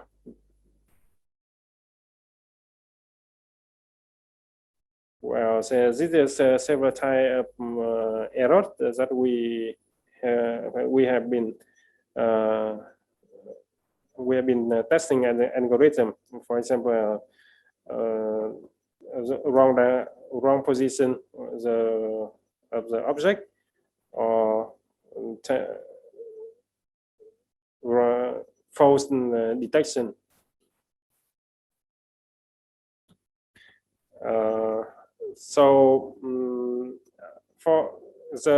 We think the idea is very interesting, and we will be spending our research to improve the result. We know that the result now is about 90% is not really good for practical application. We need accuracy up to 99%, and a long time with that, we need to keep the processing time only about 0.06 seconds. So it allows us to process about 20 frames per second. This is all about our work. Thank you for watching. Thank you for your attention. Any question, feel free to ask. Firstly, I have a question. In this case, I see that you present that you should make separate the tracking and the recognition. It different system, right? How you can mix that system? We separate the task into three models. First is detector. The second is tracker, and the third one is a classifier. So for detecting dynamic gesture, we need both. We need three of them together: detecting, tracking, and classifying. But for static gesture detection, we only need detection and classification. Tracking is not necessary.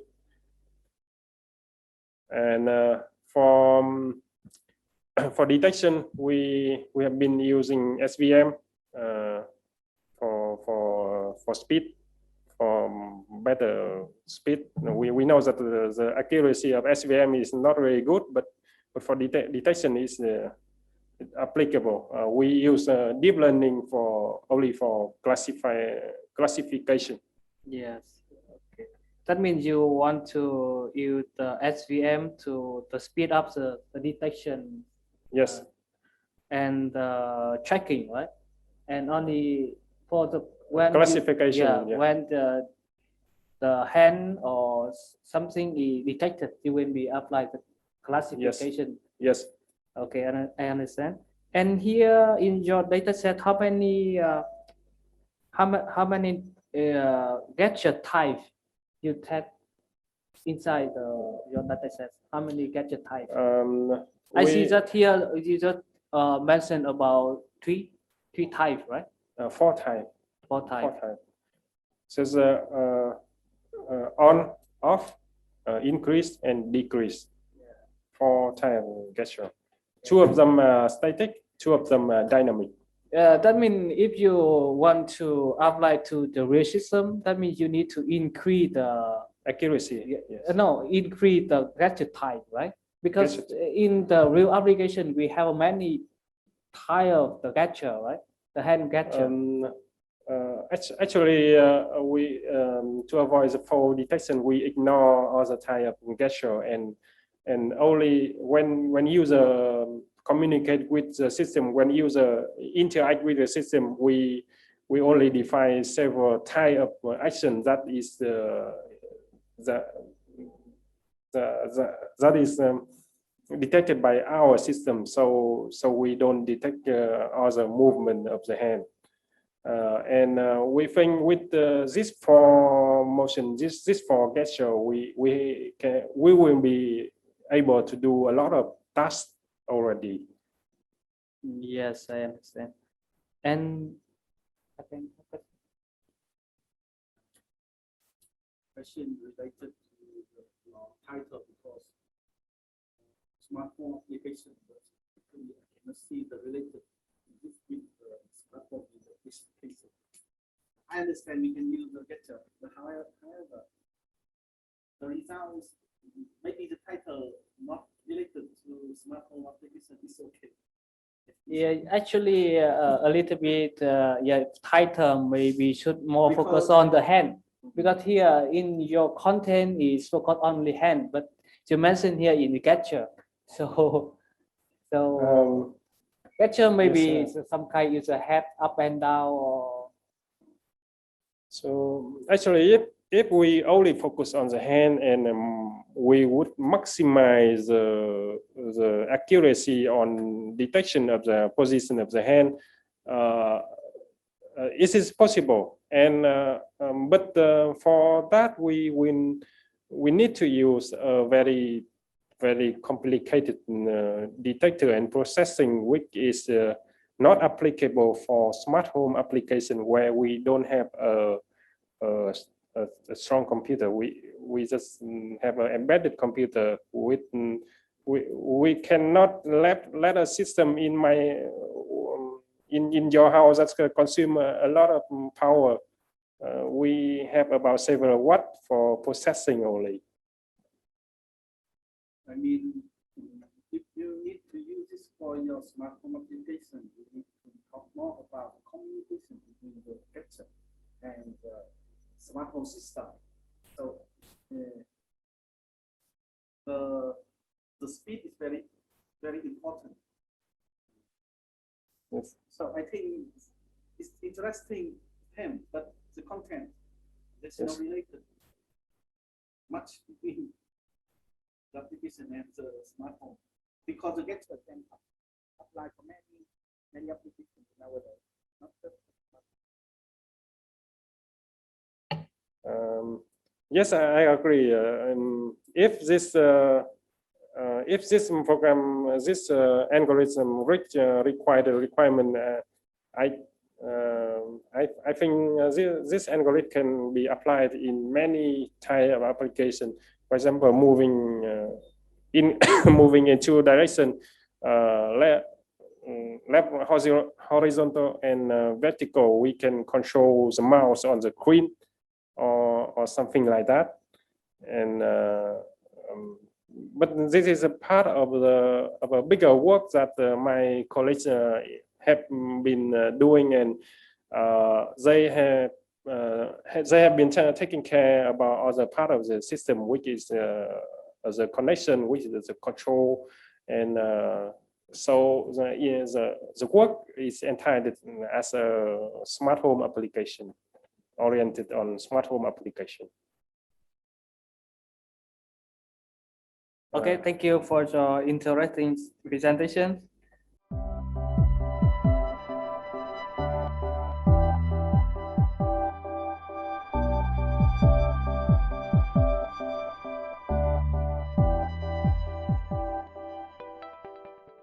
Ladies and gentlemen, welcome to EAI INISCOM 2021 conference happening in Hanoi, Vietnam. My name is Xuan I'm from Ho Chi Minh City, University of Transport, Vietnam. So today I present the paper named A Vision-Based System Design for Oversized Vessel Detecting and Warning Using Convolutional Neural Networks. The content of my presentation here, the first we will talk about an overview of the current situation of the flood protection system of Ho Chi Minh City.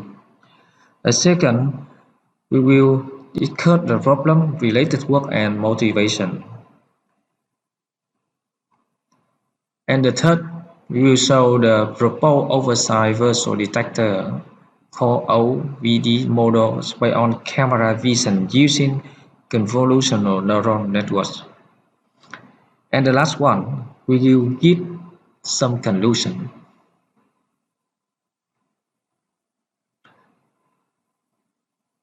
Let's move to the back one, an overview of the current situation of the flood protection system of Ho Chi Minh City. As you know, the climate change is a serious challenge to humanities. Rural disease affects an altogether trend to the global social life, especially in the marine country including Vietnam. Therefore, each country demands implementation climate to propose the trend adaptation solution. Ho Chi Minh City is at risk of losing even under normal climatic conditions. The flood protection system use modern technology in the reference 1 to reference 5 that involve two positive approaches. First, to ensure the safety for the nation's waterway traffic system, including the vessel and construction. And the second, to adapt to the climate change already. So the problem here, a new flood protection system is currently in development and under construction.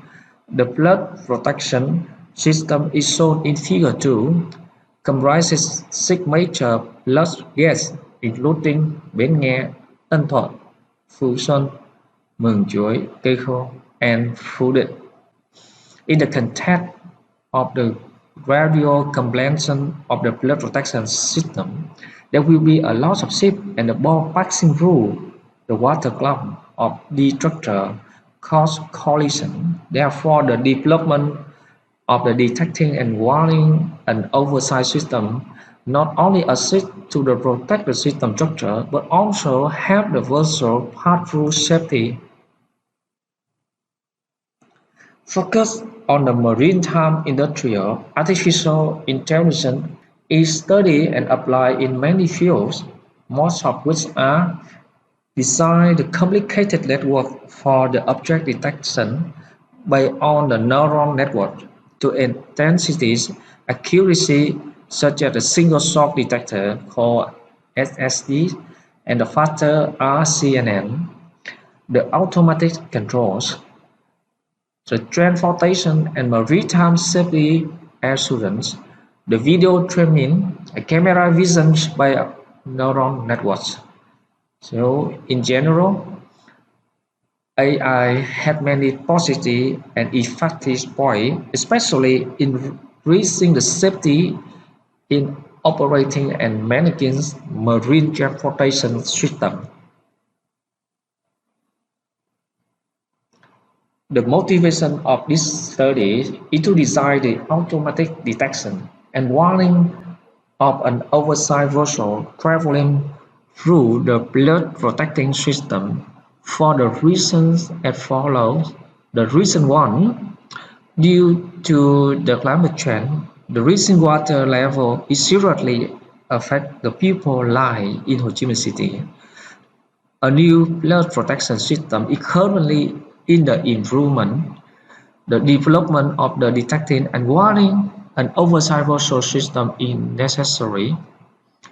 The reason 2, select the image processing techniques based on the camera vision using the convolution neural networks had the potential to detect the oversight, include the length and the width of the vessel.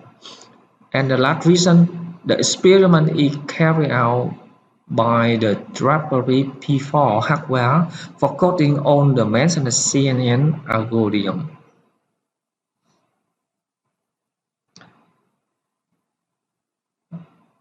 Let's move to the detecting the visual from the training video using the improved CNN algorithms parts.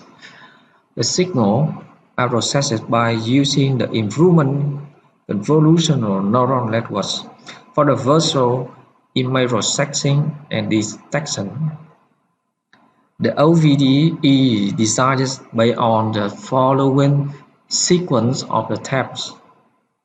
The tab 1 to detect the visual from the training video using the improved CNN algorithm, and the tab 2 to estimate the size of the detected visual, and the tab 3 to display an alert with the alarm device or monitor when the system decides that the visual is oversized or not oversized, and the tab 4 to process and save the data to the local storage.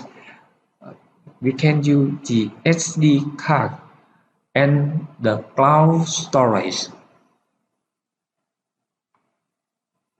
So we have selected the suitable CNN algorithms, and in this project we select the SSC algorithms.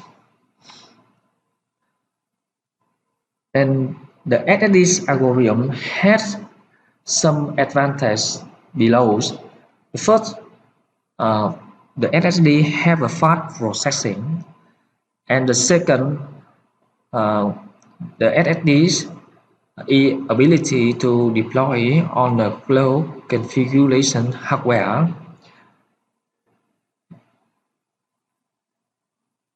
So how to training the CNNs, and the training CNN process following these steps. The first thing, we have selecting the algorithm. In that project we have select the SSD algorithm, and the first step named data collection. The data used for training is taken from the photo, and the photo we can select from the camera or the image dataset on the Google, or can you looking for in the internet, and the real time to sort the photo on the Harbors. And move to the tab 2 named the reprocess. Use the tool to the label the subject on the photo in the training photo. After that, we move to tab 3 named CNN configuration. This project we use the Python software in the conjunction with the library needed to load and configure the neural networks. And the important step in step 4 training, we use neural network to training in the high-end computer. And the tab 5, export the design hardware, export the corresponding model file compatibility with the software and operating system of the system. So how to estimate the size of the detector visual, and the figure 7 description the camera image frame at the gate of the water clock. The object identification frame coordinates are located at the color shown in the figure, and we have a width and the height of the visual that can be calculated at the follow equation 5 and equation 6. Therefore, we propose the visual size estimating algorithm in table 1 as below.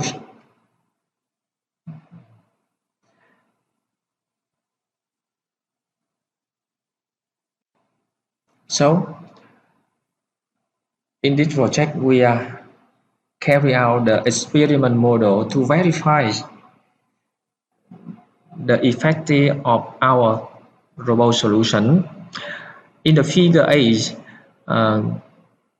we have an image of the hardware instead on my labs, and the figure 9 display the shape and oversize status and warnings test on the blood gas in Ho Chi Minh City.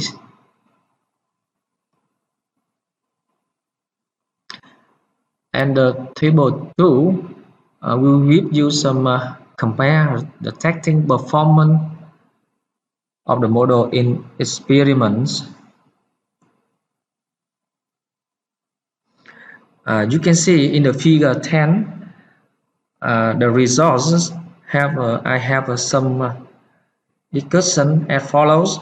You know, for the detection task, the output reliability reached the highest with the faster RCNN detector. However, it is not possible to meet on the monitoring system. Object detector based on the high-risk SSD mobile net structure in round colors produce highly reliable results and meet processing speed requirement. Meanwhile, the results of the SSD mobile net V1 in yellow colors and SSD mobile net V2 in green color sets are almost equivalent, but the load time of the model is low due to the large capacity and actual output. There are still certainly deviations. Third, the improvements SSD line mobile net V2 solution gave a good result relating to the quality, processing speed, fast model load time, stable running on Raspberry Pi 4, and had a higher accuracy than the other solution. So at the end of the presentation, I will give you some conclusion about my paper. You know, in this paper, we study and apply the CNN algorithm to design the oversized virtual detector for the blood protecting system. And the second, the hardware, we use the Raspberry Pi 4, the embedded single board computer with CPU smartphone level limited RAM for coding on the mentioned CNN algorithm. The Raspberry Pi 4 is a smart card we can use for to solution a lot of algorithms. And the third, the experiment results not only perform the effectiveness but also it implement the performance of the proposed approach. And the last one, the rising water level seriously affect the people life in Ho Chi Minh City due to the climate change. Thus, the new flood protecting system is currently improving the view to have the city clean, beautiful, and safer in the future. Thank you for listening my presentation. And if you have any question about my presentation, please send by email. Thank you very much.